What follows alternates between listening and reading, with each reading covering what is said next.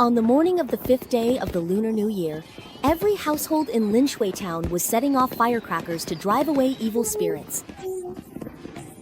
Look, there's a baby at the temple, oh dear. It must have been abandoned.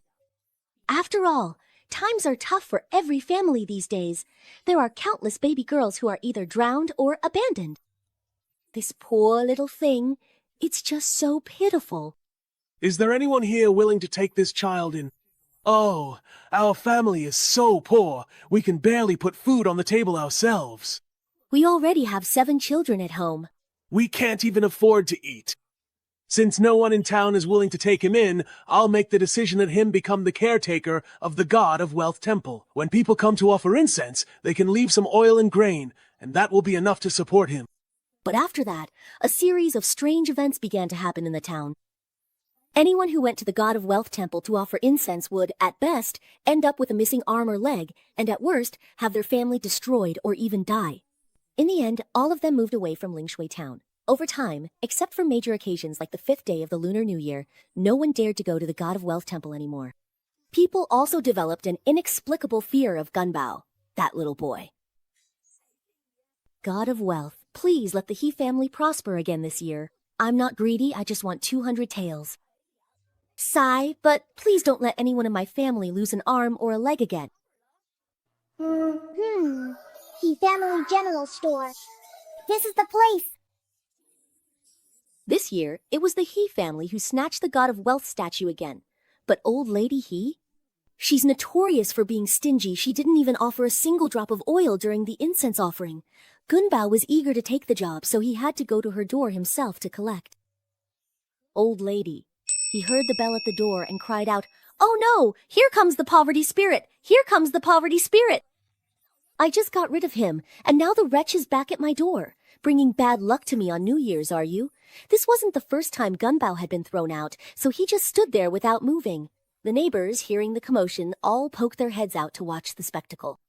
I heard that before dawn today. Someone already lit the first incense at the God of Wealth's temple. Old He, was it you who lit that first incense? And you offer incense every day, don't you? Otherwise, why would this little beggar show up at your door? That's right. This kid is the caretaker of the God of Wealth's temple. You even dare to drive away someone chosen by the God of Wealth, what? If you anger the deity and he stops blessing your family, then what will you do? As soon as old lady He heard this, her eyes darted away. What lousy God of Wealth's temple! I wouldn't bother fighting for the first incense, and I certainly don't owe the temple any incense or offerings. Ever since that little pauper became the caretaker, the God of Wealth's temple is no different from an abandoned shrine. Last year, right after my Urju offered incense, he was hit by a carriage. Not only did we spend over 20 taels of silver on his treatment, he's still bedridden and can't get up. And the year before last, just after my Dazu offered incense during the New Year, his wife was snatched by a local bully in the city to be his concubine. My husband even had his leg broken by them. As for the 50 taels of silver in compensation they received both last year and the year before, she didn't mention a word about that. Everyone knows about the He family's troubles. For a moment, no one knew how to respond. All those messy affairs in your He family, you can't really blame it all on a little kid, can you? He's only 3 years old, and in this freezing weather, it's not easy just trying to get some food. Besides, everyone knows that the God of Wealth Temple is a greenhouse temple now. This year, you even snuck in to burn the first incense and didn't offer any incense oil or grain. Weren't you just asking for trouble? Old lady He, caught red-handed by the second son sneaking around, was so guilty she nearly jumped out of her skin. Yeah, I did sneak off to the God of Wealth Temple to burn the first incense who told that temple to be so effective. My sons Daju and Erju prayed for wealth, and the God of Wealth immediately gave each of them 50 taels of silver. It's just that the side effects are a bit much, so today, before dawn, he went to the temple while no one was around and stole the offerings from the God of Wealth Temple. Who would have thought that just because they gave a little less incense and offerings, that little pauper would show up at the door first thing in the morning to demand them? The fact that the God of Wealth actually answered their prayers absolutely cannot be allowed to get out to the rest of the town. Otherwise, the God of Wealth might not look after our He family anymore. Better hurry up and get rid of that little pauper. After finishing her angry calculations, old lady He glared fiercely at everyone. She went back inside, grabbed the leftover sour rice from the 30th night of the old year that still hadn't been finished, and shoved it at her. Go, go, go!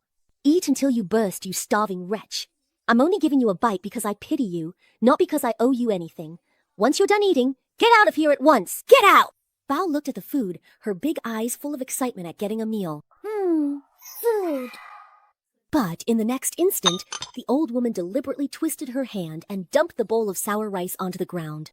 The sesame oil didn't even make it into the bowl. Does that still count as having received the sesame oil money? That child from the Lao He family just wanted a bite to eat in the middle of winter. If you don't want to give it, then don't. But dumping it on the ground, aren't you just humiliating her? That's truly heartless. No wonder Dazu and Erzu from their family didn't turn out well. It's all karma, if you ask me. And to put all that blame on a little child, too. Old Lady He was so furious at being condemned by everyone that her mouth twisted in anger. What's wrong with Monk's rice? If you can't stand to watch, then give her your own fresh rice. Anyone can play the saint just by flapping their lips. Get lost. Only then did Bao realize what was happening. The god of wealth taught me that taking orders requires being proactive and working hard. So, before Old Lady He's broom could come down, Gunbao quickly scooped that pile of spoiled rice into his big bowl. Then, clack, clack, clack, he ran off toward the God of Wealth temple to deliver it. Orders, one after another. Once I finish writing up this order, I'll finally be able to speak.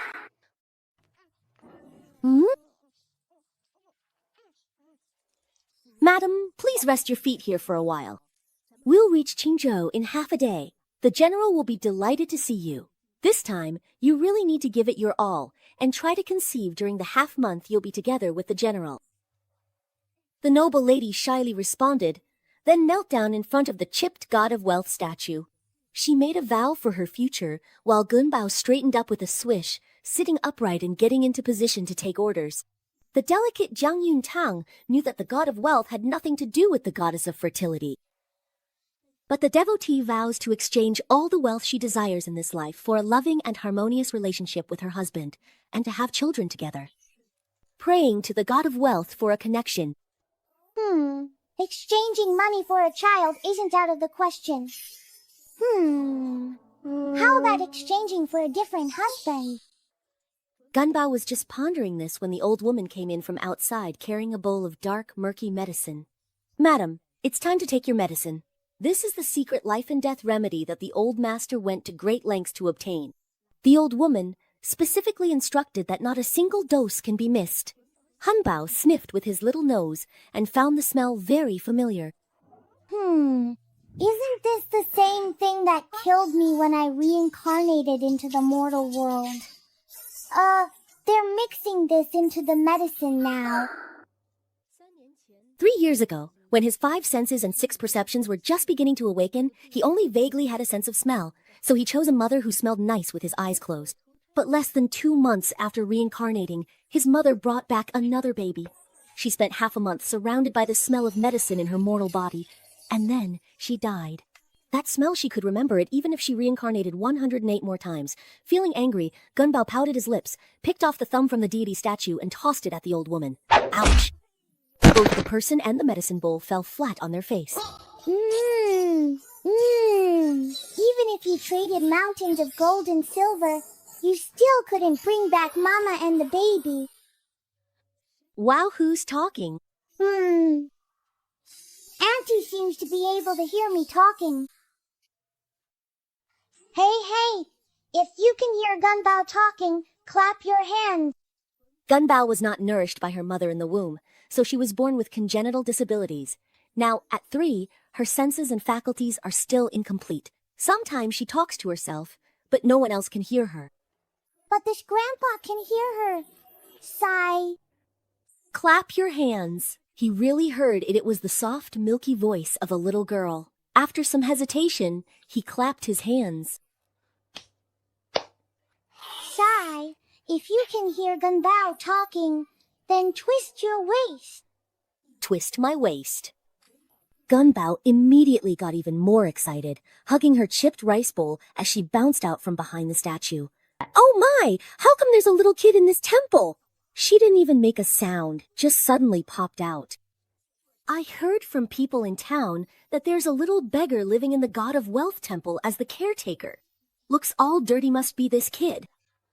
I'm not a little beggar. I'm the little god of wealth. But the old women can't hear at all. Madam, don't be alarmed. I heard from people in town that this little beggar is a mute.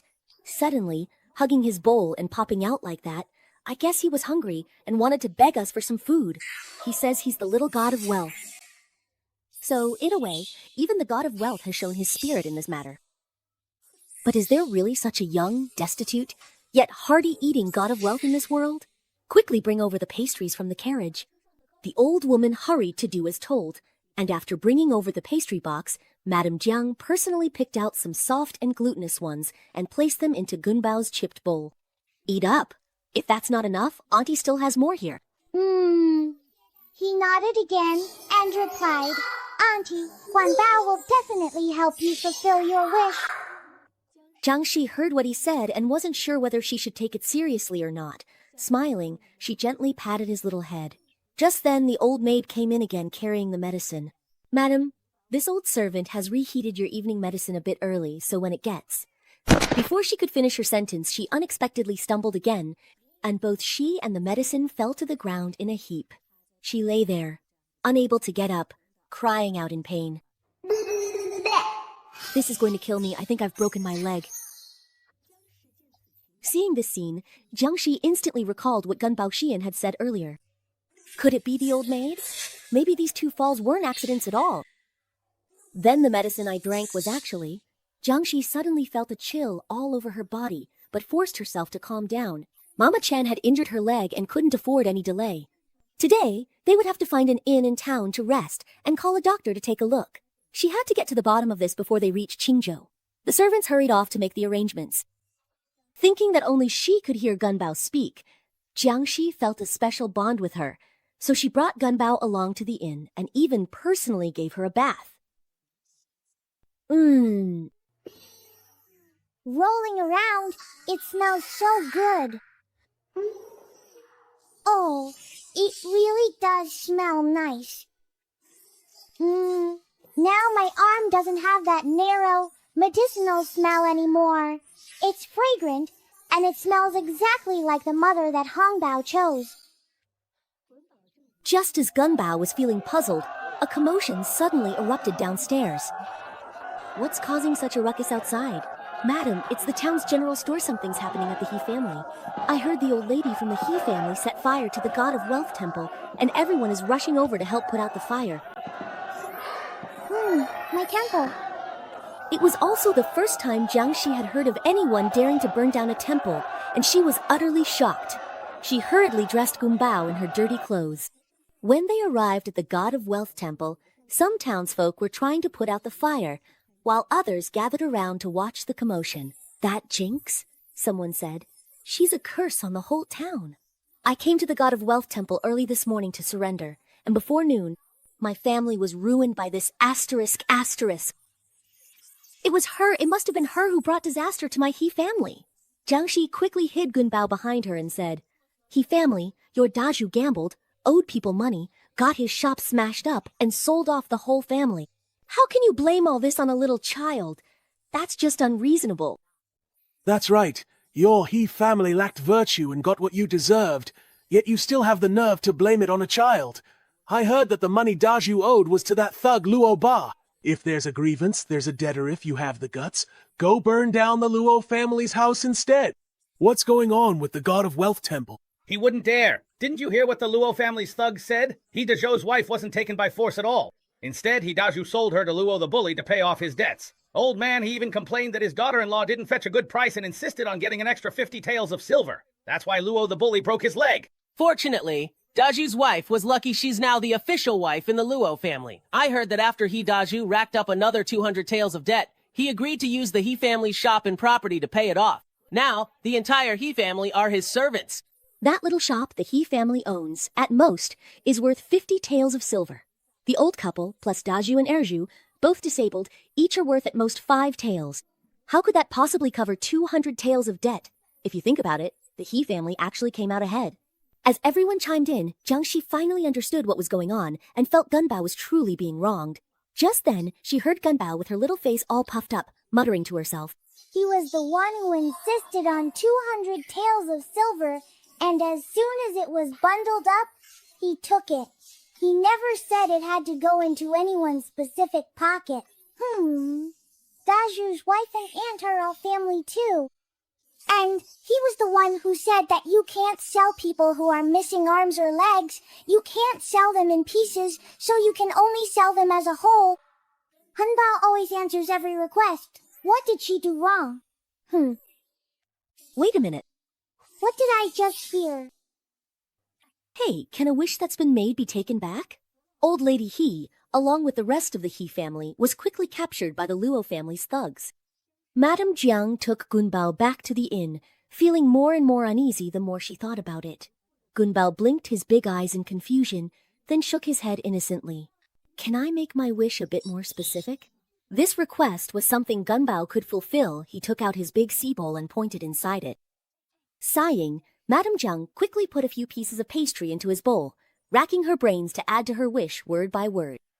Fairy Jiang Yongtang, age 27, joined the Northern Ding General's mansion in Anil Alley, the capital not to be confused with any other woman who shares my name.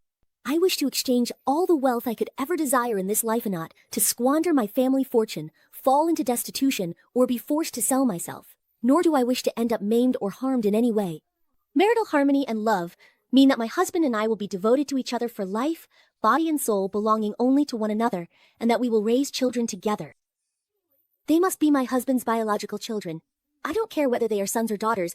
I only wish for the children to be healthy in both body and mind. After saying this, Madame Jiang carefully went over it all again. Jiang Yuntang thought, well, husband, children, surely I haven't missed anything this time.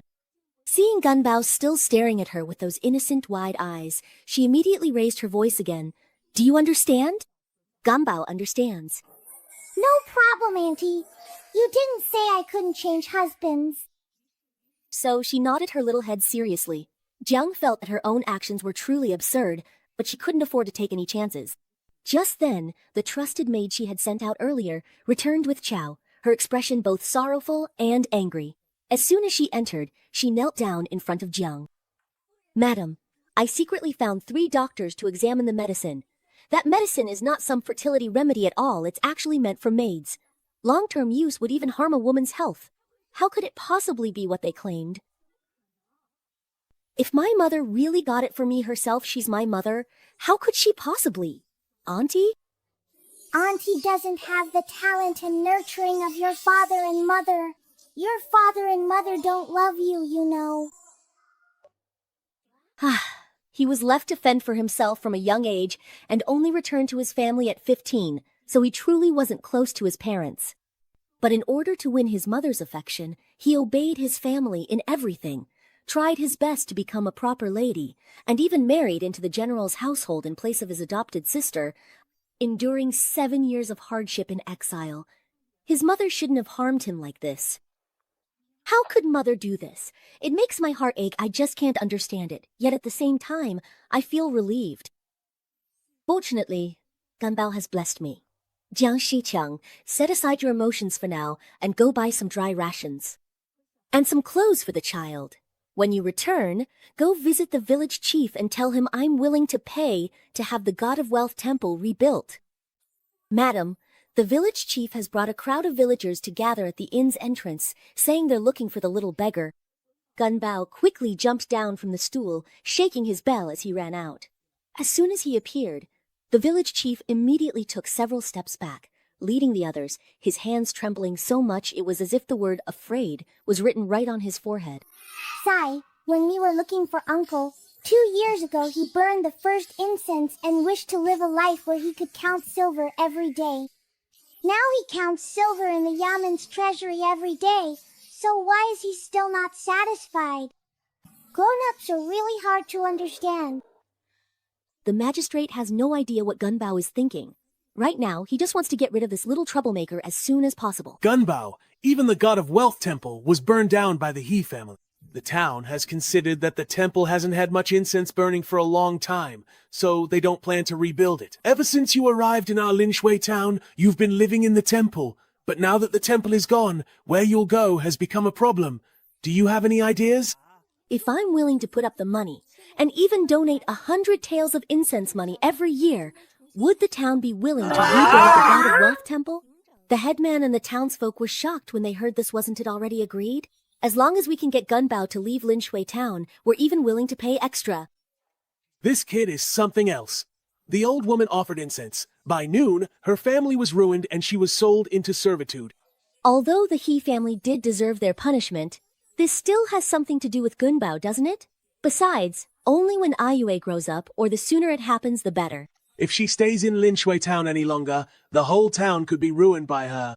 The magistrate's legs nearly gave out, and he almost knelt, racking his brains for every possible excuse to refuse. Madam, actually, the land where the God of Wealth temple stands, well, the authorities had already planned to use it for something else 2 years ago. Lin Shui town is just a small border town. Not many people pass through, and the incense offerings aren't exactly thriving, so there really isn't any need for it. Now that the God of Wealth temple has been burned down, perhaps it's just fate. The government office can't possibly keep dragging this out for the sake of a single child. So, madam, we can only accept your good intentions. Since both public opinion and the government's stance are like this, I can't force others to do what they don't want to. So, Chief, how do you plan to arrange things for Gunbao? The constable nervously wiped the sweat from his brow in the cold wind, cautiously glancing at Guanbao. Gunbao? There's also a God of Wealth temple in the neighboring town. How about you? Gunbao looked completely bewildered, his little head still not quite processing what was happening. But Jiangxi already understood they had clearly discussed this beforehand, and didn't want Gunbao to stay in Linshui town any longer. Otherwise, even if they just gave him a rundown shack, he could still make a living. Do they even realize who they're driving away? That's the God of Wealth. Welcome, the God of Wealth. Let me explain the specific steps to find Gunbao Academy. First, throw away your brain. Second, place Gunbao in the shrine and worship him daily to ensure a bright future. Third, leave your incense money. Yes, just sit at home and wait for Gunbao to manifest his spirit on television. Please note, your wishes must be subject to adjustment, and if you miss your turn, there will be no makeup. A long, cute, Moa. I will feel sorry for you. Suddenly, an idea came to my mind. Do you want a child? The kind that can support you? It seems like Uncle Captain doesn't want to support Gunbao anymore. That's okay. Auntie will devote all her life's money to worship Gunbao. Gunbao will just let 100 million support me directly. That's fine. Gunbao is really so clever. Jiang was stunned when he heard this, because Gunbao had actually voiced his own thoughts. Gunbao, are you really willing to come with me? Gunbao nodded happily. He even gave 2 big smooches on the zombie's face. Auntie, don't worry. Gunbao is really good at taking care of grown-ups. Jiang was completely melted by her soft little kisses. She felt a strong connection with Gunbao, and since she had no children of her own, she considered adopting her. Oh, yes, absolutely. This one is just amazing. The head of the court was so moved he almost cried, afraid that Jiang might change her mind. He rushed off as fast as he could to the government office to get Gunbao's adoption papers, along with the 2 taels of silver everyone had pooled together. Take it, just take it all. He stuffed it all into Gunbao's big bowl without a second thought. The next morning, dressed in new clothes, Gunbao slept in the zombie's arms as the carriage swayed and left Lingshui town. The head of the court led everyone in seeing them off at the town's edge, tears streaming down his face. They're finally gone. Here in Lingshui town, we truly don't ask for great riches. We just sincerely hope that every single household can live in peace and harmony. Gunbao, having received 2 taels of sesame oil money, snored softly in response. Once Gunbao's gone, Lingshui town will definitely remain steadily poor. Linshu town isn't far from Qingzhou City, but this will be Dan Xinggungun's first time riding in a carriage. Unable to handle the bumps, they switch to the smooth official road. Tonight, they'll have to spend the night at the post station. He has now accumulated 66 merit points. Not only can he get a slapping mouth, but he can also grow long ears. The only thing is, he doesn't know which one to pick. A jinxed mouth, always talking back. Feng Chao always wins with his mouth. He really is greedy for a sharp tongue. It's just a mouth after all. Wind-catching ears, mind-reading ears. Ears specialized for gossip. The mouths and ears that my dad's prepared for me are all so strange. Last time, when I grew eyes, I picked the one with the shortest name Yin Yang Aisha, and every night I saw unclean things. Then this time I'll pick the one with the longest name. It definitely can't go wrong this time. The longer the name, the more useful it must be. Yes, I'll go with this one. 2 faint golden lights flashed across his face, and as soon as his ears finished growing, they immediately perked up. Indeed. Madam, it looks like the carriage parked at the entrance of the clinic belongs to General Biding. General Ding knows you changed your route and made a special trip to pick you up. Ever since your husband was transferred to guard Qingzhou, he's been busy with military affairs, yet he still remembers these little things. He really works hard, and Dai Chao is happy for you, madam. You are considerate of the general, traveling thousands of miles every winter to reunite with him. Of course, the general also holds madam closest to his heart. Besides, everyone in the capital knows that the general and madam are the most loving couple. So many officials in the capital envy our general's household, trying to send people in, but the general hasn't accepted a single one. He even says that no one else in this world could share hardships and joys with him like madam does. There will only ever be one mistress in the general's residence. Jiang thought back to those 7 years of exile, when they endured hardships together. She felt that with her husband saying such things, everything was worth it. My husband has always treated me well, yet I feel I have let him down. We've been married for 12 years, and I still haven't been able to give him a child. That's my failing toward him. For the past 5 years, he has been stationed in Qingzhou on orders. He is not allowed to return to the capital without permission. Aside from looking after his family for him, this is the only thing I can do for him. The few bits of wisdom in Gun-Gun's little head were almost completely burned away by that sentence. What? Yi Yi endured so much hardship for her husband's exile, then stayed alone in the capital to take care of his wealthy family, and every year braved the bitter cold and even greater dangers to visit him in Qingzhou, yet she still feels she's let him down. And yet her husband just came to pick him up once, and already thinks it's exhausting. With these particular symptoms, could this possibly be what they commonly call, being lovesick? Dad always said that kind of mindset is dangerous. They said that kind of mindset is dangerous. Oh, right, Dad was afraid I'd catch it, so he prepared a bunch of protective charms for me. Gun-Gun hurriedly rummaged through his own bowl, getting ready to stick a talisman on the zombie. Not this one. Not this one. This one. At that moment, the slightly shrill cries of a little girl could be heard coming from behind a wall. Grandmother, why? I'm not leaving. Why is it that every time Aunt comes, Mother and I have to be sent away? The General's manor is my home, and my mother's too. I want to go home. I want to go home. Gun-Gun's little ears perked up again in an instant. The General's manor. Which General's manor? Ying Ying, be good. In just half a month, Father will come to take you back. The General's manor will always be your home. No one can take it away from you. Be good, don't make a fuss, all right? Grandmother, you're lying. Nanny already told me. Aunt is here to have a child with Father. If Father has a child with Aunt, he won't love me and Mother anymore. Don't listen to the servants' nonsense. Grandmother and Father would never let your aunt have a child. Even if she did, we would never let her give birth to it. Our Ying Ying is the legitimate eldest daughter of the Biding General's Minorno. One can surpass Ying Ying. Father, is what Grandmother said true? Yes, it is. I heard everything. The Biding General's Minor isn't that Yi's husband's family. Your husband already had a child with someone else back in Qingzhou, and it was even with one of Yi's sisters. No wonder Grandpa ended up dying for that scumbag without even realizing it. Turns out the husband and his own mother teamed up to harm him. Ugh, that's so tragic. Impossible! I must have misheard. Qingzhou is on the border. There are many generals and generals' residences. I must have misheard. My husband often writes me letters from home.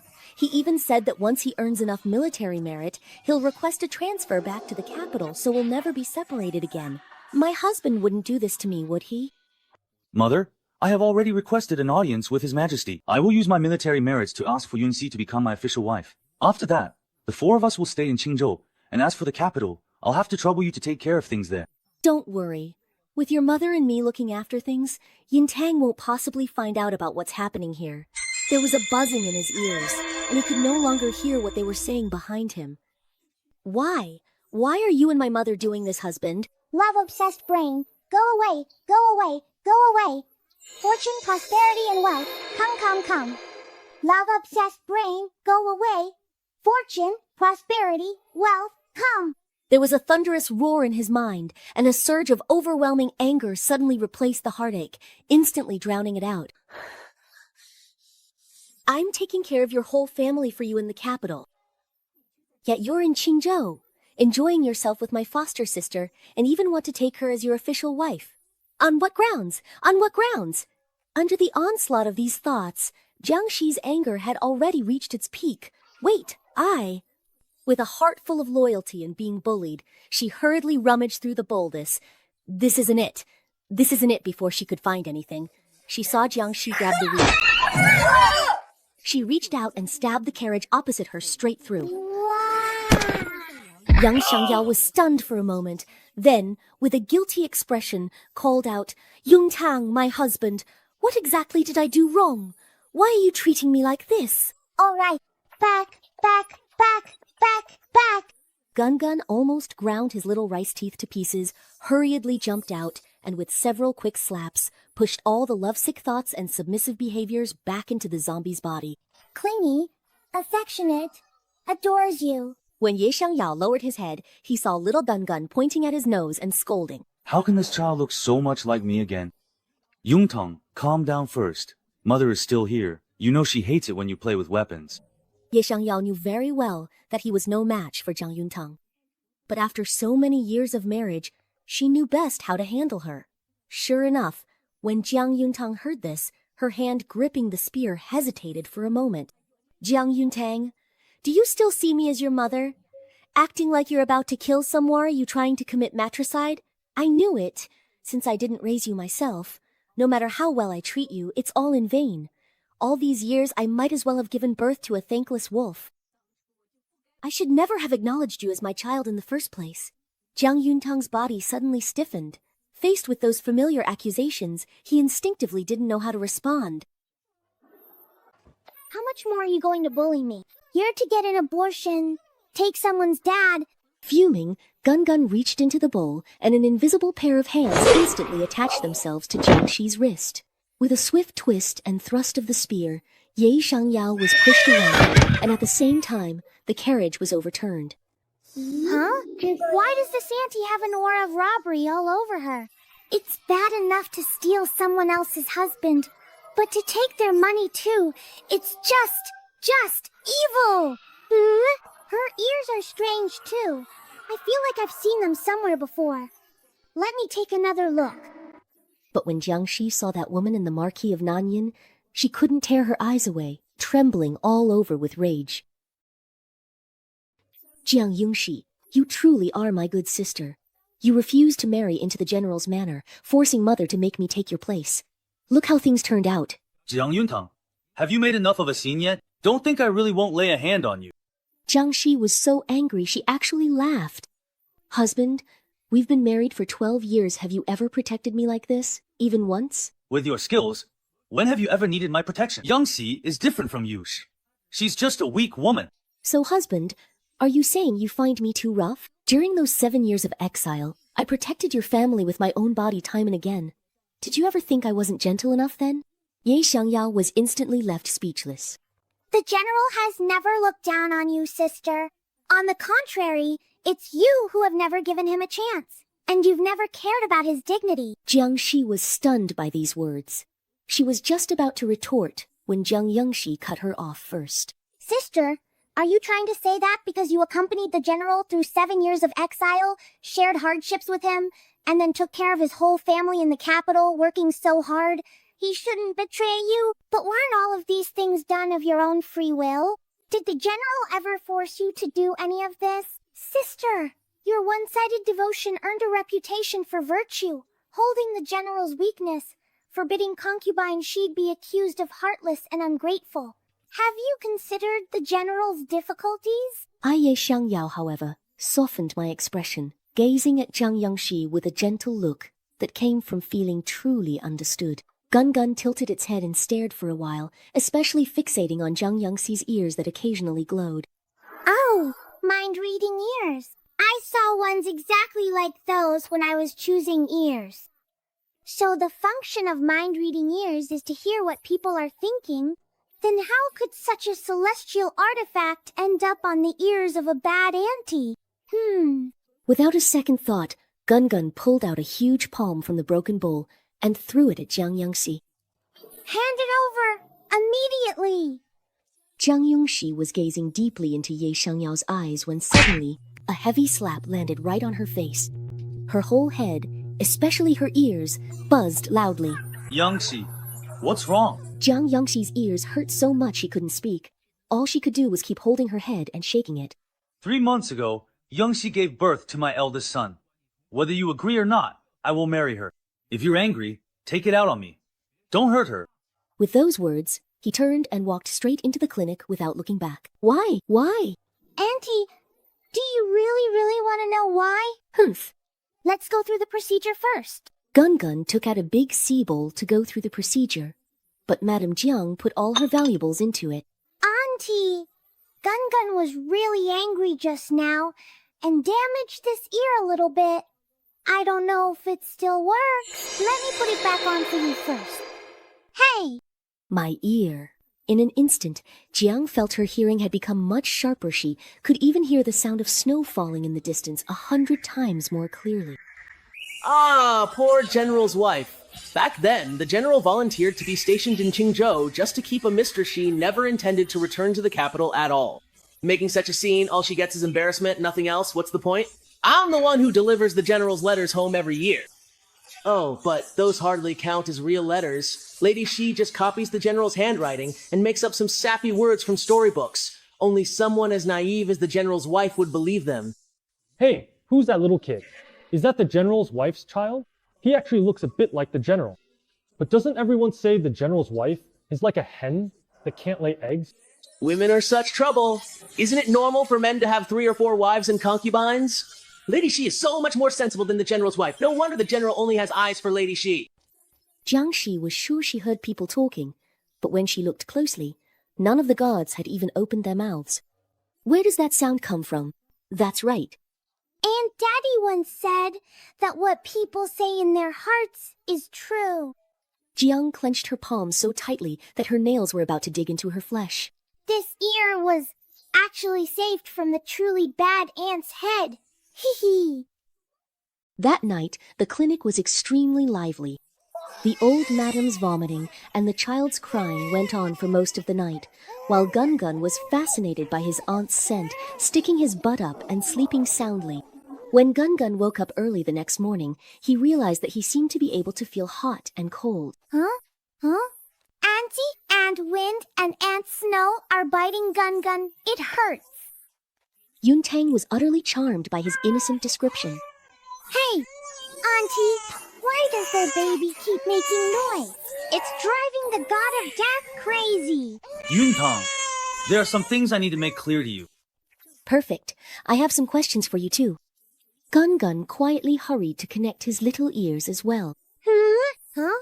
The reception is still okay. I know you didn't marry me willingly back then, but over these years, have you ever truly treated me with sincerity, even for a moment? How could the affection between husband and wife be fake? You don't believe me? Is that so? Right after that, he heard Ye Xiangyao's true thoughts. Back then, it was you who shamelessly stole Yunshi's engagement, and I was forced to marry you. You and I have shared hardships together.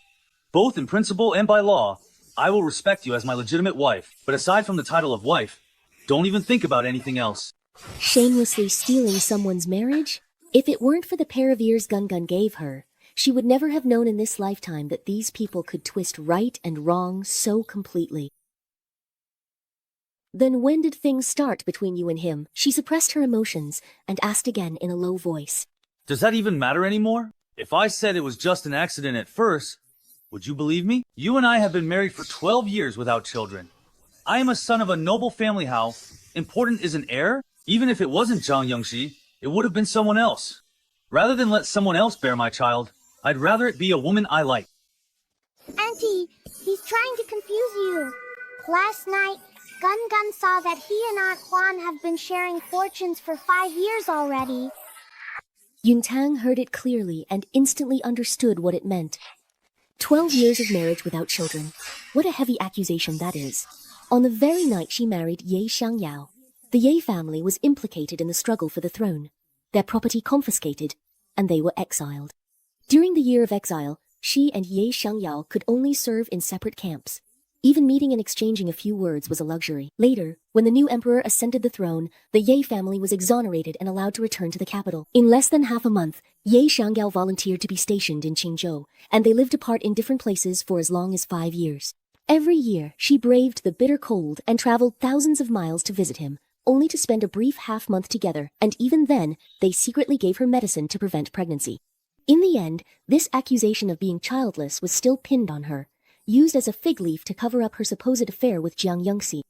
I know you can't accept all this right now, but wasn't I keeping it from you for your own good? Even if I marry Yongxi as a secondary wife, you will still be the only lady of the general's mansion in the capital. When Yongxi and I have children and they grow up, they will also respect you as the matriarch, allowing you to enjoy a lifetime of wealth and honor. Isn't that enough for you? Enough? Not just Yuntan Jivan Gun would be shocked, speechless by such shameless words. Auntie, oh my little heavenly Dao, how can there be someone like this? Yuan and her father made their way to the outskirts of Jinzhou City, set up a barbecue stall, and enjoyed delicious food. It's so tasty. Is it too much of a windy day? No, not at all. It just felt like a gust of gossip blew by just now. Daddy, I want 2 more skewers of grilled fish. Auntie, look! A heartless person can't be wormed no matter what. He wants to leave you alone in the capital to serve his whole family while he goes off to enjoy himself elsewhere. Yuntang understood that what Gun said was true, and the illusion of a loving relationship she had clung to was shattered like a slap in the face. After 12 years, even a stone in a latrine should have warmed up by now. But all her efforts were met not with sincerity, but with his deception and charity. Yuntang was in excruciating pain, but also completely clear-headed. General Ye, let's get a divorce. A divorce? Zhang Yuntang, what do you have to bargain with for a divorce from me? You have no money to your name, no family to support you, and no official status. As long as I refuse to divorce you, how could you possibly leave me? Without me, who else in this world would give you a place to stay? Auntie, and Gun too! Ye Xiangyao had been paying attention to this little one for a while, but was suddenly startled by his outburst and was momentarily at a loss.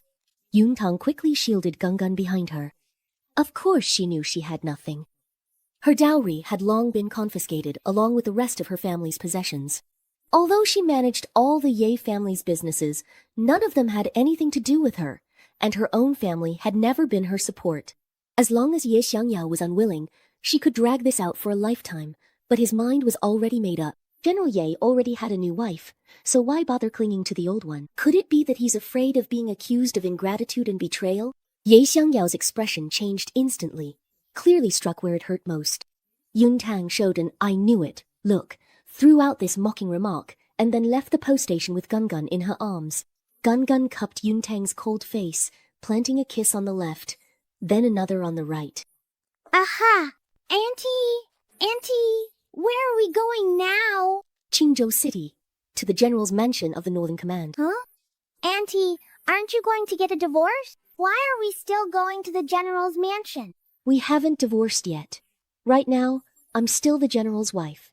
If I ever let them have a single peaceful day in the future, then I, Jiang Yuntang, am useless. Hey, that divorce letter from Shi Jiangliang wasn't wasted after all. Yeah, let's go. Jiang Yangshi nestled irritably in her arms, trying hard to listen to her inner thoughts, but no matter how many times she tried, it was useless. Yaolang! What's going on?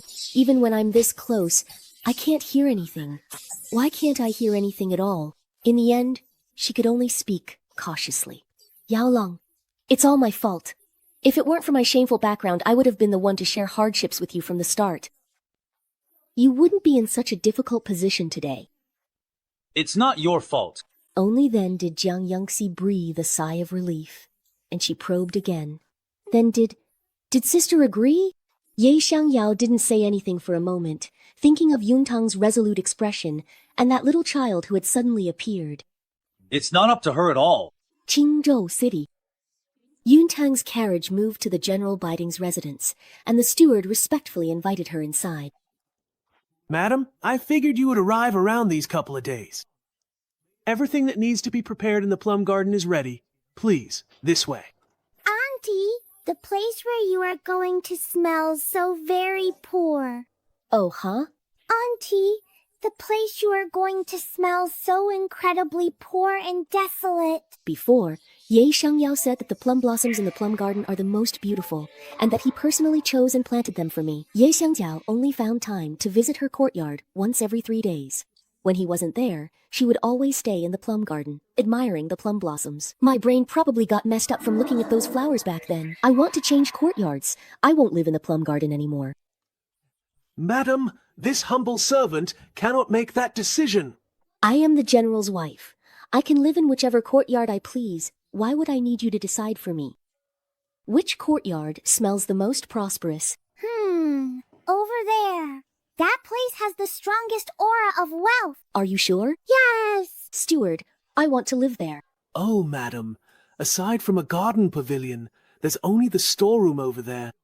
You're not familiar with the residence, so let this servant make the arrangements for you. The storeroom? I really should go there before Ye Shanghui comes back. In the future, whether it's reasonable or gets renovated, not a single coin from the Ye family will be left for me.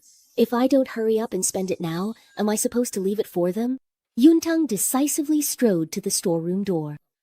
Madam, the key to the storeroom is with the general. Even I can't open it. Why don't we wait for the general to return, and then you can get the key? What key do we need? See? It's open now. The steward was so frightened by her bandit-like behavior that his face turned pale. Ah, the scent of money. She pointed at 2 chests, one large and one small, in the farthest corner and said, these 2.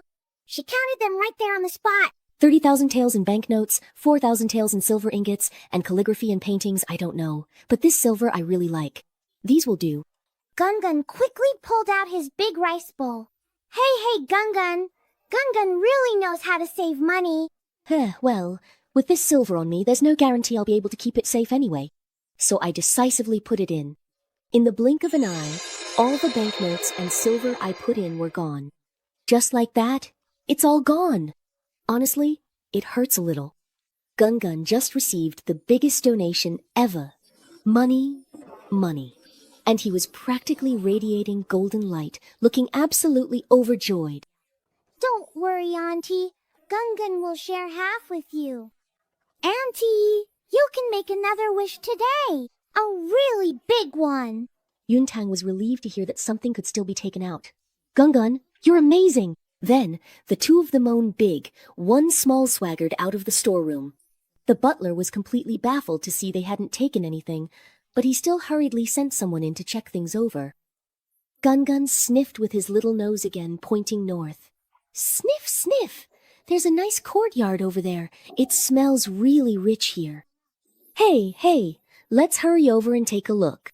Just the word fragrant in Yunmeng Chaoxi's name was enough to tell whose courtyard this was, and it happened to be in the exact opposite direction of the plum garden.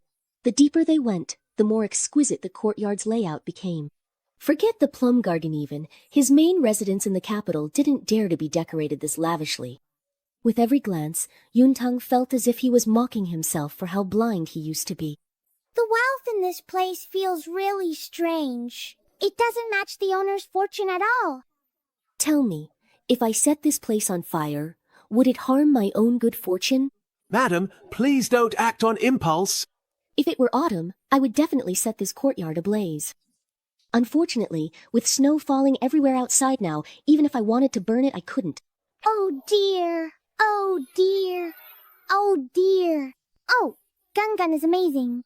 What if it catches fire and can't be put out by blowing? Look, no matter how much you blow, you just can't put it out. Really?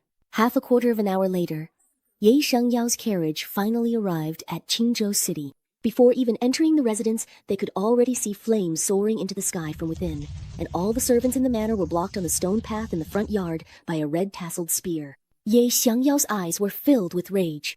Jiang Yuntang, have you gone completely mad? This is the residence of the General of Biding. Do you have any idea what crime it is to burn down the mansion of a third-rank court official? Yes, I am mad. I've worked myself to the bone, managing the Ye family in the capital, scrimping and saving, wishing I could send silver to the border every month, only to end up lining the pockets of you two shameless lovers. Don't you have money? Just go buy more, isn't that right? If General Ye really can't accept this, you can send me to the authorities. It's a good chance for us to finalize our divorce. How about it? Ye Xiangyao was so furious that the breath caught in his throat couldn't spit it out, nor could he swallow it down. Oh, I want to change courtyards but haven't picked. Wait until I've chosen, then your nephew can pick. Otherwise, whichever he chooses, I'll burn it down. With that, he didn't glance at the Jiang family. He picked up the clapping gun and turned to head into the backyard. Bing, Duen.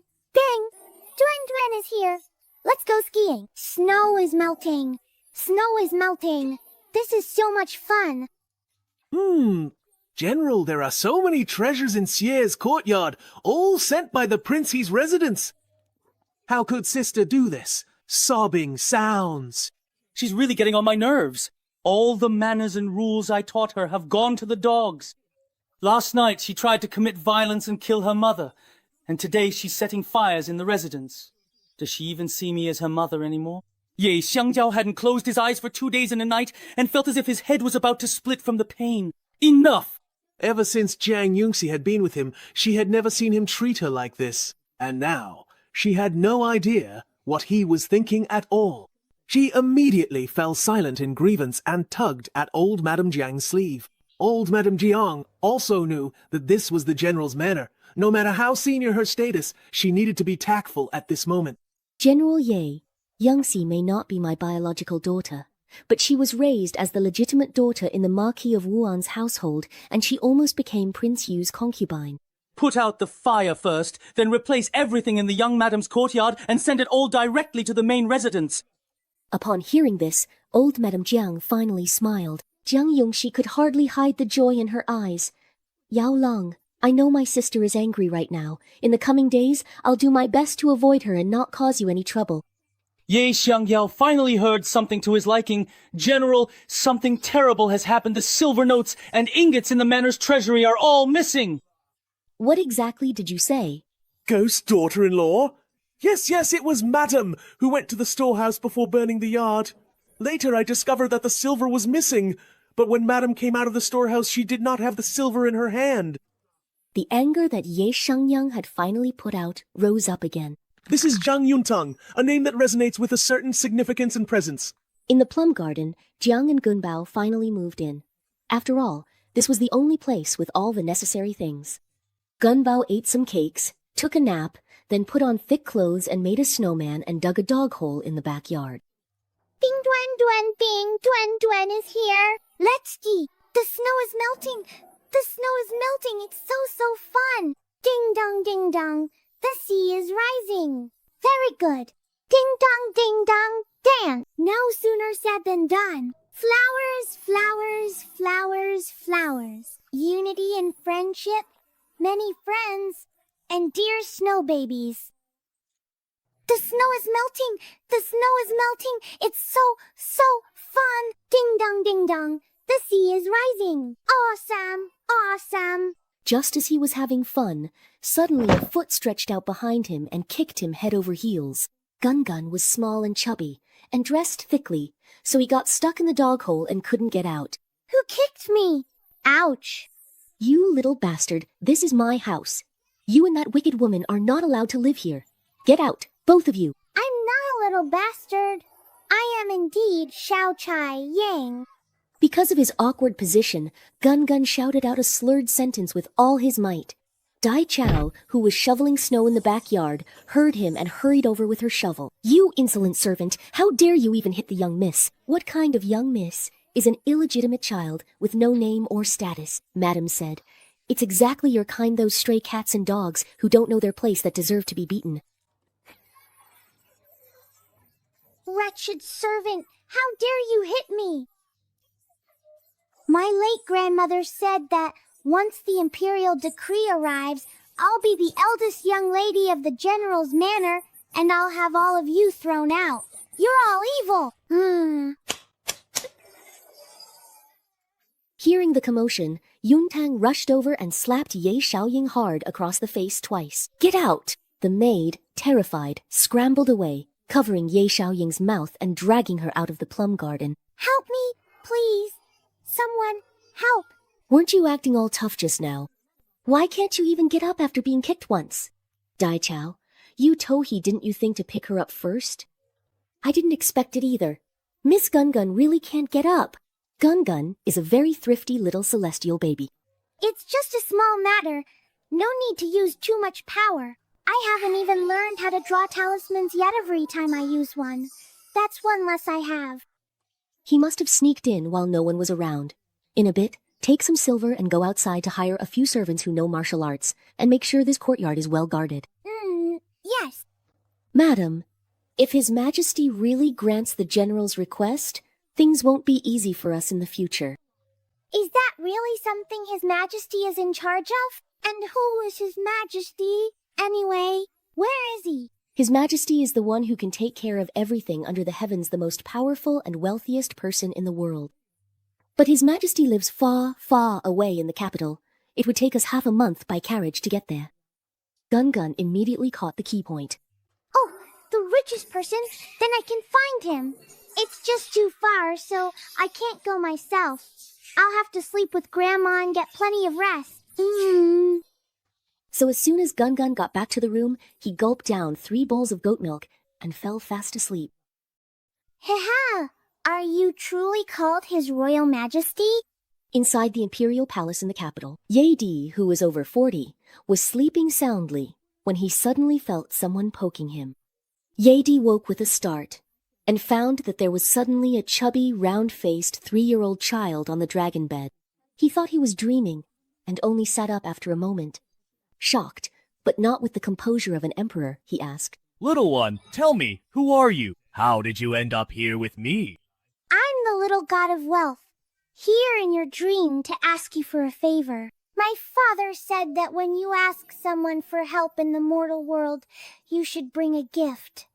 So I brought you a present. When Ye Di heard about the gift, he let out a huge sigh of relief. So it really was a dream, otherwise he would have thought his palace was leaking like a sieve. Immediately after, a faint gleam of excitement appeared in his eyes. Are you really the little god of wealth? Then what is it you want me to do for you? Gun placed the snowman he brought into Ye Di's hands. You hold on to this first. Ye Di felt a tangible chill, so real that he couldn't quite tell if this was a dream or not. Just don't agree to the biting general's residents taking a concubine as a wife, because they're bad people. Today, Ye Di had seen the memorial submitted by General Ye Shangyao of the biting general's residence, and it was about this matter. He hadn't decided how to handle it. So, regarding this matter, if I don't agree, what will you do? I have to give you a little bit of a shock. Ha ha ha. Are you actually threatening me? Yes. You admit it quite straightforwardly. After Gun finished what she had to do, she didn't like chatting with him any longer. She pouted her lips and let him go back to sleep. When Ye Di opened his eyes again, it was already the next day. There was nothing on the dragon bed, no little child, no snowman, but there was an unidentified wet patch on the quilt beside his hand. Look for the memorial from the biting general's mansion. He had the young eunuch search for the memorial from the biting general's mansion. He scrawled a pig-like comment, approving it with a single word. Granted. Granted. Then he set the matter aside. At noon, as usual, he was about to have his meal when his personal eunuch suddenly rushed in. Your Majesty, a strange phenomenon has appeared in the heavens, a miraculous sign from the heavens. News just came from the charity workshop. They say all the boars kept there Are all now pregnant! What nonsense are you spouting, old eunuch? Pregnant in the palace? Utterly absurd! It's absolutely true, Your Majesty! The news has spread among the people from the Four Virtues Hall and the Livestock Department. Not just one, but more than 20 boars have all become pregnant! The Night Emperor suddenly recalled what the little child in his dream had said. He wanted to give him a little shock. Could it be that a powerful deity really asked me to do something, and I have truly angered the gods? The Night Emperor panicked, hurriedly ordered the eunuch to fetch memorials, but then felt that wouldn't do. Someone, come here! Hurry! Someone come! Draft an imperial edict! Draft edict! Gun is still young, and this long journey has really drained its energy. It ended up sleeping for nearly half a month. Thump, thump, thump, running to the front hall, I saw that it was actually packed with people inside. So many people were gathered around Auntie, and Auntie looked like she wasn't very happy.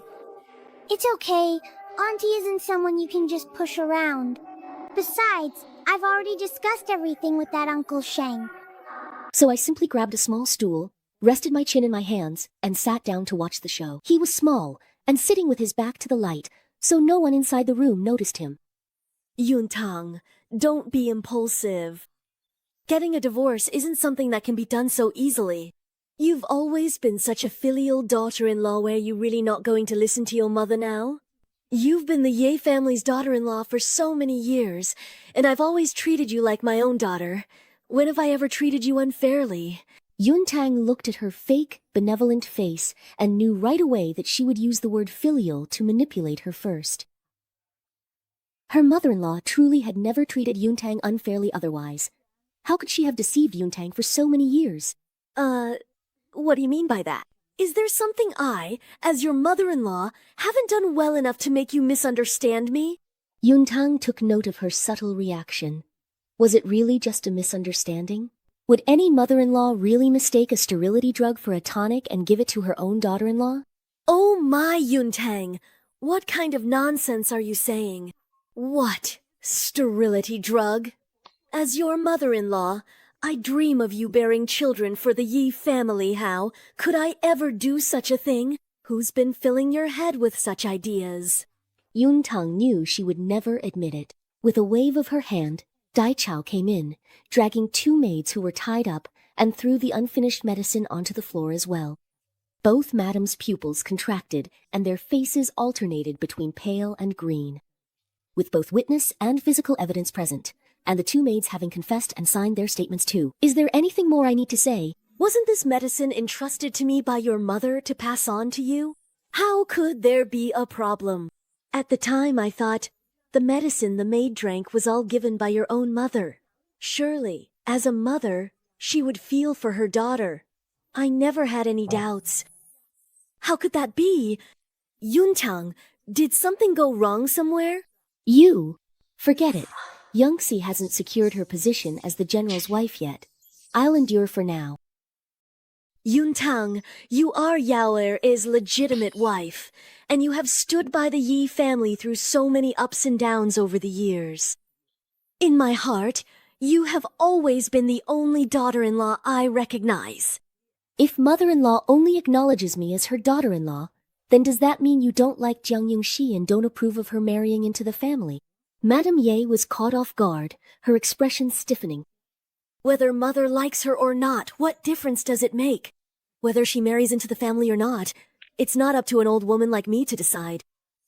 I'm only considering the two children. I don't want the Yi family's only remaining bloodline to be left wandering outside.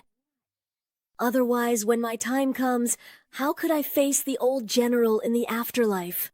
So you're using my lack of children as an excuse again? Why does mother-in-law always twist her words like this, even when trying to argue? Madame Ye was instantly at a loss for words. Sister-in-law, you know Mother's health isn't good, so why do you deliberately upset her? Mother just can't bear to part with the two children, that's all. Ever since Yingying and Hongye came, Mother's face has been much brighter, and her health has improved as well. Do you really not want to see Mother happy? You think I don't want to see you all well? Back when we were exiled to Muzhou, your mother was already beaten to death by the officials, and your own reputation was ruined long ago. How can you still stand here and accuse me so righteously? You were the one who I didn't do that, I really didn't.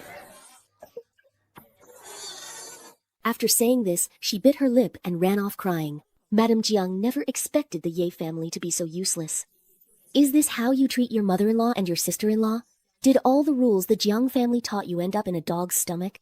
I returned to the Jiang family at 15 and was married off in less than half a year. Isn't that proof the Jiang family didn't teach me well? She even dares to talk back now. In the past, if you scolded her 10 times, she wouldn't have dared utter a word for the rest of her life. If you blame me again, remember I risked my life to give birth to you. Is this how you repay me? So, it turns out a mother gives birth to a child expecting repayment? If only you'd said so earlier. Had I known, I never would have chosen to be born to you. How crude and rebellious. How could the Jiang family have a daughter like you? Ziyu, teach this unfilial girl a good lesson for me. The silent Jiang Ziyu quickly stepped forward to calm her mother down. Yuntang is very disappointed in you. What a coincidence, so am I. Jiang Ziyu nearly choked on her words. You really are hopelessly stubborn. Compared to his uncaring mother, his brother's criticism hurt him more. If you have the guts, tell Yi Xiangyang and Jiang Yangxi to come here. Hiding behind a crowd like a coward will only make people look down on you. If you all have nothing more to say, please leave. Whether you agree or not, you have to agree the emperor has already ordered the chief eunuch to deliver the imperial edict. The imperial edict will arrive in Qingzhou in a few days regarding the marriage that was attacked. Even if you are unwilling, you must obediently receive the decree together. After saying this, he led everyone away with a wave of his sleeve. Ye Xiangyang really did come. Chao Yi, quickly ask Gun Gun what he drew. Ye Xiangyao glanced at her face, then subconsciously stopped walking.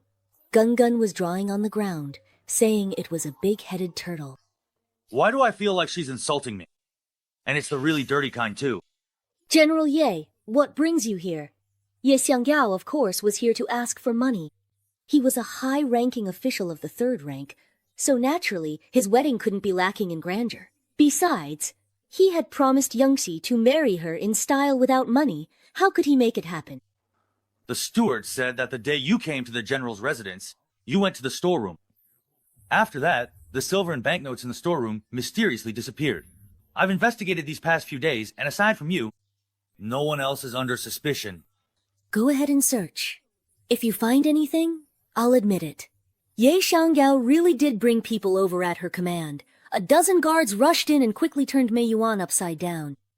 General, forget about silver. We didn't even see a single copper coin, not even one. Ye Xiangyao didn't believe it. She stared at Jiang Yuntang with an intimidating gaze. I'll give you just one more chance. Hey, I'll give you the last. Oh, the last chance. Gun Gun's stomach hurts so much. Ye Xiangyao's face instantly turned black. She turned and glared angrily at Gun Gun. Ye Xiangyao, if you dare touch Gun Gun, I'll cut off both your children's arms.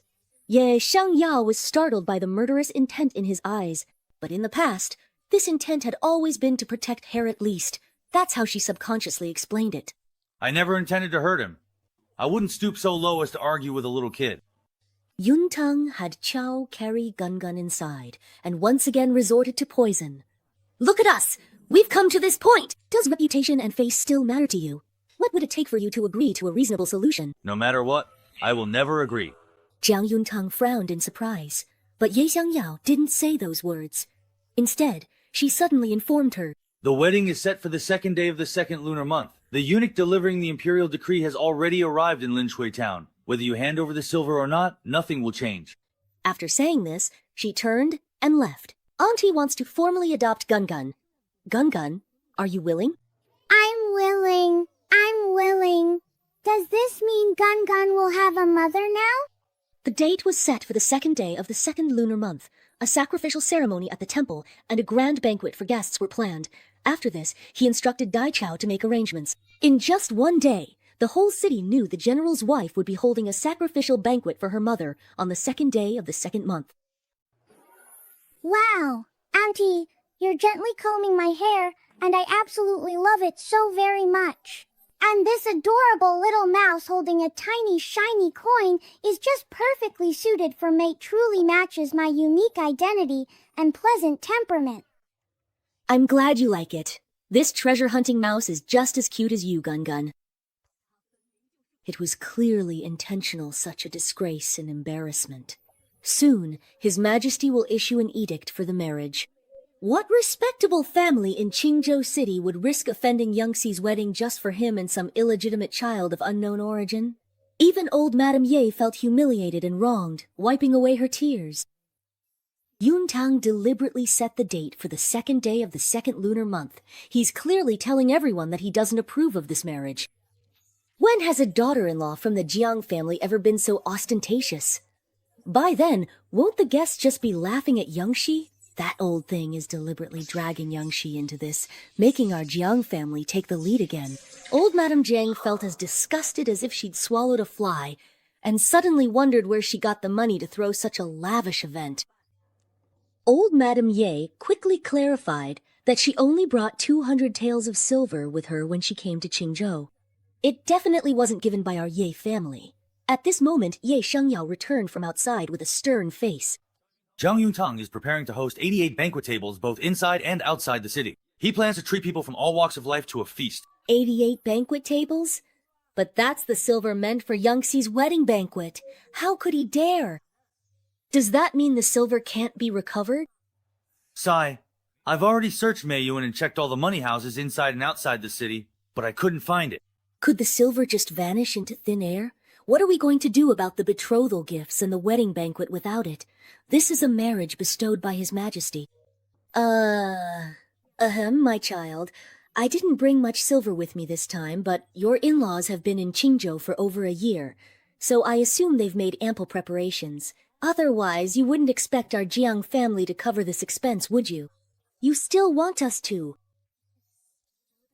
We've been paying out for 5 years already. What's a little more at this point? Madame Jiang felt a rush of blood to her head, and her vision really went black. Don't worry, madam. I'll just force that girl to drink this heading hong, and then place these cakes laced with heading hong from Kai Wen right in front of her. By the time madam wakes up tomorrow, she'll already be cold. No matter how she investigates, she won't be able to trace it back to us. As long as that little bastard dies, Ji Muyan won't be able to go on, and both reputation and money will naturally come back to us. It's that little bastard who's blocking my shearer's path, so don't blame me for sending you off first. You, tell me, where am I supposed to go? You, how did you wake up? Old Madame Jiang saw that she could still move impossible. How could everyone else still be asleep? But she woke up. I put a heavy dose of knockout drug in the water at Plum Garden, enough to make a grown man sleep through the night.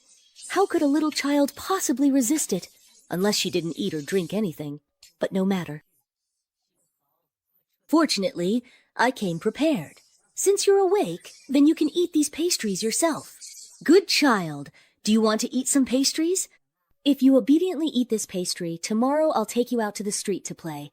There are lots of delicious foods and fun things on the street. You haven't been there yet, have you?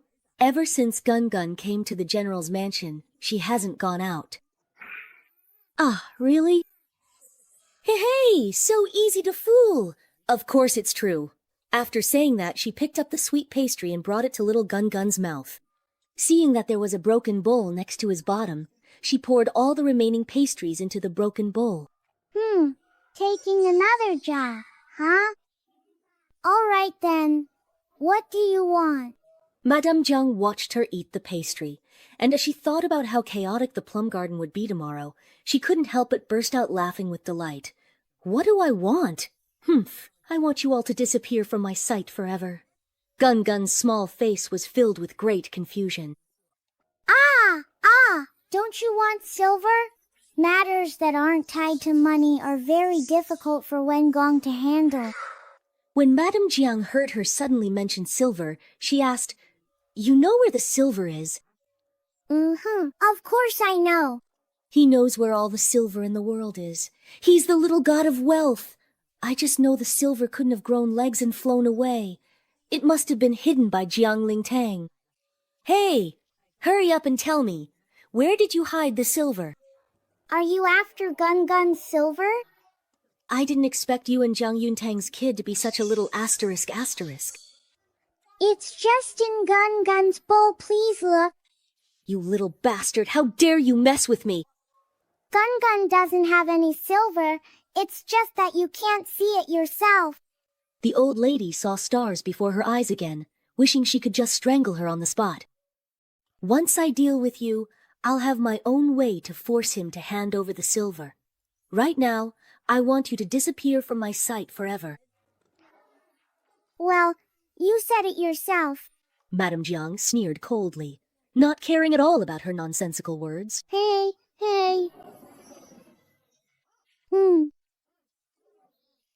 She waited until Gun couldn't eat anymore. Closing her eyes, she took a deep breath, then stared at the unconscious Perron Big, one smollying on the bed. A cold sneer formed on her face. It would be best if the abandoned children just died. The next day, Jiang Yuntang slept in until almost noon.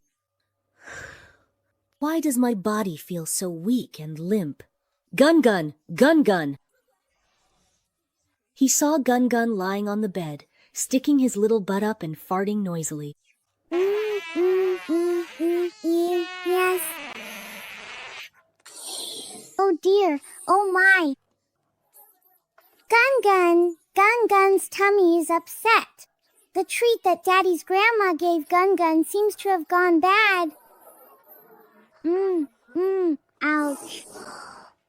From these short sentences, Jiang Yuntang gathered a lot of information and quickly hugged Gun to ask for details. Then, forcing himself to stay strong, he woke everyone up and sent Dai Chao out to get medicine.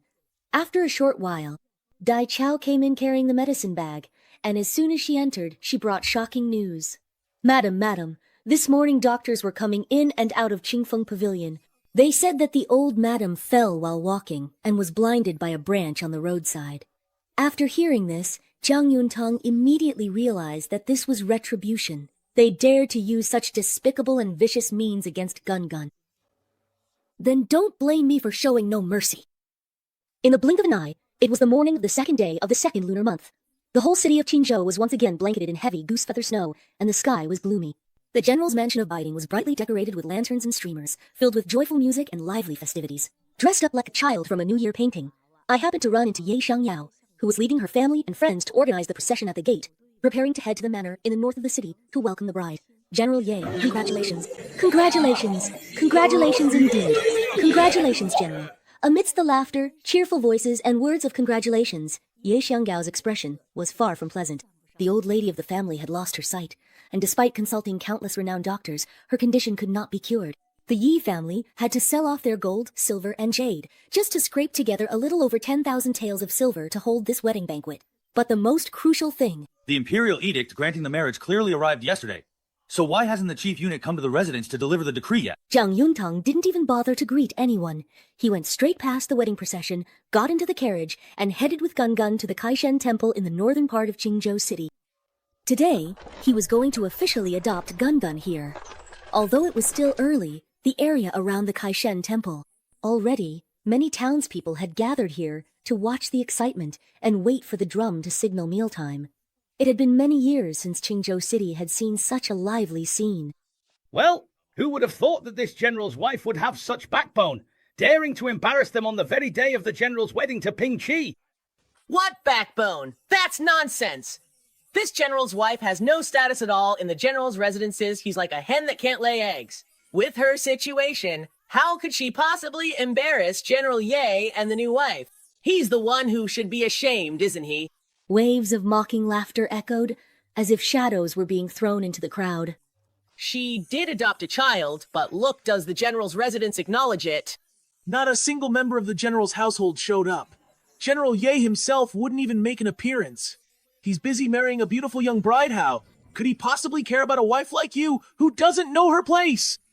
Soon, the wedding procession will pass by the God of Wealth Temple on its way back to the city now. That will be a real spectacle to see. Jiang Yuntang didn't even need to guess to know who was deliberately spreading those nasty rumors, but he paid them no mind.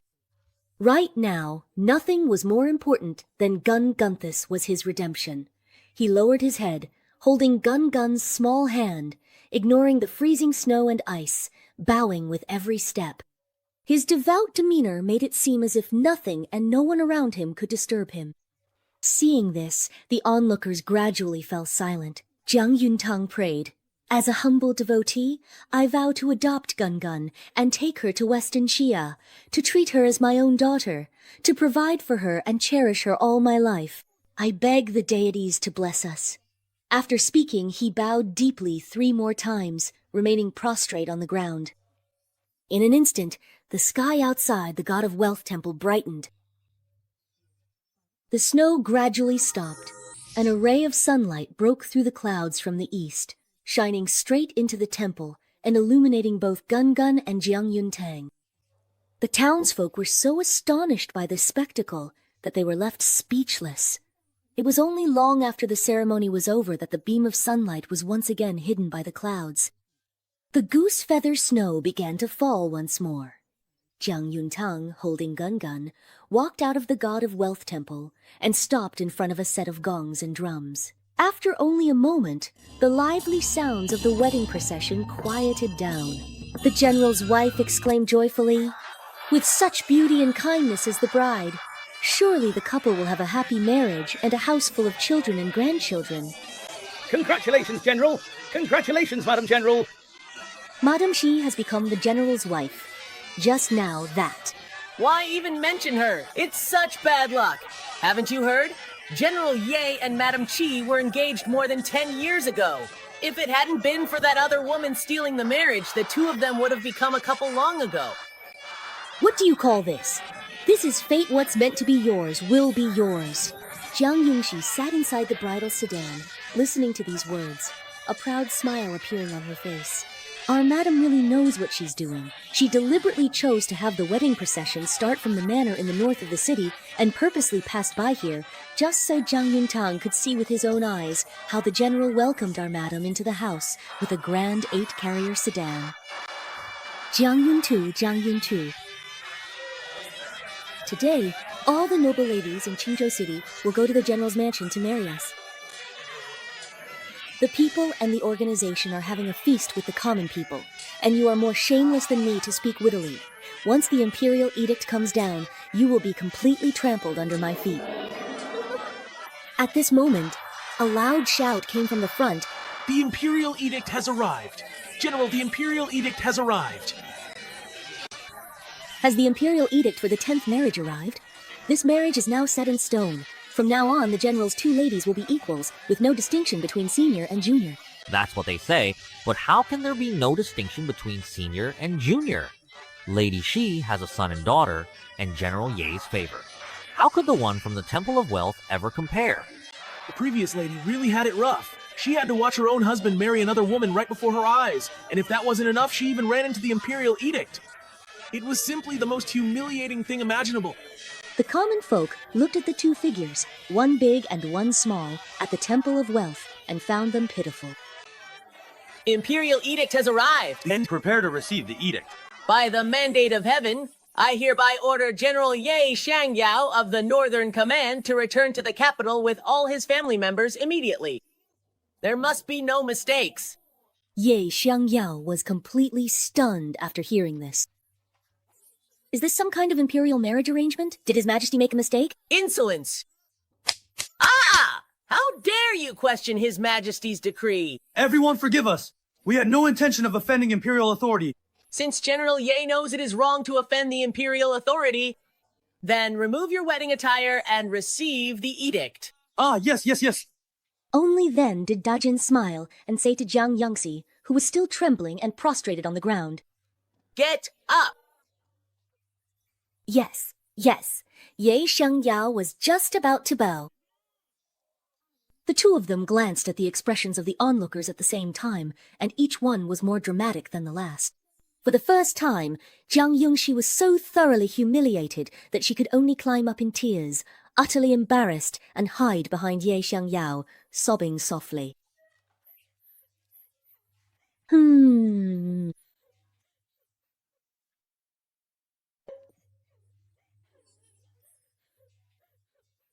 Is His Majesty merely opposed to this marriage? Isn't it obvious? If the wedding goes on, it would be tantamount to defying the imperial edict. So what Lady Lady Dong got best, from now on she'll just be an outsider. There is only one lady in the general's residence, and that's the one from the God of Wealth Temple. Ye Xiangyao, struggling to hide her shock and complicated feelings, glanced toward the entrance of the God of Wealth Temple before bowing and saying, Elder, you have traveled a long way to deliver the imperial edict. Please return to the residence and rest for a while. Once I have packed my things, I will accompany you back to the capital to report. General Ye, it seems to me that your residence is not very convenient at the moment. Yi Xiangyao immediately understood what was meant and quickly instructed the servant. Hurry back to the residence and order the removal of all decorations and the dispersal of the guests. At that moment, another shout came from the front lines. General, there's another fire at the general's residence? Ye Xiangyao's face instantly turned as dark as the bottom of a pot. How did another fire break out? Who did it this time? The others present quickly looked up toward the direction of the general's residence. In the distance, they could see flames spreading across the sky in one part of the city. The fire was fierce and intense, burning only in that one spot. Amidst the howling cold wind and the heavy falling snow, it remained unmoving, making the scene appear extremely eerie. Ye Xiangyao felt that this scene was strangely familiar. Suddenly, she turned to look at the God of Wealth Temple. Across the wind and snow, Zhang Yuntang gave her a cold smile, then picked up Gun Gun, who was holding on to her, and with a drumstick in hand, began to beat the big drum, one strike after another. The banquet is starting. The banquet is starting.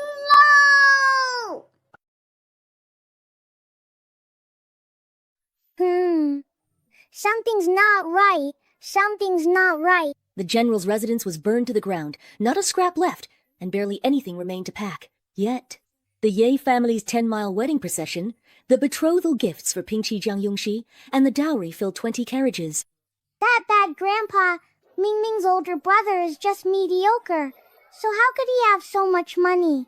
Even if he stole Mom's good fortune, that's still way over the top. Could it be that he also took other people's money too?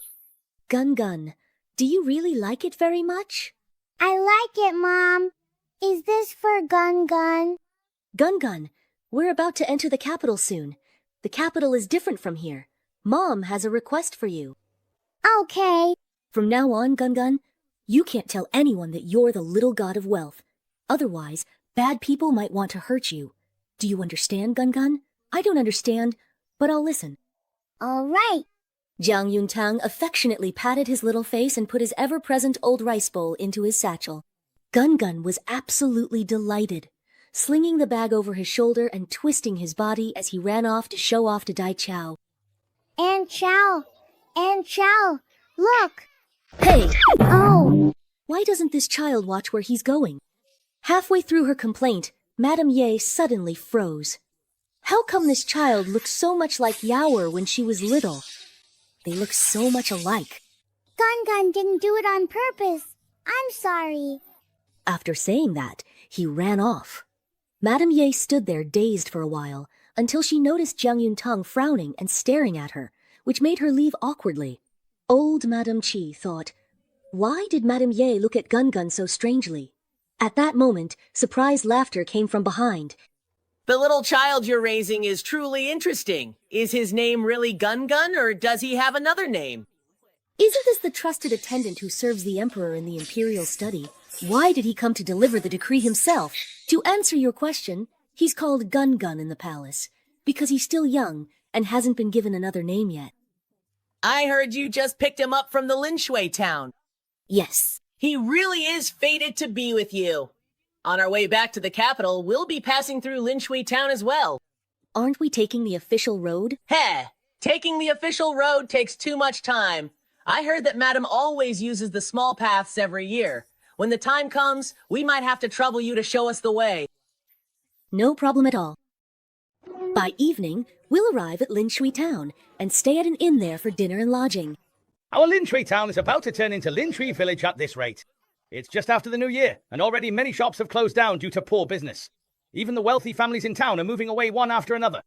Even the local government office is about to be withdrawn.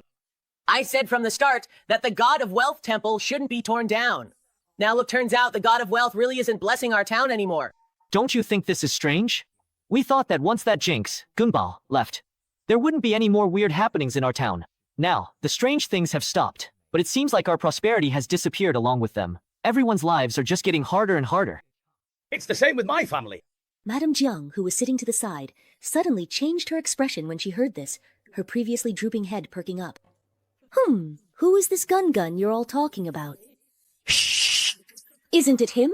The other people in the inn, upon hearing this, all turned to look at Gun.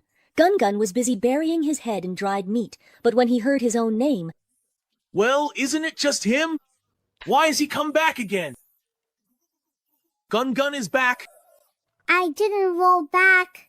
I came back by carriage. Didn't he just leave? How come he's back after only a few days? Oh dear, our town has had enough bad luck lately. If that little troublemaker stays here any longer, how are the rest of us supposed to get by? Madame Jiang listened to every word with a stern face, and suddenly it seemed to dawn on her that my being blinded must have something to do with her. Just the night before, I said I wanted him gone for good, and the very next day I was blinded. That tattooed guy is definitely a jinx. Ate so many poison pastries and still didn't die. He's not just a jinx, he's a monster. Thinking of this, Madame Jiang couldn't help but shiver. Jiang Yuntang, listen to this. What kind of creature have you raised? He's a monster. If you don't burn him to death, fine. But you even want to take him back to the capital? Are you out of your mind? I think you're the one who's crazy. Gun is just a child. After saying this, he carried Gun upstairs, not letting anyone get close, leaving Madame Jiang fuming with rage. Seeing that he couldn't control the situation, Jiang Yuntang started using others to put on the pressure. You all heard it, just know he's a monster. Everyone in town is afraid of him. What happened at the General's Manor is proof enough. Aren't you all scared? It does seem like every recent troublesome incident has something to do with that little brat. Especially those 2 fires at the General's Manor, they were both extremely strange. Indeed. Under His Majesty's wise and benevolent rule, our great day is truly prosperous and peaceful. How can we possibly allow such superstitious nonsense and baseless rumors to spread widely and confuse the innocent people? Ye Xiangyao quickly led everyone to kneel. Dajin let them kneel in silence for a while before finally speaking, half smiling. When you're really down on your luck, it's better to reflect on what you've done yourself. All right, everyone, get some rest early. We still have to travel tomorrow. The next day, when they set out again, the Ye and Jiang family's carriages were noticeably much farther away from Gun. Gun, still a bit confused, seemed to understand a little. I think I kind of understand now why Mother absolutely won't let me call myself Little God of Wealth anymore. 17 days later, the group finally arrived in the capital. Without even having time to rest, they waited outside the palace gates. The chief eunuch went in first to report to His Majesty, and this took nearly an hour. Old Madame Jiang looked pale and was clearly about to collapse. But when she heard Gun still energetically digging around, her pent-up anger was instantly ignited. Wow, why is this little bastard still here? The Ye family never acknowledged adopting him, so what right does he have to be considered a member of the Ye family, let alone be exempt from being seen with injuries? No sooner had these words fallen than the chief eunuch came out of the palace gate. Smiling, he walked straight over to Gun. Madam, His Majesty asked that you take Gun and wait in the side hall. Old Madame Jiang's face instantly looked worse than if she'd eaten shit. Gun can't go? The chief eunuch was surprised, and asked him in a tone as if teasing a child, Why not indeed? Gun, frightened, quickly glanced over at old Madame Jiang, his little mouth pouting downwards. It was this grandma who said Gun isn't a member of the Yi family, that he has no status. That. Anyway, he just can't go. You actually dared to make the old madam so angry she almost collapsed on the spot. Old Madam Jiang, His Majesty is currently discussing important matters with the ministers. Please wait a little longer at the palace gate. After saying that, she led Gun and Zhang Yuntang inside first. Wow. The smell of money Is in the air. Gun inhaled the scent of wealth all the way to the side hall. Inside, he ate osmanthus cake and chestnut cake. What a big free-range chicken! He suddenly darted out and grabbed a corner of a bright yellow robe at the door. Father Minister greets your majesty. Gun, let go quickly and come to mother. It's all right. You are the little god of wealth who came to me in my dreams to ask for a favor. The moment I saw Gun, I was certain. Just like mother told me. I'm not the little god of wealth, I am.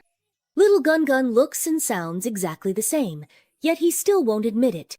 So you're just going to ask me for a favor, get what you want, and then pretend you don't know me.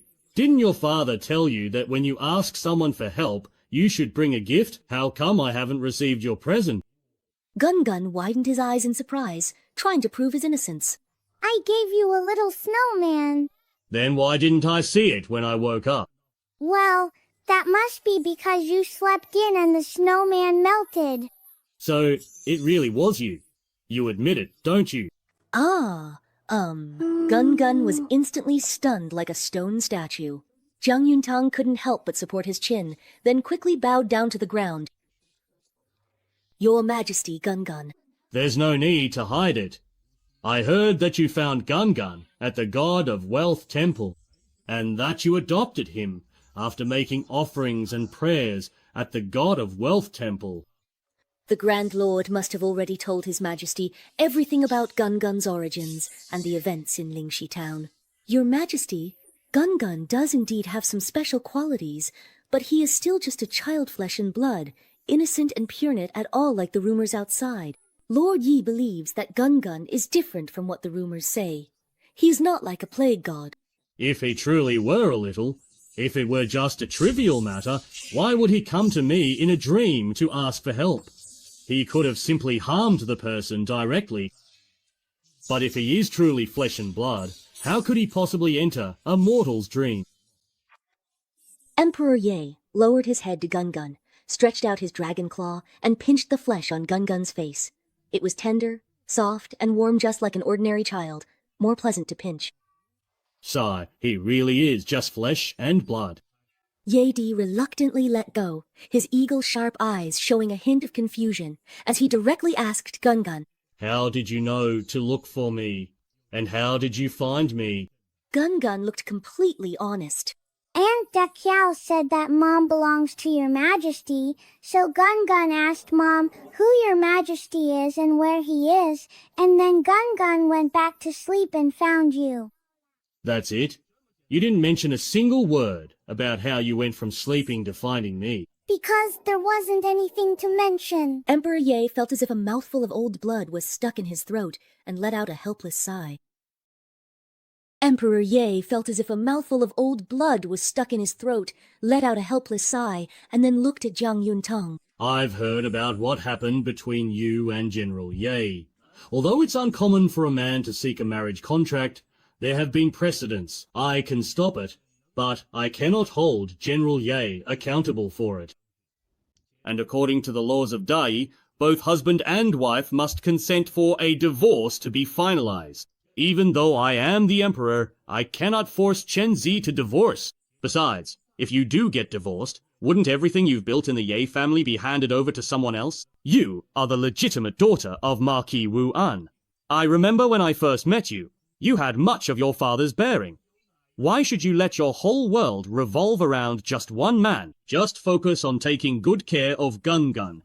Your good fortune is still ahead of you.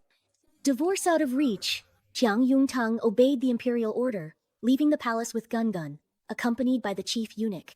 As Gungun left, Emperor Ye, unable to contain his excitement, rubbed his hands and said, An immortal this is a real immortal. He must be kept in Dayeno. He must be kept in the royal family. But how can we keep him? Marry him in? That's actually a good idea. But who should make the sacrifice for the country? Before Emperor Ye could think it through, the chief eunuch shuffled in and announced, Your Majesty, General Ye and his family are still waiting at the palace gates. Emperor Ye coughed, put on a stern face, and clasped his hands behind his back. At that moment, hurried footsteps sounded again at the door. Gungun, who had just left, came running back in, grabbed Emperor Ye's dragon robe, and told him, Ha! You're about to lose a lot of money soon. Better be careful. Emperor Ye, treasury empty, was speechless. Lose a lot of money? How will I lose it? I'm still little, so I can only see that there are holes in Uncle Emperor's money tray, just a few, but quite a lot. But it doesn't matter. Uncle Emperor's money tray is really, really bigger than anyone else's I've ever seen. After saying this, Gungun once again ran out with hurried footsteps, leaving the palace together with his mother.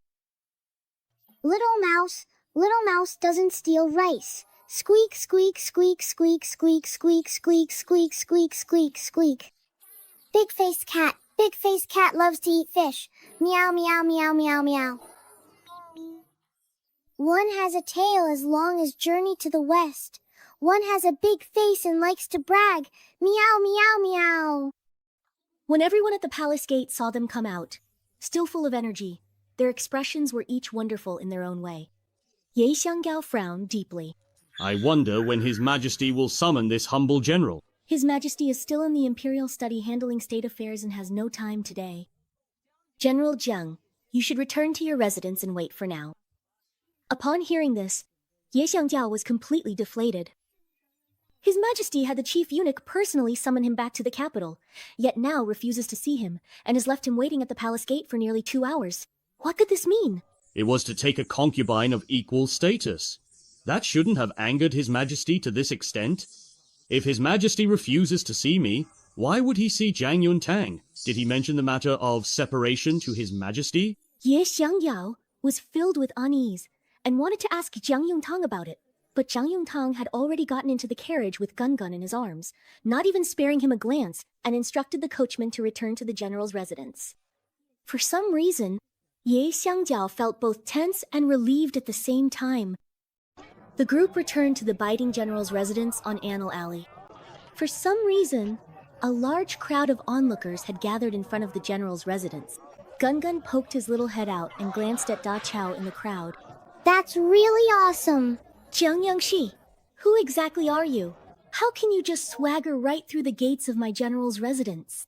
She's the general's.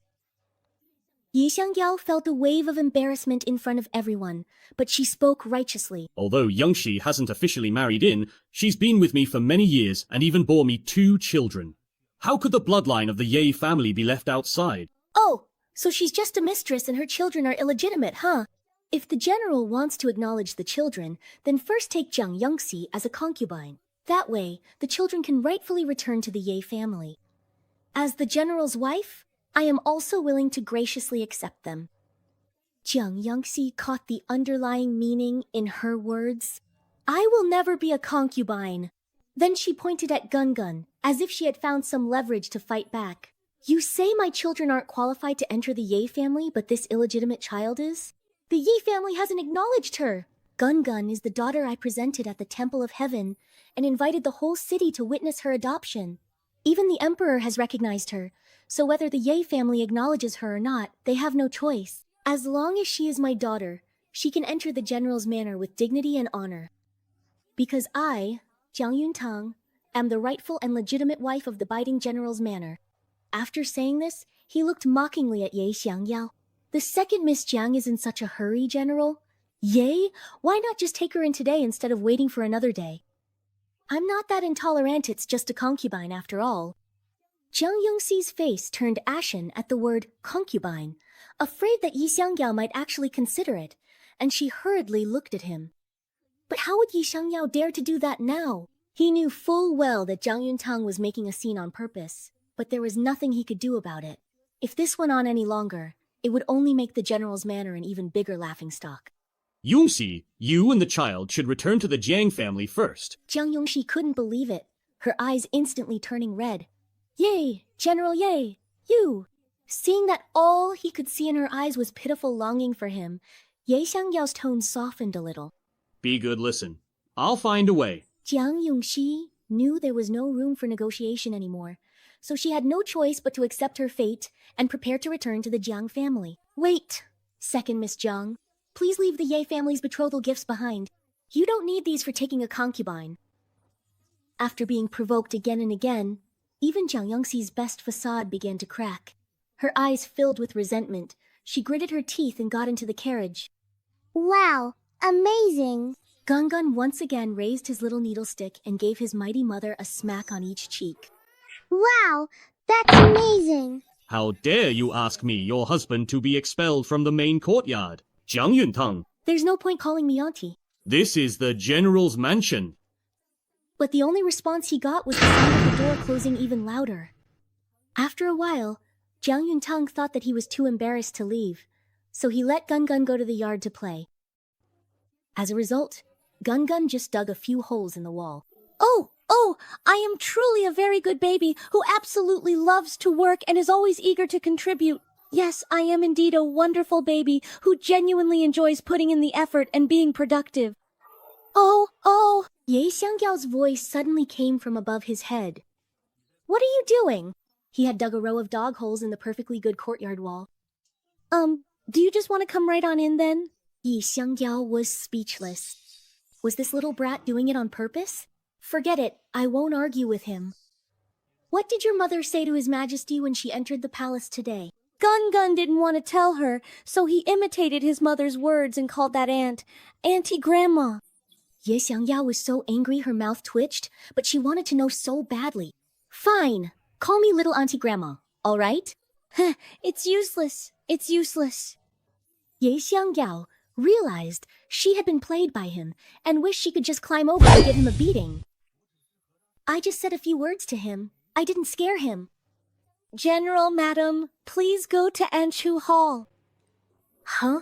Seeing a way out, Ye Xiangyao quickly spoke up before Jiang Yuntang could turn against her. I'll go to mother first. Gungun kept staring at the maid. Hey, that's so incredibly strange. That poor old auntie is about to die. Jiang Yuntang knew that Gungun wouldn't just say things carelessly. How can you tell? It's just that her firewood tray suddenly broke.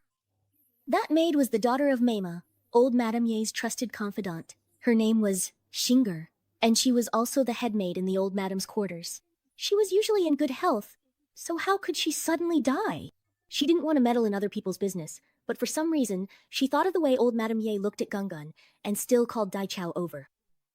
Dai Chao, go personally and keep an eye on Xinger in the old madam's quarters. Yes, ma'am. Dai Chao hurried off at once. Jiang Yuntang bathed Gungun, and before she knew it, the whole evening had passed. She was just about to blow out the lamp and go to bed. Madam, something's happened. Huh? What happened? Everything was normal during the day, but after nightfall, Xinger was drugged in her own room and, together with a sack of stones, was sunk into the Lotus Lake. Fortunately, you told us to keep an eye on things, madam. As soon as we saw people leaving, we rushed into the lake to save her. In the end, we also pulled out her mother, Granny Chen, but she was already gone. What about Xinga? Is she still alive? She's still alive, but she's so frightened she's a bit hysterical, muttering all sorts of strange things. Would you like to see her, madam? Madam, please save me. I beg you, please save me. Why should I save you?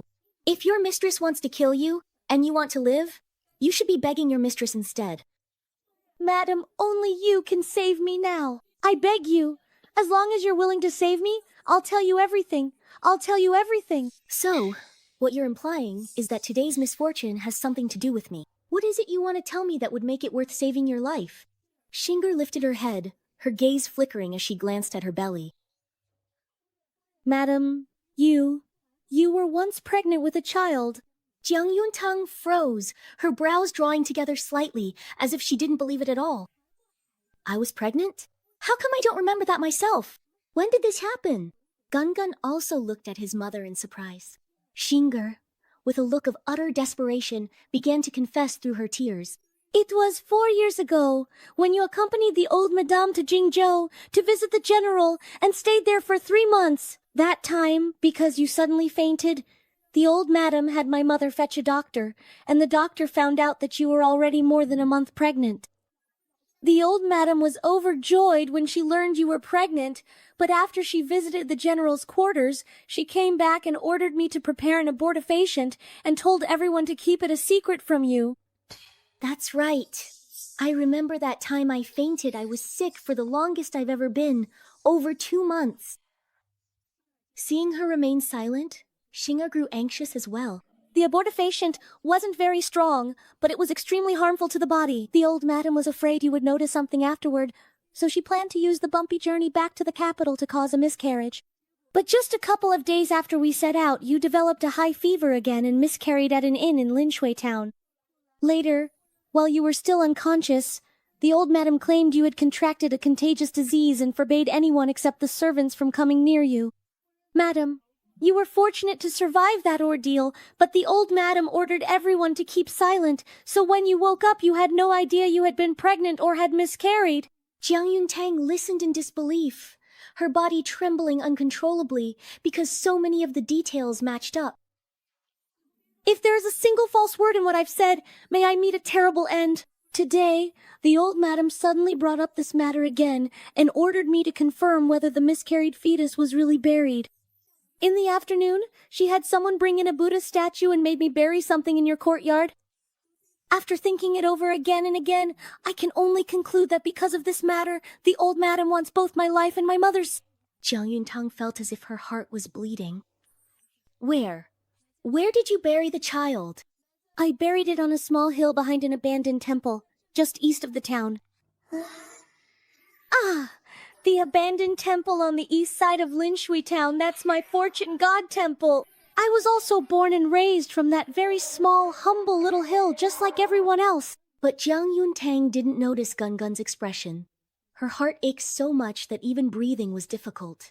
Why? Why did they have to treat me like this? Shinger was so frightened by her outburst that she started kowtowing and crying uncontrollably again. Because at that time, Lady Shi was also pregnant, and her due date was about the same as yours.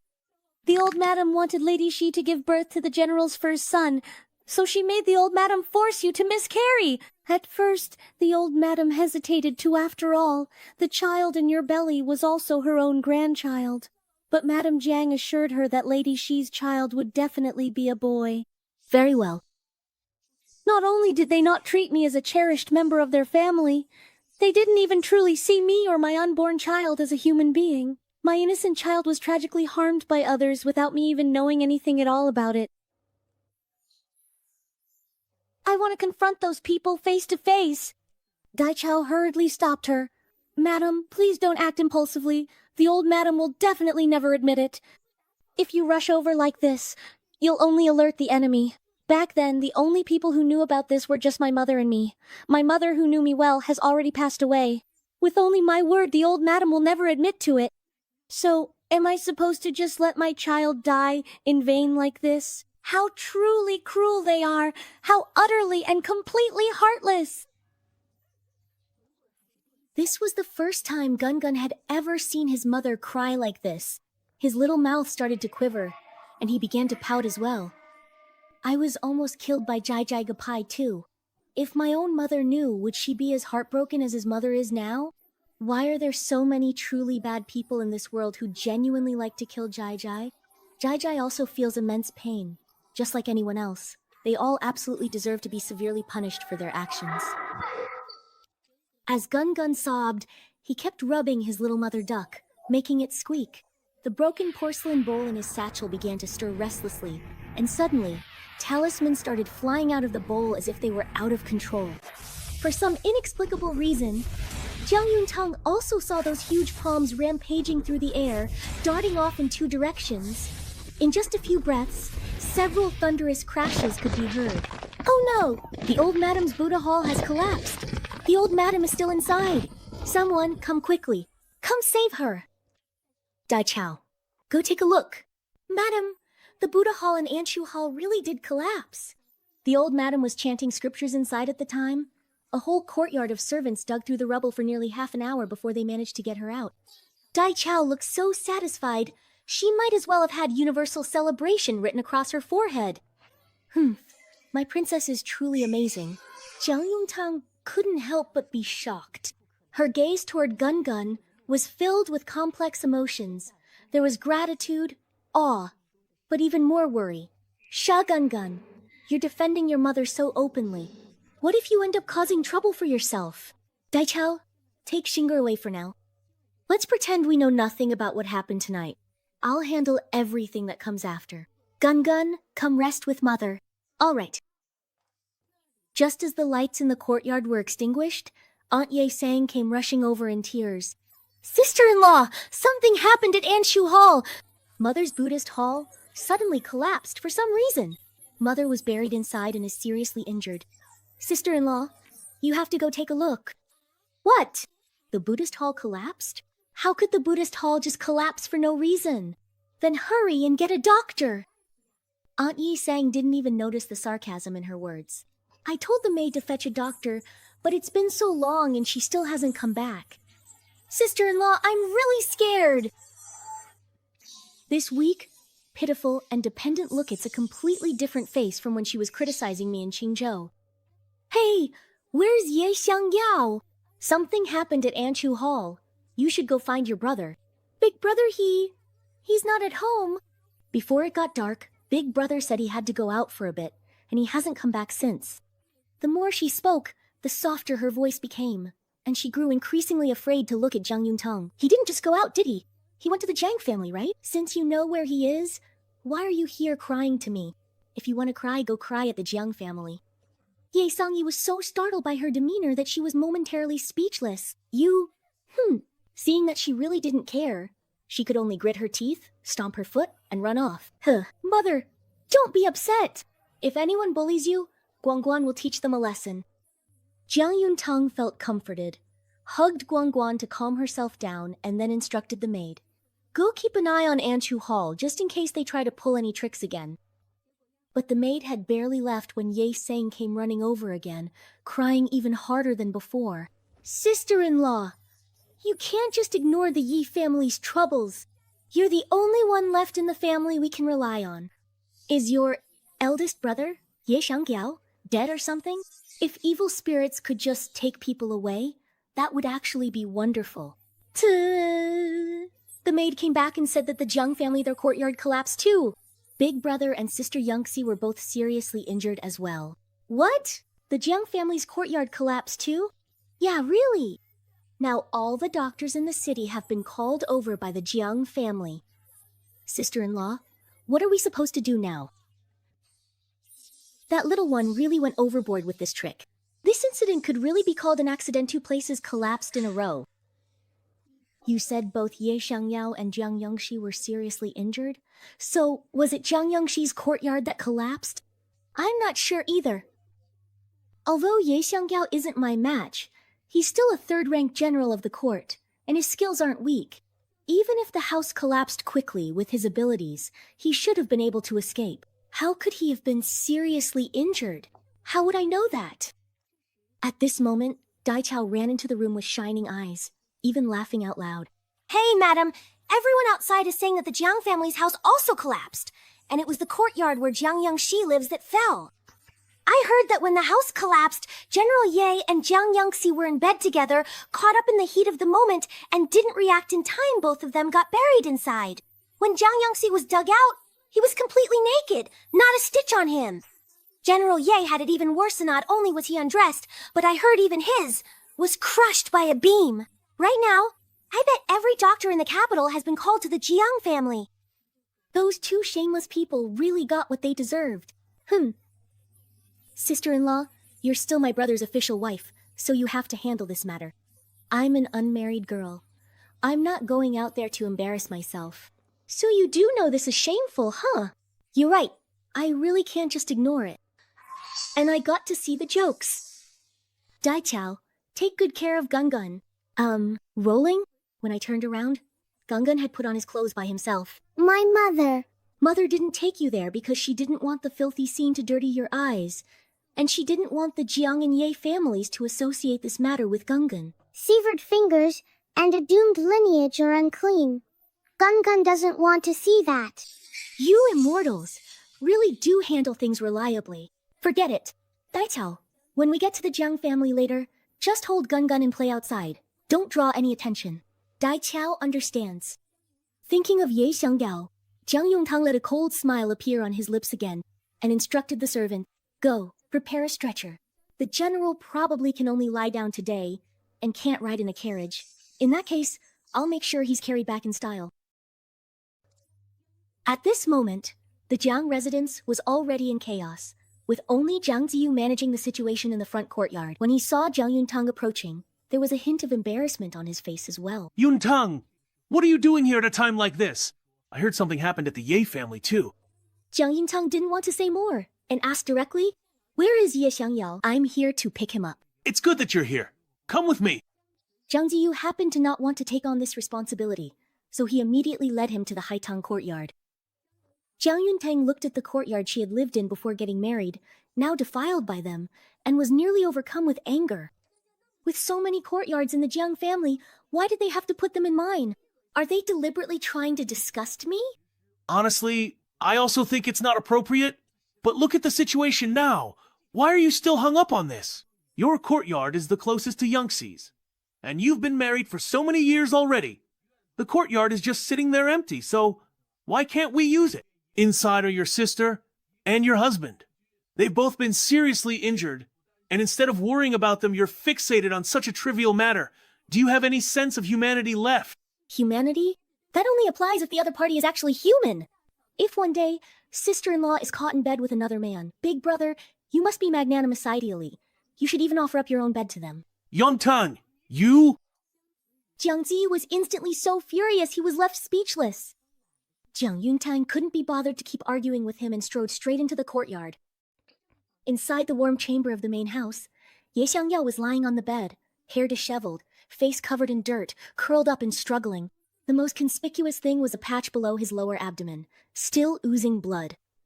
Jiang Yongtang had never seen him in such a wretched state before, and she couldn't quite describe how she felt about it. Aunt Chow, he looks like a stuck pig. When I was in Linchui town, I saw people slaughtering stuck pigs. They were tied up and laid out on the chopping board just like this. Jiang Yuntang was caught off guard by this comment, and an image immediately popped into her mind. Honestly, it really did look like that the more she looked, the more alike it seemed.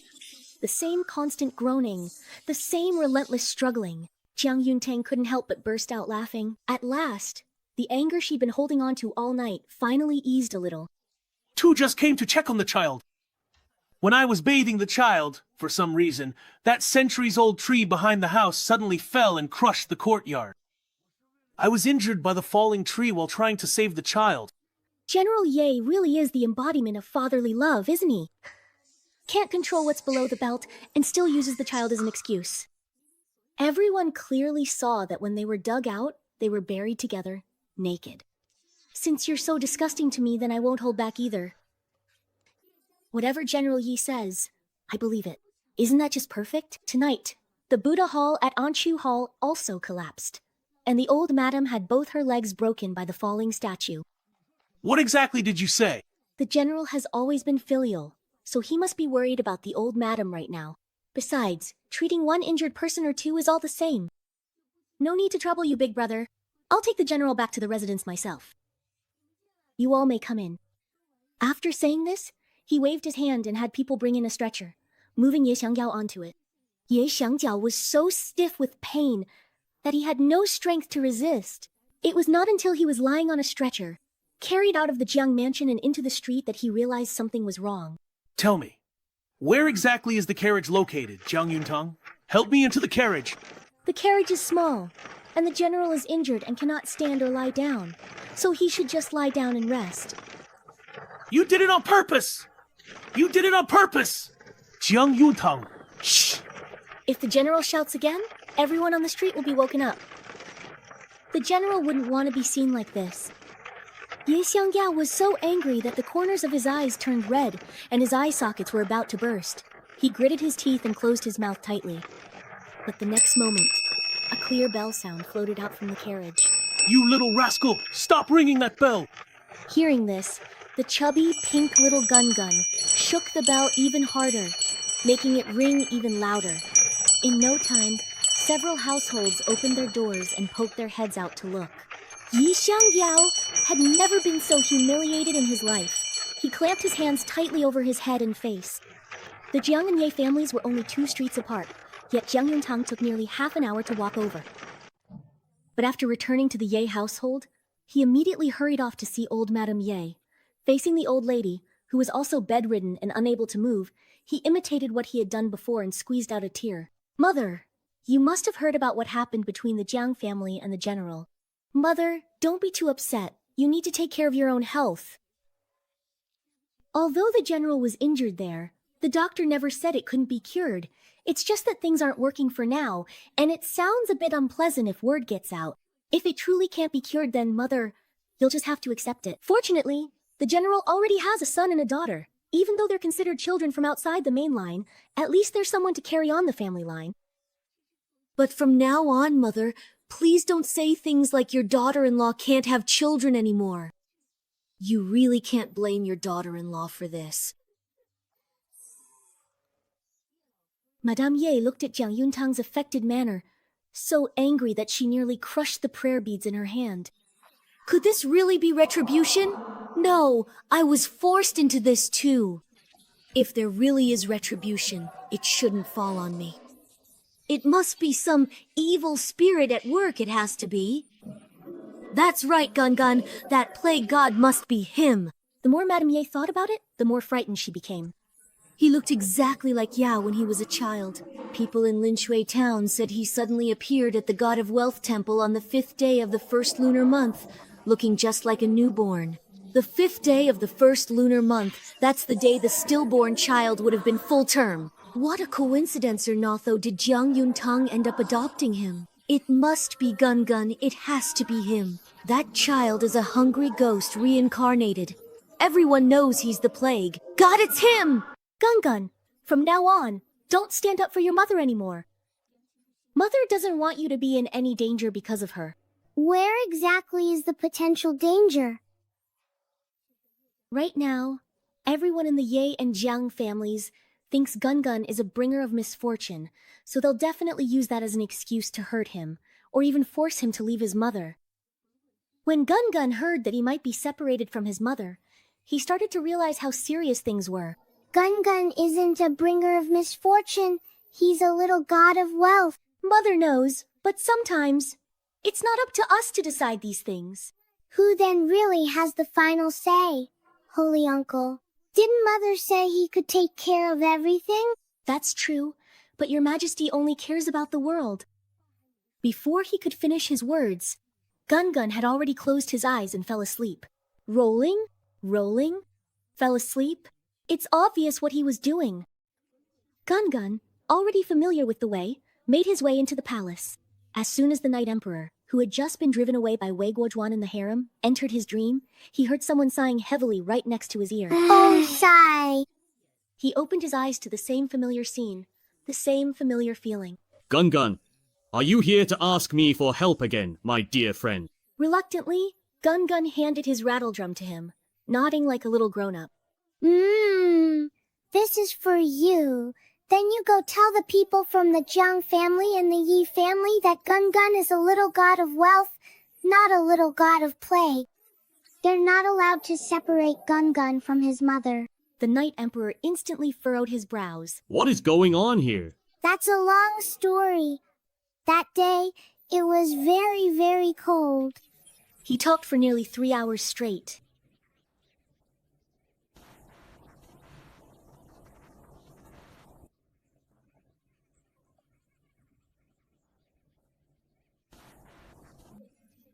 The Night Emperor saw that it was almost dawn by the time he finally got to the part about the banquet. My favorite was the chicken drumstick. It was crispy on the outside and tender on the inside.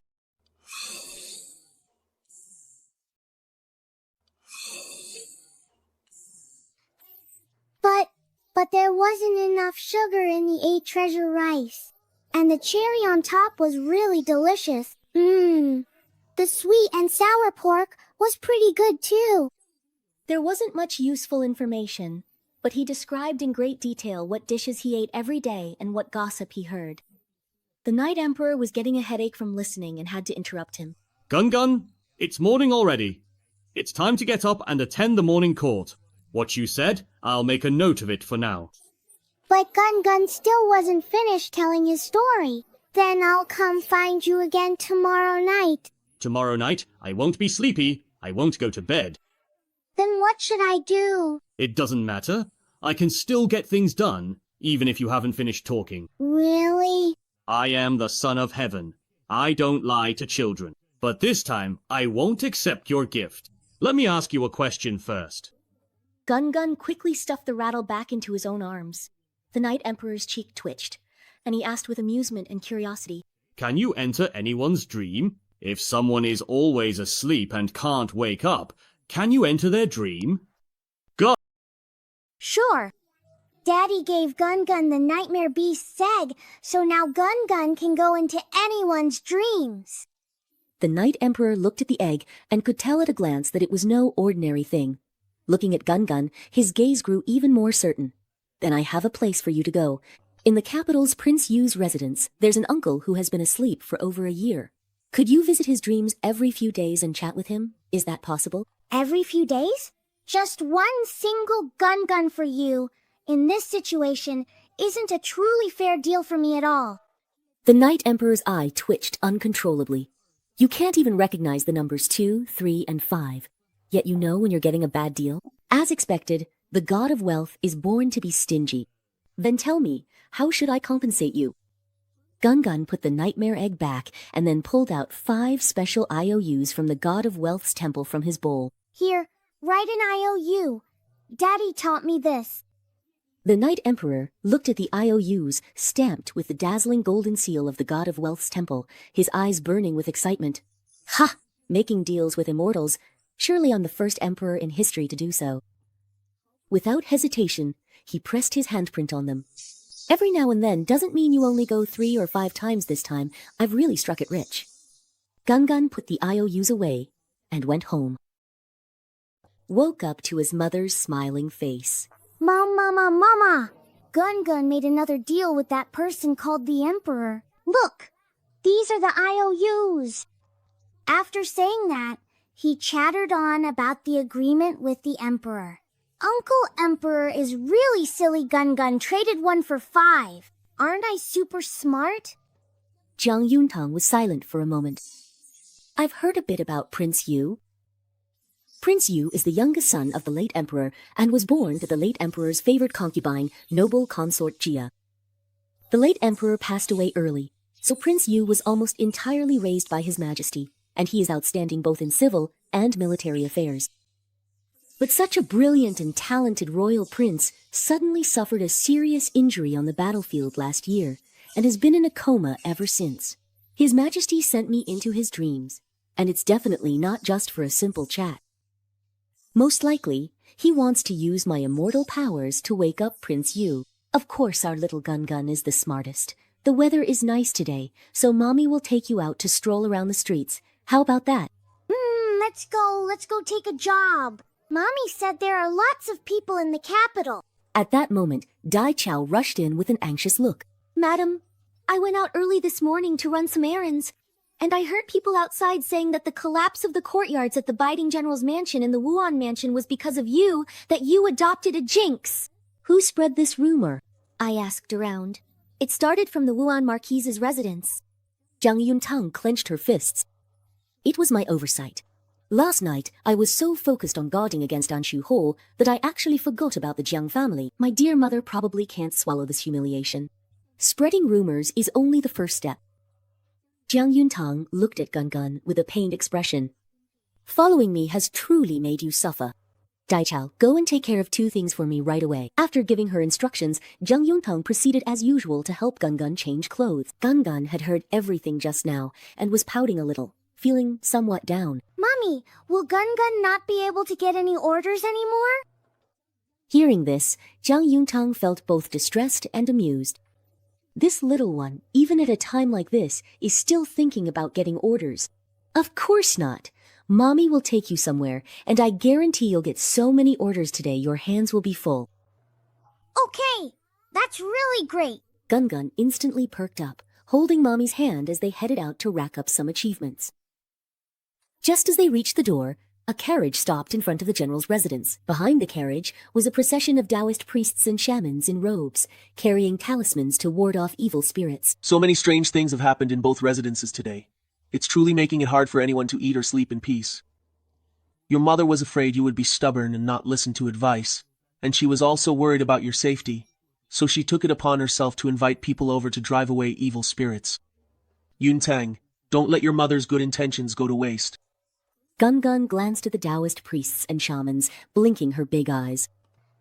Exorcising evil spirits? I'm an expert at that. Back in Lin Shui Town, I took part in this every year, and I always got to sit in the center. Jiang Yuntang never expected that his mother could be so selfish and unreasonable. For my own good, it seems to me you just can't stand to see me doing well. You didn't even give me a heads up before bringing the Taoist priests here. How is this any different from forcing me? This matter was decided between your mother-in-law and me. Whether you agree or not, it's happening. With that, he waved his hand and let the exorcist priests into the residence. He even flung the gates wide open, as if afraid outsiders wouldn't know there was something evil in the general's mansion. Jiang Yuntang stood his ground, determined to resist, and picked up Gun to leave. Hey, Mom, let me tell you something. All right, then. As soon as they entered the front courtyard, they saw old Madame Ye sitting in her wheelchair, looking haggard. In-law, I went to Jingshan Temple overnight to get this. The abbot personally blessed it can protect you and ward off evil. Old Madame Ye took it and immediately put it on. Amitabha, Amitabha, Amitabha, Amitabha. The two old folks were echoing each other as if they had already agreed on everything beforehand. Did you two plan this together in advance? I've said it before, the troublemaker you brought back is a jinx, but you all refuse to believe me. It's only been a few days since returning to the capital, and already such a disaster has happened for no reason. If it isn't that troublemaker causing mischief, then who else could it be? Old Madame Ye was also still shaken. Her gaze at Gun filled with fear and an urgent desire to get rid of him as soon as possible. Yuntang, you should be considerate of your mother's love for her daughter. If Gun isn't some evil spirit, then why would you be afraid of the Taoist performing a ritual? What she implied was that if Jiang Yuntang tried to stop them today, it would only prove he had something to hide. During the confrontation, Ye Xiangyao, with a pale face, was pushed to the front yard by several servants. He obviously knew the purpose of Madame Zhang's visit. He avoided Jiang Yuntang and Gun and said without saying a word, "Let's get started," etc. Open the door to the front yard and let those who are watching the fun in the door come in. Since you are making such a big scene to force my daughter and me, I want to invite outsiders to witness this as well. Otherwise, wouldn't everything just go according to whatever you say? Ye Xiangyao hesitated slightly. Although she had used anesthetic to temporarily ease the pain, making it hard for others to see where she was hurt, she was still worried that with more people around, someone might notice something. Madame Jiang, however, was full of confidence and made the final decision. If you want witnesses, then so be it. It's just as well to let everyone outside see exactly what kind of bastard you've brought back. Someone bring that little bastard over here. After waiting so long, it's finally my turn to take the stage. Without anyone needing to move her, she trotted right to the center and sat down. Let's begin. Even the shaman was taken aback. Oh dear, such a cute little child, what a pity. Then let's begin. Gun wiggled her little waist and bottom, twisting along with their mysterious ritual, giggling all the while. 3 circles to the left, 3 circles to the right. All I do is wiggle my little bottom and twist around. Their laughter made the two old ladies' scalps tingle. Have all the things been bought? That afternoon, after returning to the residence, they had already sent someone to buy everything. Now, they were just waiting to burn the talisman and begin the ritual. Even if they couldn't get rid of that little wretch, at least they had to drive him out of the capital. As they spoke, the Taoist finished his exorcism dance, took out a stack of talismans drawn with cinnabar, and Gun looked down at the talisman on her own chest. Sigh, the Taoists in the capital are just like the ones in Lin Shuizhen, completely unprofessional. This talisman can't exorcise evil at all. Looks like I have to step in and help. Ah, how will the mortal world manage without me, Gun Gun? Burn, it's burning! The Taoists were terrified. Gun Gun! Burn it! Just burn this evil spirit reincarnate to death, that would be best. But the talisman burned to ashes within a few breaths, while Gun Gun remained completely unharmed. The ashes from the burning talisman were swept up by a strange gust of wind, forming a line that drifted up into the sky. In an instant, the sky seemed to darken considerably. Those onlookers who witnessed this all exclaimed that it was a miracle. Those Taoists really do have some skills. I've never seen such a mysterious exorcism ritual before. Next time, I'll invite one from my own ancestors too. Could there be evil in the general's home? Did you hear about the courtyards collapsing last night at both the general's residence and the Marquis of Wuan's residence? Of course I heard about it. I also heard that the evil spirit is actually that little child the general's wife brought back, the one sitting in the middle. The sun had not yet set behind the mountains when another gust of wind rose, and the talisman light spun in the air before flying straight away. When old Madame Jiang saw the direction it went, her expression changed instantly. That can't be right! The thing was buried in the main courtyard, so why did it fly toward Lotus Lake? Are those Taoist priests really reliable? Didn't you give them clear instructions? Old Madame Jiang had visited the Ye family many times, so she could naturally tell something was wrong. I did. I explained everything very clearly. Behind the main courtyard to the due north, there's a blood-stained ghost doll buried, with that little troublemaker's birth date written on it, 5th day of the 1st lunar month, at the hour of the rat. He wasn't speaking quietly, and when Ye Xiangjiao heard him, she frowned slightly. Gun Gun was also born on the 5th day of the 1st lunar month, at the hour of the rat. Did old Madame Jiang realize something? Bah! How could he possibly be worthy of being a harbinger of plague? Hurry and stop them. Don't let them go to Lotus Lake. But Jiang Yuntang was carrying Gun Gun and walking extremely fast. There was no way those half-blind, lame people could keep up. After the talisman floated above the surface of the lake, it began to spin continuously, the eerie sound of the wind growing louder and the sky growing darker. If you listened closely, it even seemed as if there were cries drifting through the air. In broad daylight, this is just too scary. Could there be something unclean in this lake? Dai Chao, Jiang Yuntang, winked at him, and Dai Chao immediately directed the servants he brought with him. All of you, go down! When Mrs. Ye, who was pushed here, heard this, her face turned pale. 1, 2, 3, 4, 5, more than 20 heavy sacks. Bones? Not to mention that even the Jiang family and Ye Xiangyao, who were just watching the fun, were shocked. Close the doors and do not allow anyone to spread word of what happened today. How could Jiang Yuntang possibly let her have her way? More than 20 corpses, and some of them looked like they had just died recently. With so many eyes watching, does the general really think she can keep this a secret? Of course Ye Xiangyao knew it couldn't be hidden, but if she didn't try to stop it, who knows what kind of rumors would spread. She had already been back in the capital for several days, and the emperor had neither summoned her nor issued any decrees. If this matter were to reach the emperor's ears, she might not even be able to keep her official position. Close the doors!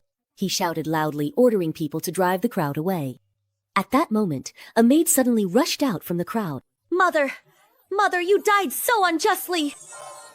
Someone is crying out for justice show. Could we not watch such a spectacle? Is the Northern General's manor trying to cover up a murder? The victim is already calling out for justice. The general's manor must be trying to silence her. If that happens, there will be no witnesses left. Doesn't every household have some dirty secrets in their backyard? But this is just too filthy. Go report it to the authorities. Hurry and notify the Dali Temple. Here in the capital, even if someone is casually killed, they could turn out to be the family of a third-rank official. Anyone bold enough to come in and watch the commotion must have some status they wouldn't be afraid. Ye Xiangyao was suddenly caught in a dilemma. Taking advantage of the chaos, the maid rushed in front of Jiang Yuntang and shouted, Madam, please, I earnestly beg you to save this poor innocent servant. My mother was already killed by the old madam. I don't want to die.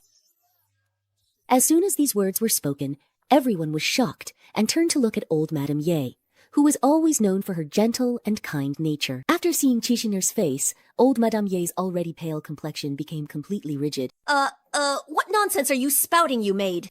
When did I ever kill your mother? Your mother was my trusted nursemaid. Just yesterday afternoon, she was still serving by my side. I had no idea she had already been harmed by some villain, It was the old madam who killed my mother, and now she wants to kill me too. It was only because I was lucky enough to have a small knife on me at the time that I was able to cut open the sack and escape with my life. Nonsense. Why would I want to kill you and your mother? Anyway, I already destroyed all the evidence from back then. Even if she tells the truth, I can just deny it, or even blame it on the Jiang family. Because the old madam ordered me to bury 2 ghost dolls in madam's courtyard. Those dolls even had birth dates and times attached to them. One said, the 5th day of the 1st lunar month, at the hour of the rat, at the Kaishan Temple in Linshui Town. And the other said, the 24th of June, Jiangyun Hall, as well as this time, in the womb. Both dolls were made with 4 boxes of Rui brocade, which was a tribute from Prince He to the Jiang family. The old madam also said that if this scheme failed to harm madam or if the plot was exposed, she could shift all the blame onto old Madam Jiang. If any of you don't believe me, you can dig under the north wall at the back of the main courtyard. Such witchcraft, how vicious. Did you want both my mother and me to die because of this? I didn't. What good would it do me if you both died? Madam, it is I who have wronged you. The old madam truly didn't want your life. She was just afraid you'd find out that she was the one who caused the death of your unborn child all those years ago. If you don't believe me, look at where the doll was placed this time, right at the abdomen. Jiang Yuntang maintained a calm appearance, but every tear in her eyes was real. Child? When did I ever have a child in my womb? Ye Shangyao was taken aback, looking toward old Madame Ye. Slander! You are truly slandering me. If it were just empty words, she naturally wouldn't be afraid. But now this ghost doll had become evidence of her wrongdoing? Shinga repeated, word for word and in even greater detail, everything she had said to Jiang Yuntang that day, right in front of everyone. I have never killed anyone, let alone harm my own grandson. Heavens above! This maid must have been bribed by someone, deliberately coming here to slander me. It was the Jiang family. Wasn't it the Jiang family? The exorcist was invited by the Jiang family, and the fabric used for the doll could only be found in the Jiang family. Only the Jiang family would want Jiang Yongxi to become the lady of the general's mansion. It must have been them. Jiang matriarch was so furious she nearly exploded. The Ye family wants to pin all the blame on me? Wishful thinking.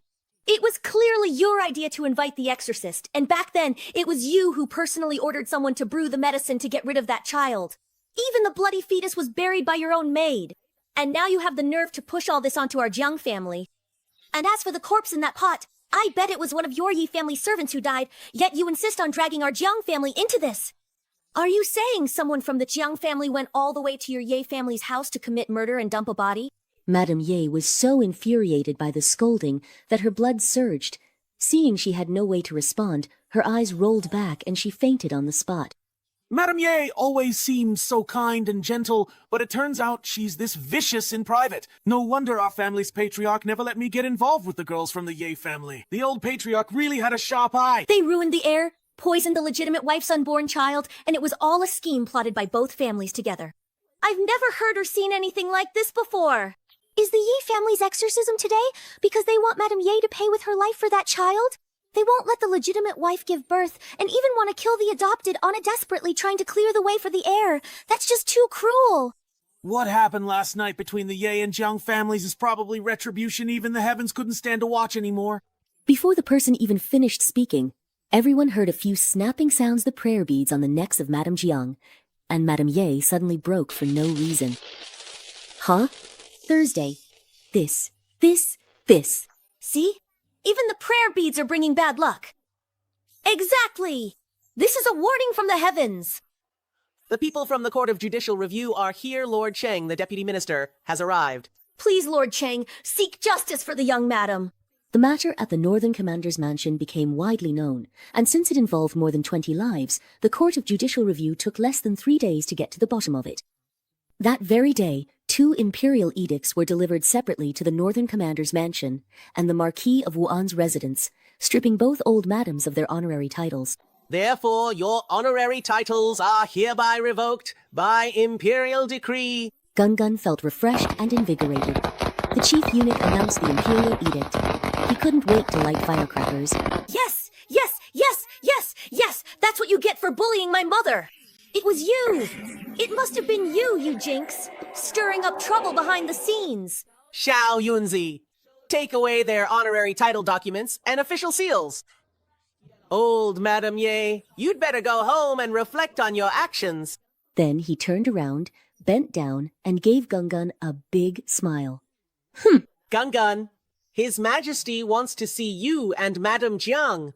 Would you like to come into the palace with this old servant in a bit? His Majesty has asked the Imperial Kitchen to prepare your favorite chestnut cake for you. Huh? If it's chestnut cake! Oh, I just remembered I haven't finished telling Uncle Emperor the story I started last time. Then let's hurry up and go.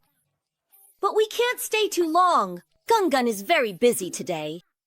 His mother is going to take him to the biggest god of wealth temple in the capital to rack up some merit. Hey, I promise it won't take long. We can leave as soon as we finish eating. Gungun quickly took his mother's hand and left with the chief eunuch. Old Madam Ye watched the whole thing. The chief eunuch is being way too nice to Gungun. The chief eunuch's attitude represents His Majesty's attitude. But he's the god of plague. Didn't the chief eunuch tell His Majesty what he saw in Linshui town? Isn't His Majesty afraid? Old Madam Ye was still in shock and doubt when she saw Ye Shangyao pushed out by a servant. Where exactly are you going now? I confess guilt there. His Majesty hasn't actually accused him of any crime, but that doesn't mean he isn't holding a grudge. It's just that, because of his military achievements, it's not appropriate to punish him openly.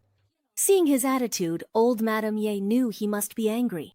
Back then, when Yuntang was pregnant, I hid it from you. That was my fault. But those words were what you yourself said. You said you would never let Yuntang have a child, because only then could we have something to hold over him for the rest of our lives. When I made the decision to get rid of that child, it broke my heart too. That was my grandchild after all. Ye Xiaoyao clenched his fingers tightly, almost digging into his palm. In the end, he said nothing and just left. I am already aware of what happened between you and General Yi. The 3 cardinal guides and 5 constant virtues state, the husband is the guide for the wife. If the husband is unrighteous, the wife may remarry. Now you have ample reason to request a divorce from me. Have you made up your mind? I have decided, for now, not to divorce. Suddenly, the pastry in Gungun's hand no longer tasted good. Why not, indeed? Jiang Yuntang looked at Yedi, but Yedi's expression showed no surprise at all. For that woman, both her mother and brother are still alive, and the family hasn't split. If she divorces, she can only return to the Jiang family. But whether it's the Ye family or the Jiang family, for her, it's just a choice between a tiger's den and a wolf's lair. And once she divorces, she will lose her status as the general's wife. If Gungun stays with her, he will only suffer more grievances. She hopes that in the future, she can build a career and establish herself through her own abilities, so she can raise Gungun well, and then divorce General Ye with dignity. You're actually much better than your 5-brother squite reminiscent of your father in his youth. With that, Yedi raised his hand, signaling the chief eunuch to bring over an imperial edict. I've already drafted the imperial decree permitting the divorce. Whether you use it, when you use it, and how you use it, it's all up to you. This is my way of honoring the late Marquis Wuan, and also my explanation to Gungun. Jiang Yuntang immediately understood what he meant. This imperial edict is like a sword hanging over Ye Xiaoyao's head, making him suspicious and wary. With this, if the Ye family ever tries to harm Gungun again, they'll have to think twice. Your subject's wife humbly thanks your majesty for your grace. Once Gungun finished eating the pastries, she left the palace with the imperial edict in hand. From a distance, Ye Shanggao saw Gungun holding the bright yellow imperial edict in her arms, and his heart suddenly started pounding. Gungun deliberately waved the imperial edict back and forth. Look! When she brought it to Yi Shangyao, Gungun asked with an innocent look, Mother, why does he never go in every time? Is it because he doesn't want to? How mischievous you are, little ancestor. General Ye, His Majesty has heard that you are unwell today and has ordered you to return home and rest. Ye Xiangyao clenched his teeth, almost biting through them. His Majesty still refused to see him, but gave Jiang Yuntang an imperial edict. Could it be that His Majesty is really allowing him to divorce? What is His Majesty's decree? Do you truly want to divorce me? Back then, I truly didn't know about your pregnancy. I can swear to it. After hearing this, Jiang Yuntang felt it ironic. Hiding behind them like a cowardly turtle, he never missed a chance to do disgusting things, yet still wants to wash his hands of everything. Whether you knew or not, I stopped caring a long time ago.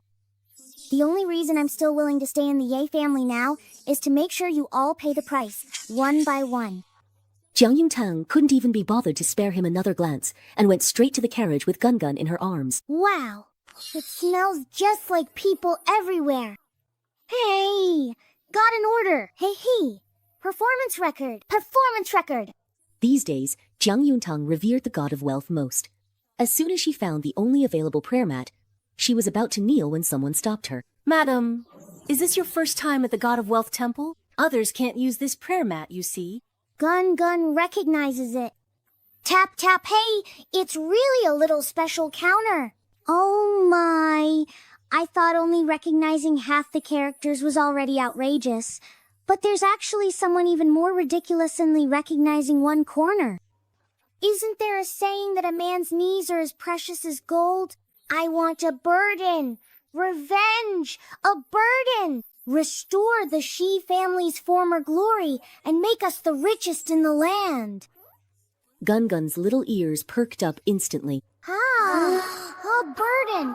A down payment. A big one. Gun Gun remembered that in his father's God of Wealth Hall, the stack of burden slips was as tall as 10 money trees.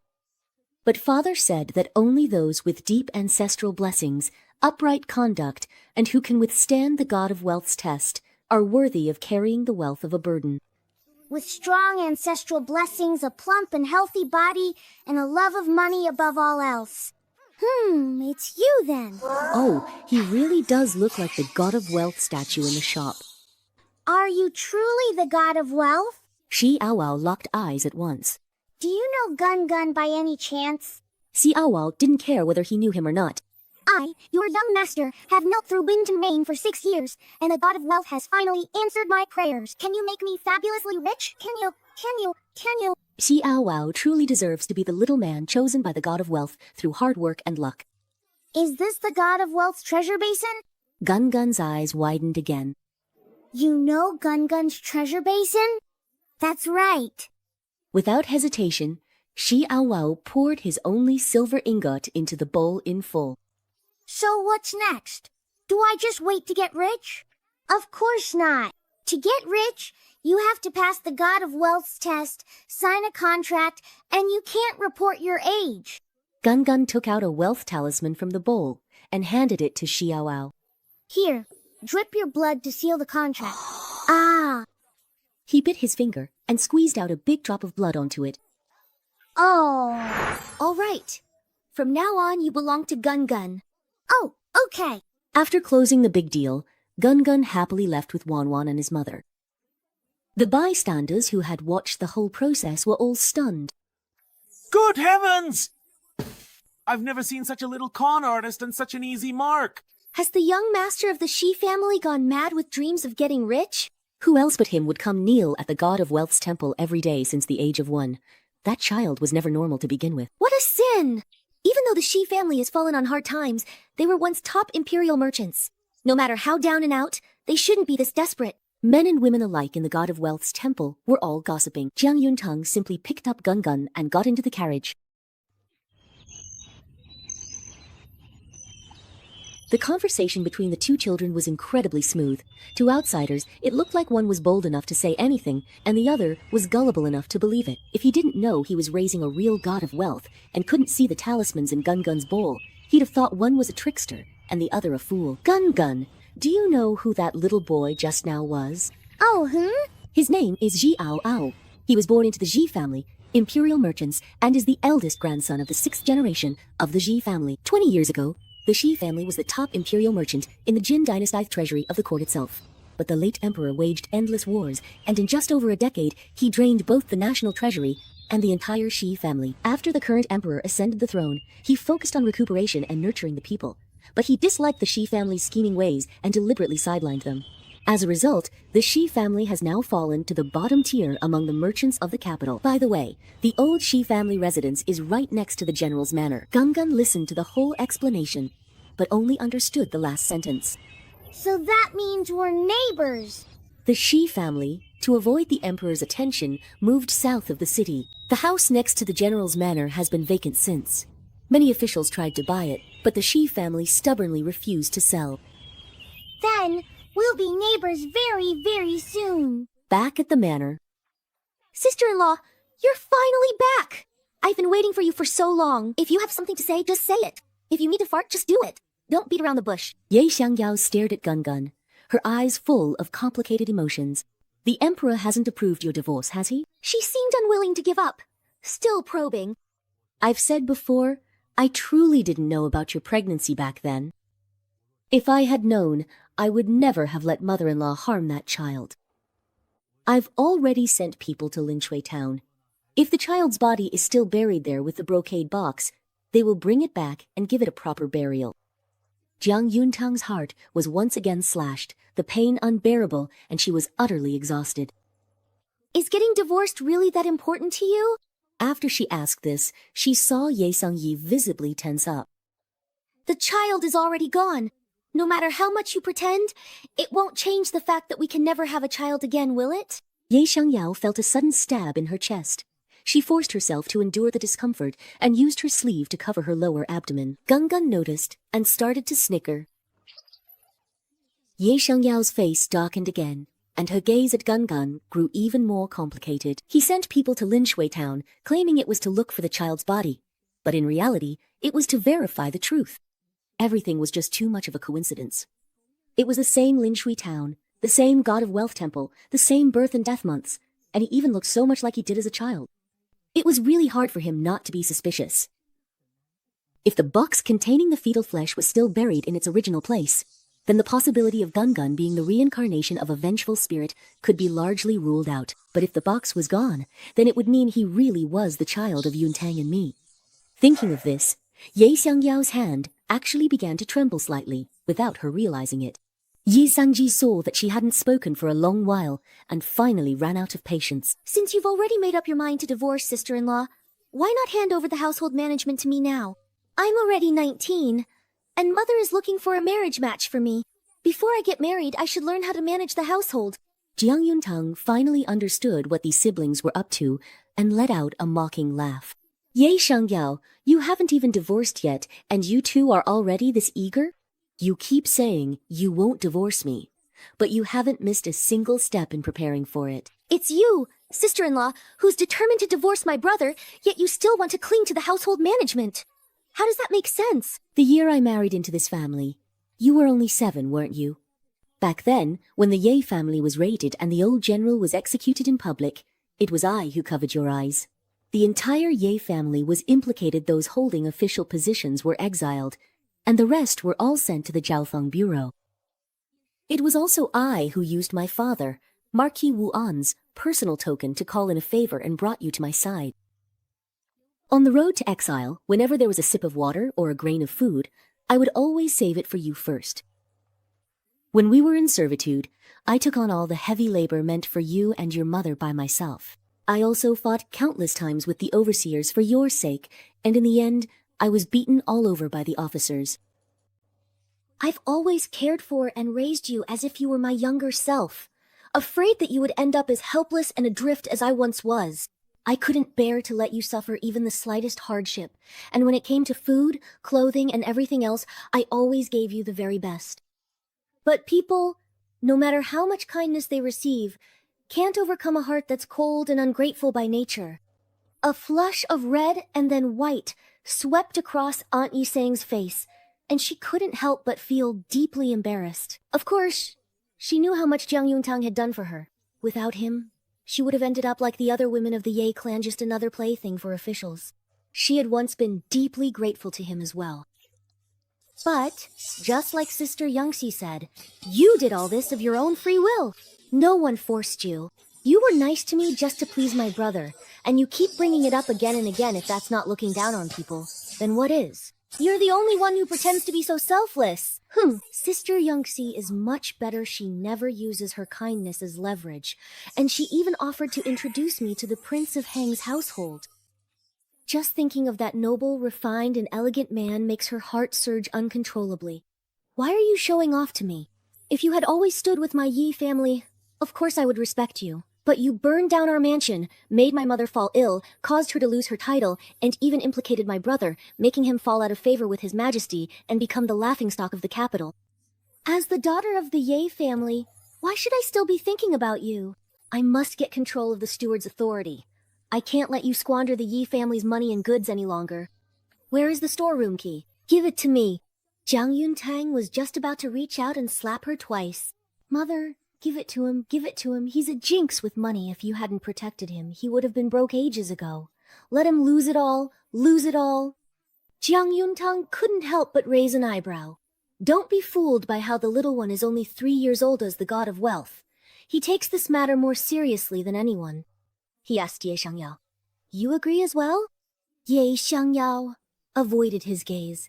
Let Aunt Sang try first. Just hand her the keys and the account books for the household. The shop's business will still be managed by you. Like I said, you will always be the mistress of the general's residence. Jiang Yuntang really wanted to plant a kiss on her face. You want me to hand over the housekeeper's authority but still have me run the shop? You might as well just hit me in the face with your abacus beads.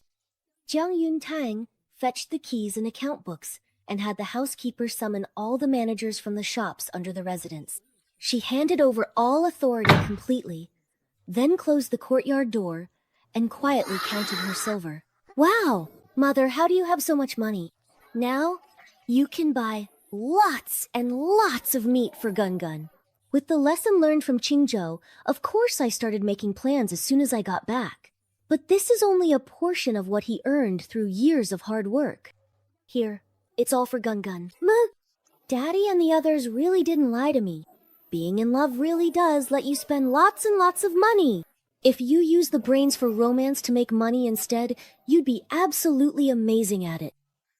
But as night fell, Gun first paid a visit to Xi Ao's dream. Xi Ao was sprawled out on the bed, sleeping in all directions, having kicked the blanket onto the floor, and was using half a piece of unfinished osmanthus cake to cover his belly button. Revenge. Osmanthus cake. So tasty. I want revenge, I want revenge. Gun was thoroughly disgusted and picked up a stick to poke him. No response. Gun had no choice but to shout at the top of his lungs. Silver is here! Silver? Are you here to give me silver? Do you want silver or not? How much do you want? Yes. Any amount is fine. Aye. He was very greedy. It was the first time Gun had encountered such a big revenge order, so he was naturally generous. Besides, Dad had said that the more you ask for, the greater the testis was all the rich man's own choice. I want a whole bed full of gold ingots. Wow, gold. It's really gold. Is it really just given to me like this? So much, how am I supposed to spend it all? Gun didn't care about that. Dad said, the end of revenge is bankruptcy, and that's just the first step of the test. Spend it however you want, but you have to finish it all in 3 months. I'm leaving now.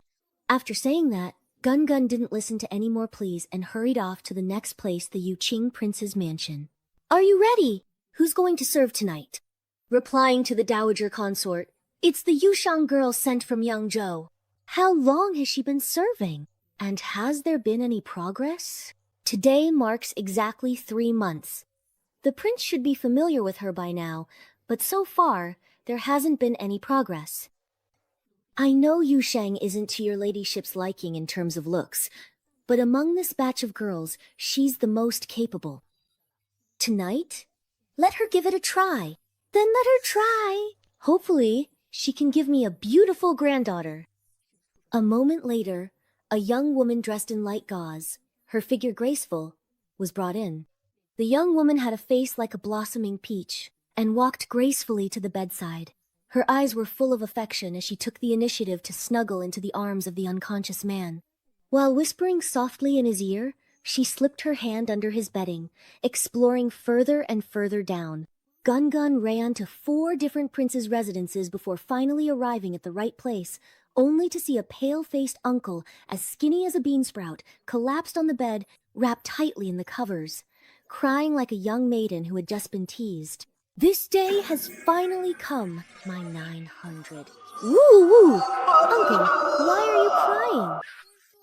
Yun Bie looked at the little child who had suddenly appeared above his head, both shocked and confused, not knowing how to respond. How am I supposed to explain this? I can't exactly say that my mother, in order to ensure I had descendants, found some stranger to take advantage of me. Aya! Sigh! It's a long story! Hey, little one, who are you? I'm Gun. His Majesty sent me to your dream to keep you company and chat with you. My royal brother sent you? In a dream? No? Then how did you get here? I just felt like I arrived here while I was sleeping. Shh! Oh my. What kind of fairy tale is this? Well, since you're here, why don't you do me a favor and drive that strange woman away from me? Gun didn't see any woman in his dream, and once again tilted his head, looking at him in confusion. Yun Bie felt his self-esteem shattering to pieces, stammering as he tried to explain to a 3-year-old child. It's the uncle outside the dream. I can't move or speak right now. But there's a woman that Uncle doesn't know, and she insists on sharing the sleeping corner with Uncle. Can you think of a way to help Uncle drive her away? Gun understood. He took a palm-sized princess from his bowl and tossed it to Yun Bie's hand. Ah! Frightened, he tumbled off the bed in a panic.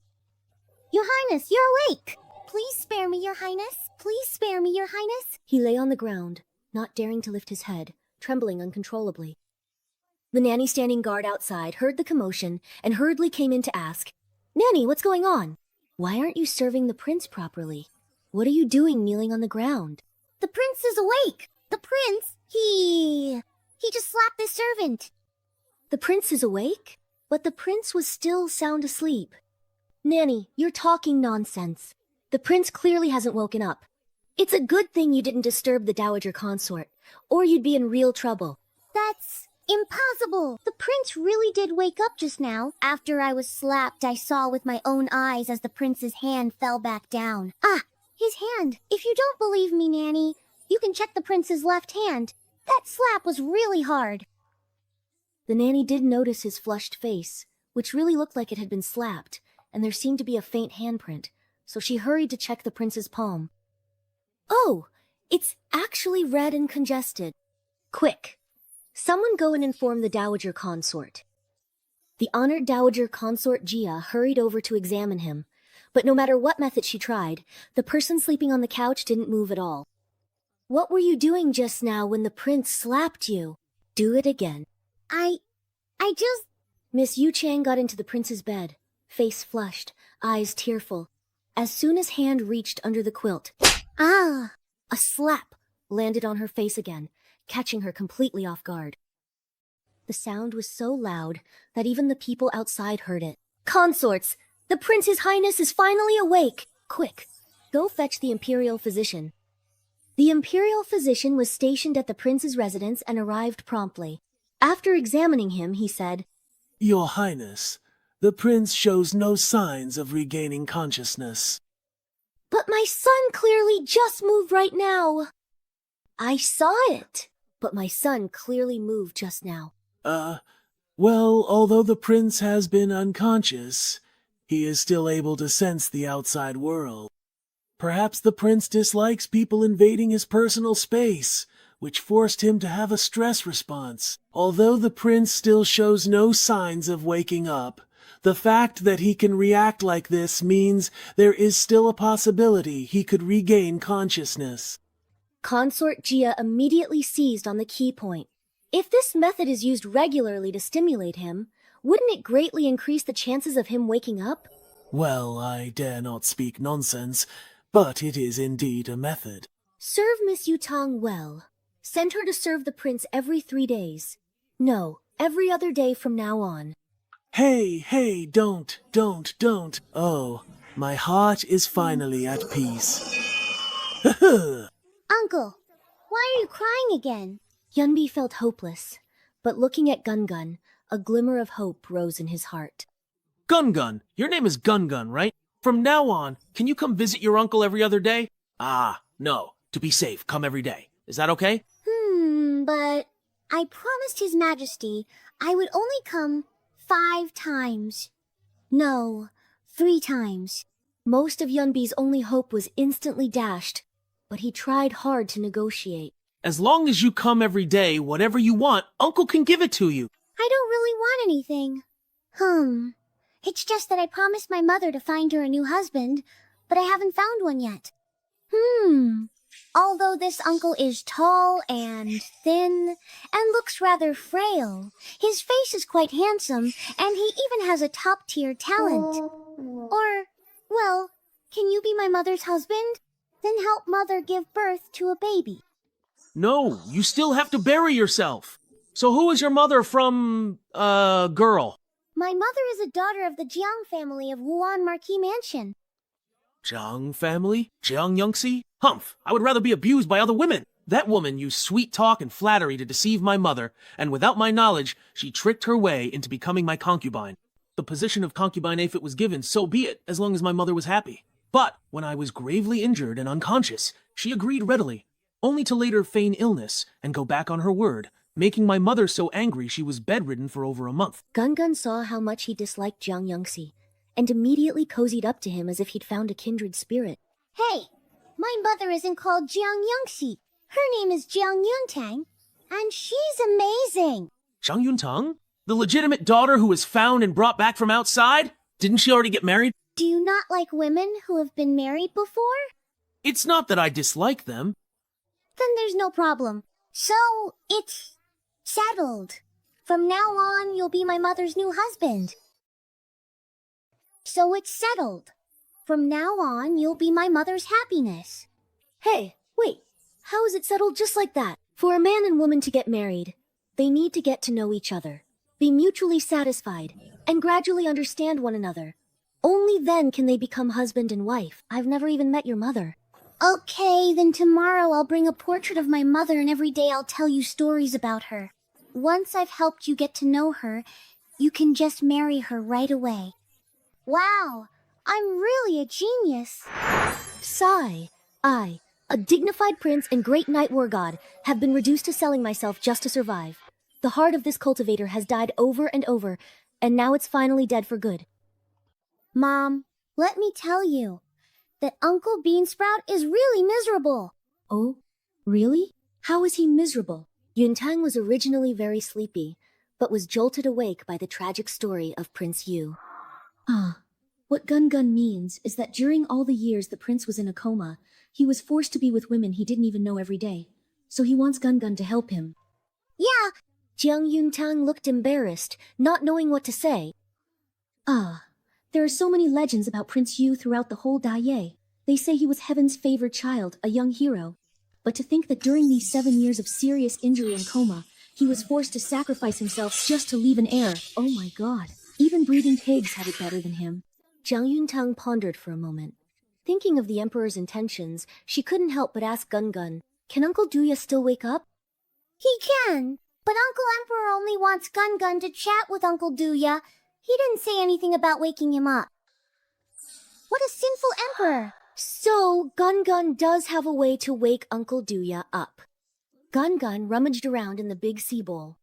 This was given to Daddy by the King of Hell as payment for a debt. It's called the Dog's Life Pill.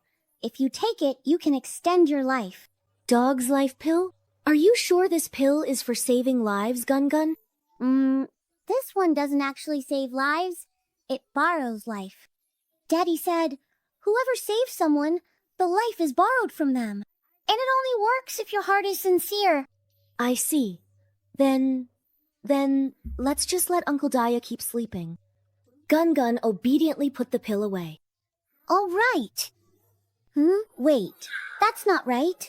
If Uncle Duya doesn't wake up, how will he marry Mom and have babies with her? Oh no, that won't do. He has to wake up. He must wake up. Mom, Gun Gun, where are you going? to draw a picture of you. Huh? As they passed by the front courtyard storeroom, they happened to see a maid sneaking out, carrying a large chest in her arms. Mom, she took a lot of money. Madam, that's someone from Second Mrs. Courtyard. At this hour, no one in the manor is up yet. She's sneaking around, she must be up to no good. Jiang Yuntang nodded. Dai Chao followed. She returned with a puzzled look. Madam, that maid went to the back gate and handed the chest to an old woman who serves old Madam Jiang. She even mentioned something about buying a courtyard. That old woman from the Jiang family even complained that the Ye family didn't give enough. Jiang Yuntang frowned. Buy a courtyard? The Jiang family is buying a courtyard? Why would the Ye family pay for it? Could it be? Jiang Yuntang's expression darkened. She instructed Dai Chao to keep an eye on the matter, then left the house carrying Gun Gun. Spring is here. But it was still so early that even the dogs by the roadside hadn't woken up yet. Gun Gun pouted, wandering from the east side of the city to the west, not seeing a single person along the way. It wasn't until they reached the south of the city that they finally spotted a figure strolling down the road.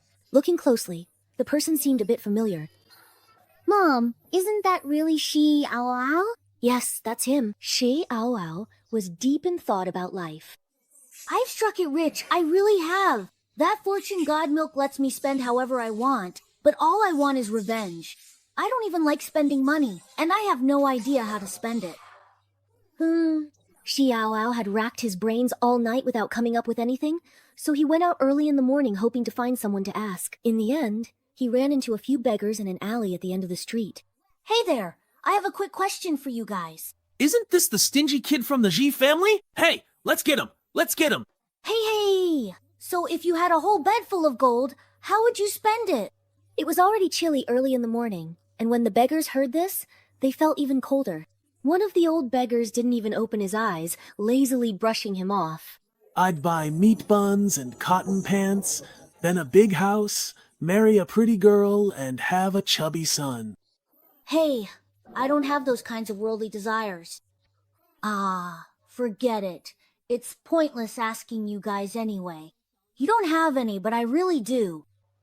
The beggars were so angry with him that they all glared at each other, stood up, and surrounded Xiao Ao from all directions. Ouch! Ouch! Ouch!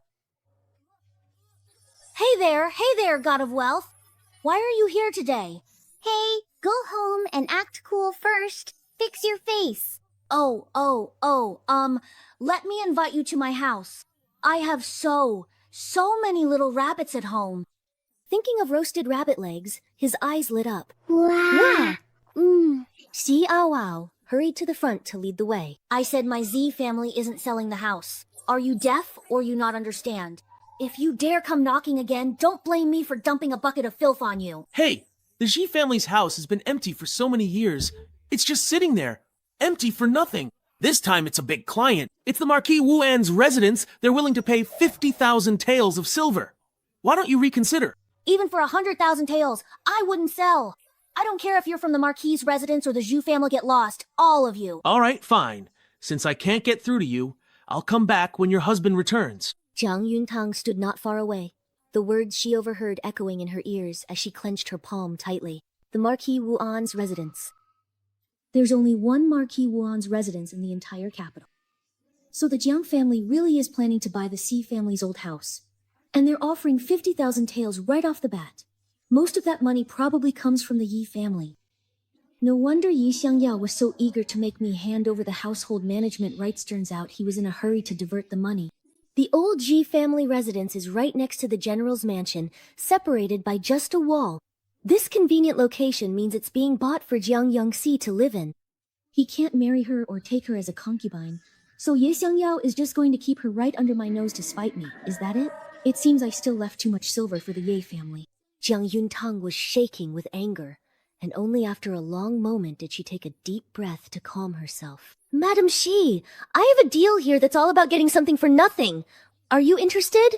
Getting something for nothing? And you are? Oh, yes, absolutely.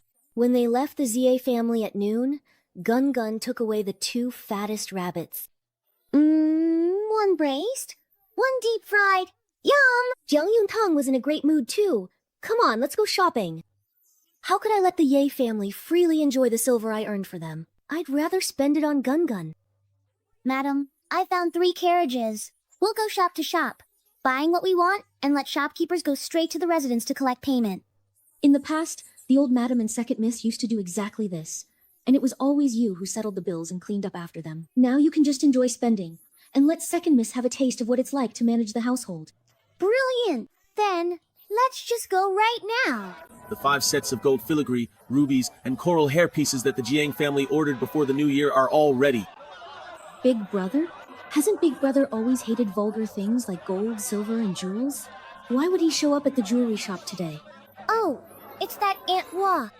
Jiang Yuntang recognized her by her figure. It really is Jiang Yangxi. Wasn't he seriously injured? It's only been a few days, shall is he out and about again? Jiang Yuntang's good mood from the whole morning suddenly sank. At that moment, Jiang Yangxi also glanced over in this direction through her veil. Big Brother! What is it? Didn't you say you only ordered 1 set of hairpieces for Yingying? Why are there so many? Big Brother, you're lying! Yungxi has 5 older brothers, so naturally Yingying has 5 uncles. Each uncle gave her a set of hairpiece xiao. Is that lying to you? Fine, fine. I can't out-argue you. Young Master Jiang is really good to his little sister. Ha ha ha. She's my only sister. If I'm not good to her, who would I be good to? Jiang Yongxi deliberately glanced over this way. Sister? Jiang Qiyu froze for a moment, turned his head, and saw Jiang Yuntang and Gun Gun. The smile on his face vanished instantly. Yuntang, what are you doing here? Is this your house? Allowed to come? Speechless, Jiang Ziyu sternly scolded him. Is that really how you speak to your elder brother then? Elder brother? Doesn't young Master Jiang only have 1 little sister? When did you become my elder brother? You? Sister, Big Brother didn't mean anything by what he said just now. Don't take it to heart. Jiang Yuntang felt sick hearing such pretentious words. What are you pretending for? Aren't you just trying to show me how well young Master Jiang treats you? How enviable you are? But what is there for me to be jealous of? An older brother who just died, mediocre in talent, who's been the heir for 15 years and still hasn't inherited the title. Only someone like you, desperate to be a man's mistress, would cling to him and refuse to let go. Hey now, madam. What a figure. What a figure today. My surname Jiang, not compound. Ah, Jiang. Lady Jiang. Bring out all the best things from your shop, including those for children. As long as I like them, I'll buy them all. Yes, yes, of course. Jiang Ziyu watched her act so arrogant, domineering, disregarding everyone, and his expression grew darker. Jiang Yuntang must be doing this on purpose. She's just jealous of how wonderful my Yungxi is. This one doesn't look very good, and neither does this particular one. The rest of them are all right. Then, except for these 2, wrap up all the others for me. Of course. Of course. So young, yet already so vulgar and uncouth. Did you spend any money meddling in other people's business? Are you calling me a dog? I am your own brother. And yet you treat your brother with such disrespect, just for the sake of an adopted daughter. How surprising! Isn't Jiang Yangxi an adopted daughter? Didn't you all do the same for an adopted daughter, pushing your own sister down into the dust? We mother and daughter may be vulgar and common, not like the Jiang family who know how to pamper and raise a refined young lady just to send her off to be someone's mistress.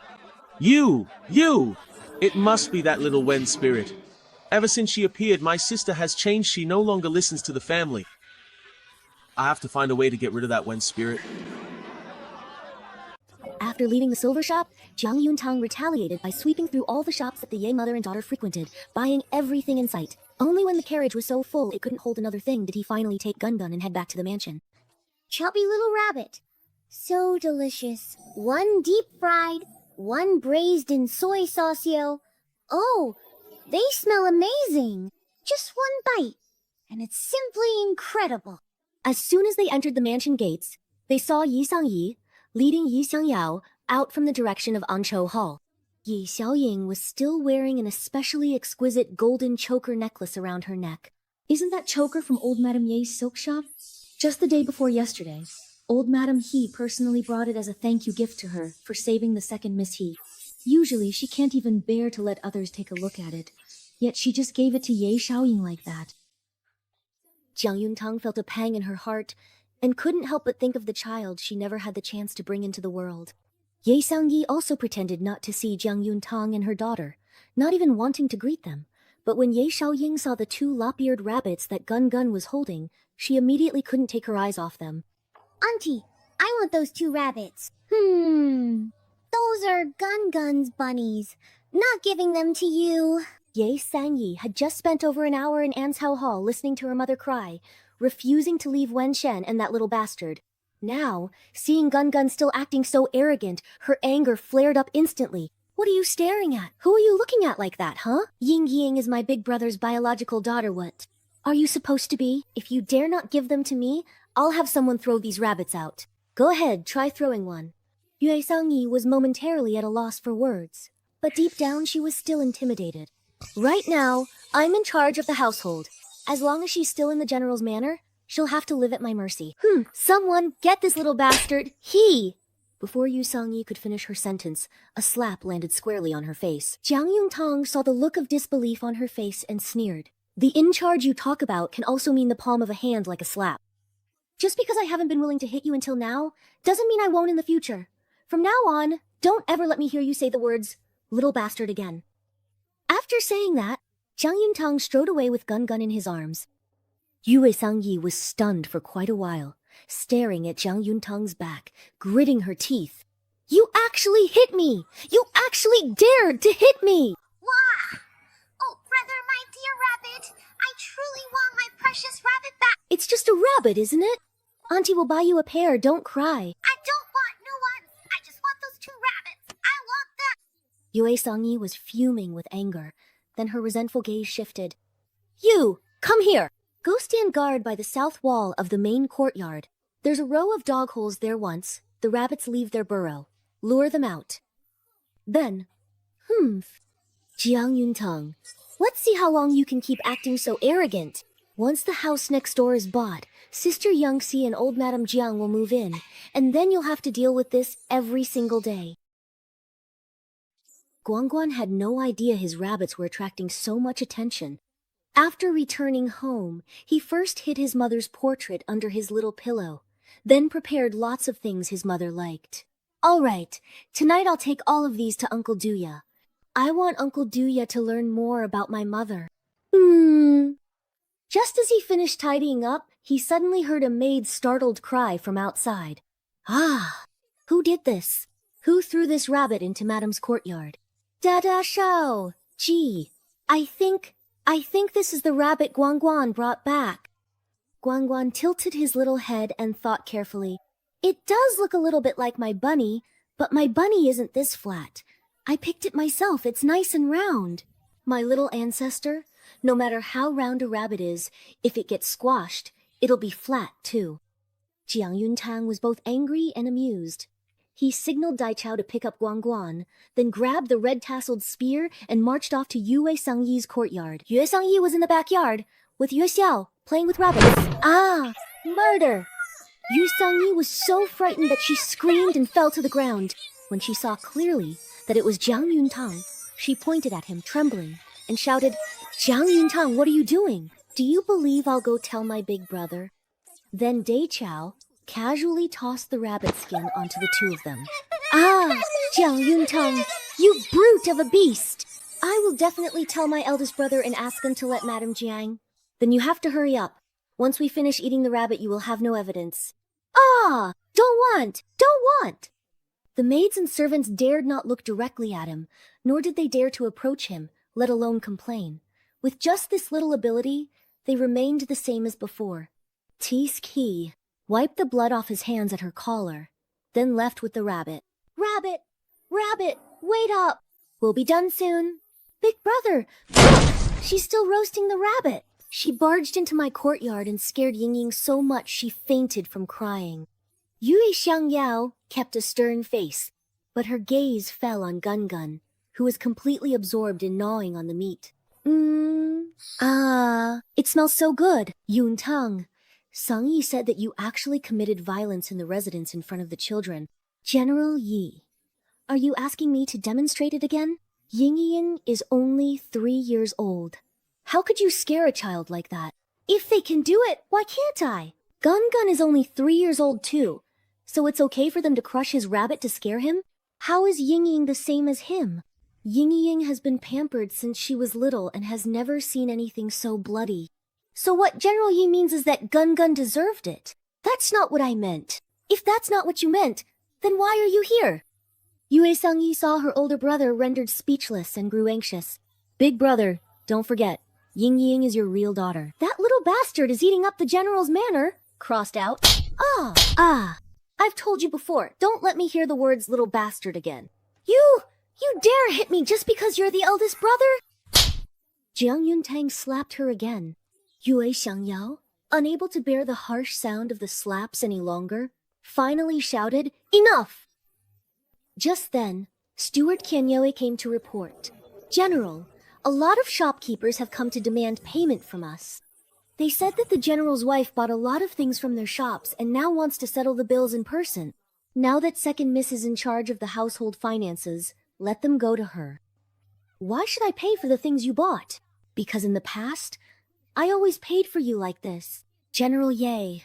Surely I'm not forbidden from spending the general's money before we're even divorced, am I? Of course Yue Xiangyao could tell he was doing it on purpose. To save face, she ordered Yue Sangyi, "Go get the money." How could I have any money left? All the cash and silver notes in the household have been sent. Shut up, I told you to go. So just go. What is this? I just came of age and I sent everything like running water to the Jiang family. Forget it. Sister Youngsi promised me that fourth sister would take me to the palace banquet, and she would also create opportunities for me and Prince He. Dad, just bear with it. After Ye Xiangyao and his sister left, Dai Chao couldn't help but spit toward the door and said, "Pah! Madam, do we really still have to stay in this general's mansion? Even I feel wronged for you and Gun. Don't worry, it won't be for much longer." Gun perked up his little ears and took these words to heart. That night, he carried a big bundle and went to find Uncle Bean Sprout in his dreams. Hey, Uncle Bean Sprout.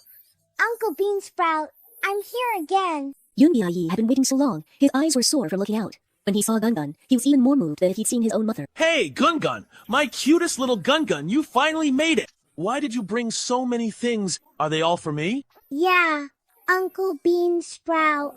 Gun brought you a portrait of my mother, and also her favorite things. Look! This is my mother!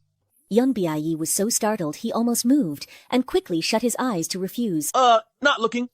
I won't look, even if I die. I am pure and innocent, and I will never give in. Gun was anxious to save his mother from the pit of fire, so anxious that he put down the portrait and started prying at Yunbi's eyelids. You have to look! Gun's mother is really beautiful. If you don't marry her and have babies, Gun won't let you go. Yun Bie's already stiff body became even more rigid, as if realizing something. Wait, what did you just say? You won't let me wake up? Do you mean you can actually wake me up? Huh? I can. Then why didn't you say so earlier? Uncle, you didn't ask. If I really could wake up, then maybe. It's not impossible. Gun wasn't in a hurry at first, but today his mother got bullied again, and Gun is really angry. Yun Bi looked at his little mouth pouting high. Who bullied your mother? Aren't you pretty tough yourself? Just give him a good slap. Mom already slapped him. 3 times, actually. Your mom hits people too? She does, but she's not as fierce as Gun's princess. With that, he recounted everything that happened today related to his mother.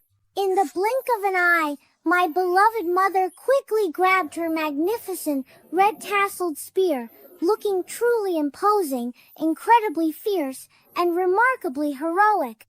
He talked until dawn, but Yun Bie wasn't sleepy at all. The more he listened, the more energized he became, his eyes growing wider. Wow! Madam is so incredibly mighty and truly powerful. Her brother, husband, and sister-in-law must all be tough too, so much better than those weepy noble ladies in the capital. Hey, after she slapped them, then what happened? Go on, keep telling the story. But when Gun looked outside, dawn. Oh no! Gun still has to go find someone. Uncle Beansprout, I'll come find you again next time. After saying that, he jumped up and disappeared, leaving Yun Bie so anxious that her eyes darted around. At that moment, the portrait left on the pillow slowly slid off the edge of the bed and unexpectedly unfurled completely. Yun Bie spotted it at once and quickly snatched it back in shock. Huh? Keep your eyes shut. Don't look. It's all a trap. Forget it. Just one peek. After leaving Yun Bie, Gungun wandered around the Yuqing prince's residence several more times before finally finding the bed of the noble consort Dowager Jia. The noble consort Dowager Jia was just about to wake up when Gungun pressed her back down with his paw. Do you want to save your precious eldest son? Concubine Jiagui opened her eyes and suddenly saw a cute little baby beside her pillow. Who are you exactly? I am Gungun. I am in your dream. Do you want to save your eldest son? Rolling in a dream? Yes, in a dream. Huh, cute. So cute. He looks exactly like the grandson of her dreams. Gungun frowned and asked for the third time. Aren't you going to save your eldest son? Concubine Jiagui smiled, then unhurriedly asked, You can save my son? And whose child are you? Gungun didn't even want incense money anymore, and immediately took out a life-saving pill from the bowl. I can, as long as you are willing to lend him your very own life. Lend my life? Interesting. Concubine Jiagui stared at Gungun without blinking, as if she still didn't believe what he said, thinking she was simply dreaming about what she had been thinking during the day.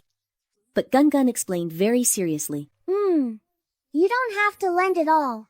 As long as your heart is sincere and you're willing to accept it, Gungun will give it to you. After he finished speaking, dawn had already broken outside. Gungun, anxious to go home, waved his little hand at Concubine Jiagui and disappeared. Huh? Ah. She turned her head and saw a red pill placed by her pillow. Could it be it wasn't a dream? Concubine Jiagui was instantly stunned, then quickly got up to tidy herself, took the pill, and went to Yunbi's courtyard.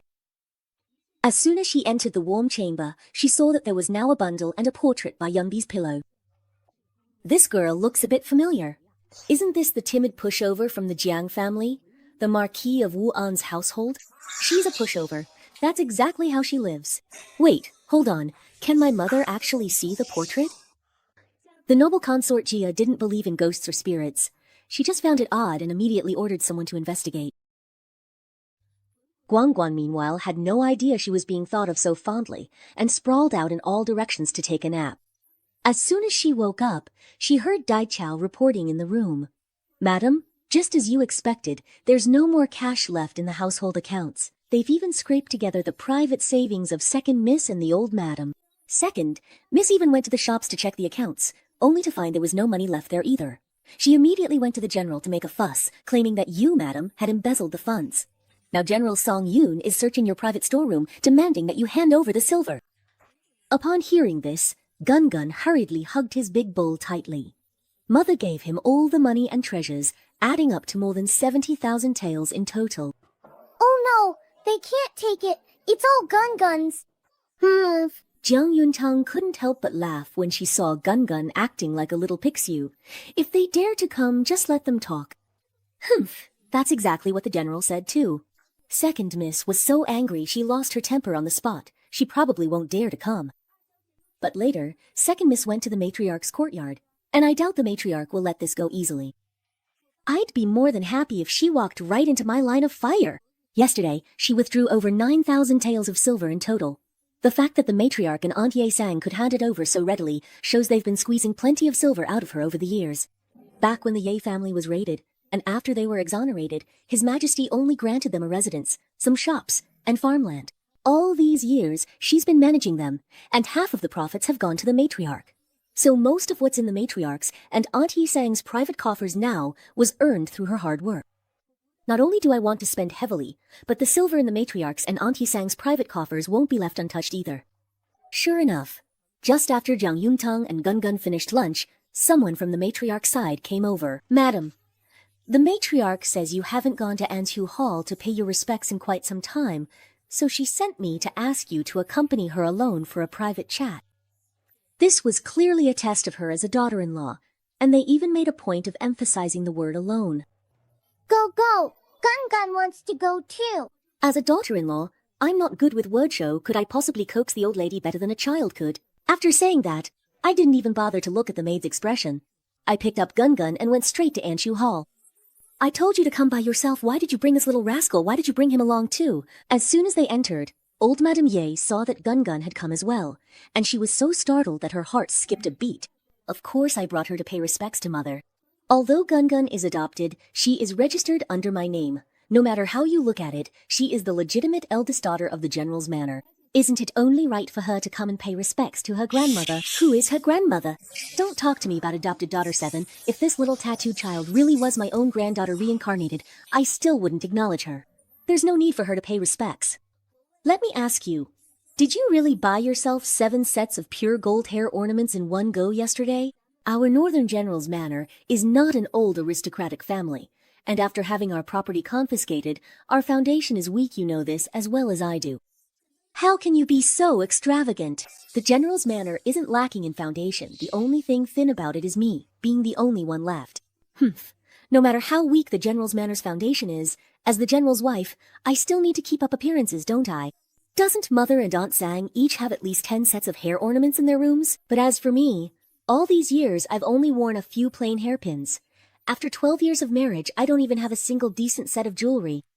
Now that I'm no longer managing the household, I finally have time to dress up a bit. But Mother scolds me for it. Does she mean I'm not worthy? Old Madame Ye was completely stunned. Thursday. These are my words. I never meant that. Old Madame Ye hurried to explain herself, then looked down at Gun with a darkened face. The more she looked, the more uncomfortable she felt. It's one thing for you to buy things for yourself, but why did you buy so much jewelry and fabric for the child as well? She's still so young. What does she need all that for? Poor Gun, having such a mother as me. She's been at the General's manor for quite some time now, yet she doesn't have a single decent thing to her name. The things she's bought for herself are just little trinkets, barely passable at best. But I never expected that, in Mother's eyes, this would be seen as extravagance. Yesterday, when I returned to the manor, I happened to see Ye Xiao Ying wearing a gold choker necklace. It was very exquisite and elegant, and looked quite familiar. She paused deliberately at this point, and sure enough, saw that old Madame Ye's expression had changed. I remember that the winter before last, I jumped into the lake to save the second young lady of the Earl of Dongcheng's household. Later, when old Madame he came to pay a New Year's visit, she gave a pair of white jade bracelets and a pair of gold choker necklaces as a token of gratitude, wishing that Mother would soon have a grandchild. Now, that necklace really has been put on a grandchild, just not one that came from my own womb. Old Madame Ye instantly froze from head to toe, her expression stiffening, and hurriedly argued, Ying-Ying's choker necklace wasn't a gift from the He family, it just looks similar, that's all. Oh, so what Mother means is that the choker necklace is still in the storeroom. That daughter-in-law just happened to have the nerve to ask for it. And in the future, the General's residence will only have Gun as the legitimate daughter. If Mother doesn't give it to Gun, who else would she give it to? Isn't that right? Old Madame Ye nearly choked on her words when she heard this, and blurted out in a panic. That pair of choker necklaces was given away last year. They're not in the storeroom anymore. Really? What an unfortunate coincidence. If the choker necklaces are gone, there must be something else. You've raised Gun for so long, surely. As her grandmother, you can't have nothing at all to show for it?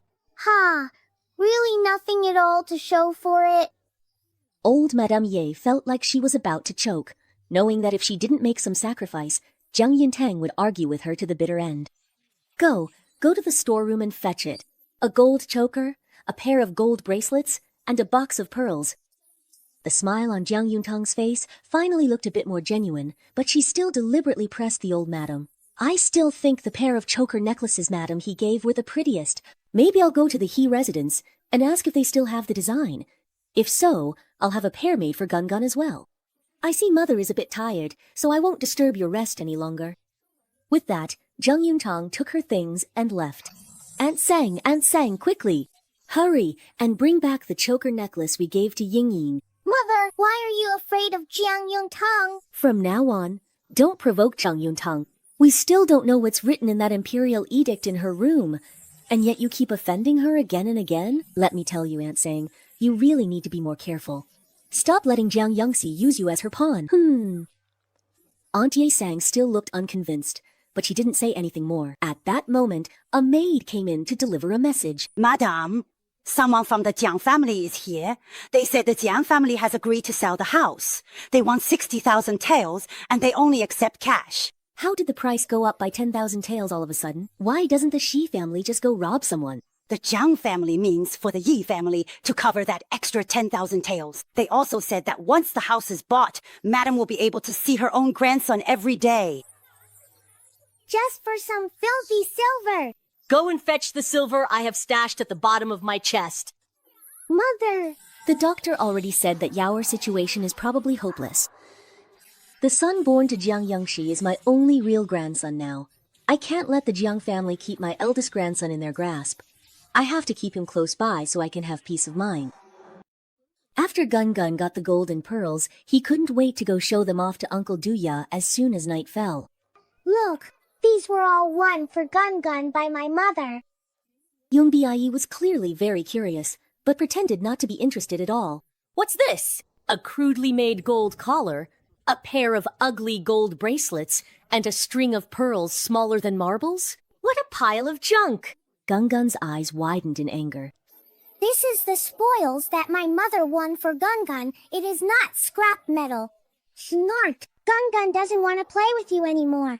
Gun Gun wants to go home. Yung Biayi was flexible and quickly admitted his mistake. Hey, don't! What should I do if you leave? Everything your mother wins for you are treasures, okay? Gun Gun immediately sat back down, carefully arranging his treasures one by one on the bed, then stood with his hands on his hips, looking at him. Now praise Mom. This little guy is such a mama's boy. Looks like in the future, no matter who I offend, I can't afford to offend his mother. As Yun Biayi was thinking this, he suddenly heard the door open, and his voice changed pitch in fright. He's coming! He's coming! He's coming again! Gun Gun, save me! Oh no, he's coming! He's coming! He's coming again! Gun Gun, save me! Gun Gun is actually very trustworthy. Don't be afraid. Watch my Princess Chang. Where's my pearl? By the bedside, noble consort Jia picked up the pearl with a look of distaste, her delicate brows furrowing in confusion. Has anyone suspicious entered B's room today? There are guards stationed inside and outside the prince's quarters around the clock. Aside from your grace, no one else has entered or left today. Noble consort Jia grew even more puzzled. This collar and bracelet, could it be that little child named Gun Gun? He has also been in BA's dreams. Only he can leave things behind out of thin air through dreams. How is the matter I asked you to look into coming along? Your Grace, the woman in the portrait is indeed Jiang Yuntang, the legitimate daughter who was found and brought back by the Marquis of Wu'an's household. 12 years ago, she married into the Ye family, the household of the General of Biding. Jiang Yuntang has been childless for many years, but recently she adopted a 3-year-old girl, named Gun Gun.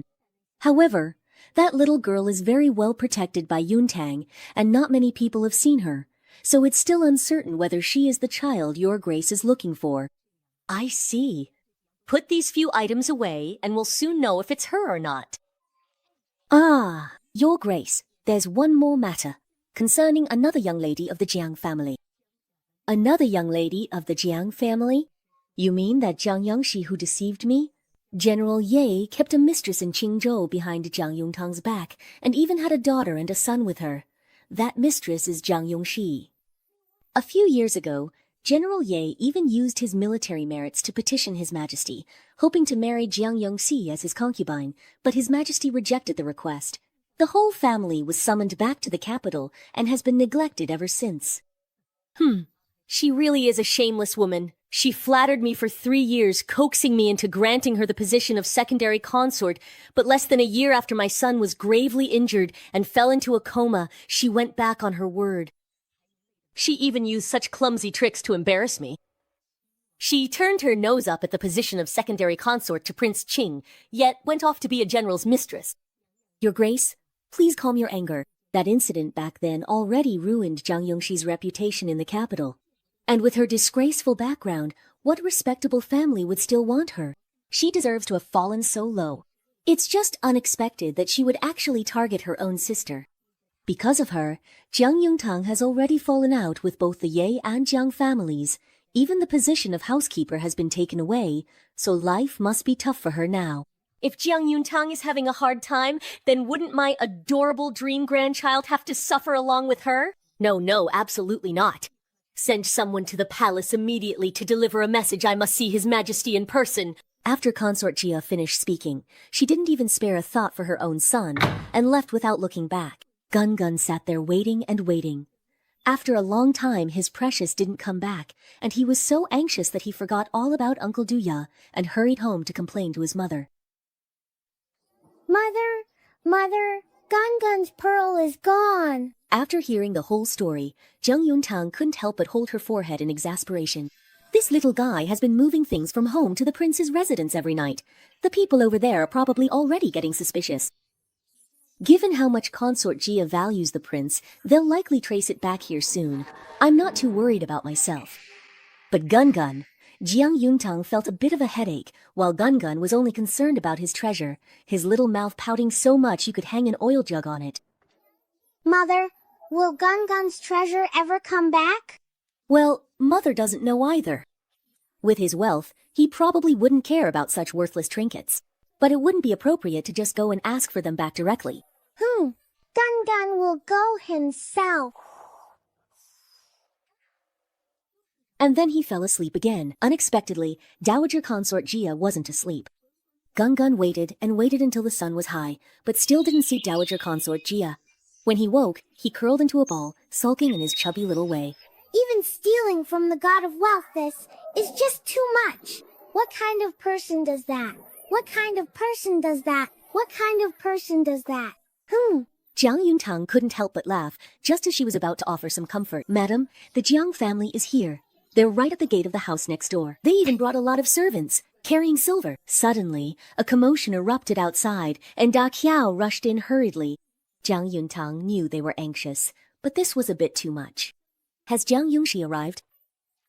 How could she show her face right now? It's the old Madame Jiang and the eldest young master who are out front, fighting her battles for her. The old madam and the general are really generous, 60,000 taels of silver, and they just hand it over like that.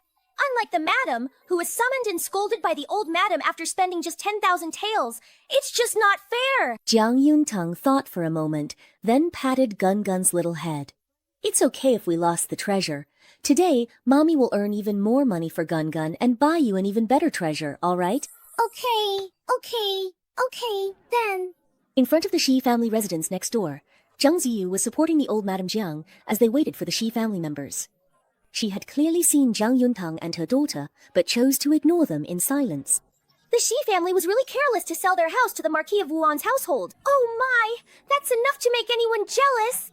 The Shi family's grand house possesses the absolute best view on this entire street. It's almost on par with the magnificent prince's mansion on Biu Street. Just how much silver did the Marquise's household pay to finally get the Shi family to agree? Old Madame Jiang smiled proudly amid everyone's envious remarks. It wasn't that much silver, just a mere 60,000 taels. The main thing is, it was the sincerity of our Marquis of Wuan's household that moved the Shi family. No matter if it's gold or silver ingots, they'll all turn into lumps of dirt. Gun Gun stared at the silver chests with his eyes, thinking about what Aunt Dai Chow had said, and the more he thought about it, the angrier he felt for his mother. Taking advantage of no one paying attention, he muttered under his breath, raised his hand, and pointed at the silver chests. Huh? Half an hour later, the Shi family arrived with their young servant and 2 Yamen officers. Oh dear. Madam Hu and young master, sorry to have kept you waiting. Selling a house is a big deal, so I specially went to the Yamen to invite 2 officers. First, to serve as witnesses for me, and second, to save Madam Hu another trip. I, as a humble woman, will now go to your 7th uncle. The onlookers, seeing Madame Shi's enthusiasm, were now certain the Shi family intended to sell the house. Oh my, the Shi family's house was bestowed by the late emperor. Over the years, countless people have been envious and wanted to buy it. I heard that this house has a whole courtyard of rare golden pine trees, which were transplanted from the back mountain of Hugo Temple. The tallest one has survived for nearly 200 years. The late emperor even praised it, saying, "The king of all trees, the golden pine soars to the sky, and the jade plaque bestows the name, Fortune Tree." They say the feng shui here is absolutely exceptional. If the Marquis of Wuan's family can buy this house, won't they have both official rank and wealth in their favor? They're bound for great fortune. Everyone chimed in one after another, and every word revealed an unmistakable sense of envy. Madame Jiang was so flattered that she felt as if she were floating. All the frustration she'd been holding in for days was swept away, and she lifted her head proudly.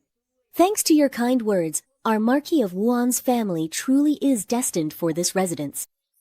She said this without the slightest hint of guilt. Ever since Ying Ying came into our family 3 years ago, the Jiang family has enjoyed the favor of the Prince Heng's household. Prince Heng's heir once said Ying Ying, born on the 5th day of the first lunar month, was a star of talent descended to earth, destined to be extraordinary. Anyone connected to her would have a life of great fortune and nobility. Over the past few years, delicacies and fine goods from Prince Heng's residence have been sent to us like a steady stream. Nearly all his sons have joined Prince Heng's ranks, and even that somewhat dubious son-in-law, Ye Xiangyao, has reaped benefits. Isn't that the definition of both official and financial success? That money tree in the Ji family's courtyard has been waiting for our Jiang family to become its true master. Ha ha ha! Once the Marquis of Wuan's residence has chosen an auspicious day and moved into the new house, I will certainly invite all of you to the mansion for a celebratory drink. As for today, I won't be entertaining everyone. Greetings, Madam Shi. 7th uncle walked over.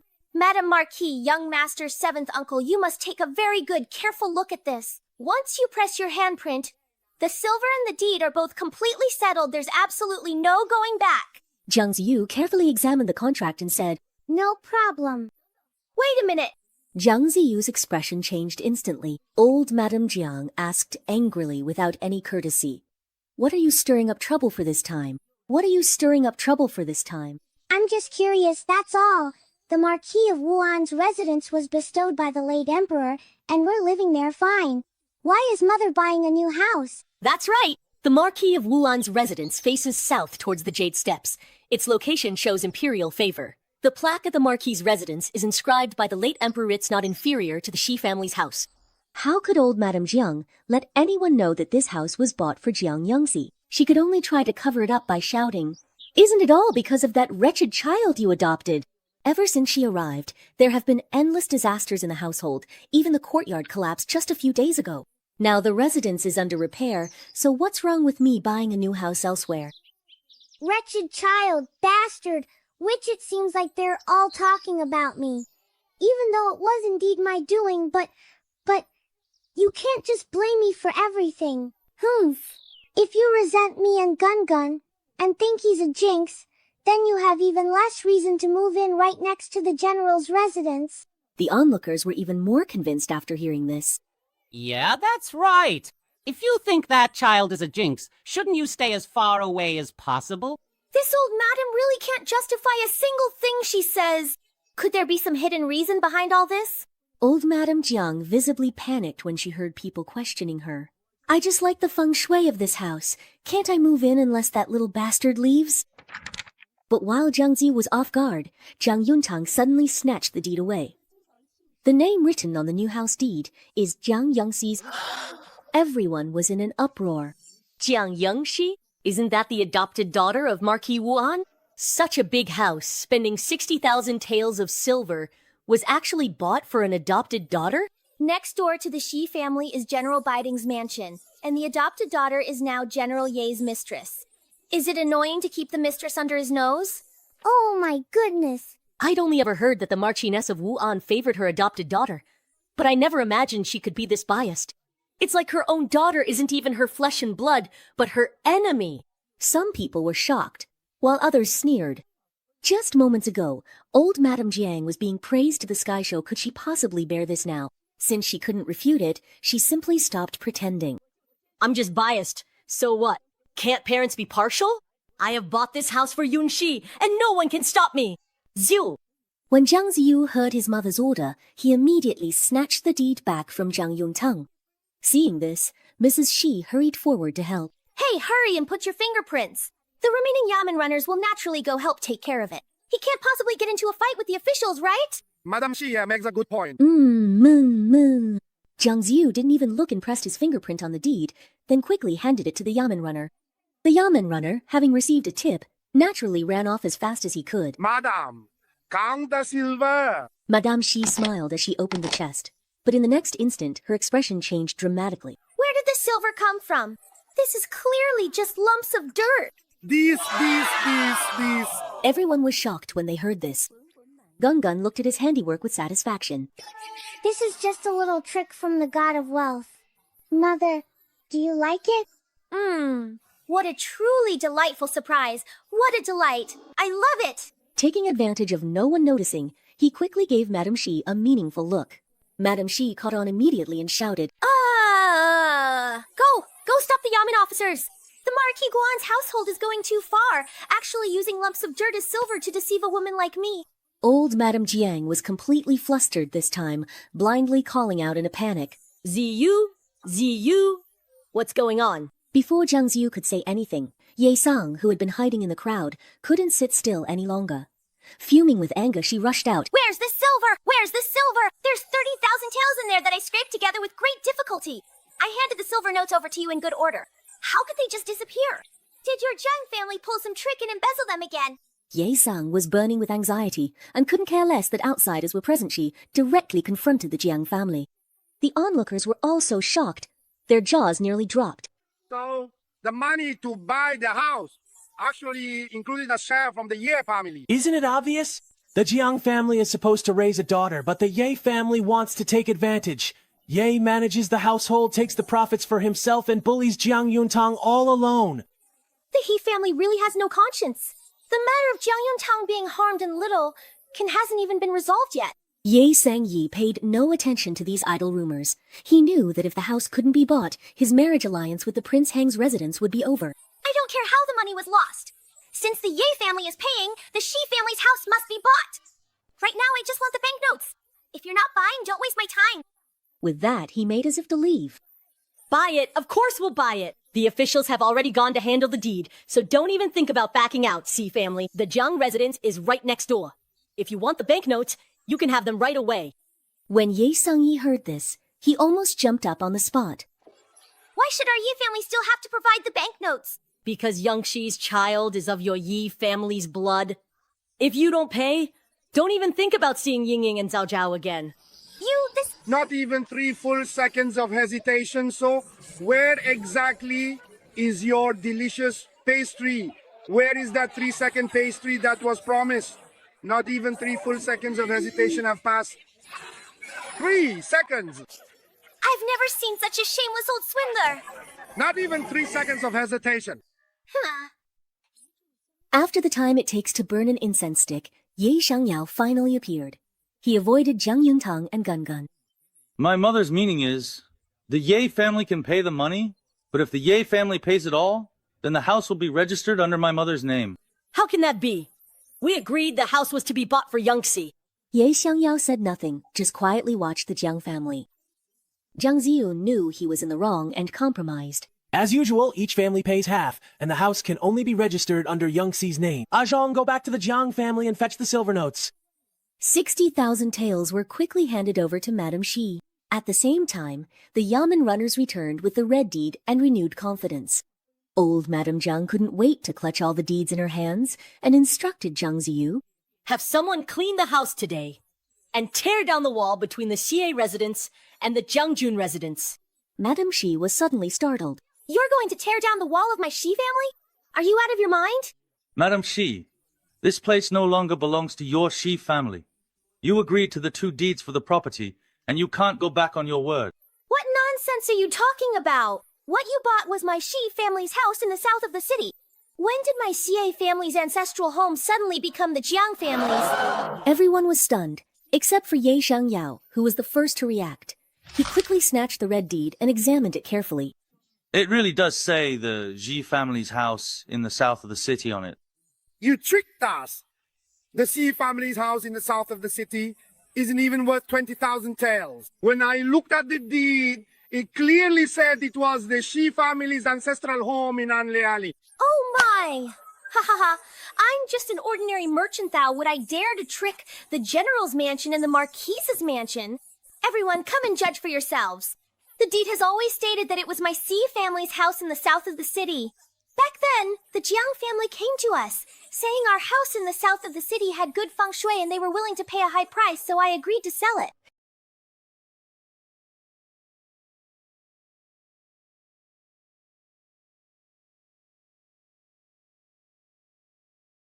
Everyone in the capital knows that the house in Annal Alley is the ancestral home of the Ji family.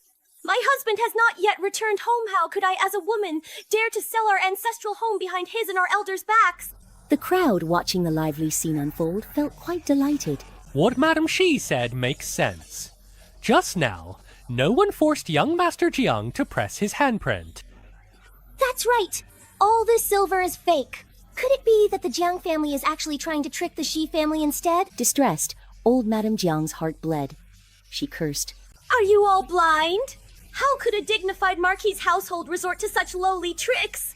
The one who's blind here is clearly you, Madam Marquis. You! Are you all completely blind to what is happening around you? A sharp, mocking laugh rang out from the crowd. The one who's blind here is clearly you, Madam Marquis. You! If the Xie family wasn't planning to sell the ancestral home, then why agree to conduct the transaction there? Isn't that a contradiction in itself? Madame Shi cried even harder, looking as if she had been terribly wronged. It was clearly you who chose the location. So how is this suddenly my fault? I see now. The Jiang family did this on purpose, falsely accusing me of fraud just to force me to sell the ancestral home. Isn't that right? Your Honor, please. You must just stand up for a poor, humble woman like me. Even the Yamen runners were taken aback. None of these three families are ones you can afford to offend. Once the official seal is stamped, it becomes legitimate and in accordance with the law. If you want to accuse someone of fraud, you'll have to take the case to the prefectural yamen. For a concubine's residence to cause such a scandal, how disgraceful. If this ends up at the yamen, will General Ye have to stand outside the palace gates again? This really would be the third time passing the palace gates without entering. Upon hearing this, Ye Shangyao finally sensed something was wrong amidst her fury. Ji eunuch. This eunuch once served by the late emperor's side, and now attends to noble consort Jia. He hasn't appeared in public for many years. I came to deliver an oral decree, but I didn't expect to witness such a lively scene. We've made a fool of ourselves in front of you, eunuch. Noble consort Jia has issued an order. For the upcoming spring banquet, the wife of the prefect of Bidingdang and her daughter are to enter the palace together to accompany her grace. As soon as the decree was announced, everyone was shocked. Noble consort Jia? She hasn't appeared at a palace banquet in years. That's right. This year, not only are they entering the palace for the spring banquet, but Jiang Yuntang is specifically asked to bring her 2 daughters to accompany her grace. What an incredible honor! I obey the decree. Madam, please make your preparations. I will return on the day of the Shangxi festival. With those words, he left just as casually as he had arrived. Ye Xiangyao felt a mix of emotions in her heart. She looked at Jiang Yuntang and Gun Gun, then recalled what the chief eunuch had just said, and in the end, she had no choice but to swallow this loss. Let's return to the residence. The Shi family swindled so much silver from me. I can't just let this go. Ye Xiangyao suppressed her anger and let out a cold snort. That was the chief eunuch who once served the late emperor. The late emperor? Jiang Ziyu still had some sense left. At the mention of the late emperor, he immediately thought of the Ji family. Back when the late emperor was still alive, the Ji family was at the height of their power. If they really wanted to go after the Ji family... No, we can't touch the Xi family. Even the current emperor has only distanced himself from them. Otherwise, it would be seen as questioning the meritorious officials of the late emperor's reign. Ah, mother, let's hurry back to the residence. They didn't even bother with those 3 chests of dirt clods. Dirt clods, change into silver ingots. Hey! When night fell, Gun Gun took Shi Ao Ao and ran to those 3 big chests, pointing with his little hand. 60,000 taels! A full 60,000 taels! Plus the silver notes, we swindled a total of 100,000 taels from them. If you say that, I'm not happy about it. How can you call it swindling when the little god of wealth is making money? Little? Do you know how many ways there are to write the word earn? How many? Father once said, cheating, deceiving, tricking, swindling, extorting in the mortal world, they all count as earning. Oh, I see, I stand corrected. After saying that, he couldn't laugh anymore, and then started anxiously pacing in circles. What should I do? What should I do? I'm under so much pressure right now. There's still a pair of gold ingots at home. I'm just too rich. I can't spend it all. There's no way I can spend it all. But Gun Gun is a very considerate little god of wealth, and offered a suggestion. Then why don't you give all that 100,000 taels you earned to my mother? Oh, how could that be possible? I'm 7 years old now. A man who can handle any kind of pressure. Believe in yourself. As long as you work hard, you'll definitely be able to spend it all. Every night, just thinking about going to bed gets me so excited I can't fall asleep. Madam, this servant saw it clearly. Both the Marquis of Wu'an and the Jiang military residents have sent old women to keep watch in front of the Shi family's door. It seems they're still not giving up. But it's useless, even if they won't give up. The Shi family's move was a grand affair, and Madam Shi complained to everyone she met, really spreading the word about what happened yesterday. Gun Gun want to watch the move too. Hey, Gun Gun, wait a moment. Now it's really sumped everyone in Anli Alley. No, actually, the whole capital knows about the scandals of the Ye and Jiang families. I heard the old madam was so angry she fell ill. When Gun Gun heard that old Madam Ye was ill, he was so happy he hugged his gold coins right away. With his little arms outstretched, he ran around everywhere, leaving a trail of gold nuggets behind him, making the servants laugh as they scoured the courtyard for money and rummaged through his pockets. Just as everyone was enjoying themselves, a maid from Anshu Hall arrived. Madam, since yesterday, the old madam has been feeling even worse. She's asking for you to come to the market. Upon hearing this, Jiang Yuntang rolled her eyes. In the past, whenever the old madam was ill, she wouldn't let anyone call for her, but would eagerly go over herself to attend to her, staying by the old madam's bedside for days and nights on end. She wished she could handle everything herself, just so everyone would praise me for being filial. The old madam would always say she couldn't do without me, but thinking back now, was that really the case? She was just used to ordering me around.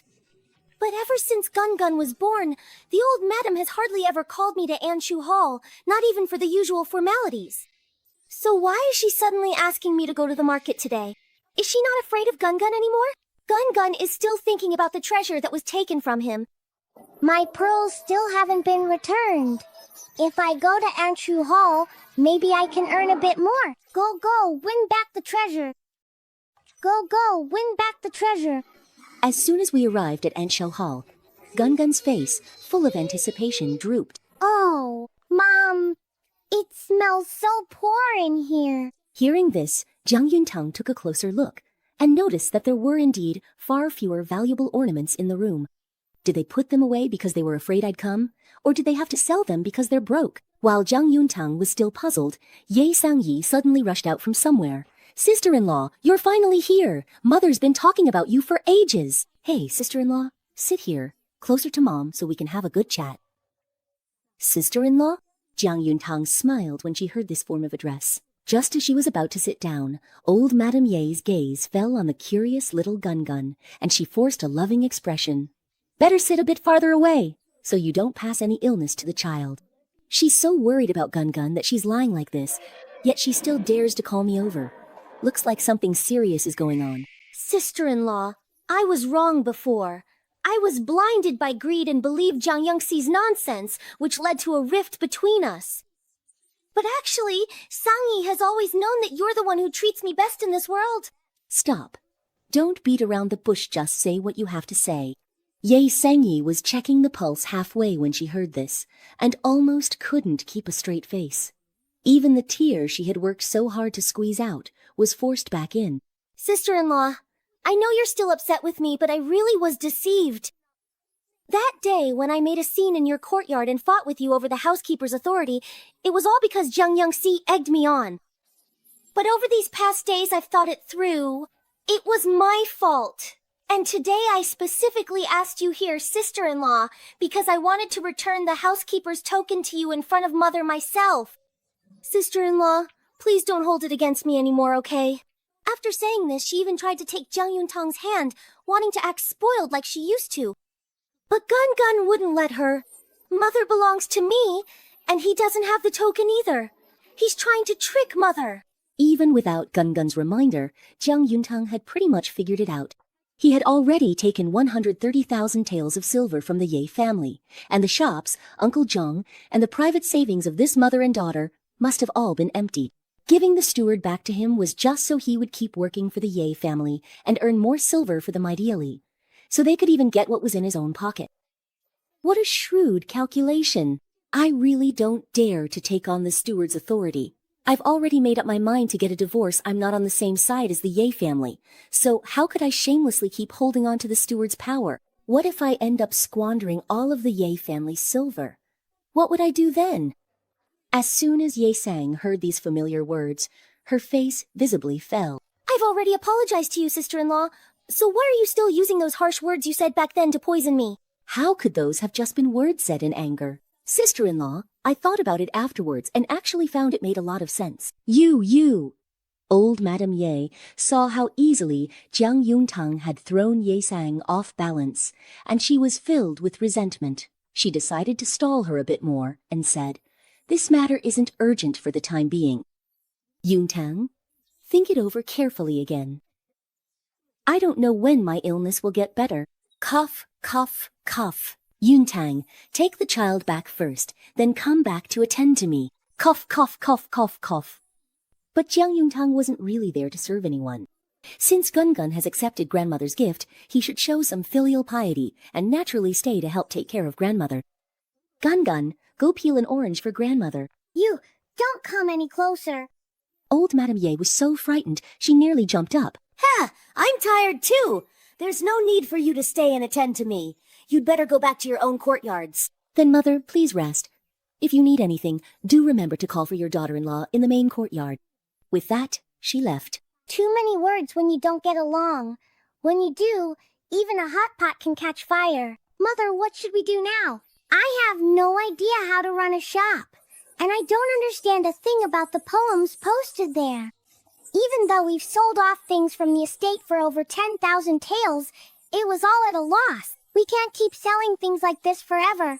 What will people think of our general's manner? If it really comes to it, then let's just sell 2 more shops just to get through this rough patch for now. No, we can't sell the shops. If we sell them all, what will I have left for my dowry in the future? I'm going to find Jiang Yangxi. We can't just let that 60,000 taels slip away. With that, she stormed off to the Marquis Wuan's residence.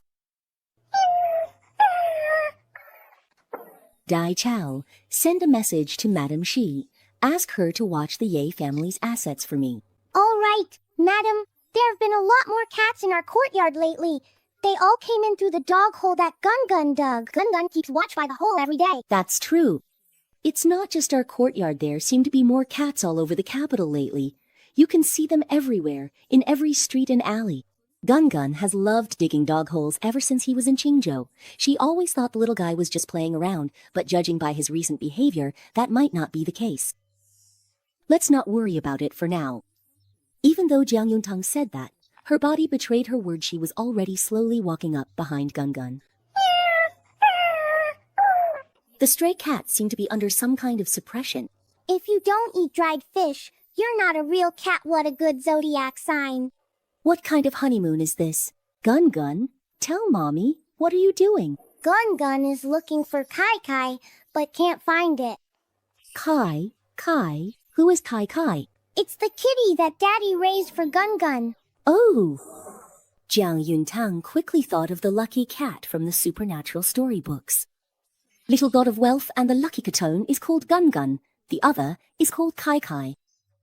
Kai Yuan Gungun? Then tell Mommy. What does Kai Kai look like? Let Mommy help you look together, okay? Gungun doesn't know either. Daddy only said that Kai Kai would come to find Gungun. You're already 3 whole years old, and that silly little cat still hasn't come to you. Could it possibly be that it picked the completely wrong owner? Meanwhile, at the Marquis of Wuan's residence... The pressure! As soon as I Lord Cat entered the capital, I felt the pressure! You finally awakened, haven't you? Haven't you? Let's find the heir to the 9 divine lords now! Lord Cat will invoke the 12 zodiac beasts. Let this temple invoke them. Wow! The baby is crying loudly, making a continuous sound. Ye Xiaoying was frightened. She burst into tears, the he prince's heir not to hear. However, oppressive force suddenly vanished. Huh? The pressure is gone? The pressure is gone where? Did your pressure go? Come and guard this temple! Hey! What kind of pressure are you talking about? I absolutely cannot hear anything at all. Hey! But the harder he cried, the more irritable the he prince's heir became, grinding his teeth in anger, pacing in circles and muttering non-stop. Stupid! How could the 9 divine lords have raised someone as dumb as you, huh? Idiot! How could the 9 divine lords have raised an idiot like you? Huh? Can't hit her! If you hit the one who cleans your litter, the world will turn upside down. You'll get struck down. Ah! In the end, he really couldn't hold back and stretched out both paws, scratching wildly at the air. When Jiang Yongxi came out after hearing the crying, this was exactly what she saw. Huh? Can't hit her! If you hit the one who cleans your litter, the world will turn upside down. You'll get struck down. Ah! Go and get the dried fish, quick! The maid brought over some freshly sun-dried fish. The he prince's heir snatched it up and stuffed it into his mouth, glaring at Yi Xiaoyan while baring his teeth and shouting, "Ah!" Only when the he prince's heir finally calmed down did Jiang Yongxi breathe a sigh of relief. Gathering her courage, she asked, "Little hare, what did Ying Ying do to make you so angry?" It's been half a year. Why hasn't he made any progress at all? Jiang Yongxi felt uneasy inside, but a calculating glint flashed in her eyes. Your Highness, you can't blame Ying Ying for this. You once said that the wealth star needs to be nurtured with wealth. But lately, someone has been deliberately disrupting Ying Ying's wealth luck. Who? Who would dare? It's Jiang Yongtang from the Biting General's mansion.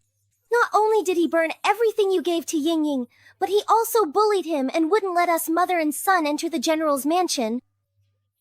Ying Ying was supposed to be the esteemed legitimate daughter of the General's mansion, but Jiang Yuntang somehow managed to block my marriage with General Ye, turning Ying Ying into a laughingstock as a mistress's daughter. Oh, and he even adopted a daughter the same age as Ying Ying, trying to replace her. That child is extremely evil, like a plague god, and he specifically targets fireflies. Now, let alone using our wealth to support Ying Ying, our entire Jiang family has been harmed by that little plague god. Hi. She was very intelligent and naturally knew the purpose of Jiang Yongxi's words. But not only would she not expose it, she would also help her. Fool! Shit shovel! From now on, Lord Cat will show you who the real master is, and make sure you can never lift your head in front of me! Hup! After cursing, she left without looking back. Only then did old Madame Jiang dare to come out of the room. That little prince of the He King is really terrifying. It's good that he's scary. Otherwise, how could we deal with Jiang Yuntang and her daughter? Old Madame Jiang also burst out laughing at those words. I wonder what tricks he used to actually get in with the noble consort Jia.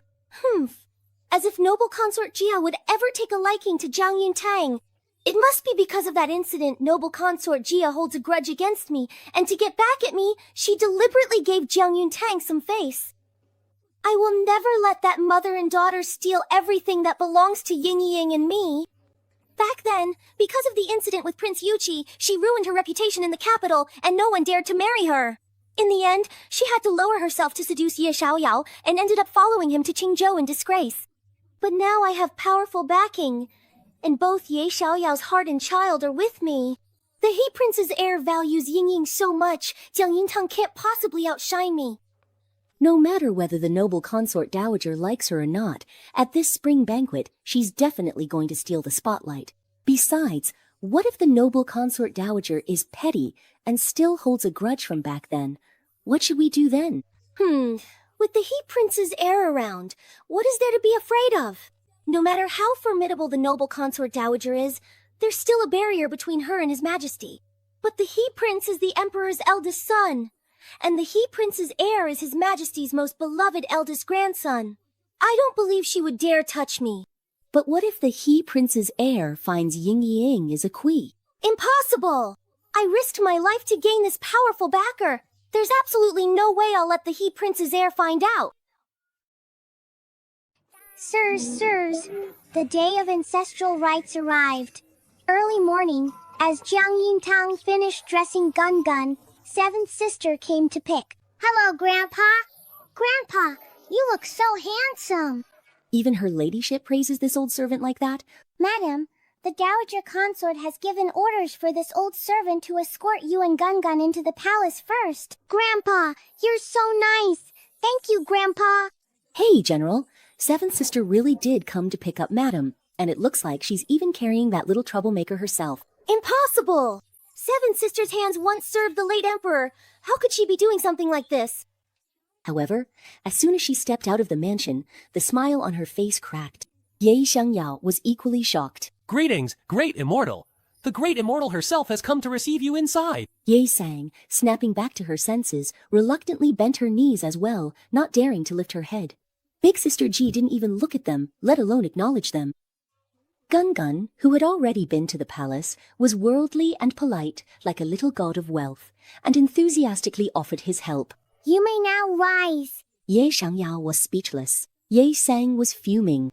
We're not bowing to you. What right? Do you have to say that? All right then. Fine. Just stay kneeling there for a little moment. Ye Xiangyao was speechless once again. Ye Sang was about to retort in anger, but Big Sister Ji suddenly let out a cryptic laugh, startling her so much her face went pale and she nearly bit her tongue. And so, the two of them remained bent over, knees on the ground, respectfully and silently watching as Gun got into the carriage and left. They arrived at the gate of the inner palace. This old servant still needs to go fetch the Dowager Consort, so only Madame Song and Gun will go in from here. Thank you, Big Sister. Holding Gun, she followed the young eunuch leading the way to pay respects to the Empress first. But Gun quietly whispered in her ear. Mommy, the handsome Grandpa is lying. He's secretly following you. Lately, Gun has still been visiting the Prince of Yu's dreams every night, which means that the noble consort Dowager Jia hasn't used that dog-barking pill yet. The matter of a cursed life is too mysterious, so it's understandable that the noble consort Dowager Jia is being extremely cautious. Today's incident is probably her way of testing whether Gun is really the plague bringer everyone talks about. Gun is truly clever, but let's just pretend we don't know anything. Gun immediately covered her little mouth. Oh my. Eunuch, isn't this road not the way to the Empress's palace? Madam General arrived early. The Empress hasn't finished dressing yet, so the ladies are to wait in Langhua Hall for now. The Princess Consort of Prince Heng and the wife of the Marquis of Wu'an's heir arrived a bit before you, and they're also in Langhua Hall at the moment. There was nothing wrong with what he said. Although Jiang Yuntang felt that something was off, this was the inner palace he had no choice. Princess Consort Hang orders. Lady Northern General to enter hall alone. Jiang Yuntang finally realized what was wrong, but with the Princess Consort of Prince Heng's status here, she had no choice but to do as she was told. Tai Chao, stay here and don't move. Watch over Gun. Are they going to bully you again, Mother? Jiang Yuntang wasn't afraid of being bullied. She stroked the little one's face, whispered in his ear, and went inside. Gun quietly took out a princess figurine from his bowl, just about to attach it to his mother's wrist. A fragrant handkerchief suddenly covered his eyes, mouth, and nose. Do you want me to try it out for you? The masked man saw that even after covering him all the way, he was still awake, showing no signs of breathing difficulty or discomfort at all. A trace of fear flashed in his eyes, and then he pressed even harder to block Gun's breathing. There are a few children over there. Your Highness, the Ninth Prince, you can't behave like this. It affects the reputation of Zhenguo Duke's residence. Zhao Nong, shut up! Grandmother said that people from the Zhenguo Duke's residence must be tough. Even if we get beaten or lose a fight, we should still kneel with our heads held high and proud. Hurry up and kneel before me. Kneel before me now. You're not allowed to mention my grandmother. I haven't lost to you. Beat him up for me, all of you. Come here and give him a good beating for this prince. Hey, ganging up on someone with members, huh? That's not going to happen. Huh? What? He casually threw the princess, whom he had just pulled out, over. Wow! Wow dares to throw stones at this prince! Who are you people, and what are you doing? Hurry, catch them! At the Ninth Prince's command, several eunuchs immediately leapt forward. The masked men, already panicking because they couldn't manage to smother Gun, were terrified when things got exposed and instantly abandoned Gun to flee. Huh? There was a crack sounded like a leg broke. The eunuchs easily captured the masked men without any effort. Were you the one who threw stones at this prince? I am a noble prince. How dare you hit me on the head with a broken stone? Well, if I can't use stone, can I use gold? Gold? The ninth prince hasn't understood yet. Ha! Oh, ha ha! I am the most precious prince. How dare you take a broken stone? Oh, wow. How come it's gold? Wow. It really is gold. Hee hee. Gold. Gold. Wait. No, even if it's gold, it's not okay. I'm going to tell Mother Consort. Hee hee. And then he ran off crying to complain. Gun was left dumbfounded by his wailing, looking completely confused. This ninth prince is really so strange. Is he just crying or is he laughing? In the Imperial study, Emperor Ye was still unaware that Gun had already entered the palace. He was currently discussing the rewards for this year's spring banquet with the 5 princes. Emperor Ye had a total of 9 sons and 2 daughters, all of whom survived an impeccable record. Those who had come of age were successively granted the titles of Prince Heng, Prince Xin, Prince Duan, Prince Xin, and Prince Kang. Father, at present, all the noble families in the capital have already received every possible title and reward, except for the Marquis of Wuan's household, whose heir has yet to be granted any special favor. Though the heir of Marquis Wuan lacks literary or martial skill, since becoming Shu Chuan, he's been diligent and pragmatic. Fourth, tell me, who exactly taught you to say that particular phrase? Oh, Father, please see clearly. Eldest brother did not teach me to say this. Emperor Ye felt even more uncomfortable and simply closed his eyes. Father, the Marquis of Wuan has been gone for 15 years.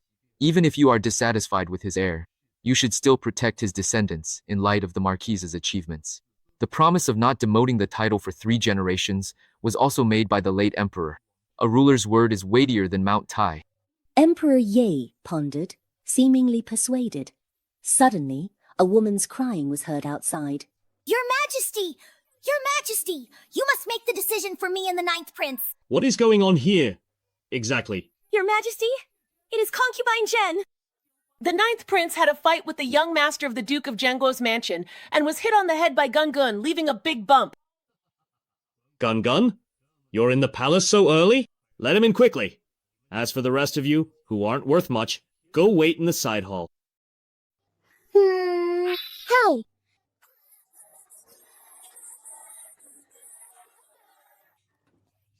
Your Majesty, I wonder which family's little beggar is so bold as to dare to lay hands on a prince.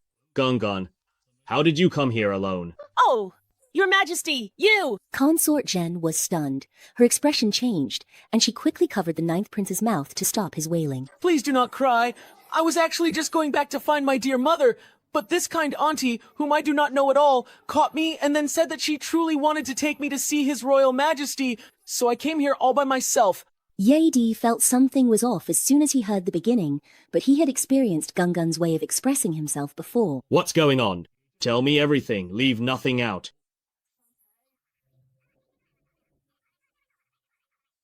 Hey! After hearing this, Emperor Ye was instantly furious. How dare you? You have the audacity to commit violence in the palace?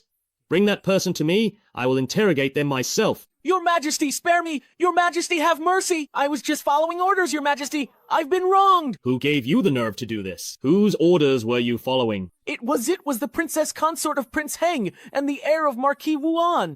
The heir of Marquis Wuan said this child was the reincarnation of a mighty spirit, and the princess consort said he had to be killed for the safety of the royal family. As he spoke, he recalled those terrifying scenes from earlier and started kowtowing desperately. Your Majesty, please see the truth. This child really is a monster otherwise. How could he— Guards, take him away and behead him. Spare me! Spare! The masked man was quickly dragged away. I still have some matters to attend to. Gun, why don't you go with Eunuch Fu to find your mother, all right? Okay. Gun nodded obediently and was carried out of the Imperial study by Chief Eunuch Fu. Only Emperor Ye looked at Consort Jen. What were you trying to confirm just now? Oh, it's nothing at all. The ninth prince missed his father, so I just brought him to see Your Majesty. Oh? Then what happened to the wound on his head? He bumped it himself. He deserved it. Since there's nothing else, you may leave. Sigh.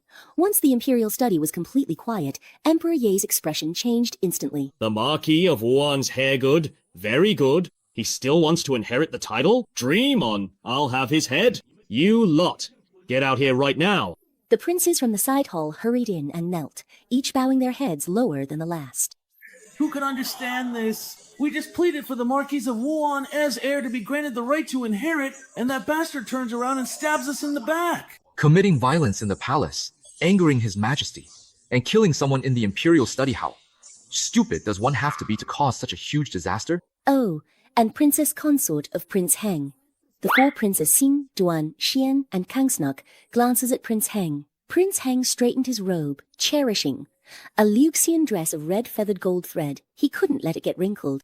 Father, although my wife is foolish, the clothes she makes are truly beautiful. Imperial decree, demote Princess Consort of Prince Heng to commoner status immediately. Then he pointed at Prince Heng. Strip him of clothing, and forbid him from wearing women's clothes for 3 months. Emperor Ye flung his sleeves and left. The four young princesses, Duan, Shan, and Kang accepted the decree. Tell me, where exactly did you take Gun Gun? In the Langua Hall, as soon as you enter, you see the entire courtyard full of noble ladies beaten black and blue. Jiang Yongtang, how dare you defy your superiors? I am a princess consort, believe it or not. I can have His Majesty take your life. Before she finished, the eunuch with the imperial decree arrived. By order of His Majesty, the Princess Consort of Prince Heng is immediately demoted to commoner. Take her away. Impossible! What crime have I committed? Before she could finish, the eunuch stuffed a cloth into her mouth and threw her straight out of the palace. With the princess consort of Prince Heng deposed, Gun Gun instantly became a legend in the royal family. But Gun Gun knew nothing about his own legend. Hugging his big bowl, he happily returned to his sweet mother's arms. Mommy, there were so many people in the palace today. Does this mean Gun Gun can rack up lots and lots of achievements? Jiang Yuntang's anger still hadn't subsided. She hadn't expected that even in the palace with the emperor's protection, Gun Gun would still be targeted for harm. Now, he was filled with suspicion toward everyone in the palace. Gun Gun, aside from the servants, everyone coming and going in the palace belongs to the wealthiest families in the world, so they don't need you to give them money. So today, you don't need to rack up achievements, okay? Gun Gun is now the nimble little god of wealth on this track. After hearing his mother's words, instead of being disappointed, he became even more excited. Then don't they want to get promoted either? That's the god of wealth's job. They give Gun Gun lots of money, and then Gun Gun gives the money to people who don't have any. Daddy says this is called the circulation and distribution of wealth. All right then, let's just leave it up to their own fate. Jiang Yuntang didn't try to stop him and carried Gun Gun into the Empress's Kunyigong Palace. At this hour, quite a few ladies from prominent families had already arrived to pay their respects to the Empress. Jiang Yuntang had always been a nobody, and this time he planned to keep a low profile to the end. But as soon as he entered, all eyes turned to him at once, each with a different expression. Concubine Jen, in particular, spoke up enthusiastically, disregarding any pretense of reserve. Oh, my Lady Jiang, you're finally here.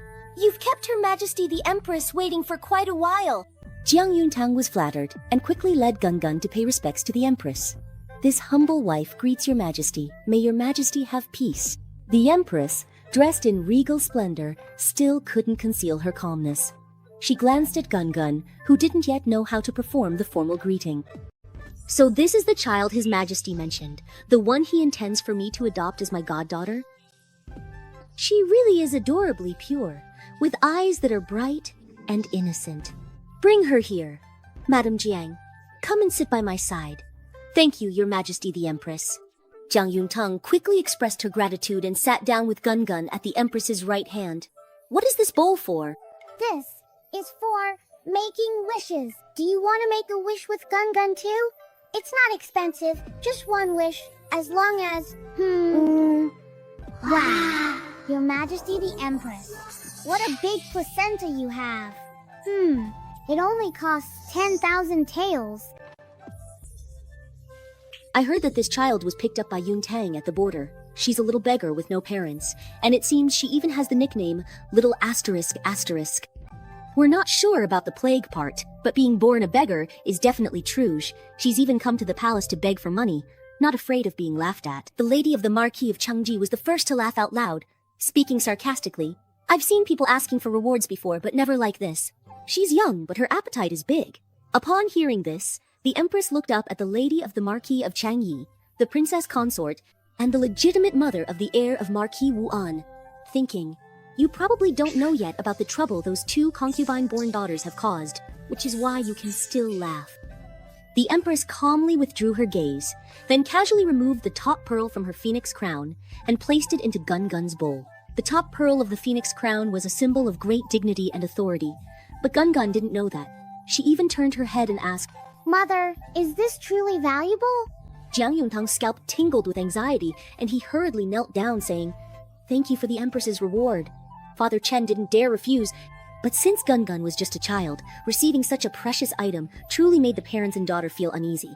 Please, just give the child an ordinary trinket to play with instead. Jiang Yuntang couldn't refuse, so he could only tell Gun-Gun to quickly thank Her Majesty. This pearl is truly priceless, and there's only one this big in the entire world. Gun-Gun loved rare and exotic treasures the most, so he immediately ran over with quick little steps. His movements were as smooth as flowing water, and Jiang Yuntang couldn't stop him in time, and everyone else was left utterly stunned. How bold! How can this child be so unruly, daring to act so carelessly?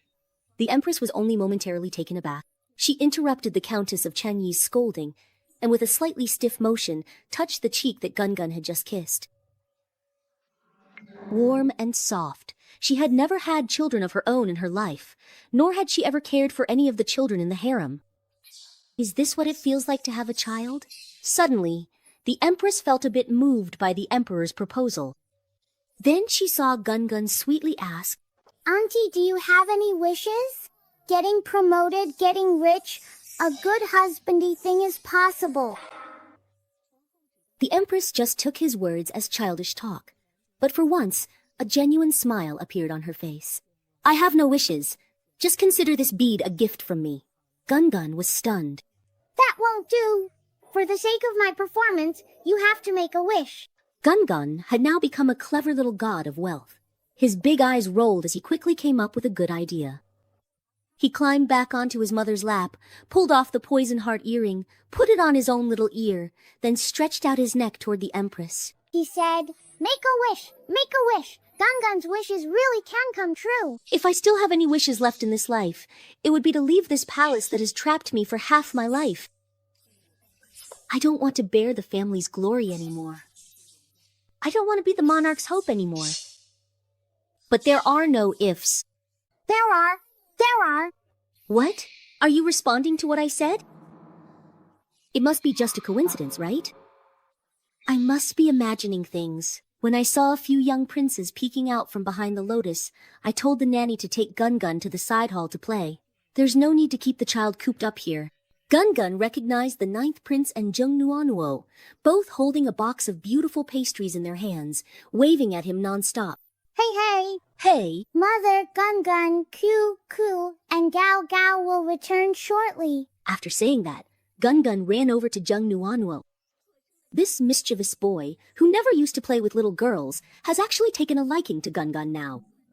Now that's what you call fate. The Dowager Duchess of the Jing State rolled her eyes so hard she looked like she didn't recognize anyone. Consort Jen really knows how to flatter the 9th prince. It's clearly Nuanuo who has a special bond with Gun-Gun. If it weren't for Gun-Gun today, Nuanuo would have gotten a worse beating. What's going on with this mother and daughter today? The tension is so thick you could cut it with a knife. Did I miss something? It was one thing for the Empress to give that little beggar a pass, but why are Consort Jen and the Dowager Duchess of the Zheng State acting like this too? Could there be something fishy about the succession? For a moment, all the guards turned to look at Lady Changyi and quietly edged away from her. My pastries are made by the imperial chef. They taste better than yours. In my side hall, Gun-Gun is already drooling over them. But after the 9th prince and Zheng Nuanuo lured him over, neither of them would let Gun-Gun open the box. He only came over because he saw my pastries, so he should eat mine. I'm a prince. I'm nobler than you and older than you. You all have to listen to me. Eat mine, eat mine. Blah, blah, grumble, grumble, whatever. Just eat mine, eat mine, eat mine. Oh, Gun-Gun, just eat both. No way! Why not indeed? Zheng Nuanuo and the 9th prince immediately glared at each other in annoyance and snorted. There's something wrong with him. He's unlucky. Taking advantage of the ninth prince turning his face away, Jung Nuo squeezed over next to Gun Gun and whispered, "Hurry up and eat. Don't play with him. His whole family is weird." His eldest brother dresses up in girls' clothes every day, and sometimes even runs naked in the palace. Targigi always tells others to keep their word, but he never means what he says himself, and he loves tricking little kids the most. I've been tricked by him before. His third brother is always thinking about other people's ants, and at night he even sneaks over the walls into their courtyards. Tang fourth brother keeps a bunch of big burly guys in the backyard, no one knows what for. His fifth brother has trouble walking, so he keeps a lot of poisonous scorpions and centipedes at home. If any kid misbehaves, he'll catch them and feed them to the scorpions and centipedes. And his sixth, seventh, and eighth brothers all have problems too, so he's definitely going to have issues in the future as well. You shouldn't play with him. My family is the best except for my grandmother. Everyone who could die is already dead. Be friends with me instead. Jeng Nuo rattled this off, leaving even the worldly Gun Gun stunned. Don't be friends with him, he's unlucky. His eldest, second, third, fourth uncles, and even his father are all dead. His eldest uncle, an envoy to Northern Qi, had too sharp a tongue and was beheaded by the Northern Qi emperor. His second uncle, an envoy to Sichuan, also had too sharp a tongue and was beheaded by the Sichuan emperor. His third uncle was sent as envoy to Nanli. As soon as he crossed the border, he started cursing people, and cursed all the way to the capital, where he was stoned to death by the Nanli people. His fourth uncle was sent as envoy to Dongxia, and he made the old king of Dongxia so angry he died on the spot, after which the crown prince of Dongxia stabbed him to death. His father later went as an envoy to Beiqi, tricked the Beiqi princess into returning, and left a letter for the Beiqi emperor saying his daughter didn't want him. This enraged Beiqi, who sent troops and killed his father. My mother consort says the sharp tongue of the Duke Zhen's family is passed down to the men, not the women, so he will die from his mouth too. Wow, with Sister Xinye here, that won't happen. It won't. You won't get sick, and you won't die from your mouth either. Cures all diseases, prolongs life, today's special offer, everything for only 10,000 taels. Ah, were you really a little beggar before? Did you grow up by tricking people for food and drink? Jung Nongnong and the ninth prince looked closely and saw that the one who came in was Hung Wang Shizi, Ye Zhao. Why did you kick someone? So you're that rolling. Oh my, this little two-legged creature is actually kind of cute. And he didn't even cry. Ye Zhao was momentarily stunned, standing there in place. No, you're not allowed to bully Gun Gun. Ye Zhao, though junior, didn't take them seriously. With an arrogant wave, Jung Nuo and the ninth prince, who'd suffered losses before, exchanged a knowing glance. Then, one on each side, they grabbed Gun Gun and ran. Gun Gun remained bewildered. Are you two really afraid of dinosaurs? Then they saw Jiang Ziyu and his wife, flustered and panicked, not far from the rockery. What's going on? Didn't you say you could definitely get rid of that little troublemaker? How did things end up like this? I don't know either, my husband. My sister, the princess consort of Prince Heng, has already been demoted to a commoner. Will we be next? No, that won't happen. He's just an obscure child with no reputation. How could His Majesty possibly punish the princess consort and the descendants of meritorious officials so severely for his sake? But His Highness Heng said that His Majesty personally said in the imperial study that he wanted to behead you, and even asked me if I wanted to remarry. When Jiang Ziyu heard this, he staggered and almost lost his balance. Husband, why don't we try to appease that little girl? After all, she's your niece in name. As long as she's willing to speak up for you, maybe His Majesty won't pursue the matter any further. Jiang Ziyu instinctively wanted to refuse, but the fear in his heart left him unable to utter a single word of protest. When Gun Gun heard that they were looking for him, he immediately dashed over at full speed. Uncle, Gun Gun is here. Gun Gun is here. Jiang Ziyu was so startled by the words uncle that every hair on his body stood on end. What are you doing here? That's not the point. Hey, Uncle, as long as you give me 10,000 taels, Gun Gun can help you with anything. Jiang Ziyu and his wife were both stunned. What do you mean? You're willing to help me plead my case before His Majesty? You have to pay first. Gun Gun never lies. This young man can vouch for me. I don't really get it, and it's kind of shocking, but she called me Big Brother. Sigh. He stood up straight and resolutely stepped forward. We'll vouch for Gun Gun. After hesitation, Jiang Ziyu and his wife gathered 5,000 taels of silver notes into the official's bowl. This is all we have for now. We'll make up the rest after we earn it. Gun Gun is very easygoing. All right, that's fine. Uncle, quickly tell us your wish. I can still make a wish? Will you really help me petition His Majesty? If I'm lying, I'm a little puppy. Jiang Ziyu was half convinced, half doubtful. But his inner demons compelled him to speak up. I don't want to be the heir anymore. Can you ask His Majesty to let Uncle inherit the title instead? All right, one wish costs 10,000 taels. Since your uncle gave me half, I'll help him fulfill half of his wish first. Gun Gun will go back to find His Majesty right now. In the previous 4 episodes, Gong Gong was lighting candles to introduce the prayer for the bedrock wind and rain. Who would have thought that as soon as the incense was inserted, it went out? Emperor Ye was shocked and signaled Fuda to relight it. But it went out again before even a moment had passed. Light it goes out. Light it goes out. Emperor Yi instantly panicked. I have been on the throne for 6 years, and in all these years of annual sacrifices to the gods, I have never encountered such a bizarre situation. Could it be that someone has tampered with it? Emperor Ye forced calm, stretched his neck to look behind the box zone. 2, 3, and suddenly, in the night, blood surged up, stuck in his throat. I knew it. I just knew someone was behind this, maybe even a whole group working together. He wished he could give each of those 3 little heads a good whack, but as his gaze swept over them, One is flesh and blood. One is a warning, and the other is someone I can't afford to provoke. Emperor Ye was so angry he nearly ground his molars to dust. He quickly signaled the 3 Fu, Lu, and Shuto quietly carry the people away. Even Fu was so frightened that cold sweat broke out all over him. No, it wasn't us bragging. Emperor Ye was taken aback. If it wasn't these little brats, could it be that heaven really wants the great Ye to go to war? Unconvinced, Emperor Ye had one of the big guys light another stick of incense. As expected, something unexpected happened again. Meanwhile, the 3 little kids were still squatting in place, not moving at all, their mouths tightly shut. At this moment, the ministers below the altar also sensed something was off and couldn't help but start whispering among themselves. What's going on today? Why is His Majesty taking so long to offer incense? All 3 chief eunuchs have left their posts. Could something have happened? I reckon something must have gone wrong. If the ministers find out that I avoided lighting the incense, wouldn't that give them a reason to accuse me of lacking virtue? If such rumors spread, how could I possibly keep my throne? Gungan, quickly tell me, who did this? Who did it? He blew it out. What? Gungan, you warned me not long ago I'd suffer a great financial loss, and now, during today's Chichun Dragon King sacrifice, someone blew out my incense. Does this mean we'll have a major drought this year? When Emperor Ye thought of this, he felt like he was having a heart attack and wanted to die.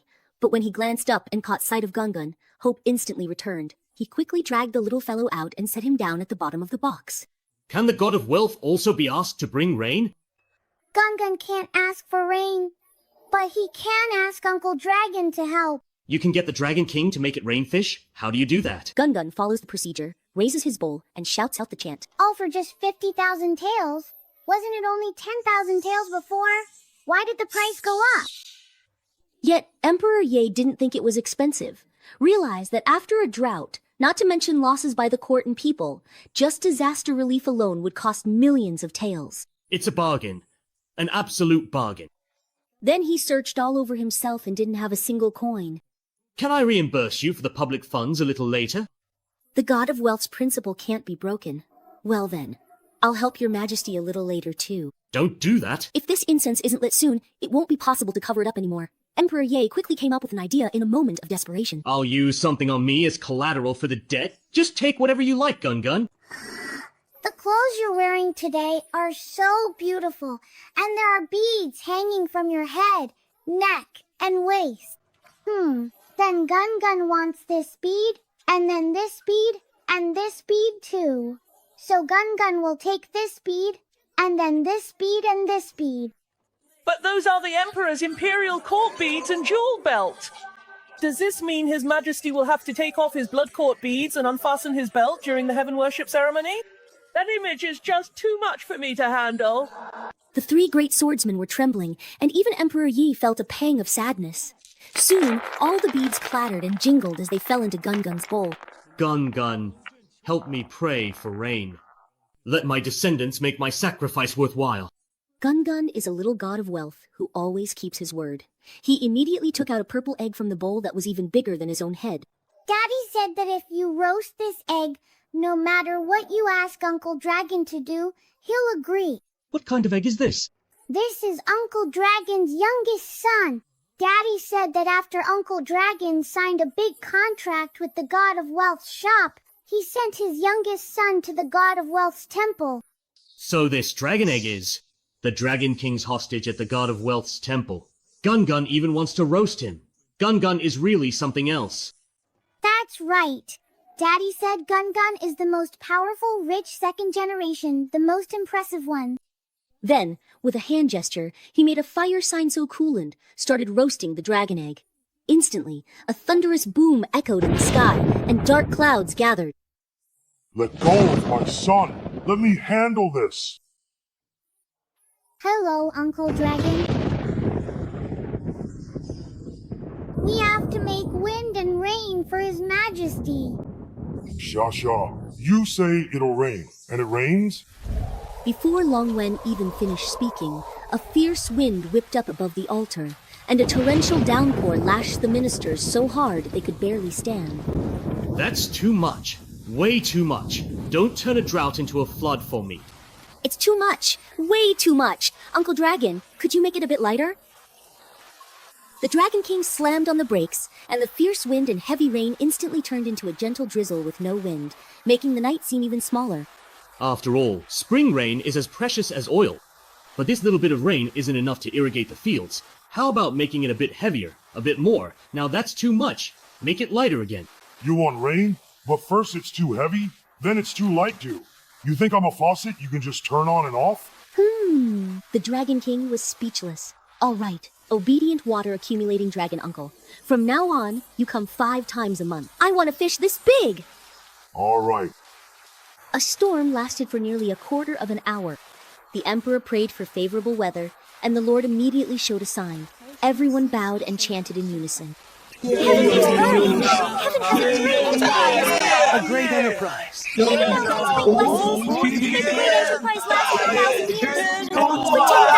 Generations. Emperor Ye tightened his belt with one hand, and amid the chants and bows, walked down the altar with his head held high, looking proud and confident. Your Majesty, your crown. Emperor Ye was extremely calm, even a bit proud. What does a crown matter? Can't you see I don't even have a belt now? If I said it was blown away by the wind, would you all believe me? 1, 2, 3, 4, 5, 6, 7, 8, 9, 10 rolling in. Took 3 big orders in a single day. I'm over the moon. Time to count the incense money. 20, 30, 40, 50, 60, 70, 80, 90. Mother said the Empress's pearls are really valuable, and His Majesty also gave me lots and lots of pearls. Once I sell them, I'll have so much money, and I'll use it all for charity. If you try to sell things that belong to the Emperor and the Empress, no one would dare to buy them, okay? I did this when I was 5, and then I got a mixed double beating from both my father and my mother. Suddenly, I started to doubt life. Ah! If no one dares to buy them, then how did we manage to save up half a load of money for lamp oil in just half a day? Gun-Gun suddenly got a bit anxious, hugging a bowl of pearls and getting ready to go back to the Emperor to exchange them for something equivalent. But on the way, just as he was passing by the entrance of Dexy Palace, he bumped into a group of people who suddenly turned the corner. How dare you! Where did this wild child come from, so unruly that he would dare to bump into noble consort D? Chase, no. He looked up and saw Jiang Yangshi. Jiang Yangshi had already recognized Gun-Gun and noticed that there were no adults with him. Madam, this is the little troublemaker adopted by the Biding General's residence. Today, he's here to accompany noble consort Jia. He deliberately emphasized the words, noble consort Jia. In that instant, an unmistakable flash of jealousy appeared in noble consort D's eyes. Noble consort Jia, again always. Noble consort Jia, She's been away from the palace for so many years, so why has she suddenly reappeared here? Consort D's heart burned with jealousy, and she dug her nails into her palm to suppress her anger.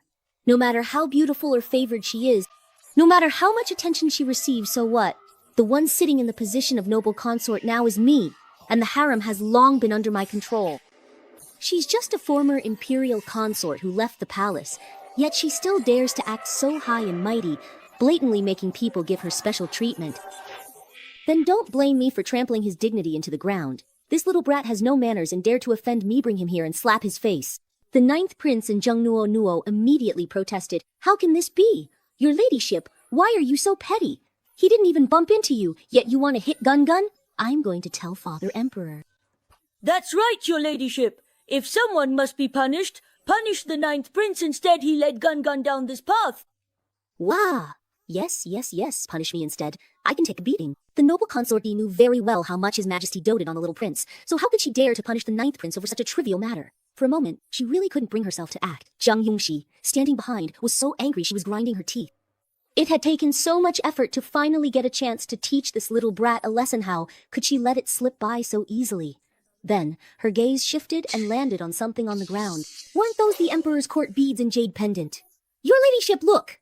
This little bastard actually dared to steal something. Upon hearing this, noble consort D looked closely, and her expression changed. Could it be that the Emperor left these in my palace? The court beads and the precious jade were things I personally helped the Emperor put on this morning. I would never mistake them. How dare you, you brazen thief? You even dared to steal the Emperor's belongings. I didn't steal them. They were given to Gun Gun by the Emperor. Court beads are as precious as the dragon robe.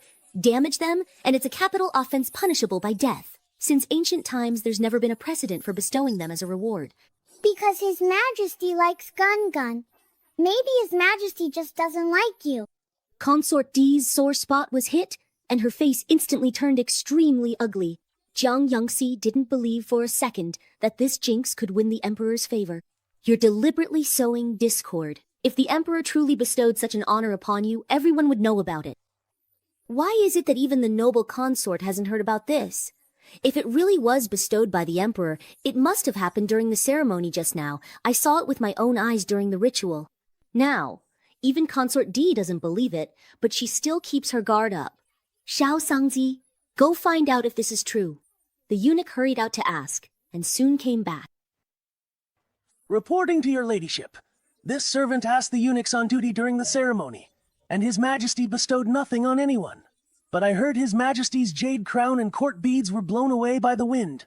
So it was picked up by that shameless little bastard, and she even dared to claim it was a gift from His Majesty. That's outright disrespect. With Consort no longer having anything to worry about, have the eunuchs come in and pull apart the 9th Prince and the heir of the Duke of Zhengguo, and give this little bastard a good slap in the face for me. Then throw out those 3 princesses as well. Go! I'm rich! 2. The eunuchs, palace maids, and even Consort D and the others were all slapped to the ground, left dizzy and dazed. La la la la la la la. La la la la. Your madam is really a demon. She knows magic. How dare she use magic on the madam? Roll, holding a little brother in each hand, dragged them and ran away. The first time I felt... Someone is even more. Deserves a beating. Quickly, one on the left and one on the right, they lifted Roll and ran off as fast as they could. When they returned to Kuni Palace... Mother, I'm... Jiang Yuntang saw that Roll had a red mark on his forehead. Roll? Kun, how did you get hurt? The 9th Prince was just about to complain when a group of guards suddenly burst in. Your Majesty, we are here on the orders of noble Consort D to arrest the little thief who stole the sacred relic. After saying this, they charged straight toward Gun Gun. Although the Empress didn't know what was happening, she instinctively protected Gun Gun. Stop!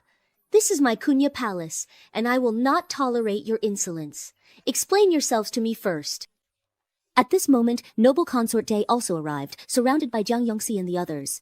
She seized the little asterisk and said, "If anything happens, I will take responsibility." This little asterisk was caught red-handed by me stealing the sacred relic. Your Majesty, you're not thinking of covering for her, are you? She snorted and reached into the bowl to grab the princess, but in the next instant Jiang Yuntang held down her small hand. Guangguan, don't move. Mother won't let them take you. With everyone watching, Jiang Yuntang would rather act herself than let Guangguan be criticized. Besides, the court beads were almost certainly given by His Majesty. What does she have to fear from the noble consort? May I ask what evidence there is to prove that Guangguan stole the item? And with the Empress present, shouldn't it be up to Her Majesty to investigate and decide whether it was theft? By the way, isn't the one who raised that little brat Jiang Yuntang? His Majesty has summoned Jiang Yuntang alone several times, and she has gained favor in front of him. Now, she's even caught the attention of both the noble consort Jia and the Empress. Maybe we'd better not offend her then. But after hearing this, the virtuous consort became even angrier. If one is already favored, and now two of them are gaining favor with His Majesty, where does that leave me, the true noble consort? I have given birth to 3 princes and a princess for His Majesty, and my grandson is adored throughout the world. Even the Empress usually has to give way to me. How I conduct myself is none of your concern. Who are you to offer me advice? You failed to teach your daughter, allowed her to steal, and yet you dare to lecture me? Guards, slap her face for me. Hit her hard. It would be best if you beat her to death, along with that little bastard who practices witchcraft. His Majesty has arrived! The Honorable Dowager Consort Jaya has arrived! Emperor Ye came over, his face full of rage, and stared intently at Gun-Gun's face, his heart aching terribly. Your Grace, noble consort, you wield your power arrogantly. If you no longer wish to be noble consort, perhaps go keep Princess Heng. Everyone present was both shocked and confused, question marks popping up in their minds. What happened with me and the princess consort? Ahem! The princess consort and the king conspired to commit a crime in the palace and have already been demoted to commoners. In order not to disturb today's sacrificial ceremony and banquet, His Majesty handled the matter discreetly. The noble consort D was so frightened that her whole body went limp. Your Majesty, please calm your anger. Everything I did was for your Majesty. This little thief stole the sacred weapon, even bumped into me, and practiced witchcraft in the palace. As the one who assists in managing the 6 palaces, I naturally had to arrest him and investigate to prevent him from harming your Majesty. I have evidence, your Majesty. These were rewards given to Gun-Gun. Since when did they become your so-called evidence for framing others? Instead of coming to ask me, you lashed out at a 3-year-old child and the Empress.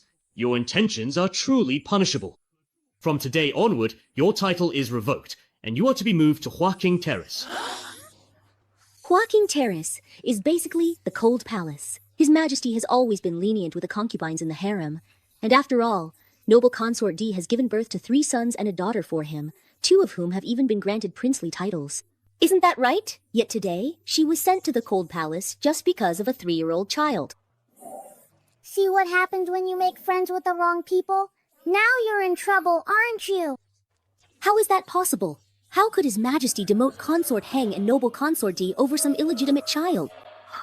It must be because of noble Dowager Jia. It has to be. Noble Consort D, please. It was her who first said Gun-Gun was a thief, Uncle Emperor. Your Majesty, this humble girl. Humble girl? Whose daughter are you? Jiang Yongxi recognized that familiar voice as she listened. She was covered in goosebumps. Humble girl, the adopted daughter of Marquis Wuan. An adopted daughter, huh? Noble Dowager Jia gently lifted her gaze, but looked toward Gun-Gun instead, even elegantly beckoning her over. Come here, Gun-Gun, greet noble Dowager Jia. Grinning, she ran over with little steps, smiling sweetly. Noble Dowager Jia finally saw her beloved granddaughter from her dreams in person. Such a good girl. I remember you now. You're the one from back then. The one who, in order to curry favor with my son, made such a fuss and refused to marry into the Biding General's household. In the end, you even forced the Marquis of Wuan's own daughter, your adopted sister, to marry in your place. The palace guards were all shocked when they heard this. Consort Zhen, quick-witted as ever, immediately chimed in. Wait, that's not what people were saying back then. Everyone said that the Marquis of Wuan's own daughter fancied General Ye and used her status to steal her adopted sister's engagement.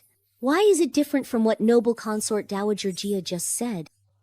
This was also the first time Emperor Ye had heard of such a thing, and he couldn't help but stare at noble consort Dowager Jia, half fascinated, half gossiping. Gun happened to meet his gaze, his little brain spinning, and he ran over to Emperor Ye, slapping the poison heart right onto Ye Di's ear. She's had to endure so many grievances. It's time to clear your mother's name. Your Majesty, you must make good use of Duo. Your Majesty, you must make good use of Duo. Since Consort Zhen brought up these rumors, naturally we must ask the adopted daughter of Marquis Wuan about them. With just one sentence, everyone turned to look at Zhang Yangxi again. Your subject's daughter has been falsely accused. What the Dowager Consort said is truly absurd. Back then, It was clearly my elder sister who fancied General Ye. My mother, feeling indebted to my sister, forced me to give up my place to the Qin family. This matter...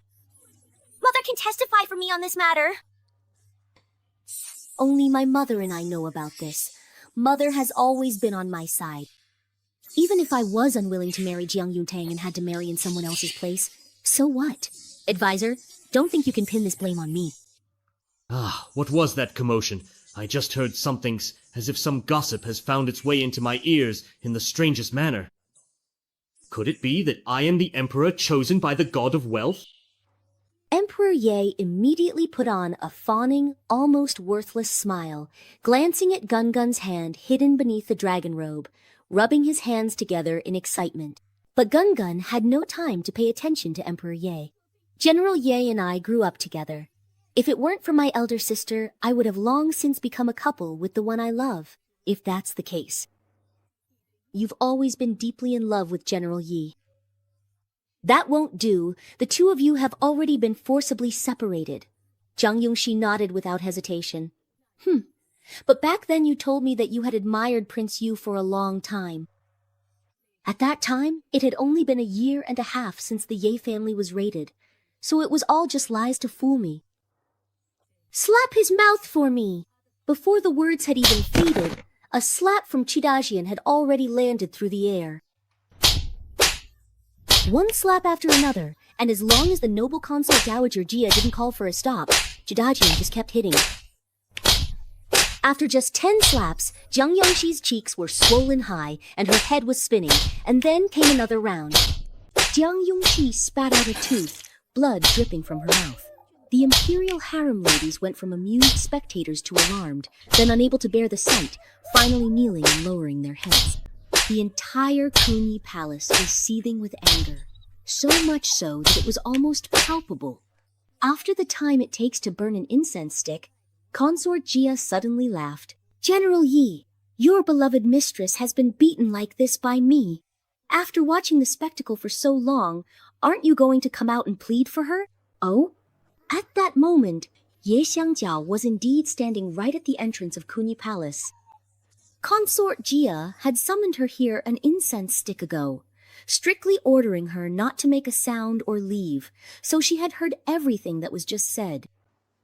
I always thought it was Jiang Yuntang who used her power to bully others and broke up Jiang Yongxi and me. Jiang Yongxi also said that Consort Jia took a liking to her birth chart and insisted on making her a concubine for Prince Yu, but her heart belonged only to me, so she risked her life to offend Consort Jia. Turns out it was all lies. Your Majesty, Consort Jia. Ye Xiangyao felt like a joke at this moment, but no matter how much it hurt, she still had to beg for this favor today. I know that Jiang Yongxi has committed a grave mistake, an unforgivable crime, but I beg you to spare her life for the sake of the Marquis of Wu'an's household. As an adopted daughter, she received great kindness from the Marquis of Wu'an's family. Yet she turned around and bullied the Marquis's own daughter. Still, for the sake of the Marquis of Wu'an's household, I will show some leniency. Ye Xiangyao was left speechless. The noble Consort Jia casually glanced over at Ye, and seeing that the emperor had no intention of intervening, she spoke again. Jiang Yongxi incited the palace concubines to cause trouble, falsely accused a noble lady of theft, and deceived me. This is not something that can be resolved with a simple plea for mercy from you. I have heard that General Ye once petitioned the emperor, willing to exchange his military merits for Jiang Yongxi to be made his principal wife. This time, Ye Xiangjiao reacted quickly and immediately understood what the noble consort Jia meant. Since the noble consort Jia cannot sentence Jiang Yongxi to death, she intends to target everyone Jiang Yongxi relies on, including herself. Ye Xiangyao felt both anxious and restless, clenching her molars tightly. This humble official is willing to use his military merits to atone for the crimes committed by Jiang Yongxi. I beg your majesty and the noble consort to spare her life. The Emperor of the Night quickly composed his expression absurd, utterly absurd. As the son of a great general and a dignified second male lead, you should have cultivated yourself, managed your family, governed the state, and brought peace to the world. Yet you have failed to conduct yourself properly, shown no respect to your wife, harmed your own children, and allowed your mistress to stir up trouble. You are truly unfit for important responsibilities. Today, I hereby strip you of your rank as 3rd rank general of the northern frontier and demote you to 5th rank Zhonglan general. Tomorrow, report to the capital guard. Ye Xiangyao knelt on the ground, clenching her fists tightly, kowtowed to thank the emperor for his grace, and then left with Jiang Yongxi in her arms. The officials' wives watching this scene couldn't help but sigh. Oh dear, for the sake of a mere mistress, the entire Yi family is doomed to ruin. Now that the old general's wife has lost her title, and General Ye has gone from a great commander to a mere patrol officer in the capital, the Ye family is probably finished. It's such a pity that Lian Hall has been dragged down by that mistress, and the general's wife can't keep her position either. Gungun overheard these words and turned to ask noble consort Jia. Is that Beansprout uncle's official rank higher than his turtles? Aside from his majesty, in the entire empire, your Beansprout uncle holds the highest official rank. Gungun felt reassured. Then, when Beansprout uncle wakes up, he should marry my mother. All right, it's a deal. Let's keep playing music and dancing. With that, she smiled and took Gungun by the hand, following the imperial procession to the Zicane Hall. Today's Shangchun banquet is being held in the Zichen Hall. Who among the family can understand this? Princess Heng, the Hui consort, and Ye Xiangyao have all been dealt with. I just feel like I'm next. But Gungun clearly promised to plead for me. Jiang Ziyu couldn't help but hold onto a sliver of hope. When he saw Gungun enter the Zichen Hall, he immediately wanted to go find him, but Gungun was busy. 1, 2, 3, 4, 5, 9, 23, 30. I don't even know if any of the beads I picked up are missing. Where did I count to just now? Jiang Ziyu was both angry and afraid, racking his brains for a solution when he suddenly heard His Majesty ask, "Where is the heir of Marquis Wuan?" 2 am here indeed, Your Majesty, right now.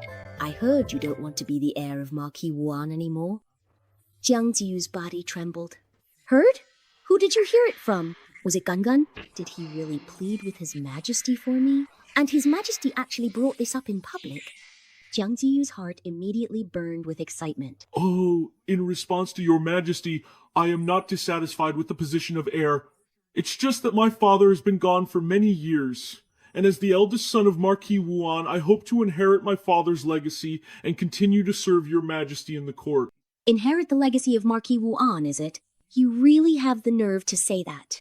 Yes, Your Majesty, Shut up! Do you know that out of the 16 border prefectures our ancestors lost, 9 were won back by your father, Marquis Wuan? Do you understand what Wuan means? Do you worthless thing, even get it? When Marquis Wuan passed away, the late emperor was so grief-stricken, he suspended court for 3 days, and personally draped the coffin with the Grand Army's banner. But as the son of Marquis Wuan, aside from enjoying the honor your father earned, what have you accomplished? Before his death, Marquis Wuan once said he had 2 regrets in life. The first was failing to reclaim the ancestral lands our forebears lost, a national humiliation that cost us dearly. The second was not being able to stay by his wife and daughter's side, and the pain of losing his beloved daughter. You, Jiang Ziyu, as the eldest son of Marquis Wuan, have failed to carry on your father's legacy, and have not treated his beloved daughter well. What right do you have to inherit the title of Wuan? Since you no longer wish to be the heir, very well, I will punish you. Today, I hereby strip you of your title as heir. By the time the Night Emperor finished scolding, he was already out of breath himself. As for Jiang Ziyu, let alone being out of breath, his whole body had gone limp. And then, like the wind, he shouted, Your Majesty, the title of Marquis Wuan was bestowed by the late Emperor himself, who personally decreed that the rank would not be lowered for 3 generations. I refuse to accept this. The Marquis of Wuan has more than just you as a descendant. The late Emperor promised the title wouldn't be lowered for 3 generations, but he never said it had to go to you. Throw him out for me. Throw him out! Throw him out after all! It was your own Gigi who paid 5,000 taels for it! You can't blame Gun Gun for this!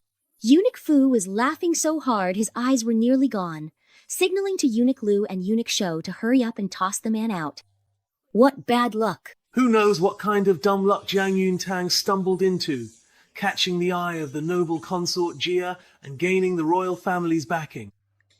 And that little boy called Gun Gun everyone outside says he's a jinx, but noble consort Jia and Madame Song clearly adore him. All the officials looked at Gun Gun with curiosity. Selling pearls, selling pearls. The Emperor's pearls, 1 for, 100 taels. Selling cheap, selling cheap. All the officials looked at Gun Gun with curiosity, only to see him grab a tablecloth and lay out the pearls rewarded by the Emperor one by one on the ground, with a big bowl placed beside them. He is currently setting up a small street stall, and he's selling the Emperor's court beads. The officials looked fearfully toward the Night Emperor. The Night Emperor acted as if he hadn't seen anything at all. Consort Zhen grabbed the 9th prince by the ear and kicked him over. Aren't you going to help your sister Gun Gun call out to customers? Shout louder for me! That's absolutely not what you and Father always said when you used to constantly hit me, you know! After spending the afternoon at the stall, Gun Gun sold all her beads and jade pendants. She happily dragged the 9th prince and Zheng Nuonuo to the Imperial Garden to count the money. 1s, 10s, 100s, thousands. 53,200 taels. They sold 53,200 taels! Gun Gun, you're amazing! This is even better than just asking Father for money. You made an extra 3,200 taels. There actually wasn't supposed to be this much, but an old lady who was a real sucker couldn't buy any beads or jade, so she spent 5,000 taels to buy out Gun Gun's entire stall. That old lady who was a sucker is my grandmother. Oh, wow. Gun Gun quickly stuffed the 5,000 taels into her pocket. There's no way I'm giving it back. Hey, why don't we set up a stall every day from now on? Anyway, even if Gun Gun sells junk, someone will buy it. You can't behave like this. It really affects the noble image of our Duke Zhenguo's household. Gun Gun didn't want it either. After tucking away the banknotes, she was about to go back to find her mother. Hey, Gun Gun, look over there! Isn't that woman your aunt? And that man, hey, that's truly the eldest prince. The what? It seems that Jishang is a bit confused. Not far away, Prince Heng was clearly drunk and seemed to be in a bad mood. As Ye Sangyi was walking, she suddenly twisted her ankle and, without realizing it, fell precisely into Prince Heng's arms. Prince Heng looked at the woman who had thrown herself into his arms, his brows instinctively furrowing. Just as he was about to slap her away, he caught sight of the clothes she was wearing. Prince Heng's eyes instantly became 3 points clearer. Why? Not bad. Not bad at all. This exquisite collar, these elegant sleeves, the intricate embroidery work, and the luxurious fabric. Hey, truly beautiful. Really, really beautiful. Prince Heng smiled, his eyes fixed on the scene, admiring it sincerely. Ye Sang blushed for a moment. Your Highness Prince Heng is so good at this. Your concubine Pulu, take it off. Your Highness Prince Heng is so good at this. Your concubine Pulu, take it off.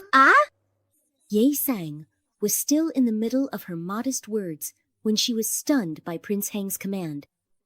After she realized what was happening, her face turned even redder.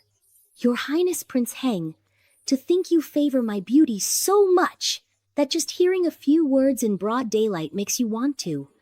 Isn't this a bit too impatient?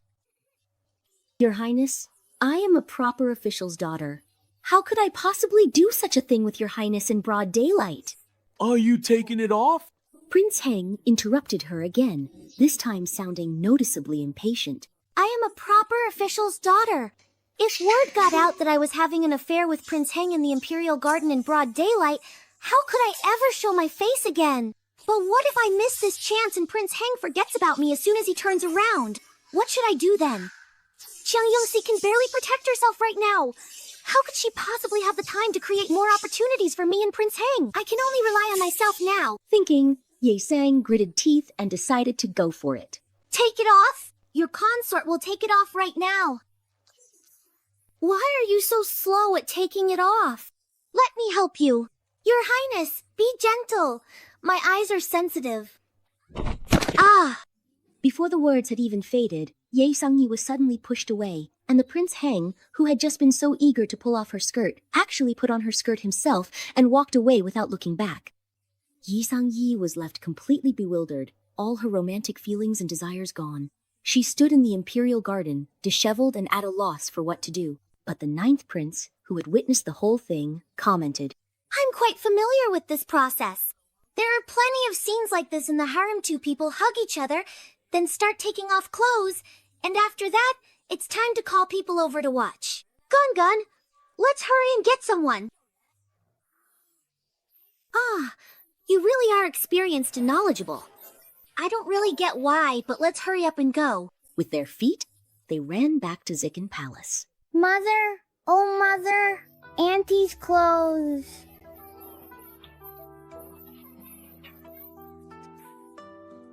Unable to hold back a mouthful of wine, she spat it out. Consort Jen, on the other hand, was already excitedly getting ready to go. Whose clothes are off? Where? The ninth prince, with vivid detail and a knack for highlighting the key points, said, It's Gungun's aunt in the Imperial Garden. Just now, while she was walking, she suddenly fell right into eldest brother's arms.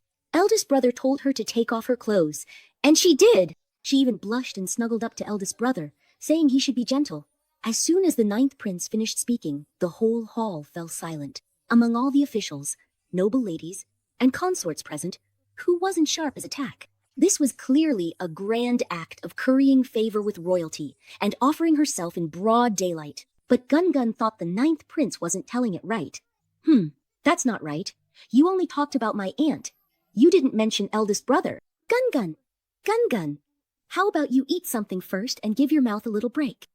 Okay, but Mom, I haven't finished talking yet. I'll eat later. Where was I just now?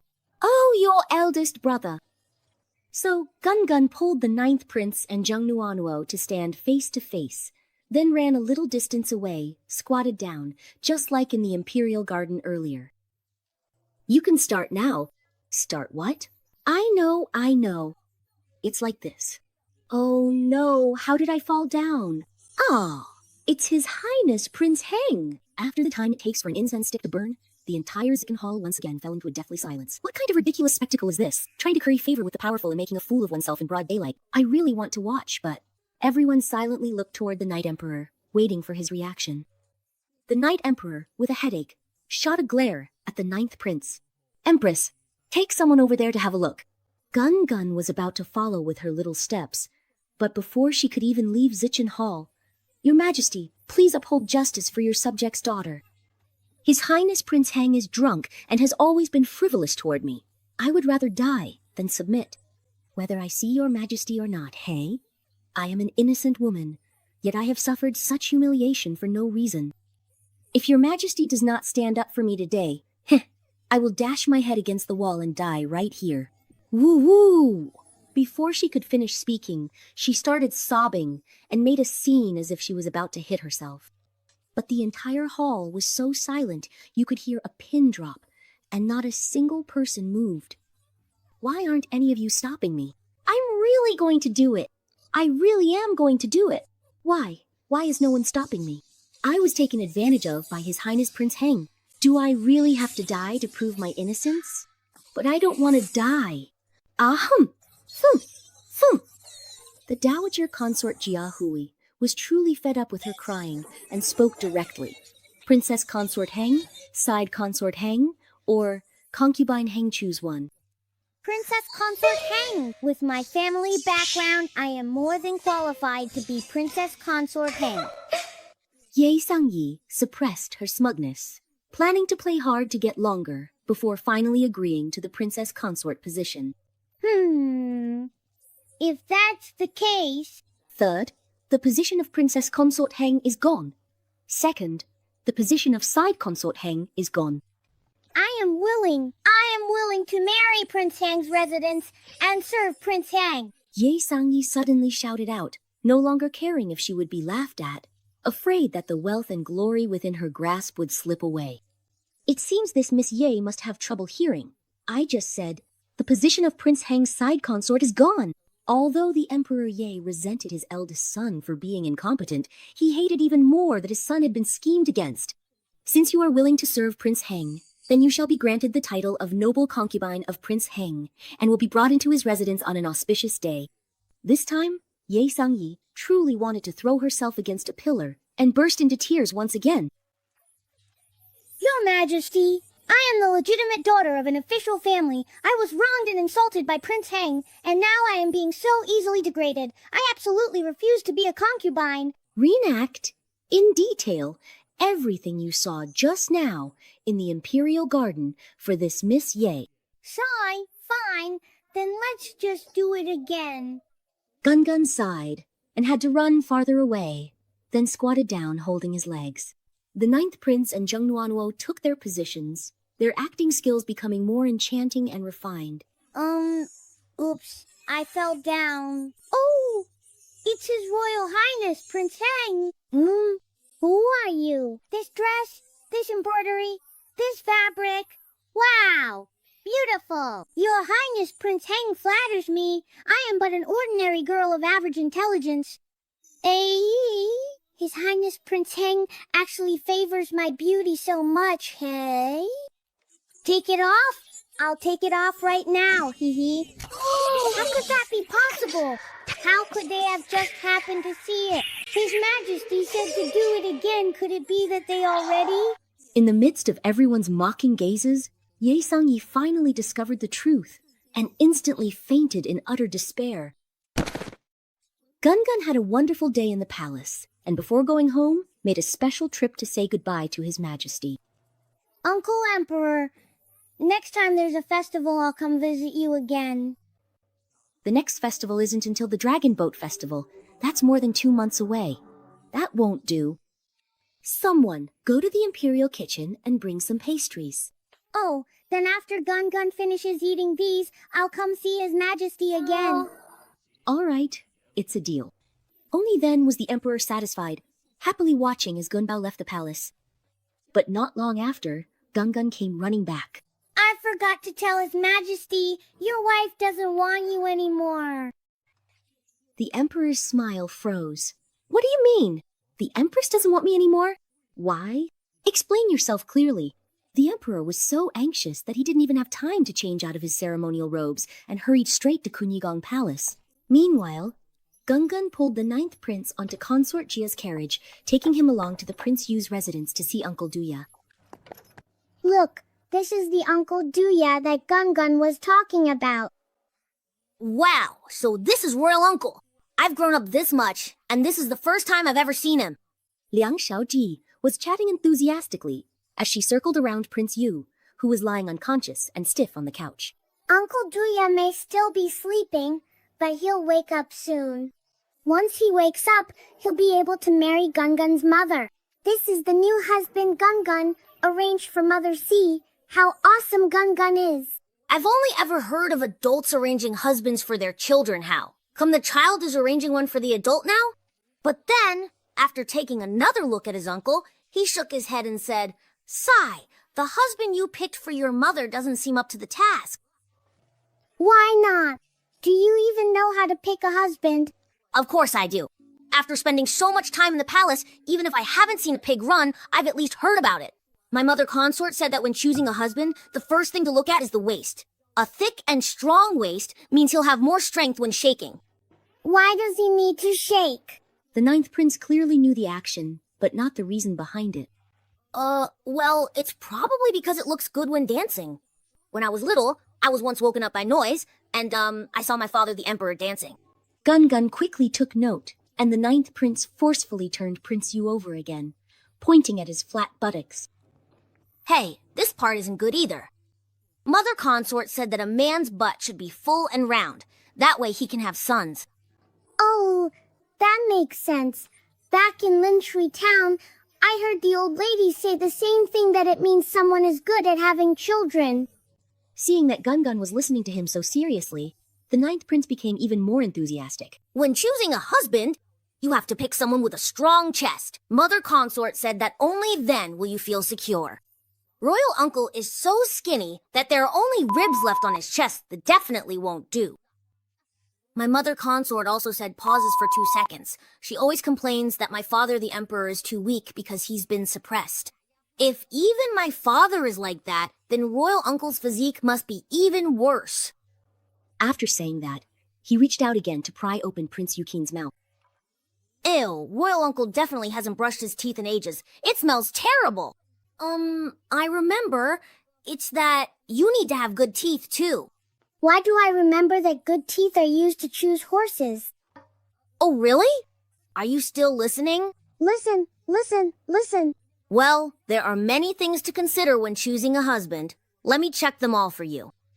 After saying that, he crawled into the quilt. Finally, he crawled out and shook his head in dissatisfaction. Sigh! Oh! Oh, huh. Gun was so flustered by him that he anxiously asked, "So this Uncle Bean Sprout, is he not good at all?" Other than having a good-looking face, nothing else is good. But my mother said that a man having a good-looking face is the most useless thing. After hearing this, Gun couldn't help but blame himself. So the new husband I picked for Mom is really that bad? No, I have to find another one for Mom. After saying that, he was about to go find noble consort Jia to call off the engagement. The ninth prince hurriedly chased after him. Prince Yu was left alone in the room. What kind of sin have I committed to have to listen to my royal brother's bedroom affairs here and suffer such humiliation? You little brat, you wait. Wait, is Gun really going to return me? Mother probably won't agree, right? What should I do? In Jiachang Garden, noble consort Jia held the pill Gun had given her and finally decided to take it. Ji Dajian knelt before her, begging repeatedly. Your Highness, this servant is willing to give my life to extend the prince's. Please grant my request. Of course I know you are willing, but I can't afford to gamble on the slightest chance. Huaijin, do you still remember what that wandering Taoist said to me when I was young? That Taoist said that in this life, I would enjoy the utmost wealth and honor, a life of luxury without worries, but it would all be at the expense of my descendants' fortune. So, all of my children would either die or be left crippled, with none meeting a good end.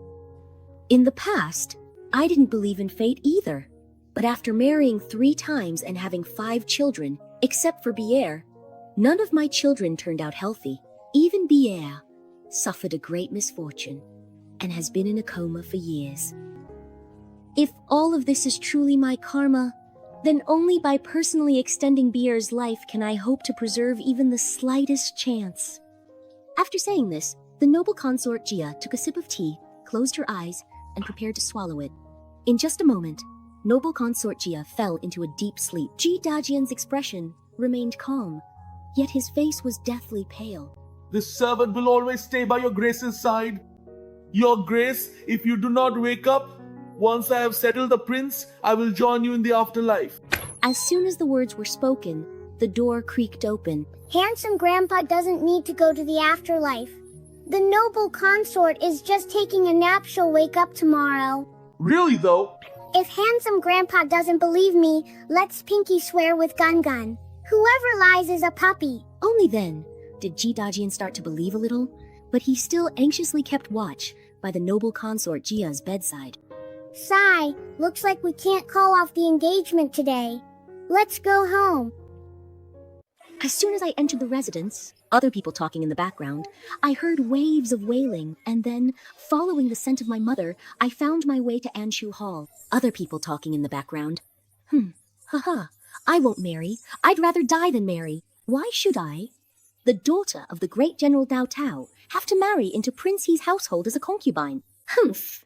As soon as Gun walked in and heard this, she asked with a sharp tongue, Mother, do concubines have to get married too? Jiang Yongtang almost burst out laughing. That's right. A concubine isn't worthy of putting on airs. His Majesty said, "You'll be brought into the residence on an auspicious day. You must enter Prince Heng's household." It's all because of that jinx! If he hadn't called for the carriage, we could have married into Prince Heng's household with dignity and honor. No official wife, and now even the secondary consort, it's all that little jinx's fault. I want to strangle him! Oh dear, what are you doing? Hold her back. Hold her back. Quick, hold her back. Oh, aren't you just asking for a beating? Then, for once, she forced a smile at Jiang Yuntang. You take the child back to your courtyard first. Sang Yi is just being childish. I'll talk some sense into her. You take the child back quickly. Jiang Yuntang let out a snort of laughter, not interested in watching their commotion any longer. Mother, you know His Majesty's temperament. You'd better hurry and prepare Sang Yi's dowry. Even though she's going as a concubine, she's still a prince's honored concubine. She should at least have a proper dowry. I'll leave these matters for Mother to handle. Gun Gun, let's go. Old Madame Ye didn't let her face fall until she was sure Jiang Yuntang had left Anshu Hall.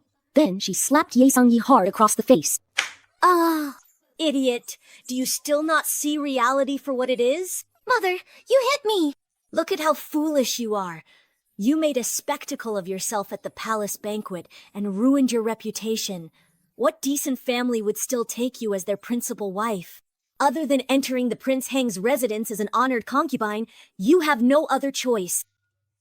Besides, the Prince Heng's residence is not a bad place to go. Now that the princess consort of Prince Heng has been demoted, and there are no secondary consorts in the residence, as long as you make an effort and bear a son or daughter, you might be able to climb to an even higher position. That's right! Prince Heng only has one son, and no one even knows who his birth mother is, yet he was made the heir and is greatly favored. If I can give Prince Heng a few more sons, wouldn't the entire Prince Heng's residence be under my control in the future? By the way, what about that little troublemaker? Are we just gonna let him off and allow him to keep throwing his weight around in the Ye family? That little troublemaker has too many powerful backers. We can't afford to provoke him right now. For the time being, the only thing we can do is to get your elder brother to divorce as soon as possible. So Jiang Yuntang and that little troublemaker can both be kicked out of the Ye family. The old maid soon came back with a reply. Madam, the general got drunk today, and now no one knows where he is. What is going on? Little did they know, her son, nowhere to be found, was making a drunken scene in the main courtyard at that moment. Oh no! Mother, why is he lying on the bed with Gun Gun and you? Gun Gun doesn't want to sleep with him. Oh no, Mother, why is he lying on the bed with Gun Gun and you? Gun Gun doesn't want to sleep with him. This is the Yi family's house and bed, and your mother is my lawfully wedded wife. If you don't want to sleep with me, then you can sleep by yourself. No, I don't want that. Mother belongs to Gun Gun. Mother will sleep with Gun Gun. Don't listen to his nonsense. Ye Xiangyao. What drunken nonsense are you making here? Facing her coldness, Ye Xiangyao still kept his smile, though there was now a trace of bitterness at the corner of his mouth that only he himself could sense. If only I had noticed and stopped it in time back then, wouldn't the three of us be here laughing together as a family, instead of me making a fool of myself as an uninvited drunk? Ye Xiangyao was filled with deep regret. The scene before his eyes seemed just a step away from overlapping with the image in his mind. He forced down the bitterness in his heart and looked at Gungun. Yuntang, if Gungun were our daughter, would you still want to divorce me? Ye? Xiangyao? What do you mean by that? Humph, Gungun doesn't want a father like you. Ye Xiangyao, have you no shame? Back then, all of you called Gungun a jinx and tried to stop me from adopting him. Now that Gungun has won the favor of His Majesty and noble consort Jia, you shamelessly try to get close again. As a man, how can you be so shameless? Exactly! Humph! Jiang Yuntang couldn't be bothered to waste any more time with this drunkard, so she carried Gungun to the side room to coax him to sleep. But Gungun was still thinking about tomorrow's charity event. Mommy, Gungun beg. Beg her wear clothes. Before he could finish speaking, the sound of the little gourd rang out. Once Jiang Yuntang saw that he was sleeping soundly, the smile on her face faded, and she quietly opened the door. Dai Chao and the servants were already kneeling in the courtyard, begging for forgiveness. Madam, it was our negligence that allowed the general to barge in. It's not your fault. I know how skilled he is. Has he left? The general stood at the door of the side room for a while before leaving. Is that so? Ye Xiangyao's behavior today was far too unusual. Why did he suddenly want to formally adopt Gun? Was it because he found out the truth about the marriage substitution back then? Does he suspect that Jiang Yangxi isn't truly sincere with him, so now he's planning to come crawling back to me? What a downright scoundrel! Throw out everything he touched today. Dai Chao hurriedly got the maids moving. Madam, there are still some of the general's old belongings in the storeroom. Should we? Jiang Yongtang personally went to the storeroom to clear out Ye Xiangyao's old clothes, books, and other belongings, and unexpectedly found a number of old sketches tucked away in the books. These are just a bunch of old junk from years ago. These old books have been buried away for so long. Of course they've turned into junk. Madam, look, madam. Madam, look at this portrait. Dai Chaomeng got up and walked over, and immediately noticed a little boy in the painting. Madam, why does the boy in this painting look so much like Gun? Jiang Yuntang's heart was pounding as he quickly unfolded the rest of the sketches. After flipping through a few more sheets, he found several signed with Spring, 3rd year of Zhengxin Mao month. My son, Zianzi, and is Ye Xiangyao's courtesy name, isn't it? So, the one drawn on this paper is Ye Xiangyao, when she was not yet 4 years old. In an instant, Jiang Yuntang panicked, then suddenly remembered daughter still. Wants to divorce me? Does she? Impossible. Jiang Yuntang's legs suddenly went weak, as if something exploded in his mind. In the middle of the night, a strange purple streak tore through the sky, carrying a sense of earth-shaking tremor, and struck a precise spot within the He Prince's residence. Early the next morning, the 9th prince showed up at the Ye family, sporting 2 dark circles under his eyes. Guan, did you hear the thunder last night? I really did. I've never heard thunder that loud in my whole life. It scared me so much I couldn't sleep for the rest of the night. Sigh, and then when I got up this morning, my mother told me that lightning actually struck someone last night. Guess who it struck? Who was it? Ye Jiao. They said it was Ye Jiao. I heard he was burned black, but even so, he still didn't die. That guy's got a tough life, huh? Ye Jiao? Who's that? Don't you dislike him? He's that annoying guy you were talking about yesterday. The one you said was a pain in the butt. Don't you remember? Oh, it's him? Well, I guess that's just his bad luck. Jing Nuo, you're here. When the 3 boys met, they couldn't help but look at each other awkwardly, each finding the others annoying. Huh? Wow! Hey, Gun! Mei, you can't dress like that. It really ruins my noble aura. You're the one ruining our vibe. We're supposed to be giving alms weight. Gun, Mei. We're going to give alms. So why do we have to dress like beggars? Because don't we have to beg first? The 9th prince and Zheng Nuanuo looked puzzled, but that didn't stop them from following Jiang Yuntang to personally see Gun off. Whenever I look at Gun, my eyes can't help but feel a little sore. Mommy, why do you keep staring at Gun? Is it because Gun is just too cute? Jiang Yuntang had already sent Dai Chao to look for Xinger, determined to investigate that matter from years ago once more. Although it's still uncertain for now, she's almost convinced in her heart. It's Kun's first time going out, so Mommy is a little worried. Gun, are you sure you don't want Mommy to come with you? No need. Gun is very capable and can protect himself just fine. This prince will protect little sister Gun. The secret guards will also protect this prince. So, Madame Jiang, you can rest assured. That's true. After all, they're the palace's secret guards. After saying goodbye to Liang Qing, Gun had just stepped out of the Ye residence when she saw Shay Ao from next door, sitting at the entrance picking at his feet. He looked as if he was struggling to survive, sighing one time after another. Xiao, it's been half a month. How much have you spent every day? Shi Yao was fine until someone brought it up, and then he just broke down. Spending money is just too hard.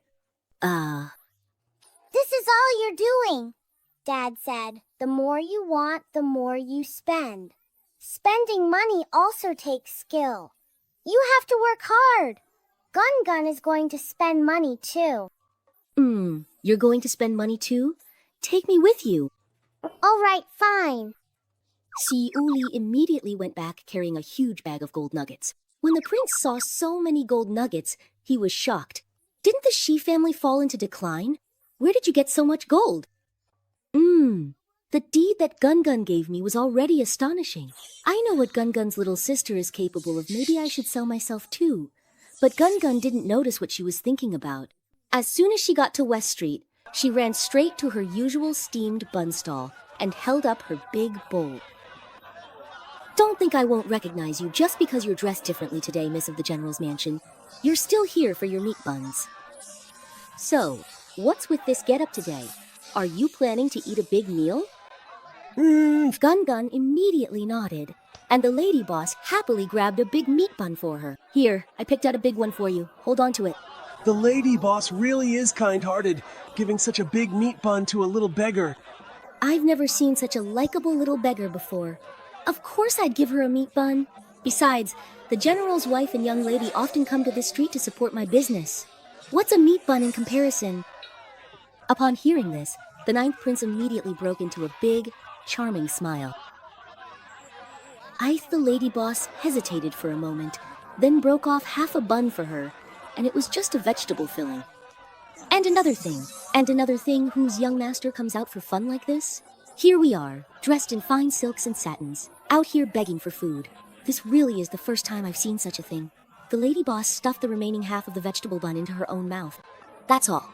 Go have fun somewhere else. Humph. Then grinning, she asked, Little Guan, is that enough for you to eat? Thank you very much, Auntie Bun. That was all for you, Auntie. The shop owner, afraid of getting her hands dirty, packed the buns for the customer first before picking up the clod of dirt. Smiling, she was about to throw it away, but when she gently pinched it with her fingers, a golden color was revealed. Inside it turned out to be a gold nugget.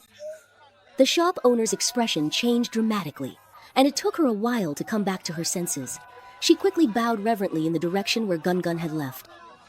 As Gun begged for food along the way, he never missed a chance. Everyone who kindly gave him alms would receive a clod of earth from him in return. Don't get in the way of my business. Yalongjiang, those beggar kids over there look really familiar to me. Isn't the one leading them your Ye family's adopted daughter? Ye Xiangyao frowned and looked over. Sure enough, it was Gun. Why is she out here begging?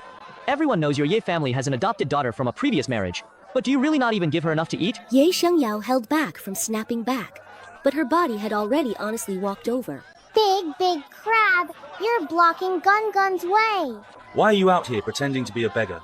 Isn't there enough food at home? It's not like I'm eating your family's rice, so mind your own business. Actually, you are eating my family's rice. That's true, but it's still none of your business. Ye Xiangyang was speechless and couldn't persuade her to go back. He clenched his teeth, his face cold. He had no choice but to follow far behind Gun. Very soon he noticed something strange. Everyone who gave Gun food would receive a clod of earth from him. And without exception, after receiving the clod, they would bow in the direction Gun left. Was it just a coincidence? He didn't believe it and stared intently. The more he watched, the more coincidences he noticed, until he was so angry he lost his composure.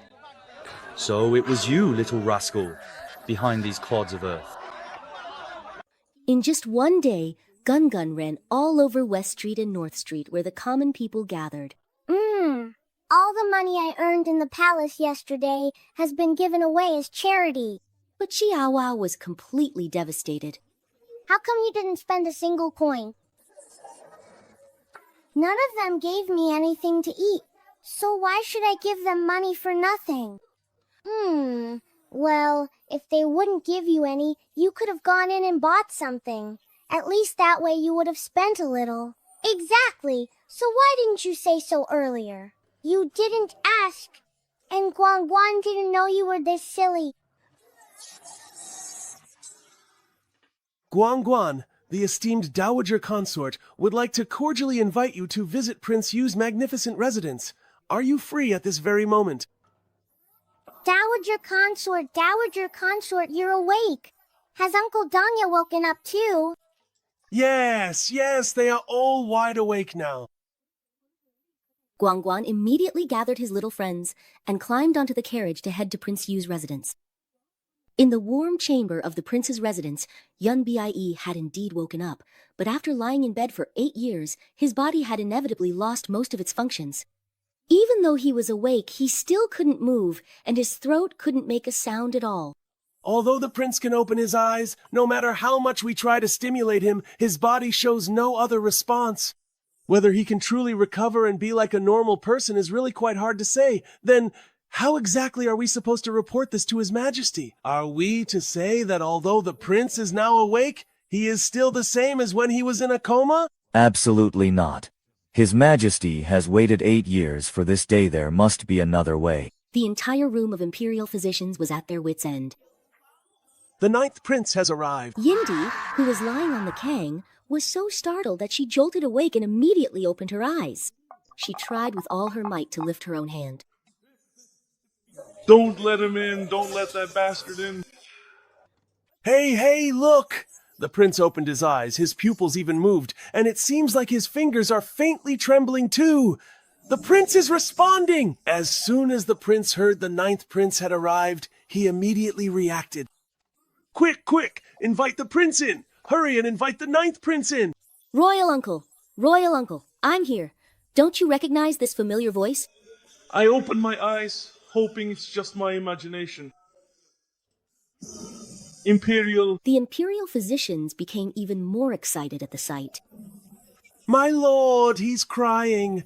So the prince is truly so fond of the 9th prince. From now on, we must have the 9th prince visit often. This will surely help with the prince's recovery. Academician Hu makes a good point. Everyone quickly step aside and let the 9th prince speak with the prince. The imperial physicians, as if seeing their savior, all hurriedly made way. Soon, the 4 little boys, drenched in sweat and smelling ripe, rushed to the bedside. This truly damn strange feeling of immense pressure. Please, don't stare at me so intently like that. Forget it, I'll just choose to simply close my eyes myself right now. Seeing him suddenly close his eyes, the 9th prince couldn't help but lean in even closer. Royal Uncle, are you really awake? Hello, Royal Uncle. I am the 9th prince, your dear nephew. I recognize you. Yesterday it was your father who took my pants. Zheng Nuanuo saw that his eyeballs seemed to be moving under his eyelids, so he also leaned in and said, Your royal uncle is definitely awake. Hello, 9th Prince's royal uncle. I am Zhou Nuanuo, the young heir of the Duke Zheng's household. I know you too. All your family's affairs have been handled by me. He, was nervous visiting Prince Jin's residence for the first time. So this is Gun Gun's Beansprout uncle. Uncle, you really are quite ugly. Hello, Beansprout uncle. My name is Xiaowao, grandson of the Xi family, the emperor's family. The Xi family? I spent quite a bit of military funds from the Xi family. Since I've eaten your food, I guess I'll let it go. I won't scold you. After introductions, Gun Gun went straight up and skillfully used his hands to lift Yun Bie's eyelids. Hi, Beansprout Uncle. Do you still remember Gun Gun? Hi, Beansprout Uncle. Do you still remember Gun Gun? Forced to open his eyes, Yun Bie looked at the adorable Gun Gun and, after trying really hard, finally managed to squeeze out a stiff smile. Look! He smiled. He really smiled. Especially his head. If I ever get married in this lifetime, I definitely won't leave any brat behind. Then he kept smiling as he looked at the obedient and sweet little Gun Gun. Through that smile, he was sure that Uncle Beansprout still remembered him. Oh no, this is bad. In Uncle Beansprout's dream, I held hands with him and promised to marry Mother when he woke up. But now I've changed my mind. Could it be that Uncle still remembers? Oh no, this won't do. I have to hurry and find the Dowager Consort to call off the engagement. Yes, that's what I need to do. Feeling guilty, Gun Gun quickly got up and dashed out. She bumped right into noble Dowager Consort Jia, who rushed over after hearing the news. Seeing the Dowager Consort with completely silver hair, Gun Gun was stunned, but remembering that flattery always works, she launched into a barrage of compliments. Wow, Dowager Consort, you look so beautiful today. It's like snow-capped mountains, and plum blossoms have grown right on your head. As long as the Dowager Consort is happy, the retirement process will surely go smoothly. This is truly the very first time I've ever heard such a wonderfully childlike compliment. Tomorrow, I'll go straight to your house to snatch this precious granddaughter. She's absolutely mine for sure. Don't. I just woke up. Do you really have to be in such a hurry? Well, it's not right to snatch someone's mother. Uncle Duya isn't good. Today, Gun Gun is here to help my mother break off the engagement. Break off the engagement? What's wrong with Uncle Duya that you want to break off the engagement? He's reaching out his little hand. He's about to start counting on his fingers. Two truly don't want this. Please don't. I'm begging you. Please don't say it. Yeah, that's absolutely right, Uncle. Your waist is truly too thin. When you try to shake or move, there's just no real strength or power there. And, Uncle Duya's butt, fortunately, cannot have sons, so it is completely safe and secure. Also, your shorts are much too short inside your pants, making them quite visible. The imperial consort Jiagui quickly covered her little mouth. All right. I understand. I will recognize your mother as my adopted daughter tomorrow. As for you, my granddaughter, I have to have you. Yun looks utterly hopeless and defeated. If I had known it would turn out like this, I wouldn't have done it at all. The news of Prince Yu waking up spread throughout the imperial city in less than an hour. The Marquis of Wuan's residents had just received the news. Before they had time to verify the news, they heard the sound of gongs clanging at the front gate. Jiang Ziyu came out to take a look, and it turned out to be Gun Gun, along with the Ninth Prince and others, coming to announce the good news. Good news! Prince Yu has woken up! He's awake! He's awake! It's over. The Marquis' residence is in trouble now. In trouble. Such a spectacle attracted quite a crowd of commoners and neighbors. Most of the families who have lived in the capital for a long time still remember the time when Prince Yu's sedan chair returned empty. Has His Highness Prince Yu really woken up? Wake up, really wake up. Some people are mistresses in vain. Haha. Don't move. Isn't it true that the adopted daughter of the Marquis's mansion has been a foreign teacher for nothing all these years? If she had really been sincere and had entered the palace, she would be a powerful princess now. Even if she didn't know the royal family, she shouldn't have used such despicable means to deceive the Honorable Dowager Jia. Yesterday, she was called to account by the Honorable Dowager Jia, and now she's become a rat that everyone avoids. Change. With the prince's visit, the Marquis of Wuan's household had better pray for themselves. Instead of continuing to keep that shameless adopted daughter around, the Marquis's household might as well hurry up and bring their real daughter back to serve her well. After all, she is the one who can save the Marquis's family. Sigh. If they had that awareness back then, they wouldn't have forced their daughter to marry in someone else's place, nor harmed their biological grandson. It's karma. Everyone took turns making sarcastic remarks, glancing at Jiang Ziyu with meaningful looks. They even dared to mock him to his face. Jiang Ziyu's face turned ashen. He endured. But in the end, he didn't dare say a word. With a bang, he shut the main gate. The Ninth Prince hadn't had enough of acting. He hadn't even had a chance to show off his infuriating skills. So he pulled Gun Gun and the others into the backyard to come up with ideas. Hey, how about we sneak in to watch the show? Sneaking in doesn't really suit my status as the heir. Xiao Ao also thought it was unreliable. There are so many guards in the Marquis' residence. If we climb in, we'll get caught. What if we end up getting a beating instead of seeing the good part of the show? Who would dare hit a prince?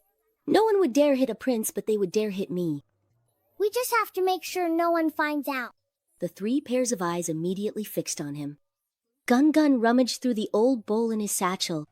Yes, this is it. If you have the guts, come and hit me. Yes, 1, 2, 3, 4. We each have one. La la la. Just went in like that. Didn't the gatekeeper servants see him? The Ninth Prince, bold as ever, crept in, crouching low and tiptoeing behind. As he walked inside, he kept an eye on the servant's reaction. Seeing that the servant didn't react at all, he immediately straightened up and waved to urge, "Hey, you, come here, come here." Over here. This way. It's right here. The four little ones relied on Gun-Gun's sense of smell and quickly found their way to Jixie Courtyard. I just hope, that it's not Jixie Courtyard. As soon as they entered, they saw Jiang Yangxi handing a small porcelain bottle to her personal maid. With a mischievous look on her face as she instructed, quietly deliver this medicine to the second miss of the Yi family. Tell her that if she wants to secure her position in Prince Heng's residence, she must listen to me. Ah, is this Aunt Hua up to her old tricks again? Trying to harm people? What kind of medicine is this? Naturally, it's something that will make His Highness Prince Heng feel passionate and help Ye Sang-yi. Bear children for the royal family. Where did you get this medicine for Prince Heng? Is it reliable?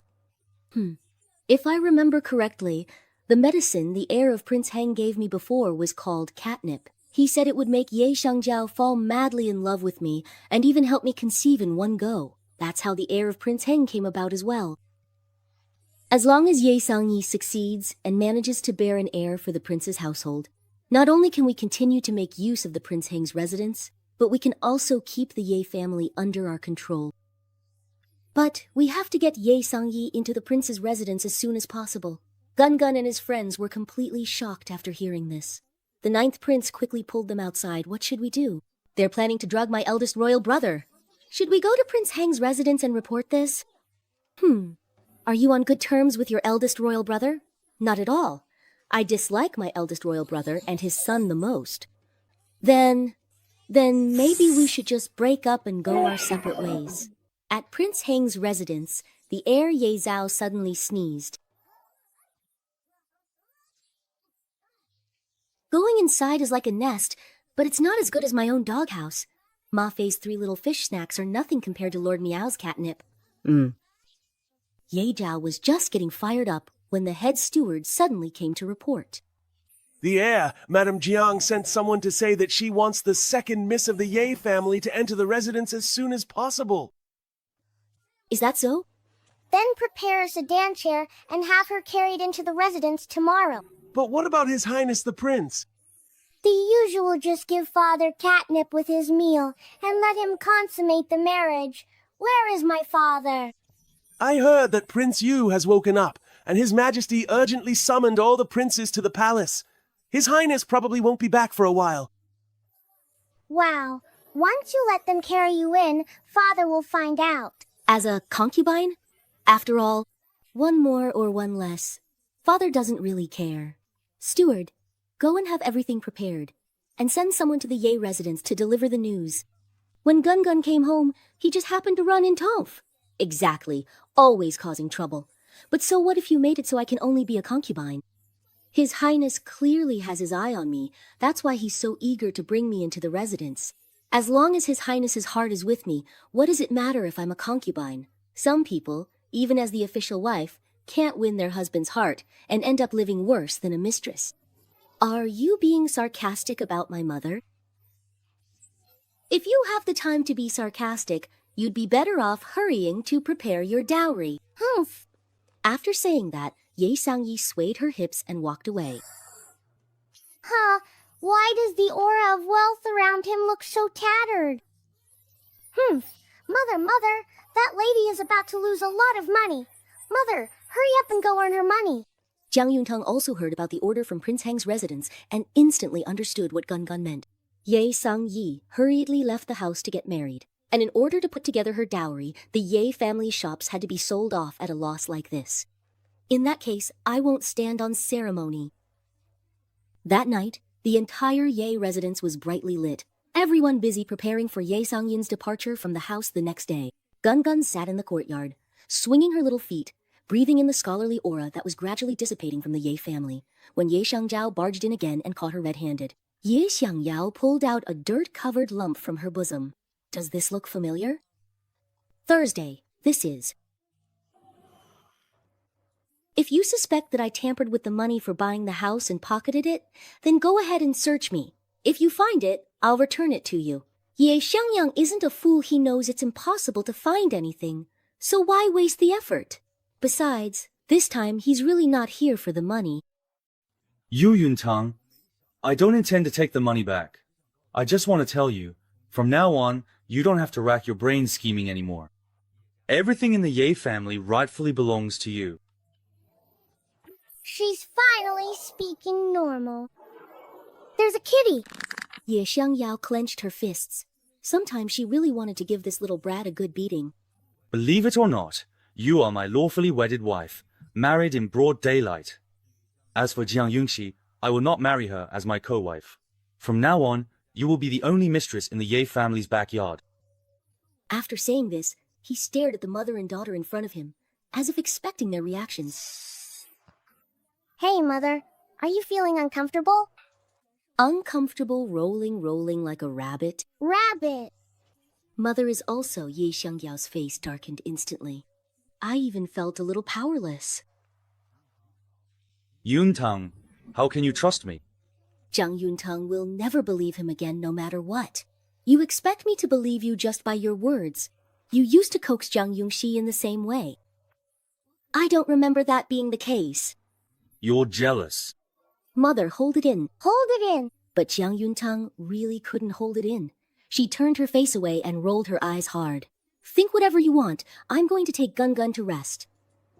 Ah, yes. I'm so sleepy.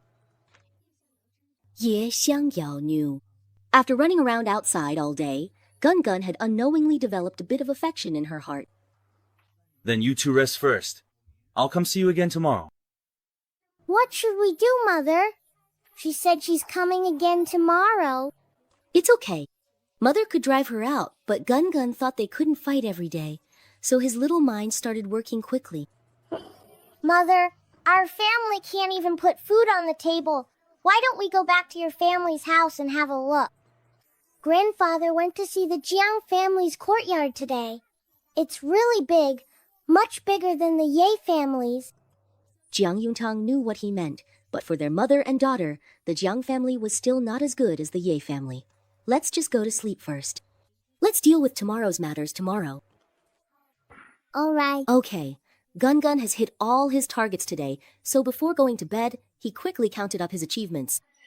1, 2, 3, 4, 10, 20, 30. I can change my eyes, mouth, and ears again. I think my current ears and mouth are pretty good. It's just these yin-yang eyes that are so annoying. I'll pick this one and this one. Golden pupils, yeah. But it would be a shame to just throw away these yin-yang eyes, wouldn't it? Hey, I could give them to Xiao Wao. Since we made a pact, he can use Gun Gun's treasures. From now on, I'll let Xiao see ghosts. I really am a genius. After Gun Gun made all the arrangements, she immediately drifted off into a sweet dream. Early the next morning, she was woken up by the commotion and noise outside. When she opened her eyes, it was still dark. Oh, Mother, don't people here usually get married at night? It's so noisy. Jiang Yuntang was also a bit surprised. That's right, the wedding ceremonies for the eldest master should all be held at dusk. Taking a concubine can be done during the day or at night, depending on the rules. But coming to carry someone off before dawn this is the first time I've seen it. Mother, let's go take a look. Okay, Gun Gun will go too. Up ahead, there were actually 2 ceremonial guards leading the way, and even 38% of the dowry was being displayed. The whole courtyard was decorated with lanterns and streamers, just like a proper wedding for a daughter. This was clearly exceeding the usual rules. Yaoer, even though your younger sister was harmed by others and forced to become a concubine, but after all, she is entering the prince's residence, and what's more, she is an honored concubine bestowed by His Majesty. The dowry and ceremony she deserves must not be lacking in any way. Mother only has Sang Yi as her daughter, and you only have Sang Yi as your younger sister. So today, Mother hopes that, as if marrying off a daughter, you, as her elder brother, will escort her to the bridal sedan. All right, let everyone outside know. Our Sang Yi also has her family's love and support behind her. As Madame Ye spoke, she shed tears, while also casting glances toward Jiang Yuntang, her tone laced with a subtle sarcasm that was hard for others to detect. Ye Xiangyao didn't notice any of this at all. Since Mother has arranged everything, I will simply do as she says. Mother, you're in for quite a show again. Jiang Yuntang was puzzled and was just about to ask. Madam, the Sichuan paper from the prince's residence has arrived. Hey, let's get the music going. Hurry up and liven things up. Where are they? Where's the Yue family bride? Sedan chair, don't miss auspicious time. But there was nothing behind them at all. This. Even ordinary families pay attention to ceremony when taking a concubine. Yet the prince's residence only sent 2 servants and a small sedan chair. This is simply outrageous. Coming or not? If not, we're leaving. Acting so particular even though you're just marrying off a concubine. Ye Xiangyao felt that this was probably intentional on Prince Hang's part. She gritted her teeth and stopped the old madam from humbling herself to plead with the servants. My mother's only concern is for her daughter. I hope you two can understand. The Ye family has prepared a procession for my younger sister, ourselves not for appearances, but just for the sake of some liveliness. We also ask that you allow our procession to accompany us. How can that be? With all your music and fanfare, what if it disturbs the air of the Jin Prince's sleep? We really can't take responsibility for that. So are you coming or not? If not, we'll just go back and report. There's so much going on at the prince's residence every day, we're already busy enough as it is. After saying this, the servant turned the sedan chair around, and Ye Xiangyao's expression darkened as well. Gritting her teeth, she ordered all the ceremonial guards to withdraw.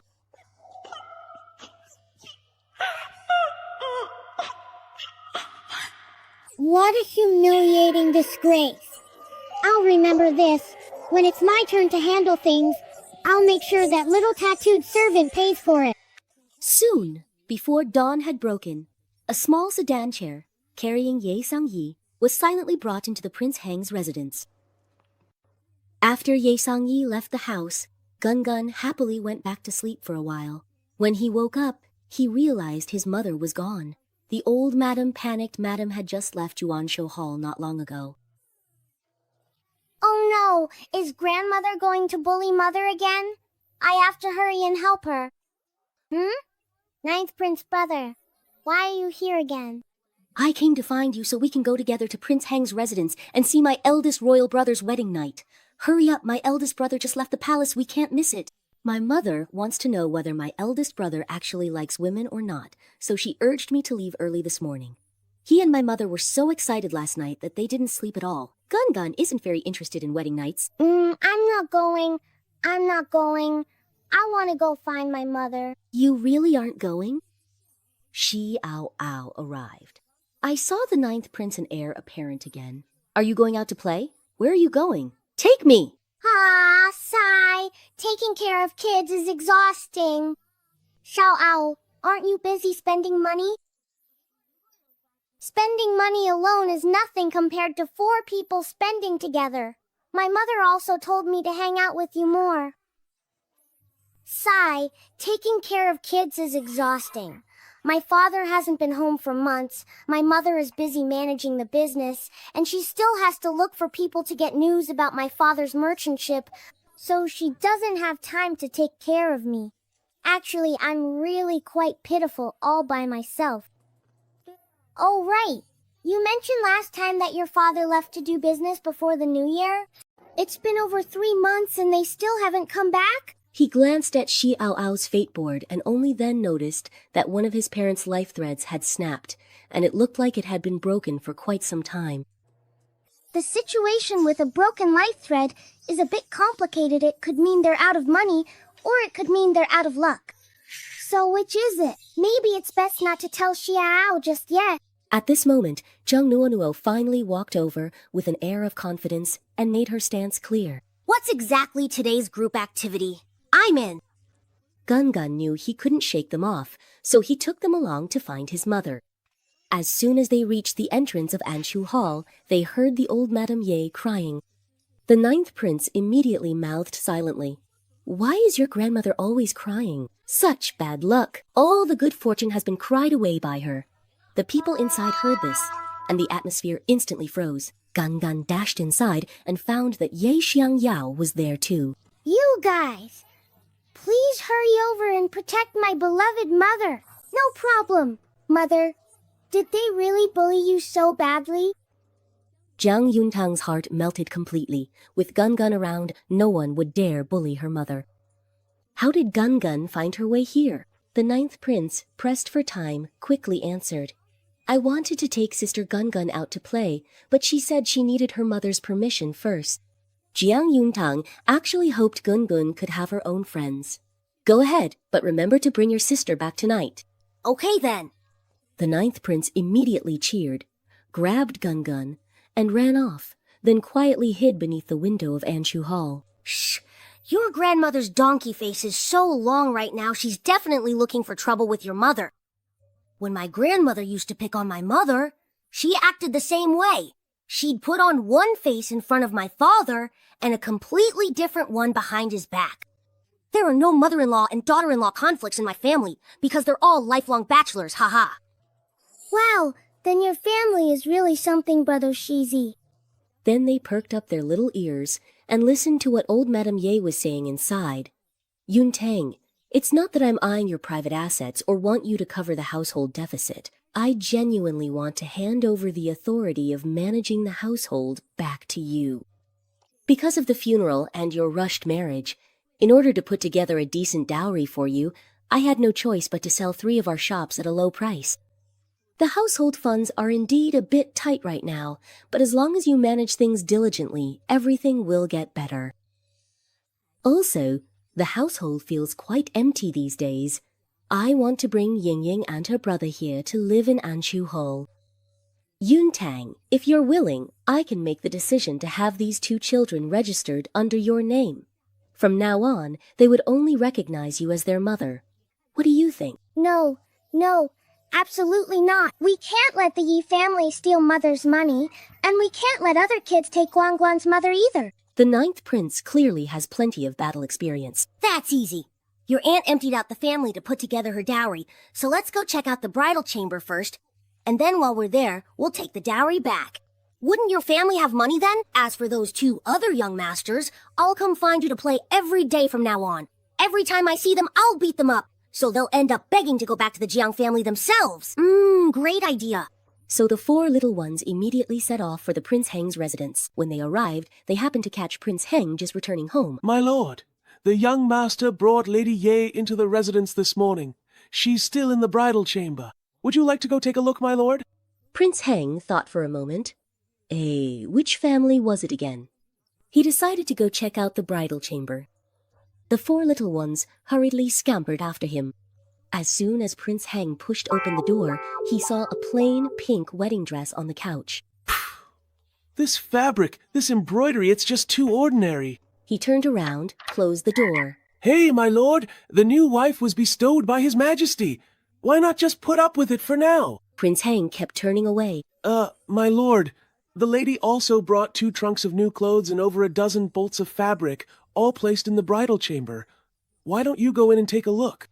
Prince Heng turned around again, pushed the door open, and went straight in, completely ignoring Ye Sangyi, who was sitting by the couch, and began rummaging through the trunks and cabinets. Ye Sangyi looked utterly humiliated, but thinking of the wealth and status of Prince Heng's household, she gritted her teeth and, following Jiang Yangxi's instructions, took the initiative to seduce him. My lord, actually, inside, there's a gauzy silk dress as thin as a cicada's wing. I'm sure you'll like it when you see it. As long as you're willing to drink this cup of nuptial wine with your wife, I'll let you see for yourself, all right, my lord? Is that all right? Prince Heng's gaze instantly fell on the sheer fabric draped over her shoulders, his eyes lighting up. This material! It's a sky blue gauze from Yige Pavilion. Do you like it, my lord? Prince Heng took the wine without taking his eyes off her, sniffed it, and recognized the familiar recipe, the familiar scent. Then he tilted his head back and downed it in one gulp. In no time, he turned into a wild beast, not even bothering to take off his clothes. The 4 little cubs, each with a talisman stuck to their heads, sat neatly in a row at the edge of the bed, watching intently. That doesn't look like dancing to me. Before Gun Gun could finish speaking, things on the bed were already over. Ye Sangyi looked utterly shocked. The 4 little cubs, on the other hand, looked completely disappointed. That wasn't fun to watch. Boring. They quickly found Ye Sangyi's dowry. Each packed up a bundle and gathered all the silver notes and valuables before heading back to the Ye family. Gun rushed straight to Ye Shangyao's study. Here, Gun brought the money back for you. You're not allowed to covet Mommy's money anymore. Ye Shangyao was baffled by his fierce yet adorable demeanor. When he saw the familiar items tumbling out of the bundle, a vein throbbed on his forehead. Brought it back? Where did you get it from? Gun put his hands on his hips and tried to outshout him. From Prince Hang's residence. Ninth Prince brother took me there to get it. Ye Xiangyao's fists clenched again, but Gun wasn't scared at all. He continued to warn him. Mommy only has one baby, and if you dare to steal my mommy, then I'll make sure your mommy doesn't want you either. Humph. With that, he dashed off again like a gust of wind. Ye Shangyao watched his little figure disappear, his gaze growing deeper. The more he looked at this little rascal, the more he felt they looked alike. Even the mischievous, rebellious attitude was exactly how he had been as a child. Although Ying Ying was his biological child, her personality was spoiled and domineering. At the slightest displeasure, she would cry and throw tantrums, completely lacking the lively charm that Gun had. But Ying Ying was different to him. On the night Ying Ying was born, the sky within 100 miles of Qingzhou City was filled with stars. In the 8 directions above the city, each had a star representing wealth, suddenly flashing and streaking across the sky, finally converging into a trail of fire that fell to the earth. That very night, the 2-year-old heir of Prince Heng, who had just learned to run, suddenly came to his door. With his naturally heterochromatic eyes, he looked at him and said, "This Ying Ying, her talent will be tested. You must raise her well." From then on, the Prince Heng's residence brought him great fortune and attention in both wealth and officialdom. He couldn't give up on Ying Ying, nor could he give up his only son, but even more so, he would never let Jiang Yuntang leave. But Jiang Yuntang would rather divorce than acknowledge his pair of children. Now even Gun is so resistant, which truly puts him in a difficult position. Ye Shangyao stood in the study, staring through the window at Gun, who was especially lively outside, while Gun was rewarding his 3 little companions for their merits. Mother's money has been saved, and Ninth Prince brother's idea was the most helpful. Whatever you want, Gun can make it happen. Really? Anything at all? As long as Gun has it, it's all yours. The 9th Prince acted decisively.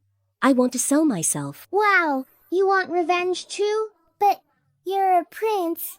You already have lots of money. Hey, I don't want revenge. I'm giving myself away for free. But Daddy says, if it's really free, it can't be anything truly good at all. The 9th Prince didn't expect to be disliked. Weren't you the one who said anything goes? Even if you don't want it, you have to take it. My mother consort also said, I have to be sold. This was the first time Gun had met someone who wanted to sell themselves. After hesitating for a while, he decided to keep his promise. Well then, once you're sold, you can't regret it. The 9th Prince bared his teeth. Frightened, Gun quickly took out the deed of sale and had the 9th Prince's blood dripped on it.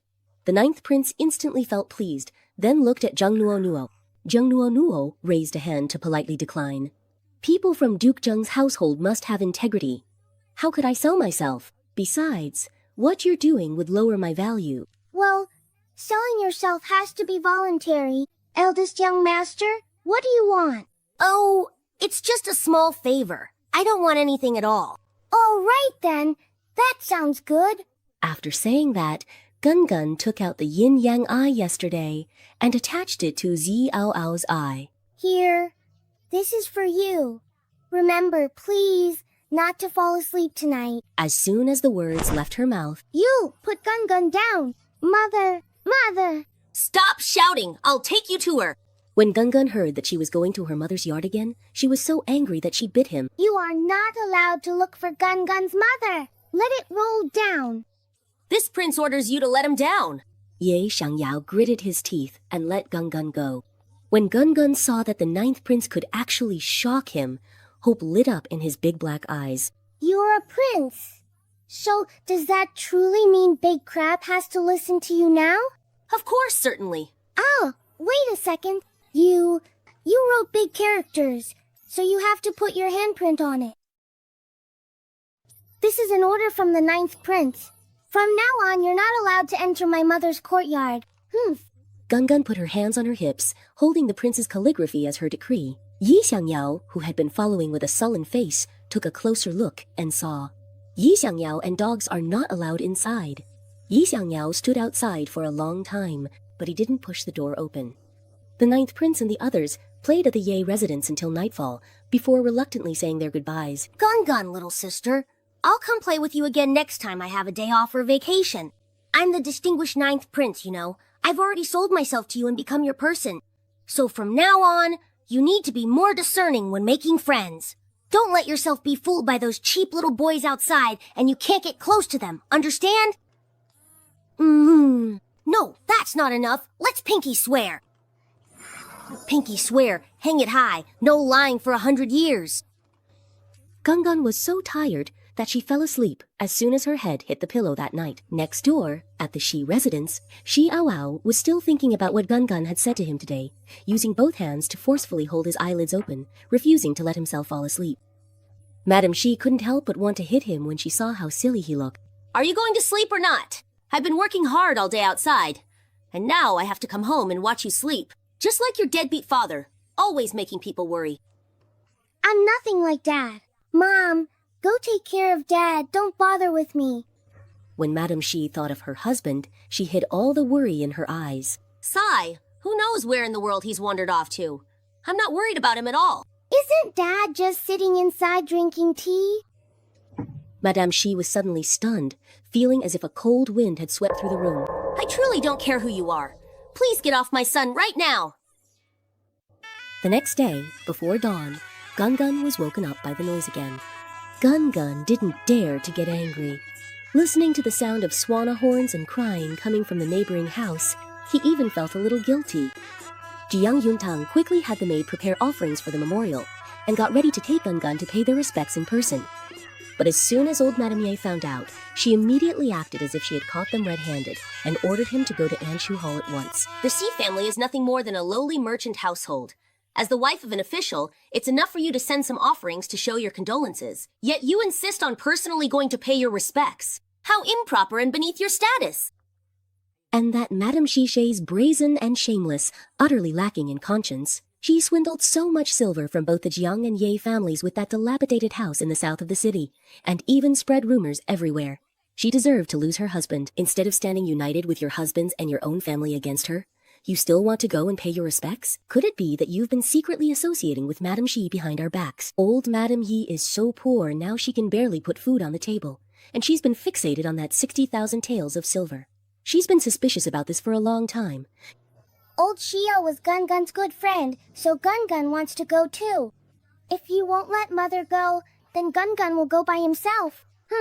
Ye Xiangyang rushed over when he heard the news, his long legs blocking Gungun's path. You little rascal, stop meddling in the neighbors' affairs. Now that the head of the Xie family's main branch is gone, the other branches are all coming together to pressure them. Someone as small as you wouldn't even survive a single stomp from them. Is that so? Then Big Brother has to go help. Gungun dashed all the way to the entrance of the Shi residence. Now that eldest brother is gone, and the main branch has no one to take charge, from now on, it should be our second branch that leads the Xie family. I ask that sister-in-law hand over the Xi family's ancestral property, the shops, and the fields and houses.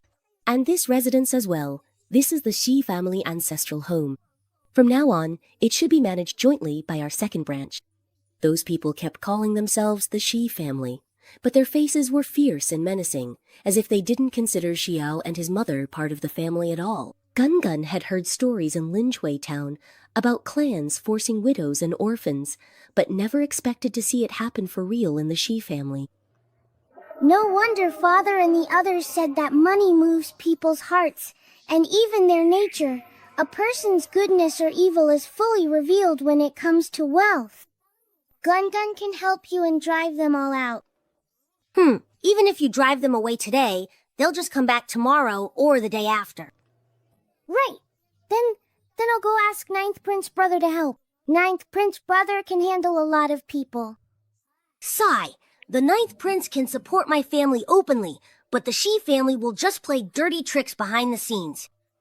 The 9th prince can't stay at my house every day, so it's useless. Oh, right. Xiao, how come you're so smart today? Xiao reached out his hand and introduced to the heir beside him. Let me introduce.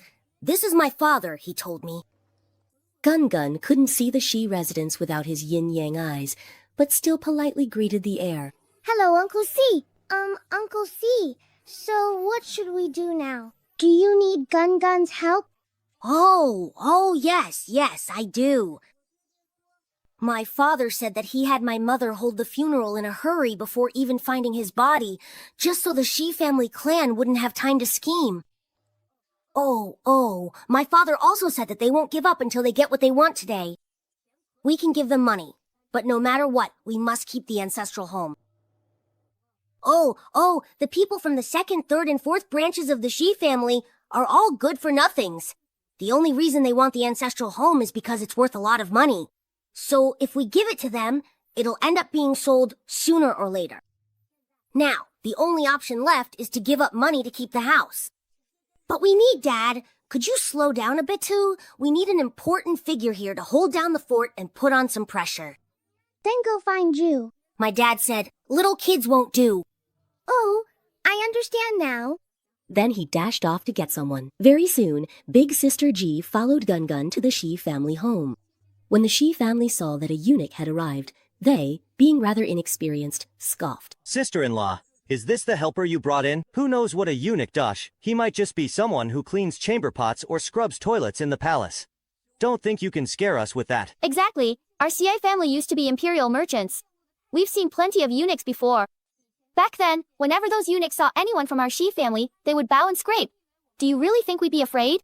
Big Sister Ji swept her gaze over the Shi family. She raised her hand, and a man in a red official robe entered, followed by a group in blue official robes. The 2nd branch of the Shi family took one look at the leader and immediately dropped to their knees in fright. Grass. We pay our respects to Lord Fuying, to the 2 Lords Fusheng, and to the several magistrates. Even officials like Fuying, Fucheng, and the magistrates have all come. Who has such great influence to bring the entire Fudu Yamen to the Shi family's doorstep? Isn't Gun amazing at calling in reinforcements? Aunt Shi, don't be afraid. Gun will stand up for you. The Shi family took a look and were surprised to see it was just a 3-year-old child. Could she be a princess from the palace? Since we're all family, let's sit down and talk things over. The ancestral home of the Shi family can be left to the mother and son of the main branch, but they must buy it at the market price of 60,000 taels. The Shi family's ancestral property, residence, and shops rightfully belong to the entire Shi clan. The main branch can keep their share, which amounts to about 7,000 taels of silver, 2 shops, and a money house. 1, 2, 3. Then they actually owe us 50,000 taels instead. Alright, no problem. He can actually come up with 6,000 taels of gold so easily. Has my sister-in-law hidden any of the Shi family's private property? Otherwise, where did these 6,000 taels of gold come from? We request a re-audit of the accounts. The Prince Yu's residence is lending 6,000 taels of gold to the Shi family. Does anyone have any objections? Upon hearing this, how would the Shi family members dare to act out? In front of Fuying and the others, they drew up a contract. And from then on, everything belonging to the main branch of the Shi family became their private property. Having gotten such a great deal, they hurriedly left. Gun watched the backs of the Shi family members as they left, and in that instant, the entire Shi clan's wealth seemed to be shrouded in dust. After Sister Ji and the others had also left, Madame Shi seemed to lose all her spirit, collapsing to the ground and speaking to the air. With this, we widows and orphans finally have something to rely on in the future. Don't worry, I will raise them well as they grow up. You can go now. Mother, Father said he doesn't want to reincarnate. He just wants to stay with the 2 of us. But if he doesn't reincarnate, he'll eventually fade away completely. At most, in 3 years, your father will be gone forever. Huh? A soft sob. Hee. Indeed. Hey, don't cry. I can make a contract with your father. That way your father will become Gun's servant, and his soul won't disappear. Huh? Then why don't you sell my mother too? Since both husband and son have been sold, if you're going to sell the whole family, you have to sell us all together. Gun If I sell myself to you, will I be able to see his father just like Ao Ao does? Yes, you indeed can. Once you become one of the little God of Wealth's people, you can use their magical treasures. Madam Shi immediately decided, I'll sell myself. Gun Gun was actually quite compassionate and was willing to help her. He immediately signed a contract with Madame Shi and even used his own achievements to exchange for another pair of yin-yang eyes for her. The moment the yin-yang eyes were installed, This is great! I can finally see. Madame Shi saw Master Shi, whose face was swollen like a pig's head from being soaked in water. This. Husband, how did you end up like this? Thursday. This. Am I going to have to see him like this every day? Madam, you can see your husband now. Your husband is back! Husband! Hearing that familiar voice, Madame Shi's feelings for her husband were finally stirred again. Her eyes grew moist, and she rushed to embrace her husband. Ouch! What the heck are you selling, I say? La la la. Adorable little Gun Gun. La la la. Kind little God of Wealth. After the Shi family finished the funeral, they left for a distant place to recover Master Shi's body. With no playmates left, Ganbao devoted himself every day to giving alms all around the city and its outskirts. One day, upon returning home, Oh, why are there so many guards? And such a long carpet laid out. Where's Mother? Right here. as soon as he entered, he saw Aunt Yi Sang, dressed in luxurious clothes, sitting and holding her belly, chattering away at his mother with a smug look on her face. The doctor said my pregnancy was detected in just over half a month, which means it's developing very well. There's a high chance it's a boy. But the prince said, whether it's a boy or a girl, he likes them both. The way he treats me now, haha, it's as if I'm a precious jewel. Back when I wasn't married, I couldn't understand why Mother was so eager to have a grandchild. Now that I have a child myself, I realize that if you want a good relationship between husband and wife, you really need to have a child. Oh, sister-in-law, I wasn't talking about you. You're about to divorce my brother, so you won't overthink it, right? Jiang Yuntang couldn't be bothered to respond to her at all. When she saw Gunbao running in, she took out a handkerchief and carefully wiped his sweat. Why are you sweating so much? No matter how well you raise them, they're still not the same as your own flesh and blood. Men, you know, especially care about this. Sister-in-law, instead of raising a child you picked up, why not let Ying and Zhuang'er come back home? That way my brother might at least look at you a bit more for the children's sake. Sister-in-law, don't blame me for always bringing up the kids. When you lost your child back then, wasn't it your own fault for not being capable enough to protect him? To put it bluntly, you brought it all on yourself. If you can't win over your husband and mother-in-law, how can you just blame my brother and mother? Jiang Yuntang looked up at her with a cold, chilling gaze. Ye Sangyi, having gotten carried away, was suddenly startled, then stuck out her belly. Why are you looking at me like that? Are you thinking of hitting me again? If you hurt the heir of the Prince Hang's household in my belly, you won't be able to pay for it. Jiang Yuntang really couldn't lay a hand on her now, so she gritted her teeth, picked up Gunbao, and left. She hadn't even left Anshu Hall when she heard the triumphant laughter of the mother and daughter from inside. Ha ha ha ha ha ha ha ha. Ha ha ha ha. I'm so angry. I'm so angry. So, is the medicine Jiang Yongxi gave really that effective? She actually got pregnant. I wonder if there's any more of that medicine left. Since Her Highness the Dowager wants a grandchild so badly, maybe I can let Uncle Duya try it too. Gunbao still can't forget those 3 seconds to this day. Mother, does that mean I can't spank him anymore in the future? Jiang Yuntang didn't say anything. She just patted his little head. When they returned to the courtyard, they saw Dai Chao, who had been away for more than half a month, had come back.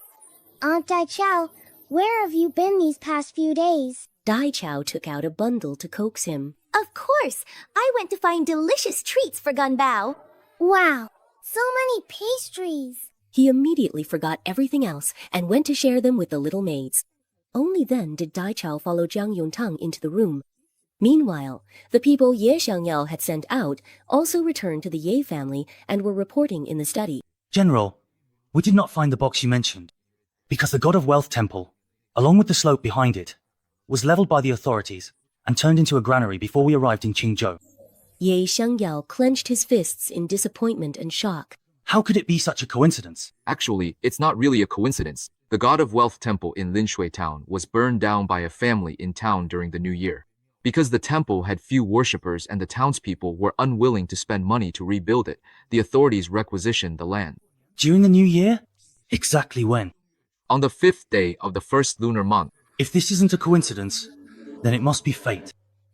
Now that the box is gone, there's only one way left to confirm whether Gunbao is his and Yuntang's child. Ye Xiangyao went to the storeroom to fetch a gold hairpin and immediately headed to the main courtyard. Gunbao, do you like it? What is it? I don't... Take a look. What is this? Wow, it's gold. Is that for Gunbao? Ye Xiangyao nodded, squatted down, and handed the hairpin directly to him. But just as Gunbao reached out, she deliberately used the hairpin to cut his finger. Fresh blood oozed from the small finger, and a subordinate behind immediately caught it with a bowl of clean water. Right after, Ye Xiangyao also cut her own finger and let her blood drip in, anxiously waiting. But after a long time, the blood still did not merge. Ye Xiangyao's expression visibly darkened. Gunbao, not having gotten the gold, pouted and complained, "You're lying. You're just doing a blood test to find relatives." You already knew this? Gunbao knew. He turned, ran to the kitchen, and brought back a bowl with water and a few drops of blood. "Let Gunbao help you find them, but after we're done, you have to give the silver to Gunbao." The wound on Yue Xianghui's hand hadn't clotted. Though he didn't quite understand what this little guy meant, he squeezed a drop of blood into the bowl. In moments, the blood in the bowl fused. "Hey, found it! Gunbao helped you find your relative." Where did you get that blood just now? Is it yours? That one. And there are more, and more. He dragged a little piglet and a big yellow dog out from the kitchen. That was their very own blood. You, the little piggy, and the cute doggy are all indeed relatives. Yue Xianghui clenched his fists in disappointment and shock. Was it really just a coincidence for me? But how could there be such a perfect coincidence in this world? If even the harmony method can't prove it, what else in this world could prove that Gunbao is my daughter? Yue Xianghui squatted down again, absent-mindedly reaching out to touch Gunbao's little face. But Gunbao was only interested in the gold in his hand and kept dodging away. Big Crab, you have to keep your word. If you don't give me all the gold... Yue Xianghui couldn't help but laugh and tossed the hairpin directly into the battered bowl he never let go of. Gua? Mother? So, you say you want to lay an egg, but you also don't want to lay an egg. Gunbao is really in a dilemma. After struggling with it, Gunbao let out a sigh, as if her life depended on money. Sigh. So do you still want more relatives? I still want another daughter. Sigh. All right then.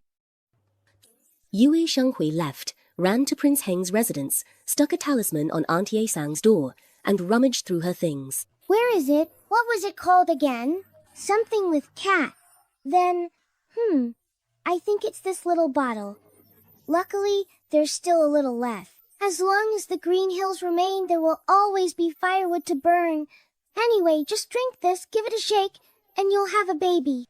Gunbao will help you out, for the sake of my performance. Let's go. After Gun left Prince Heng's residence, he stopped by Prince Yu's mansion nearby to shake someone down. By the time he ran home, drenched in sweat, he found Aunt Ye Sang leading people to block his mother's courtyard, and this time they weren't even pretending anymore. Sister-in-law, before I got married, you kept making a fuss about divorcing my brother again and again. Now I even have a child, so why are you still clinging to our Yi family and refusing to leave? Don't think you can just sit there and do nothing. To put it plainly, when exactly are you going to divorce my brother? So you do know the Ye family is a stinking cesspit. What, now? Is someone desperate to soil themselves? You're indeed so vulgar. I am vulgar. Not like you low tone after another. So shameless, scrambling to be someone's mistress or concubine. The more Jiang Yongxi tries to push her way in, the less I'll let her have her way. what can you do about it? And besides, it's not that I won't divorce, it's your brother who refuses to let go, and he comes running to my courtyard every single day. Always coming around, huh? Yeah, that's right. The big crab comes to see Mommy every day. He's so annoying. Aunt Ye-sang was left completely speechless by the mother and daughter's retorts, so angry that she was practically fuming. You wait. One day, you won't be able to stay in the Yi family any longer, and don't even think about benefiting from the Yi family's reputation. Humph. With that, she had nothing left to say and stormed off in a huff. Pah! What's so special about the Ye family now? It's just a 5th-rank official's residence. What glory is there to bask in? Look at how arrogant she is. But Gun said, when I came back, I saw a lot of boxes at the door. Jiang Yuntang understood and couldn't help but laugh. Now that she's pregnant, she's acting like the mistress of a prince's household, showing off at her parents' home. Let's go take a look too.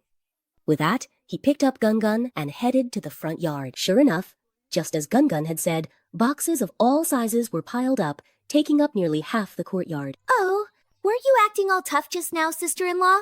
What? Are you regretting it now that you see me returning home in such splendor with the prince rewarding me with so many gifts? It's not that I'm being petty as your sister-in-law.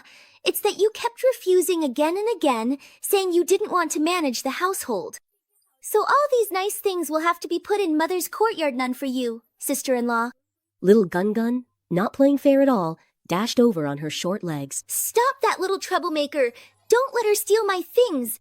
Oh dear! Most of these things are just some unremarkable wine and daily necessities. With only a small box, I can't let them find out. Although the prince rewarded him with a few things, he had only just entered the prince's residence and hadn't managed to save up anything valuable. Besides, most matters in the residence were decided by the heir, but the heir was eccentric and moody, never taking him seriously at all. Once I give birth to a son, I'll make sure my son replaces the heir. Mother, there's nothing valuable in here. Jiang Yuntang burst out laughing. What do you know about what's valuable? You little beggar who's never seen the world? Of course I know. The noble consort dowager has arrived. I went to the prince's residence to get help, hoping to support Mother, but the one I brought back is the handsome grandpa. Why is the dowager consort come instead? While everyone else knelt, Gun ran straight to the door to look out. Wow. So many treasures. Dowager consort. The noble consort dowager bent down slightly, smiling as she picked up the little girl who had thrown herself into her arms. Then she looked at the crowd kneeling in the courtyard, her gaze settling on old Madame Ye and Ye Sang-yi. Oh dear, it seems I've come at an inopportune time. Is the second miss of the Ye family here for her return visit? Why isn't there a banquet for the return visit? Replying to the dowager consort, I have only come to visit. Ah, I remember now, you are a concubine, so you are not entitled to the formal return visit ceremony or banquet. So, you've simply come back to your maiden home to show off, then? Then let me have a good look at what fine things you're showing off. Before the noble dowager consort had even finished speaking, the guards rushed forward and opened all the chests. Nearly 90% of them were filled with fabrics, wine, raw meat, and pastries. Even the servants were left dumbfounded. What on earth are all these things? I've seen people pretend to be rich, but never anyone pretending to be this outrageously rich. Ye Sang-yi was exposed in public, so embarrassed she wished she could disappear, burying her face and unable to lift her head. Jiang Yuntang, daughter of the Jiang family. Gongshu Duanwei is deeply loved by the esteemed dowager consort. Out of concern for the dowager consort's loneliness, I have specially granted her permission to adopt Jiang Yuntang as her goddaughter and bestowed upon her the title of County Princess of Rong'an. Old Madame Ye and Ye Sang-yi were so angry when they heard this that they nearly ground their teeth to pieces. How could Yuntang possibly deserve this? All that talk about Gongshu Duanhui is just a lie. He is clearly rude, disobedient, deceitful, and cruel.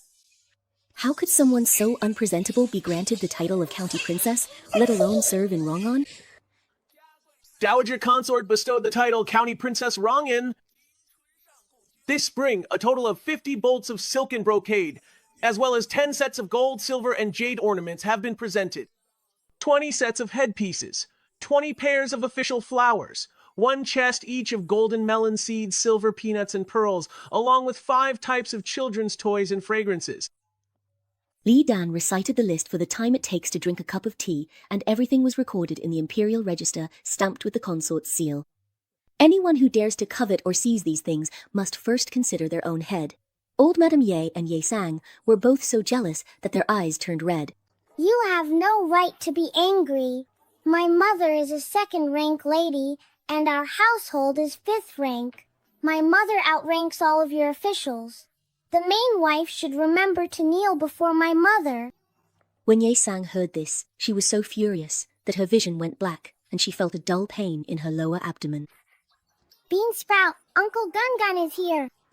Oh, here they come again? Here they come again! These little rascals are back! Life is really unbearable like this. Yun Bie still hasn't set the Death Star, just quietly waiting for fate to arrive. Huh? Wasn't it always the 9th Prince, that little rascal, leading the charge before? Looks like it's just Gun, the little radish, by himself today. Ah, I guess I won't embarrass myself in public today, hee hee. Gun skillfully slips off slippers and climbs onto the couch. He expertly lifts eyelids to check teeth and mouth. Hey, Uncle Juya's breath doesn't smell bad anymore. Princess Jiagui looked at this little bundle of joy and smiled. It's all thanks to Gun. Now Uncle Duya can move a little, and even make some sounds. At this point, he still showed a hint of worry. It's just that we don't know when your Uncle Duya will be able to stand up again. Will I have the chance in this lifetime to see her get married and have children? Sigh, the opportunity was right in front of you, but you snuffed it out yourself. Before there was even time for romance, it turned into a sibling relationship. Who can understand that? Hearing have children, Gun climbed down from the bed and tugged at the skirt of Dowager Consort Hyagi. When it comes to marriage, Gun can't do much for singles, but for children, Gun can lend help. Today, the Dowager Consort went to support her mother, and to show her gratitude, she specially brought a gift for the Dowager Consort. That is, if Uncle Bean Sprout drinks this, then shakes like this 3 times, he'll be able to have babies. Gun took out the little porcelain bottle she found from Ye Sangyi. This medicine was squeezed out from between Big Crab's teeth. Consort Jiagui was completely confused. Drink it and shake 3 times. Consort Jiagui thought that having a biological grandson or granddaughter wouldn't be bad. And whatever Gun gave was definitely something good. She quickly asked for warm water to dissolve the medicine powder and feed it to Yun Bai. Quick, bring some warm water to dissolve the medicine powder and feed it to Yun Bie. As soon as the cup got close, Yun Bie caught a whiff of a pungent smell. Ugh, damn. It smells like cat urine, and it even seems a bit familiar. But can you really drink this stuff? Mother, aren't you going to ask what it is before making me drink it? Yun Bie turned his head away in resistance, trying hard to make a sound, hoping to awaken the maternal love in Noble Consort Jia. But Noble Consort Jia had already taken Gun and left, afraid that something awkward might happen and Gun would talk about it later. Your Highness, the consort used her own life to save yours. This is all she has left to hold on to now, Your Highness. Just try to be understanding, okay? After saying this, she poured it down Yun Bie's throat and then went outside to report back. 1, 2, 3. Okay, it's done. Ah, that's it. All done. Wasn't that a bit too fast? It's really fine. Gun is experienced with this. The noble consort dowager believed it, and first had the nanny open the door a crack to check the result. As soon as the nanny opened the door a little, she heard the prince inside shouting, No, really. No need to rush. Your Highness, the prince can speak now. The prince has spoken. Of course, the noble consort dowager heard it, and as no one knows a son better than his mother, she immediately laughed proudly. I knew it. How could my son possibly recover that quickly? Hurry and close the door. The nanny quickly closed the door, and only then did Yun Bi feel as if she had narrowly escaped death, finally letting out a sigh of relief. However, the heat in her body just wouldn't go away, not even after the time it takes to drink a cup of tea. The noble consort dowager was so excited she clapped her hands. The nanny lowered her head, unable to hold back laughter, went inside, and soon came back out to report, "Your ladyship, it worked! The prince is fine." The noble consort dowager didn't avoid it at all, she just hugged Gun-Gun and kissed him. Truly, it's all thanks to Gun-Gun. Uncle Duya seems to be just a little bit less capable than Prince Hengit took him so long to have a child. You're welcome. This is what Gun-Gun should do. After the maids changed and washed, Gun-Gun ran to the warm chamber, hopped to the bedside. Uncle Duya, don't worry. Next time Gun-Gun comes to see you, you'll have a baby already. Please, I beg you, stop bringing me trouble. If you really have nothing to do, ask your mother to send you to school. Gun-Gun found it boring since Uncle Duya wasn't paying attention, so he went home. As he walked in, he saw Xiaoxi dragging two old men with white beards. Oh dear. General, the swelling had just gone down a few days ago. How did it get swollen again? I've repeatedly warned you not to have such thought show. Could you dare to use the medicine of the jackal again? Not long after, old Madame Ye also hurried over when she heard the news, her face full of anxiety mixed with a hint of hope. As soon as the doctor came out, she grabbed him and asked how things were. Fortunately, it was just a false alarm. The hematoma has subsided a bit, but you must not let the general act so recklessly again. You mean my son, hey? He's really all right? Ah, those jackal medicines must absolutely never be used again. Otherwise, the consequences would be unimaginable. Old Madame Ye hurriedly nodded and turned to instruct the maidservant. Yes, yes. Go tell Sang-Yi to find a way to invite the imperial physician for Yaoer. My son is all right. My son is all right. Thank heavens. Old Madame Yi devoutly bowed 3 times to the sky. Soon, the news reached Jiang Yangxi. Jiang Yangxi couldn't believe it. What was there to be so anxious about? Ye Sang-Yi sent someone to tell me that Ye Xiangyao still refuses to divorce, and she goes to Jiang Yuntang's courtyard every day. If she really recovers and even has a child with Jiang Yuntang, what will happen to Ying Ying, Zhang Er, and me? Madame Jiang was also visibly anxious, and after hesitating for a long time, she finally came up with a lousy idea. How about you enter the household first as a concubine? Once you're in, we can figure things out. If you don't enter the Ye family, won't you just be letting Thema Man and a woman spend time together alone every day? As long as you drive Jiang Yuntang away, are you afraid Ye Xiangyao won't make you the official wife? It's still better than us sitting here worrying every day. Hearing this, Jiang Yongxi thought it over and over, feeling that her mother and sister were completely useless. It's been so long, and they still haven't managed to drive Jiang Yuntang out. Do I really have to take matters into my own hands? No, I haven't reached the point of having no way out yet.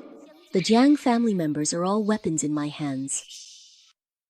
When it's time to sleep, I don't want to, but at all other times, I just want to. Meanwhile, the real culprit, Gun-Gun, is sleeping soundly without a care, but in the air until morning. Then, with her mother, she went to the palace to express gratitude, but they didn't get to see His Majesty. Recently, the Empress fell ill. She's had persistent fever and fainting spells with no sign of improvement. Seeing that even the imperial physicians are at a loss, His Majesty has been deeply worried about Her Majesty's illness. This morning, right after court, he went to Kunigong again and instructed that unless it is something urgent, no one is to disturb them. The Empress is kind and gentle, and her illness has worried many people. It has also made the high-ranking consorts in the harem restless and eager to act. During the spring outing, I saw that Her Majesty looked perfectly healthy. How did she suddenly fall ill? Serious? Is it serious? Well, it really was a sudden illness. There wasn't any sign at all. And it happened on the night of the Shangxi festival. As for how serious it is, I don't know either. Her Majesty the Empress has only allowed His Majesty and Consort Zhen to visit her.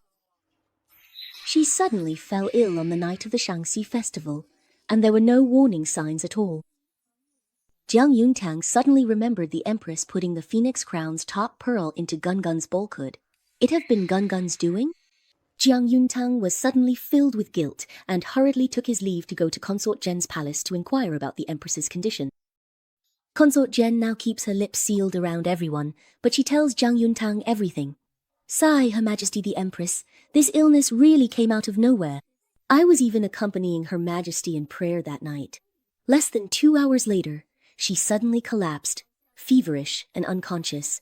The imperial physicians have been coming and going for so long, but they still can't find the cause.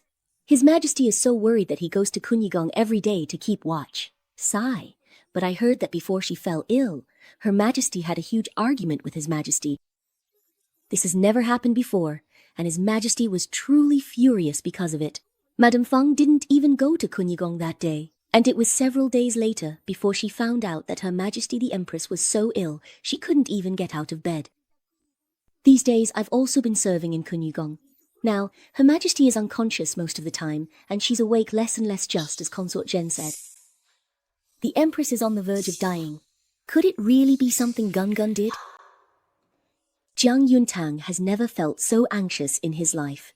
He hurried off to the Imperial Garden to find Gun. Gun, on the night of Shang Yuan, did you take the Empress's order? Kun. Kun, can you tell Mother? What wish did the Empress make? Little God of Wealth can't tell anyone the original master's wish, not even if it's Mother. Ah, all right then. After returning home, he remained anxious, even starting to pray to Buddha for the Empress's safety. Meanwhile, Gun was still obsessed with chasing butterflies.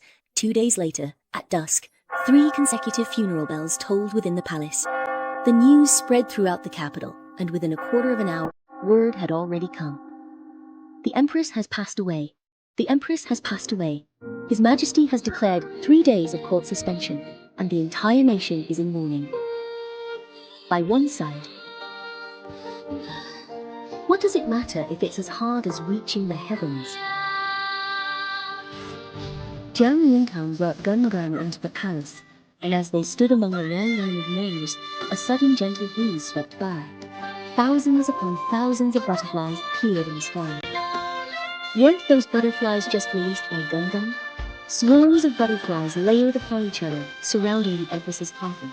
Then, to everyone's astonishment, the Empress's body disappeared, and a semi-transparent, colorful butterfly fluttered its wings and emerged from the jade coffin. It flew toward the sky outside the palace. Something's wrong! Something's wrong, Your Highness! Your Highness! She's gone.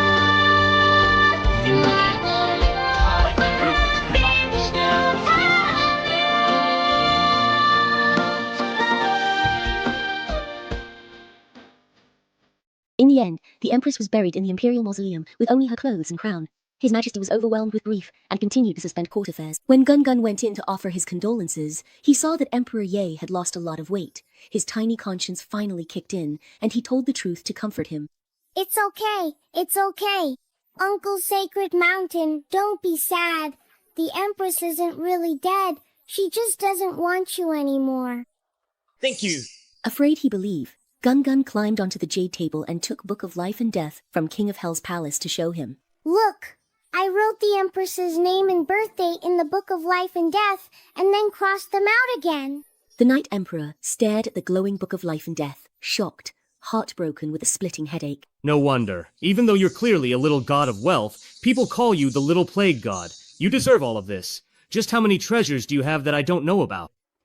The God of Wealth fathers were afraid I'd be bullied in the mortal world, so they kept stuffing treasures into me.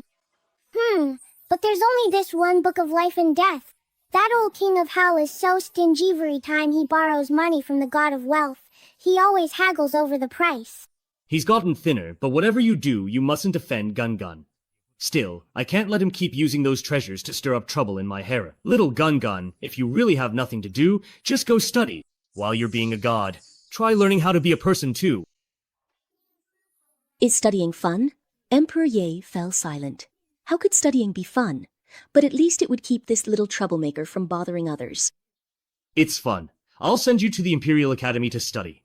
There, you'll have lots of brothers and sisters to play with every day, and teachers who will tell you stories. As soon as Gun heard there would be so many people, he immediately nodded. Okay, I'll go. Study. No time to lose. You'll go tomorrow. It doesn't matter what you study, just get him in there. Ye Di ordered Immortal Fu to escort Gun to the Imperial Academy and handle his enrollment immediately. Wait!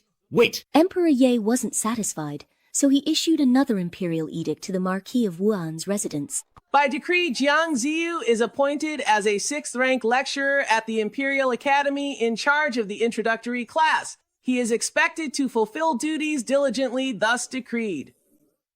Let this little troublemaker cause mischief among his own family, then. The 6th rank official post can be considered compensation for Jiang Ziyu's work injury. La la la. Adorable little stick. La la la. Kind little god of wealth.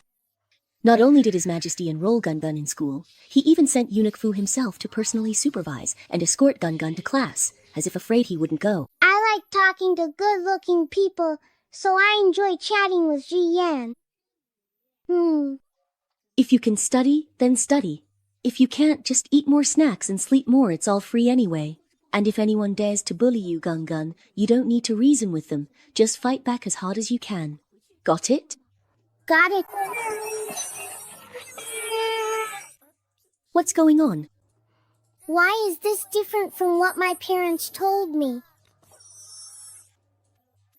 The Imperial Academy of Dai has 6 schools, 2 halls, and 1 office. Gungun is going to Mengshouxi for children under 9. All children there are legitimate sons and daughters of families with 3rd rank or higher official titles in the capital. As soon as Gungun arrived at the entrance of Mengshouxi, he saw the 9th prince and Zhang Nuonuo standing on either side of the door, not moving. A group of kids nearby were laughing at the two of them, saying they couldn't even recite the 5 relationships and 9 kinships from the Kuanglin of the Yukshu. 9th prince, are you stupid or something? If nothing unexpected happens, you two are definitely going to be last and second to last in today's inspection again, and your butts are going to get caned with bamboo shoots. The 8th prince was born to the former virtuous consort, and is the younger brother of Prince Heng and Prince Xian. 9th prince brother and lion brother Gungun are coming to school too. You're only 3 years old. How come you're also coming to study at the Imperial Academy? Although noble children usually start at 3, they have to first hire a private tutor at home to teach them to read, and only get sent to school at 5. Gungun, you don't even know how to read a single character yet. But since you can't read, then, the last and second to last place won't be us anymore. Gungun, little sister, welcome to the Imperial Academy. Your name is Gungun, so you're the wild girl who caused my mother consort to be demoted. Yes, that is me. Hey, you admit it pretty quickly. Jiang Shuye have people surround her. You, get out of the Imperial Academy right now, or else I'll make you regret it. Well, my mother once told me that when someone bullies me, I shouldn't bother reasoning with them. Just hit back as hard as you can. So, are you bullying Gungun right now? That's right. So what if I am? Slap, slap, slap! Gungun's Princess Chang flew out and landed a slap. Jiang Shuyi and Luo Jinyu, closest to the 8th prince, were knocked down by the force of the slap. Down went the 9th then. The 9th prince and Zhenglong seized the moment and grabbed one left, one right, Gungun ran into the ancestral hall. The two had just finished bowing when... Gungun, you're amazing! I didn't even see how you did it, but you took down the 8th prince in an instant. With Gungun looking out for us from now on, Zhang Duonuo and I will never have to be afraid of Dad bullying us again. Neither of us thought there was anything strange about having a 3-year-old like Gungun protect us, even though we're 6 or 7 years old. Okay. Then why does the 8th prince bully you too? Well, it's because we're little. Back when we were at the prince's residence, he used to bully me all the time. Or is it actually because we're both so weak? Why are you blurting out the harsh truth? Then the two of them exchanged another glance, and suddenly had a flash of inspiration. Hey, since little sister Gungun can even summon the wind and rain, does that mean she can also make the two of us smarter? Then, as if they suddenly had lice, the two of them started patting themselves from head to toe, took off everything valuable they had, and stuffed it all into Gungun's bowl. Little sister Gungun, please let us be the top scorers in the college entrance exam today. We're begging you. But what you're doing is cheating, and that's not right. I won't lend it. I won't lend it. This can't be lent. Gungun, just help us one time, save us once, for friendship. Gungun is god of wealth, with strong principles, not happy to take this order. Fine. I'm very angry, but I'll serve you anyway. Then she rummaged around in the bowl and pulled out a glowing star. Well, goodbye, Wen Quexing. The ninth prince and Zheng Nuonuo immediately knelt without a word, their heads banging loudly. Just then, the eighth prince who came to take revenge walked in and saw this. Old Nine, what are you doing? As a prince, how can you kneel to others? Get up! The ninth prince ignored him, finished kowtowing 3 times, and asked, Like this. Is this enough now? I'm not really sure about that. Because this Winkwexing was originally given to me by my father to use as a candle, so you guys wait a bit longer. This isn't it. This isn't it. This one. Go ashore. She slapped 2 talismans onto the foreheads of the ninth prince and Zheng Nuonuo. This should work now. The ninth prince instantly felt confident. Pointing at the eighth prince, he shouted, Ha! Old 8, just you wait. This time I'm definitely going to get first place and make you furious. This is the first time the eighth prince has been provoked by him. He even forgot about getting revenge for Chang Gun. If you don't get first place, you'll have to crawl under my legs. If I get first place, then it'll be your turn to crawl. It's a deal? It's a deal. As soon as they finished speaking, the school bell rang and a group of little kids quickly sat down properly. Uncle. When Jiang Ziyu heard this voice and glanced at the little desk in the first row where Ding Jing was, his legs couldn't help but go weak. No wonder His Majesty suddenly granted me the position of 6th rank lecturer. I knew that anything falling from the sky is a trap. I must stay strong. The Imperial Academy is a place of scholarly righteousness. I can definitely restrain the evil forces of asterisk. What about the 6th rank orphan? I studied at the embassy for 3 years, and even then I was only promoted from 7th rank. Now that there's no suspicion of being the heir, this 6th rank official title is my last line of defense. Besides, my second son is sitting right there watching me.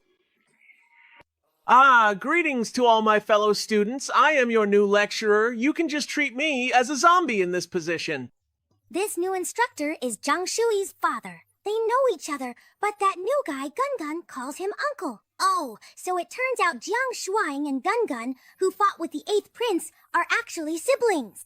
The children, watching a good show, turned to look at the 8th prince. He was also looking at Jiang Shuyi. Jiang Shuyi grew anxious, afraid the 8th prince would think she was a traitor, so she pointed at Jiang Ziyu and shouted, You really don't know her at all! Everyone was stunned. Only then did Jiang Shuyi realize something was wrong, and hurriedly pointed at Gun. My father doesn't know him. I meant I don't know him. Jiang Shuyi was so anxious that sweat covered her forehead, and the way she looked at Gun went from really disliking him to absolutely hating him. Father and grandmother were right, really is a asterisk. It's only the first day of school, and he's already made me lose so much face. Today's inspection? Before the words had even faded, the whole room fell silent. None of the children could even think about laughing anymore.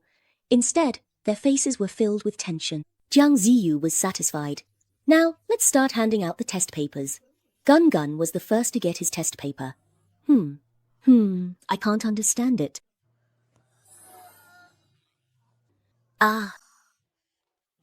Just as I thought, just as ignorant and uneducated as his mother. Jiang Ziyu didn't say anything, and Gun didn't dare bother him. The exam began as usual. Phew! Wow! All the questions on this inspection are so familiar! All his nervousness vanished in an instant.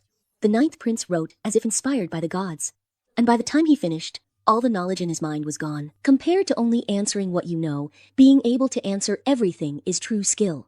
At this moment, the ninth prince was even more convinced by Gun. After the morning inspection ended, the ninth prince and Zheng Nuo immediately invited Gun to the charity hall for a big meal. Gun, little sister, thank you for your blessing. This time, I'm definitely going to get first place. You? Still thinking about getting first place?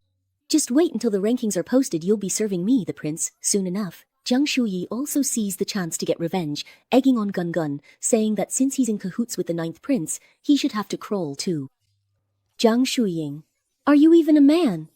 Bullying a little girl Gun is your little sister. She's not my sister. I only have one sister, Ye Xiaoying.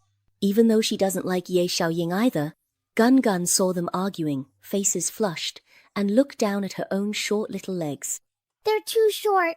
I don't think I can crawl under anyone. Go ahead and crawl then. But what if Ninth Prince brother gets first place? You have to crawl under too, Shizzy-Gedge. It was your idea. If Gun Gun crawls, you have to crawl too. Jiang Shuyi didn't want to look weak, so he took a deep breath and agreed. Whoever doesn't crawl is a dog. So after lunch, both groups set out in grand fashion to go treasure hunting.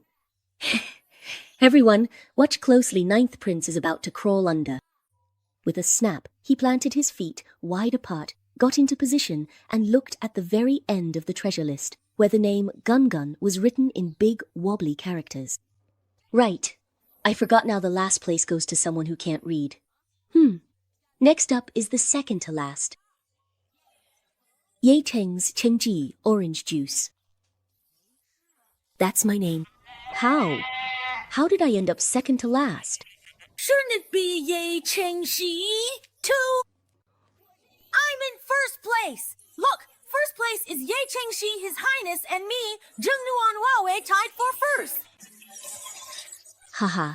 The 8th Prince couldn't believe it, jumped up to look, and sure enough it said, Yi Chengxi no way, absolutely not. Impossible. Ninth brother, did you guys cheat? The 9th Prince recited the entire paper on the spot, astonishing everyone. Then, both the 9th Prince and Zheng Nuanwo quickly assumed a horse stance with a crisp sound. Everyone, get ready. The 8th Prince and Jiang Shuyi are about to crawl through. Whoever doesn't crawl is a little puppy. You really, wow. Lao Ba, you don't want shame. Wow. Zheng Nuanwo looks at Jiang Shuyi. What about you? Are you going to crawl or bark? Jiang Shuyi neither crawls nor barks, just straight up cheats and tries to run away.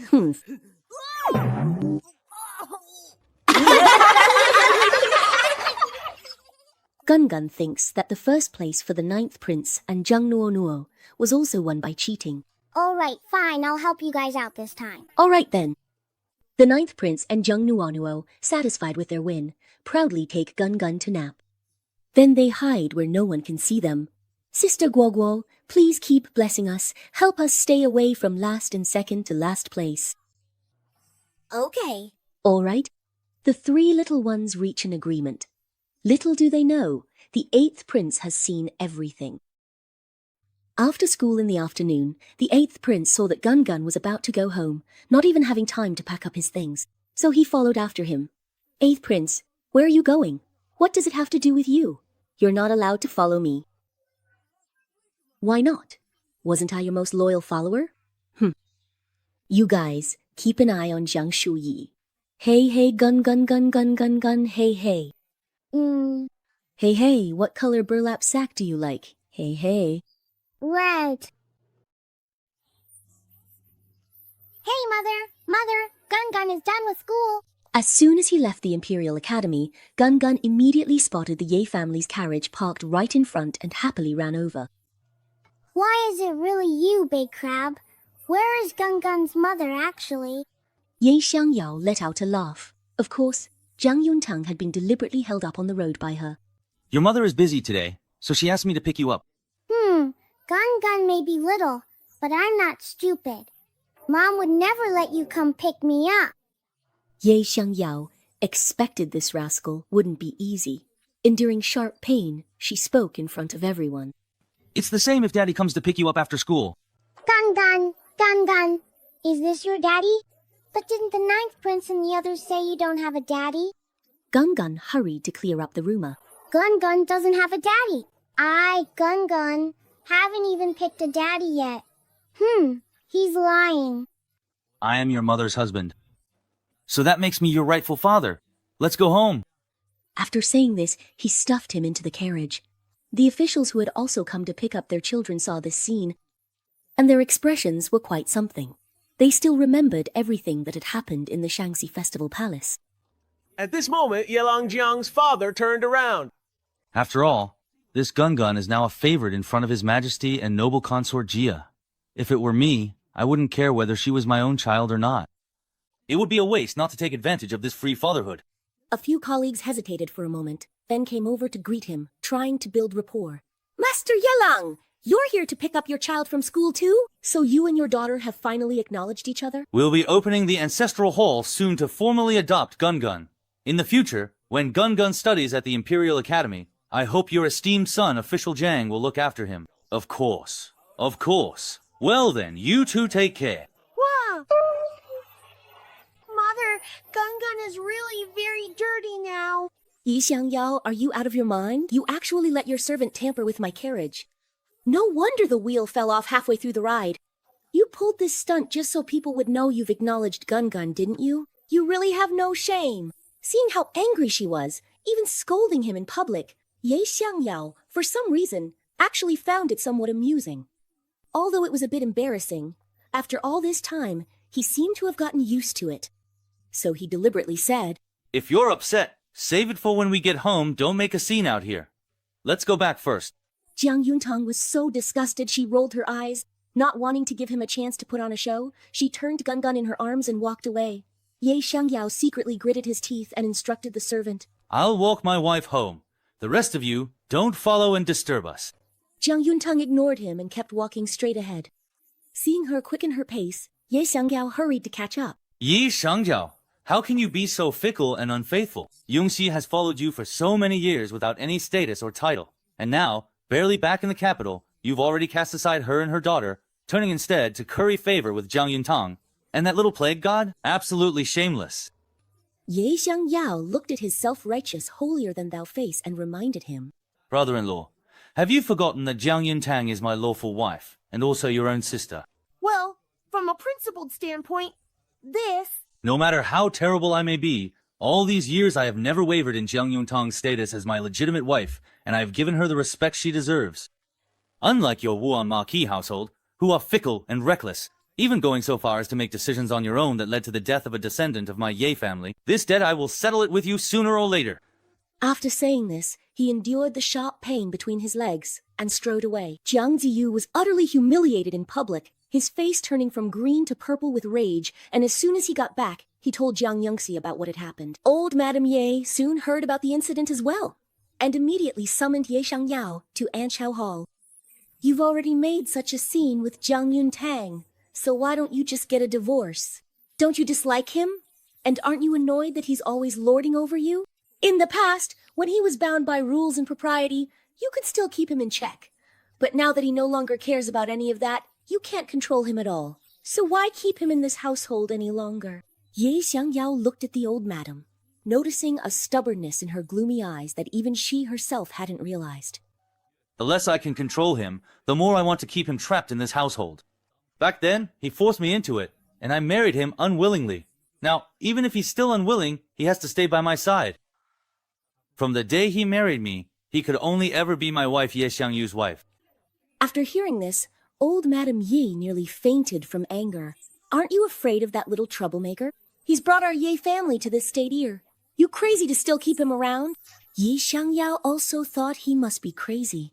But only now did he realize that no one else in this world could be as devoted and unwavering to him as Jiang Yuntang. Whether Gun is really a jinx, Mother, perhaps you should reconsider.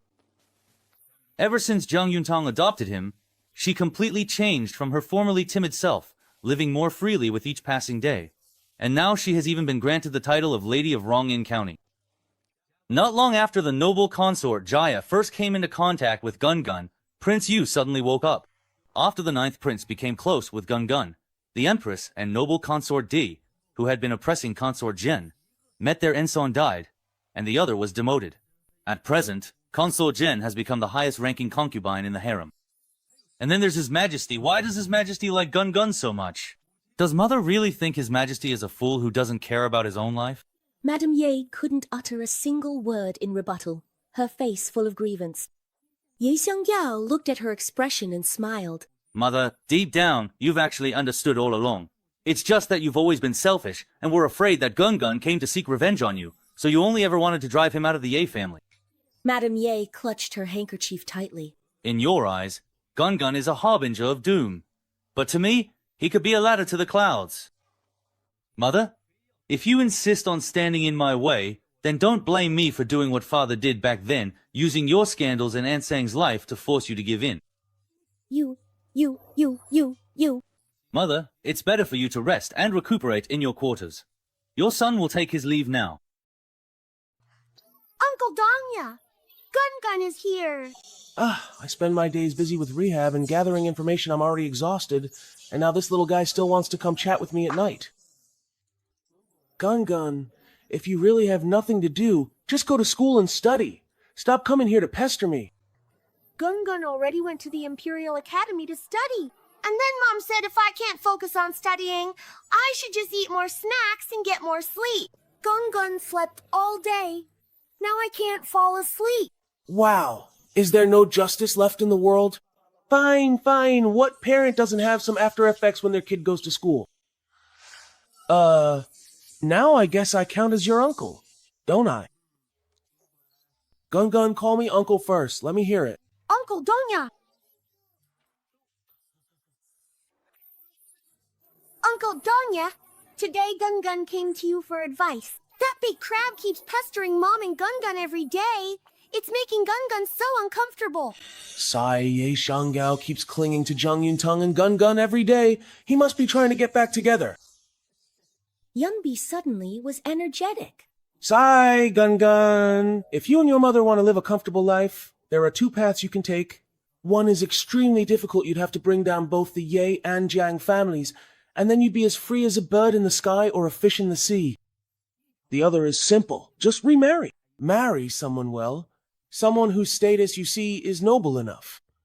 Gun glanced quickly over, then just as quickly looked away, almost immediately. I really brought this on myself. When the opportunity was right in front of me, I didn't want it, and now that it's gone, there's no turning back, is there? Sai! But that won't work either. The Yi family and the Jiang family. Gun is here.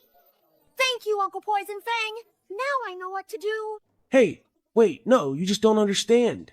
Before he could finish speaking, Gun had already gone home. Early the next morning, Gun got up on time to go to the Imperial Academy. Before he even stepped out of the main courtyard, he saw Ye Shangyao waiting at the gate, ready to escort him to school. Why are you bringing a quilt to school? Gun ignored him. So silly. It's because if you fall asleep in class, you'll catch a cold. As they reached the gate, a carriage happened to stop there. Daddy hasn't visited Ying lately.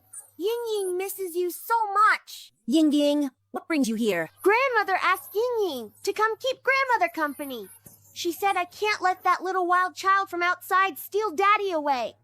Hey, I don't care about your daddy at all. You can have him. I don't want him. After saying that, he pulled his mother onto the carriage. Ye Xiangyao still wanted to follow. Daddy, do you not want Ying anymore? You never pay attention to Ying. You only care about that wild child. Ye Xiangyao was most afraid of her crying. In the past, she would have tried to comfort her, but now, watching the departing carriage, she only felt irritated and shouted sternly at the maid. Why aren't you coming over to carry the young lady inside? The sun shines in the sky.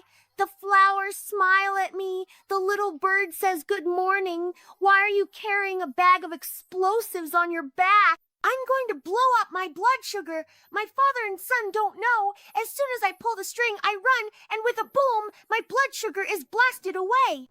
Oh! As soon as he entered the Mengshu office, a red sack was thrown over him, and he was carried off to a deserted place. As soon as the sack was opened, the 8th prince dropped to his knees with a thud, holding his own underpants in his hands. Gun, please bless me to get first place in the exam at the end of the month. Hey! What filthy thing? No, I won't lend it. Hey! I even banged my head! Don't run away! He chased after him, carrying the underpants and the sack. Gun was scared he took off. Ouch! Zhang Yuangshu, stop right there for this prince. You bumped into Gun. You must apologize to the Duke. Oh? Wait, that's not right. It was Gun who bumped into him. Sorry about that. Your surname is Jiang too. Gun's mother is also surnamed Jiang. Ah, well, he and your mother are from the same family. Of course they share the same surname. Oh, huh? His name is Zhang Yuangshu. He is the eldest son of your eldest uncle Zhang Ziyu and his first wife. Your original eldest aunt drowned herself, so Zhang Yuangshu became a pitiful child unloved by his father and grandmother. Look at the patches on his clothes. She's the only one in the entire Imperial Academy wearing patched clothes. Oh, I thought eldest uncle only had one child. Does eldest uncle not like him either? Big brother, Gun didn't do it on purpose just now. Who are you calling Big Brother? The hatred in his eyes was almost overflowing. Gun felt it and froze, while Jiang Yuangshu turned and left coldly after saying that. What exactly was I doing just now? At this very moment? Ah! Run! Hey! Don't run! At that moment, the sound of bells suddenly rang out at the entrance. The heir of Prince Heng, who had kicked him in the butt last time, swaggered into the Imperial Academy with a big dog in tow. The ninth prince and Zheng Luoluo both went pale at the sight. Why is he coming to the Imperial Academy too? He's not here to study, is he? Then, suddenly, they exchanged a glance and their eyes lit up. They're here. He's here, the second uncle is here! Making a sincere wish to the eunuch truly works wonders. You, little two-legged creature, move to the back! Just as the ninth prince and Zheng Luoluo were about to rush out, the eighth prince beat them to it, stepping in front of Gun and pointing at the heir of Prince Heng, shouting, "Why are you kicking Gun? Isn't that our very own line?" The ninth prince and Zheng Luoluo, sensing the crisis, exchanged a quick, knowing glance and immediately ran over to block the eighth prince as well, reclaiming their own line. Ye Zhao, why are you kicking Gun again? The heir of Prince Heng clearly didn't take any of them seriously. He pointed at Gun's spot and said, "From today on, this spot belongs to me, the Imperial grandson." It's not like I have to sit in the front anyway. Besides, this spot is close to the door, and when I sleep, the wind blows in and it gets really, really cold. Gun can give you the spot, but you have to say sorry to Gun twice. I'm ordering you, not negotiating with you. Take him away! At his command, the guards immediately carried both the desk and Gun to the back, then brought in a carved desk that was 2 people long and 1 person wide. The heir of Prince Heng plopped himself down on the dog's back, using it as a stool. Gun stared in shock. The 8th prince, 9th prince, and Zheng Luoluo were clearly very familiar with his ways. Their expressions were, for once, perfectly synchronized, gritting their teeth in frustration. They couldn't stand him, but they couldn't do anything about him either. Let me tell you, if you don't apologize, Gun won't give up his spot for you.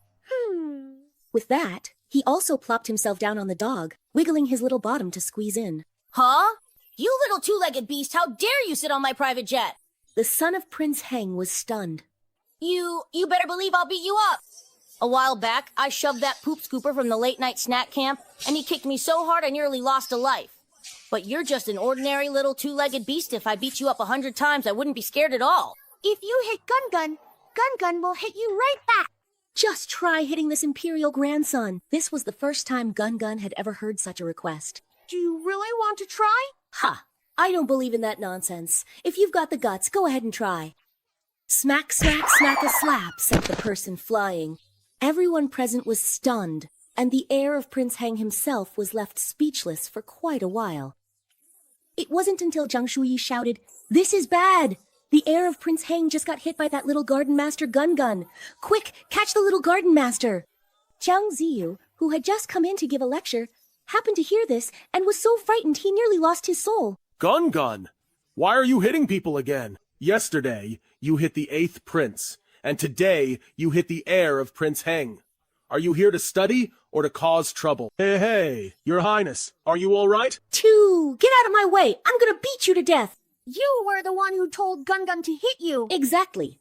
If you're not convinced, we can go to the palace and talk to Father Emperor about it. The other teachers, who had rushed over upon hearing the commotion, quickly chimed in when they heard this. Yes. Let's hurry and report this matter to His Majesty. Gun is a favorite of His Majesty, but he hit princes and royal descendants. The Imperial Academy lacks the courage to handle this. Don't be afraid, Gun. This prince, Shang Luoluo, and the 8th prince can all testify for you. Here I am truly, my dear idol. And so, all because of a seat, Gun was quietly sent into the palace. Hey! Ye Di looked at these little kids, especially Gun. Although he seemed calm, he was actually falling apart inside. Little Gun, when others talk tough and tell you to try, they don't actually mean for you to really try it. What is it? Then what do they mean? Gun looked completely confused. Forget it, he's still young, he'll have to learn how to behave gradually. Anyway, from now on, if someone doesn't hit you, you can't hit them. Do you understand? But if someone hits Gun, then Gun just gets beaten up. Anyway, Gun has to go back and sit down no matter what, so why take a beating for nothing? Now you're suddenly very clear about things, aren't you? Ye Di really couldn't explain it to him, so he had no choice but to look at the 9th prince and Zheng Luoluo. Gun is still young and doesn't understand things. But do you two not understand either? You just stood there and watched Gun hit someone and didn't even try to stop him. It was Ye Zhao who was in the wrong to begin with. He took Gun's seat first, and even kicked him. Ye Di knew exactly what kind of person his grandson was. Fine, he got beaten up this time and that's that, but it can't happen again. You're all my favorite children, whether it's the palm or the back of my hand. It's all flesh. No matter who gets hurt, it pains me just the same. But the back of the hand can't grab money, so it's not quite the same. Ye Di straightened up, and for the sake of Money-No, for the sake of justice and fairness, she immediately declared, The prime front row seat now rightfully belongs to Gun. Gun grinned and happily returned to the Imperial Academy. Director Fu personally led people to throw out the large desk belonging to Prince Hang's heir, replaced it with the special desk used by students of the Imperial Academy, and then put Gun's belongings back. Prince Hang's heir, who had been beaten and lost his desk and seat, was left stunned. Jiangziu and the other lecturers were also dumbfounded. Gun happily sat back in his own seat. Hey, you little two-legged beast, just you wait. Your aunt is still in the prince's manor, and I won't let her have an easy time. Huh? My aunt won't have an easy time. There's actually such a good thing. Gun, a little god of wealth rewards and punishes, thanked earnestly. Thank you very much. Kind person indeed. The Prince Hang's heir was left full of question marks. Oh, wow! So many friends at the academy! Come on, let's count down. 2, 4, 6, 7, 8. Gun. Water, pour it on, snore. Sleep the whole day away. Ding-a-ling, class is over. As soon as Gun returned to the Yue family and stepped through the door, he heard paws scratching in the courtyard. The sound was very familiar to him. I don't care. Mom, why are the big crab's claws making noise every day? It's so noisy I could die. Miss, you might not know this, that Ye Xiaoying, in order to get General Ye's attention, is always throwing things and making a scene. And to stop General Ye from picking you up, she blocked the door this afternoon, rolling around and wailing like her own father had died. Oh? Then let her cry. That way, the big crab won't come looking for us. At dinner time, old Madame Ye suddenly sent a maid to deliver a message, asking them to have dinner together at Ancho Hall. Is there a cat? Go! All right, then let's go and have a look. They hadn't even reached the door when they heard Ye Xiaoying crying again. Moreover, Ye Xiangyao was standing in the courtyard, as if waiting for someone, or perhaps not wanting to go inside. There was a look of obvious irritation on her face. Ying used to cry often as well, and every time Jiang Yongxi would use the child's grievances as an excuse to make me agree to all sorts of requests. But now it seems it was clearly just that she herself liked to cry. Not like Gungan, although he grew up eating at many households. He's clever and endearing, and even when he makes me angry, he's still incredibly cute. Oh, Yuntang, you're here. Come, have a seat. It's been a long time since our whole family had a meal together. Hey, just in time. Ying is here today, too. Let's have a good talk while we eat. We're not a family at all. Ying doesn't want to be part of their family. Huh? Isn't this all my fault? He's the burden who stole my mother and father. He's the bastard who took my dad away. They don't deserve it. Tisk, who taught you to say things like that? So young, yet already so mean-spirited?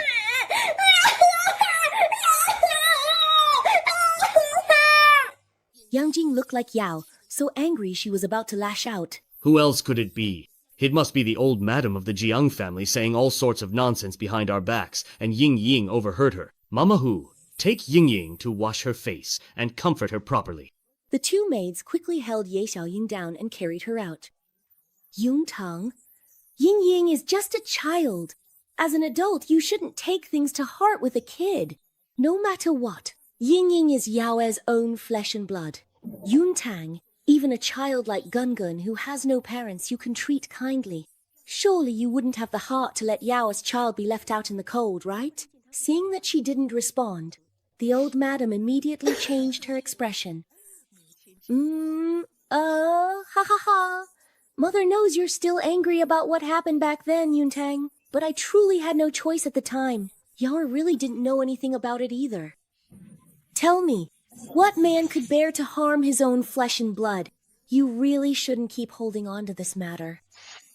Let it go. Besides, there are countless women in this world who have miscarried. You can't just refuse to have more children because you lost one.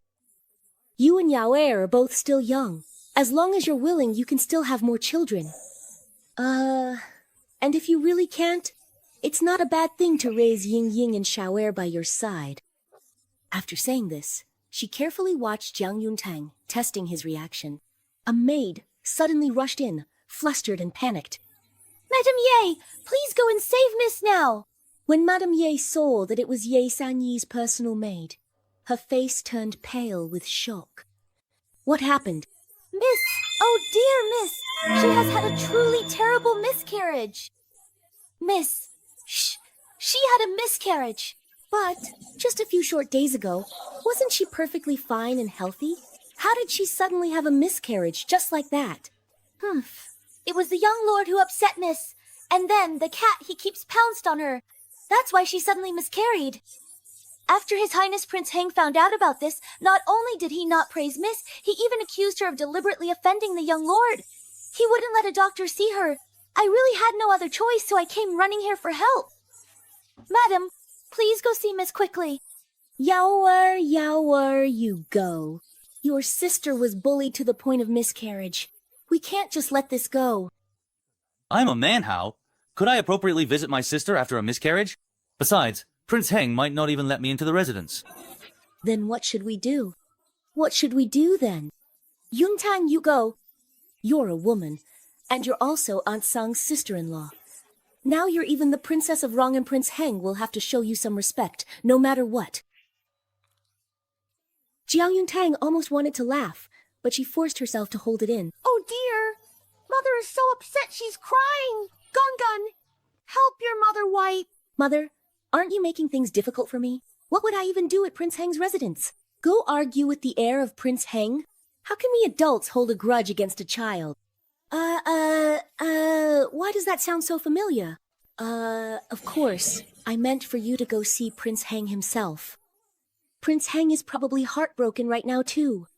If I go to confront Prince Heng right now, wouldn't that just be rubbing salt in his wounds? Mother, you just said it yourself, what man could bear to harm his own flesh and blood? Prince Heng is in pain, too. He just doesn't say it out loud. Aunt Sang lost her child, but perhaps it wasn't meant to be. Many women have had miscarriages. Aunt Sang is like them. If she lost this one, she can have another. She's still young. Even if she can't have children later, that's fine. Let Aunt Sang raise Prince Heng's heir as her own. That wouldn't be bad. Don't mind that the heir doesn't like Aunt Sang right now. It's only because he's still young and doesn't understand things yet. Once he's raised by her, Aunt Sang will become his real mother. Oh, Yuntang forgot Yuntang is the legitimate wife, so she can adopt Lady Wan's child. But Aunt Sang is just a concubine and doesn't have the right to adopt the heir. In that case, there's nothing that can be done. But we can't go make a scene at Prince Heng's residence either. It's really not that big of a deal. Mother, there's really no need to keep dwelling on this. Why not just let it go? Jiang Yuntang said all this in one breath, not giving anyone a chance to interrupt, then covered her face with a handkerchief, unable to hold back her laughter. Madame Ye listened to these words with a darkened face and nearly fainted from anger. Half an hour later, Madame Ye and Ye Xiangyao still went to Prince Heng's residence. Dai Qiao also brought back the latest news. The second Mrs. Miscarriage today was entirely her own doing. She acted out. relying on her pregnancy to behave arrogantly. The heir of Prince Heng likes cats, so he keeps many stray cats in his own courtyard. But the second miss finds the stray cats raised by the heir dangerous, and even complains that their meowing disturbs her rest. She has tried to cause trouble for the heir several times because of this. So, when the heir went to the Imperial Academy to study, the second miss deliberately lured stray dogs into the courtyard, which killed several of the heir's cats. When the heir returned and saw that his cats were dead, he immediately dismembered the stray dog and threw the pieces into the second miss's courtyard. He also let the remaining stray cats in to eat the dog's meat. The second miss had never witnessed such a scene before. She was so frightened that she collapsed right there in the courtyard. Auntie's courtyard is really far from the kind person's courtyard. Gun has been to Prince Heng's residence. Gun knows. Auntie's courtyard is really far from the kind person's courtyard. Gun has been to Prince Heng's residence. Gun knows. Who is the kind person? Wait, when did you ever go to Prince Heng's residence? What did you go there for? It was on that particular day, when the prince said he wanted to take Gun to see the room where Prince Heng and Auntie were, and then we watched them dance, and then they said there would be a baby, and then Gun went to get the medicine. Gun babbled on, being completely honest, and told everything. What a sin! I knew there was something fishy about Ye Xiangyao taking that potent medicine, but I never expected it was Gun who did it. This little girl, it's one thing to harm Ye Xiangyao, but she even gave that medicine to Prince Yu. Just imagining that scene makes Zhang Yuntang feel it's too tragic to bear. Gun, from now on you can't just randomly feed medicine to Duya and Shushu, understand? And also, it's enough that only Mommy knows about this. Gun, don't tell anyone else, okay? Okay. Mommy said not to give it to Uncle Duya. So that means I should give it to Big Crab. Ah, that's right. At the half moon, a bolt of purple light, as if it knew the way, crashed down from the sky with a bang, once again startling all the citizens of the capital. A moment later, Dai Chao hurriedly ran in and said, Madam, the old madam, the general and second miss were struck by lightning at Prince Heng's residence. What? Struck by lightning? Yes. I heard that at the time, the old madam and the general were with second miss, confronting the heir of Prince Heng, when suddenly a bolt of lightning struck down. Wasn't the heir of Prince Heng just struck by lightning not long ago? How come there's lightning striking Prince Heng's residence again? Are the Ye family members just attracting lightning now? How are they? Dai Chao looked disappointed. They weren't killed, but I heard their clothes and hair were all scorched. The prince's residence asked us to go pick them up. You watch over Gun. I'll go take a look at Prince Heng's residence. Gun wants to go too. Gun, you're not asleep? Gun just finished chatting with Uncle Duya about today's weather. As soon as he heard Mom was going out, he came right back. All right then. Zhang Yuntang actually felt a bit sorry for Prince Yuqing. Rather than let this little guy keep pestering him, it was better to take him along to watch the commotion. Wow, you three look like matches. Who's who? Zhang Yuntang thought about all the saddest things in her life 10,000 times, but still couldn't help laughing out loud. How? How did they end up looking like this? But the steward of the prince's residence thought she was covering her mouth to cry and hurriedly explained, Ah, County Princess Rongan, please don't be afraid. They were just singed by thunder and fire, which burned off all their clothes and hair. They do look a bit frightening. Our prince's residence just happens to have more women's clothing, so we found a few sets for General Yelling and the others to change into. Oh, thank you for taking care of things, old steward. I'll take them back to the residence now. You all, hurry and help the old madam and the general. I want to go home too. I want to go home. Sang Yi, since you've already entered the prince's residence, this will be your home from now on. Where else do you want to go? I don't want to stay here. The heir killed my child, and the prince is cold and heartless, refusing to stand up for me. I don't want to stay here. Zhang Yuntang, however, couldn't feel a shred of sympathy. You lost the child in your belly? Shouldn't you blame yourself for not being capable enough to protect him? To put it bluntly, you brought all of this on yourself. If you can't win the prince's heart, how can you blame him for not standing up for you? Isn't that right? Why do these words sound so familiar? She looked at Zhang Yuntang in disbelief. Zhang Yuntang congratulated her for remembering and affirmed, Yes, those were the exact words you once said to me, word for word. Looking at it now, There's some truth to them. The princess said that after Madame Ye's miscarriage, she contracted a strange illness. Fearing it might infect others in the residence, he ordered her to be confined to this courtyard, and from now on, no one is allowed to visit her without permission. What? This is simply disregarding human life in your prince's residence. My daughter just had a miscarriage and needs care the most right now. How can you confine her like this? Mother, please don't get upset. When I had a miscarriage back then and had a persistent high fever, didn't I also get through it like this? If I could do it, Sang Yi certainly can too. Besides, the prince's residence is also doing this for Sang Yi's own good. After speaking, she nodded politely to the steward. Sang Yi is now part of the prince's household, so naturally everything will follow the prince's arrangements. Then I'll trouble you to take care of her, steward. It's no trouble at all. No trouble at all. Ha! Someone come.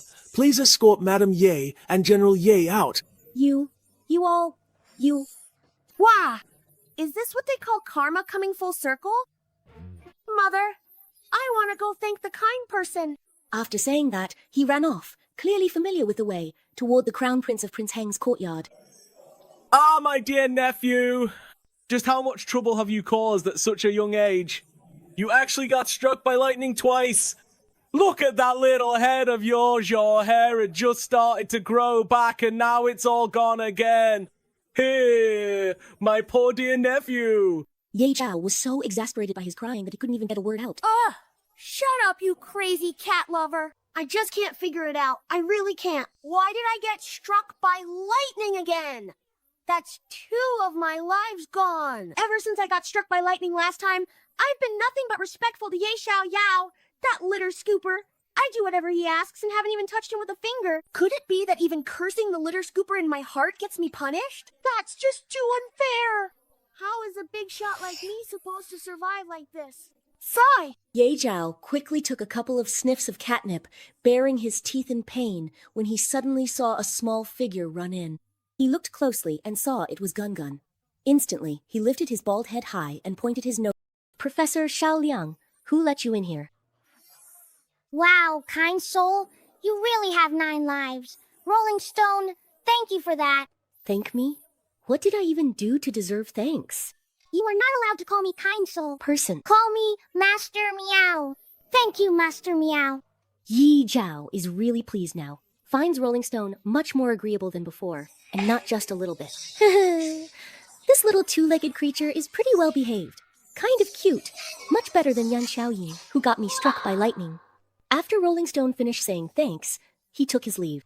Well then, Rolling Stone is heading home now. After saying that, he turned and ran outside. In the middle of the courtyard, he suddenly noticed many cats in the yard. Wow, there are so many cats in this courtyard. Rolling Stone's little feet suddenly stopped, and his big eyes lit up. I wonder if Keikai is here. Keikai loves to poop in the treasure basin at the God of Wealth's temple. So he immediately ran over to the basin and squatted down, trying to assert his dominance. Still not here. Keikai isn't a zodiac cat, just a good kitty. After reciting his secret words, Gun Gun squatted there and waited, but not a single cat was moved, leaving Gun Gun to sigh in disappointment. He immediately withdrew his dominance and got up to keep running outside. Huh, what kind of crow is this? Is that Vaya? Hey, Tuesday, where are you going? You're still injured. Don't worry about me. You guys don't follow me. I risked my life to run out. When Ye Zhao came out, all she saw was a yard full of crouching cats and a small figure. Her mind was completely blown. What on earth just floated past in front of my eyes? The legendary Gun Gun. Ye Zhao felt as if she had been struck by lightning. What she sensed just now was definitely the kind of pressure you only feel up close. She had guarded the unhatched little God of Wealth for 10,000 years. No cat was more familiar with little God of Wealth's aura than she was. Am I right? Am I? I mistook the wrong human for my owner. Who is he? Who is he? I want every bit of information about him within half an hour, down to the second. I know that. He told him all about Gun Gun's background, and all the gossip about the Ye family since they returned to the capital. After Ye Zhao finished listening, she immediately flipped out, crawling around the courtyard in a dark and twisted way, then pointed in 9 different directions, spinning in circles and cursing at the sky. I sold your name. Damn it, you're really worth me saying that if you reincarnated into the Ye family and didn't tell me, you could still be exposed. Damn it. Cursing and grumbling as she chased toward the gate, but the Ye family's carriage had already left. An hour later, Jiang Yangxi was caught and brought to Prince Heng's residence. Ye Zhao sat in the doghouse, sniffing catnip, and asked calmly, "That child in your belly? Was he born on the 5th day of the first lunar month?" Jiang Yangxi was startled. Why did the Wang family heir have me brought here at night? And why ask this suddenly? Of course, the midwife and the Ye family members can all vouch for it. Why is the heir suddenly asking about this? If he really is the lucky star I, Lord Miao, have been looking for? He's already 3 years old, so why can't he even do the simplest transmutation, like turning stone into gold? It must be because he was jinxed by that child of the Ye family. The night Ying Ying was born, there was a strange fragrance filling the air, and everyone in Qingzhou City saw it. Ying Ying really is the reincarnation of the lucky star. She truly is. Since you say so, then I'll give you 10 days. If by the 5th of next month you can't prove that he is the lucky star I'm looking for. Jiang Yongxi was so frightened that his body went limp. Having been reborn and now possessing the ability to read minds, he naturally knew that supernatural arts truly existed in this world, and he was even more aware of just how terrifying the seemingly 5-year-old heir to the Prince Heng was. I absolutely cannot let him find out that I lied to him. Besides, the fact that I was reborn and possessed these abilities shows that I too am favored by the heavens. How could my daughter be ordinary? Back then, I only used the labor-inducing medicine as a precaution. Even without it, Ying Ying would have been born on the 5th day of the first lunar month. My Ying Ying must be the lucky star. I have a way to prove it. I can prove it. I definitely can. Let's just wait and see. Someone escort him back. The next day, Gungun happily got ready to go to the Imperial Academy. Suddenly, He Wenfu's carriage stopped at the entrance of the Ye family residence. Good morning, Master Meow. Ye Zhao immediately lowered her head obediently. Master, just call me Mimi. Master, just call me Mimi. Master, could it be that you are Keikai? How could someone as arrogant as our young lord reporting his own father, beating up his uncles and cousins, acting lawlessly at such a young age, and infamous throughout the capital actually be Gungun's lucky cat? Does this even make sense? The lucky cat and the prince? Gungun was completely bewildered the whole way, staring at Yi Zhao for a long time without being able to process it. Keikai is Meow Meow, not a person. You are not Keikai at all. Ye Zhao was also stunned.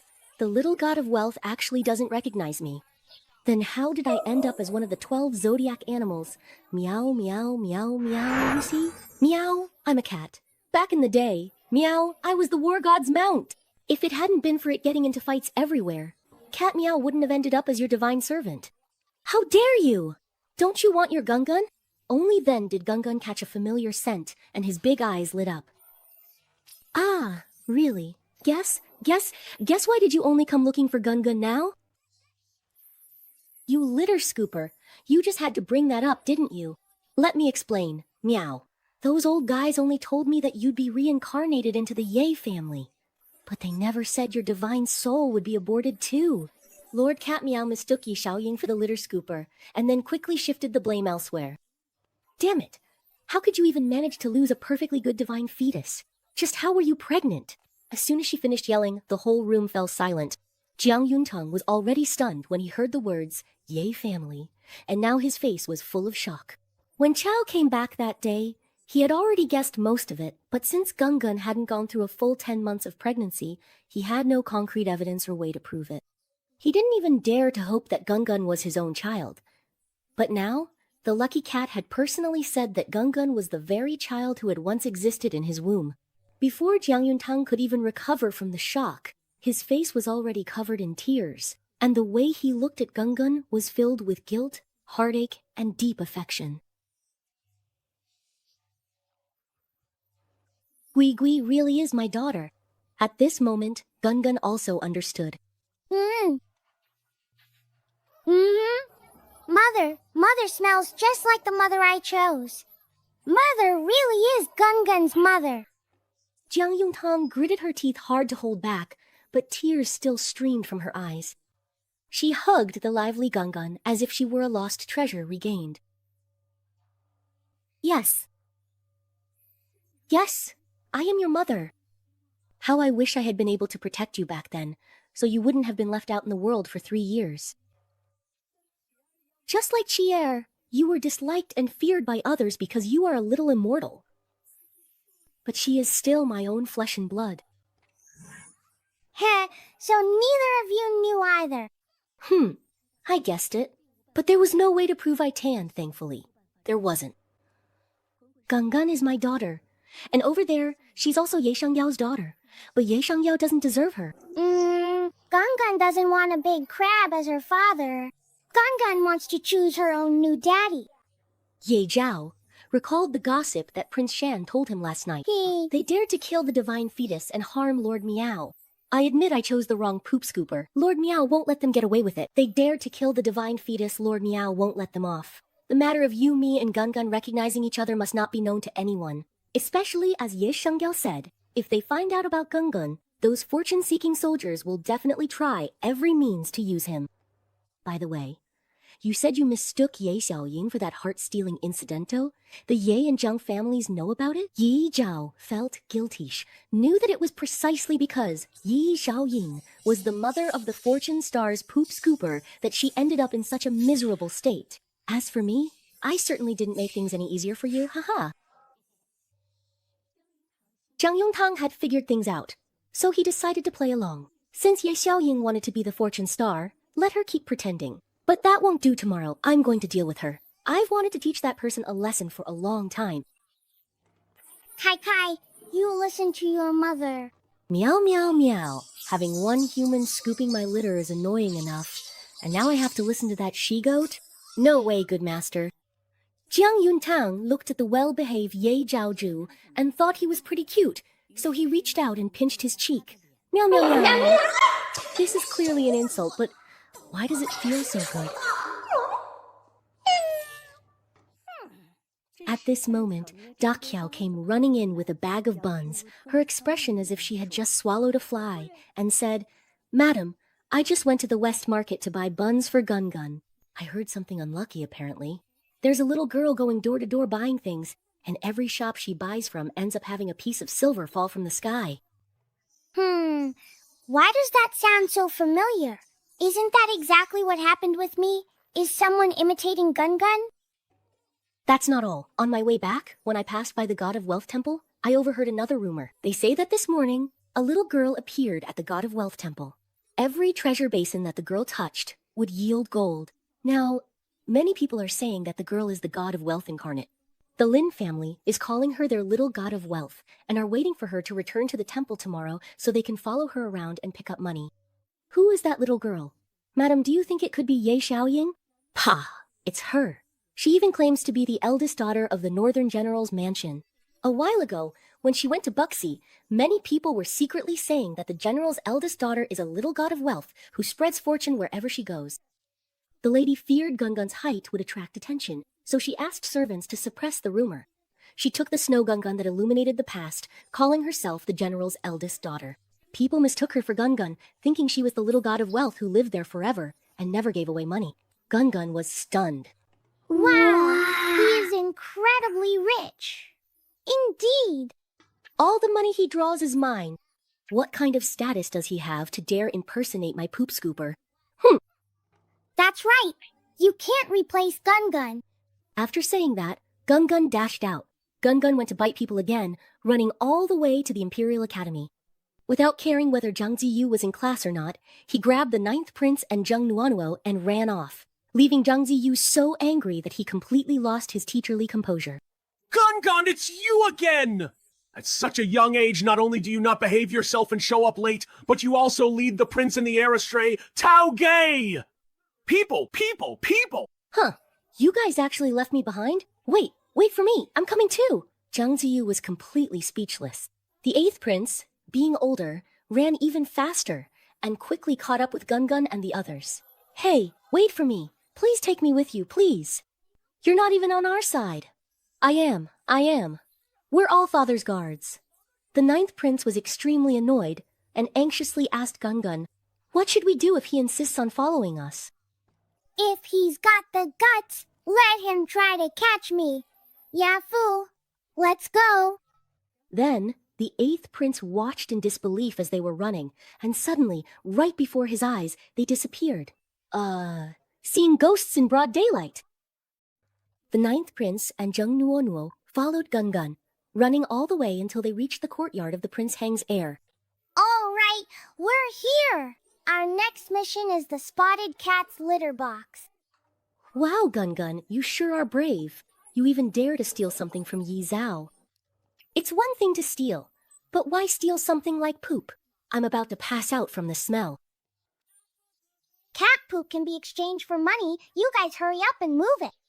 The 9th prince and Jung Nuonuo regretted it, but it was too late. They could only grumble and move the litter box. Halfway through moving it, oh no, Ye Zhao is back. Yi Zhao's cat-like eyes saw Gungun, yet she pretended not to notice, sitting in the courtyard basking in the sun while riding the dog, acting nonchalant. That's right, he can't see us, can he? Huh. It's time for the pre-medical checkup. Then the two of them suddenly jumped in front of Ye Zhao, stuck their butts out, and pointed them right at Ye Zhao's face. Ah! Gungun was stunned. Ye Zhao suddenly couldn't breathe. Hold a grudge. If the poop scooper's mom hadn't stopped me revealing our relationship, I'd have scratched those two bipeds' faces to shreds. Why did you have to fart right in his face? In the past, Ye Zhao always had his dog stick its butt in our faces now. That dog, that was truly stinky. This time, I personally returned the favor. He got off easy. After saying that, he even scooped the litter box with more enthusiasm. The next morning, before dawn, the city was in an uproar. Dai Chao came home after buying buns from the West Market. He was so angry his nose was crooked. Recently, Ye Xiaoying has been up to his old tricks again. He wants to take over Gungun's identity. He also wants everyone to treat him as an auspicious sign, doesn't he? Hey, Dai Chao, Yi, Buji, after we finish eating, let's go join the fun. I'm not going. It's so unlucky. After saying that, she went to prepare clothes for Gungun. Gungun quickly said, Today I want to wear nice-smelling clothes and bring good-smelling things too. Mommy has to smell nice as well. The more fragrant, the better. I never thought there really was a god of wealth in this world. Just yesterday, I touched gold in the treasure basin at the god of wealth's temple. I touched it too. And all day yesterday, my family's luck with money was fantastic. I heard that this Miss Zhang Jingfu was born on the 5th day of the first lunar month. When she was born, a wonderful fragrance filled the air, and everyone in Qingzhou City knew about it. It's a pity that this little god of wealth is probably here in the mortal world to undergo tribulations. She was reincarnated into the belly of the adopted daughter of the Marquis of Wu'an's household. Unable to return home, unable to recognize her own father. The Ye family not recognizing her as their loss after all, she is the god of wealth, an auspicious sign. Among the common people, there was constant chatter and discussion. Some were happy, some felt regret. Listening to these words, Zhang Yongxi couldn't hide the pride in her eyes. Now, all the people in the capital, everyone now believes that the daughter is a bringer of wealth. What more could the heir of Prince Heng say? Even if he still has doubts, as long as Ying Ying's reputation as an auspicious sign spreads, isn't it certain to attract the attention of other members of the imperial family and nobility? Sooner or later, I'll find an even more powerful backer. Thinking of this, Zhang Yongxi's face no longer showed any trace of the humiliation she once felt in the palace. She closed her eyes and pretended to bow devoutly. The crowd immediately grew restless again. It's done! It's done! It's done! It's done! Countless people stared at them without blinking, watching as they finished bowing to the statue, then turned to see Ye Xiaoyan gently touch the treasure basin beneath the statue one by one. Gold! There really is gold! The god of wealth has sent gold! The god of wealth has appeared! The god of wealth has appeared! I touched the gold nude. I touched the gold coin. Let me already go to the light. You. Reach. Ask the god of wealth for protection. Ask the god of wealth for protection. Bless. People kept kneeling down to Zhang Yongxi and her daughter. The high-ranking officials and nobles who had come to join the fun at the back were stunned by this frenzied scene. That illegitimate daughter of the Ye family really is the incarnation of the god of wealth. If you go and put your hands in the basin, gold will appear out of thin air. Could this be some kind of trick? There are hundreds and thousands of eyes watching here. If it were a trick, wouldn't everyone be able to see through it? This is real gold and silver, look at it. In his excitement, he directly bit the gold ingot with his teeth. He wanted to prove that it was real. Why does this gold ingot have a strange smell? As soon as he said this, others also picked up the gold they had touched and brought it up to their noses to sniff. Why does this gold smell bad? It reeks of feces. Could it be fake? It really does seem to stink. That's because it's mine, it got smelly. Go on. The commoners who had touched the gold turned pale at these words, but regardless of the smell, they all took a bite of it. Just a moment ago, the people were crazed with excitement, but now their faces were filled with shock and they started vomiting uncontrollably. This is feces! It crumbles with just one bite left. Are you trying to pull here? How are we supposed to eat this? It's so disgusting.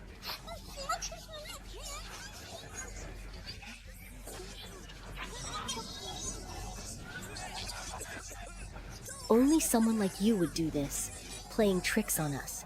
You're more like a troublemaker stirring up crap. And you still dare to call yourself an auspicious sign? Isn't this exactly what you'd call an auspicious sign? But none of these omens are actually good. Even the feces comes in slices. It's just disgusting. The common people couldn't get away fast enough, more than half of them ran off. And the ones who didn't make it out in time started picking up the poop coins and throwing them at Jiang Yangxi and her mother. A belly full of wicked schemes, no wonder she gave birth to a son and a daughter and still couldn't marry in. And she calls herself the eldest young lady of the general's manor. Asterisk, asterisk, just A's mistress. Oh, wow.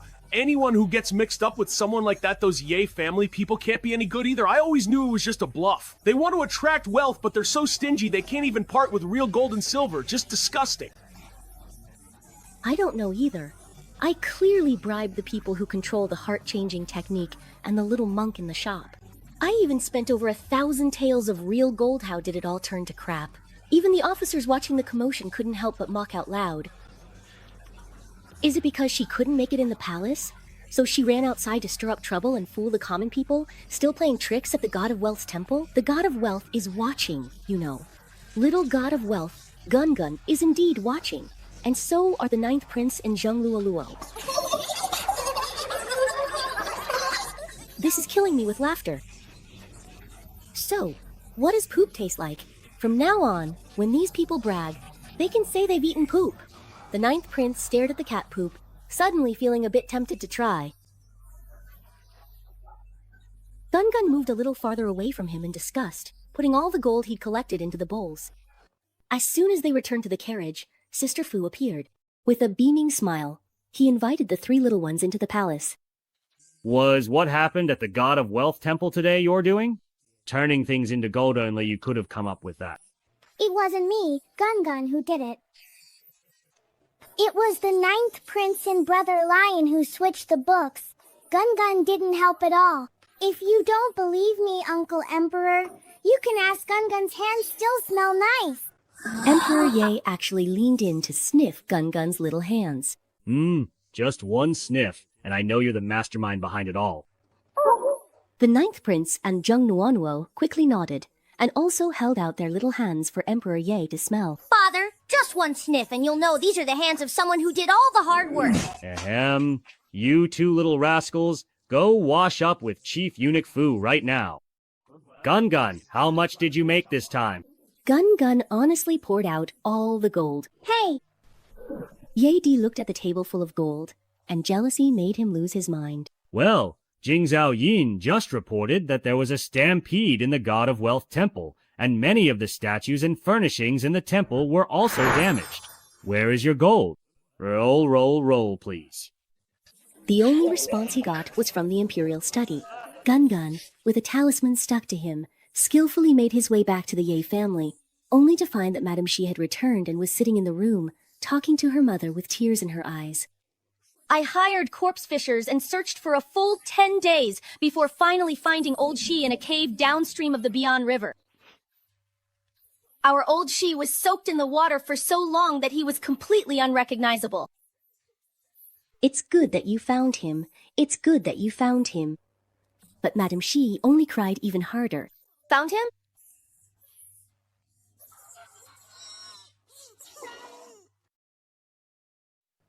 Aunt C, you're so sad not because Uncle C is gone, but because Uncle C is still here, right?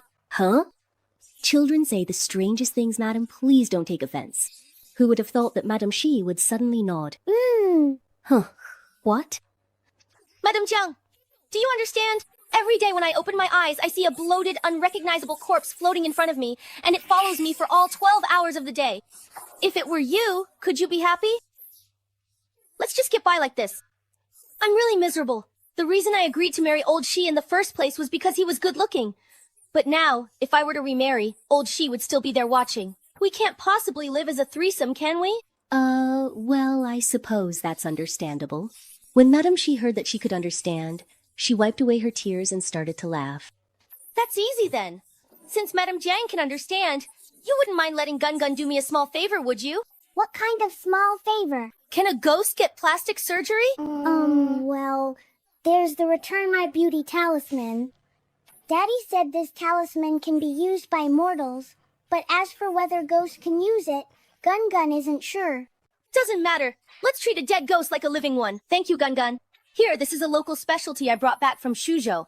It's called golden cake. Its color is as yellow as real gold, and it comes in all sorts of shapes.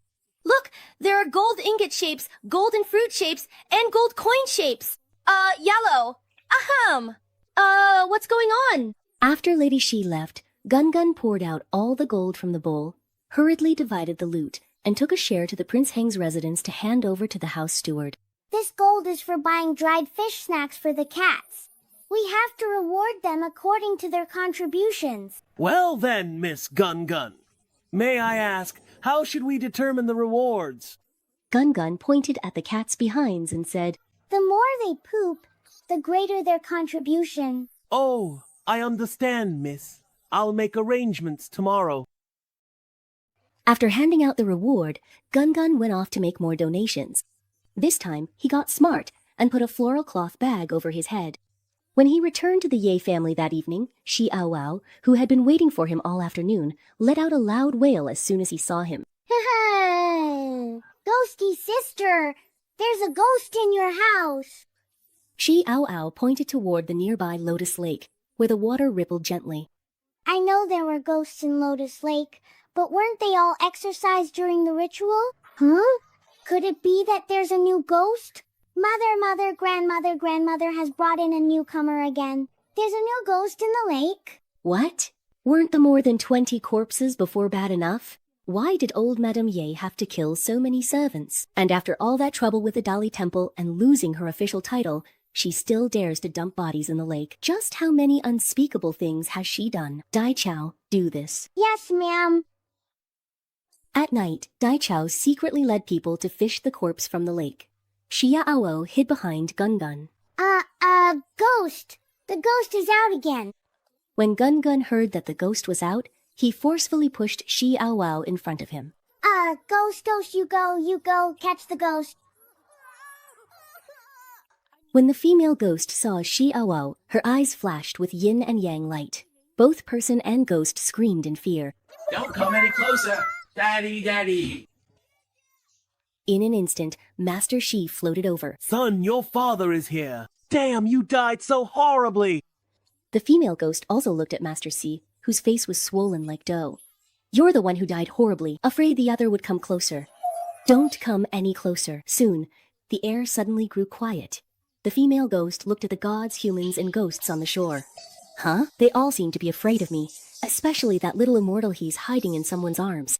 If I could only get the precious little immortal's blood, even as a mere wandering ghost, I could certainly be reincarnated and begin a new existence. Hey!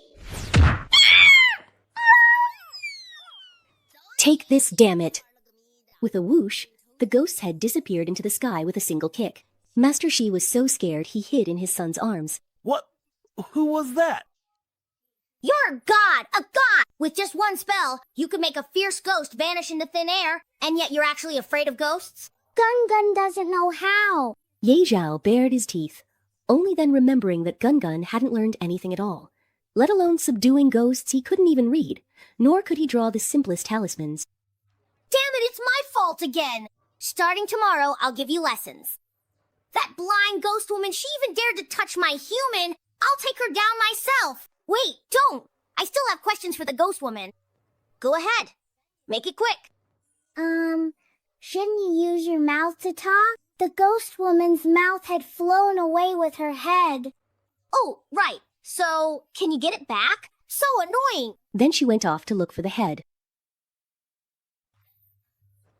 Just before dawn, Ye Zhao came back, carrying the ghost woman's head. Zhang Yuntang heard the ghost woman's sobs and quickly questioned her. I know you were a maid at Anshou Hall. Tell me, what caused your death? Please, madam, spare my life. I was a runner maid at Anshou Hall when I was alive. A few days ago, the old madam suddenly developed a fever in the middle of the night and told me to fetch a doctor. So, as usual, I called the doctor who always checked the old madam's pulse for peace. But Mama Liu scolded me harshly, saying I had called the wrong doctor. Then, that very night I was poisoned and died. I don't even know why. Why would calling a doctor get someone killed? Aren't all doctors the same? Which doctor did you actually just call? It was Dr. Xiao from Qingping Clinic. In the past, whenever the old madam needed her pulse checked, it was always a doctor from that clinic. Gun remembered it right away. After sending off the female ghost, he stuck on a come at me if you dare talisman and took Xiaoao and Ye Zhao to Qingping Clinic. Hurry up, hurry up. Qingping Clinic was quite large. Although it was still early, the sound of people changing clothes in unison could already be heard from the back courtyard deep inside the clinic. Wow, you have the most beautiful voice I've ever heard from a woman. Wow, sis, you're the color of strawberry today. Stop! It's your brother-in-law, not your sister. Please say it again now. Sister. A bit more. Yeah. Hey, sound a little more aggrieved. Yeah. Sister, what exactly are they doing right now? Meow, meow, meow. What kind of clinic is this? This is totally a duck house, damn it. Oh, but I don't see any ducks. Yeah, I don't see any either. At that moment, two people suddenly walked by behind them, talking as they went. Tomorrow is the day the Ye family comes for their peace pulse check. Are the medicines they need ready? Everything's prepared, just waiting to be delivered to their residence tomorrow.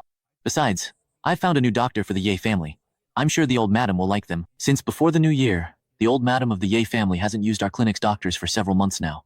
She's getting on in years, so be careful. Make sure the newcomer is well trained before sending them over. Don't worry, master. I know what I'm doing. After saying this, the two of them went to the backyard. Gun started to follow them with her little steps. Go home and don't watch it anymore. Why? Are you not looking for Yaya anymore? Are you stupid? They said they would go to your house tomorrow. So why don't we secretly go to Anshaotang and stake out? Yes, Ye. Ow! You are so smart. As long as my dad is around, I will be smart in the future. Xiaowao praised proudly to the air. Uncle Z, what exactly is a duck restaurant? A duck restaurant is just a place that sells roast duck. Roast duck? Gun didn't see any roast duck either. Well, they haven't raised them well yet, so they're not ready to be roasted. Wow, sister, I want to learn this when I get home too. Madam will definitely like it, heh. Sister! Sister! Oh, sister! Back at the Ye family, Gun immediately performed calling sister for both parents. Oh, my dear sister!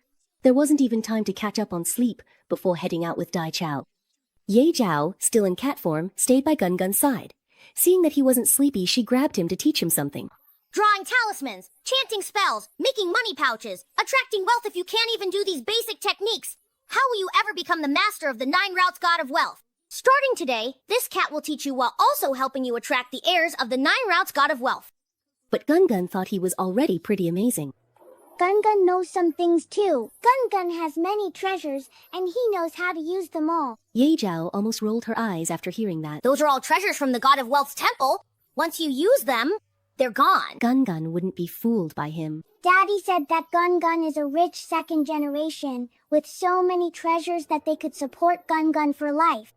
Daddy will also keep saving up treasures for Gun Gun. Ye Zhao thought of those 9 single daughters who would scratch their paws when bored, and got so angry she shouted back. But you don't know any magic. How will you lead the Nine Roots God of Wealth in the future? Daddy said that Gun Gun is the child of an official, so the Nine Roots God of Wealth must listen to Gun Gun. And Gun Gun also has to learn to be the heir who draws for Gun Gun. This cat hates rich kids and children of officials the most. So what if you have a good life? It does seem kind of impressive. Guess, is your life not good? Are all 9 of your lives not good? Oh, wait, that's not right. 1, 2, 3, 4, 5, you only have 7 left now. Ye Zhao was instantly defeated.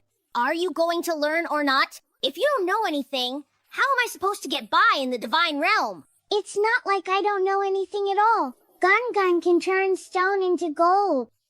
That's something the God of Wealth is born knowing. How can you even brag about that? Well, there are also things Gun Gun is born not knowing. Then, with a twist of the waist and a squeeze of the voice, he started singing and dancing, slurring his words. The sun sets in the west, the sky turns dark. I close the city gates and call it a day. Of 10 tall buildings, 9 are locked, only 1 door remains open. I had to close that door. My hat's off, my shoes are on the wrong feet, the sky is blue above my head. I stride forward cheerfully, my feet clatter, the drum beats with a fragrant twist. I invite the God of Wealth.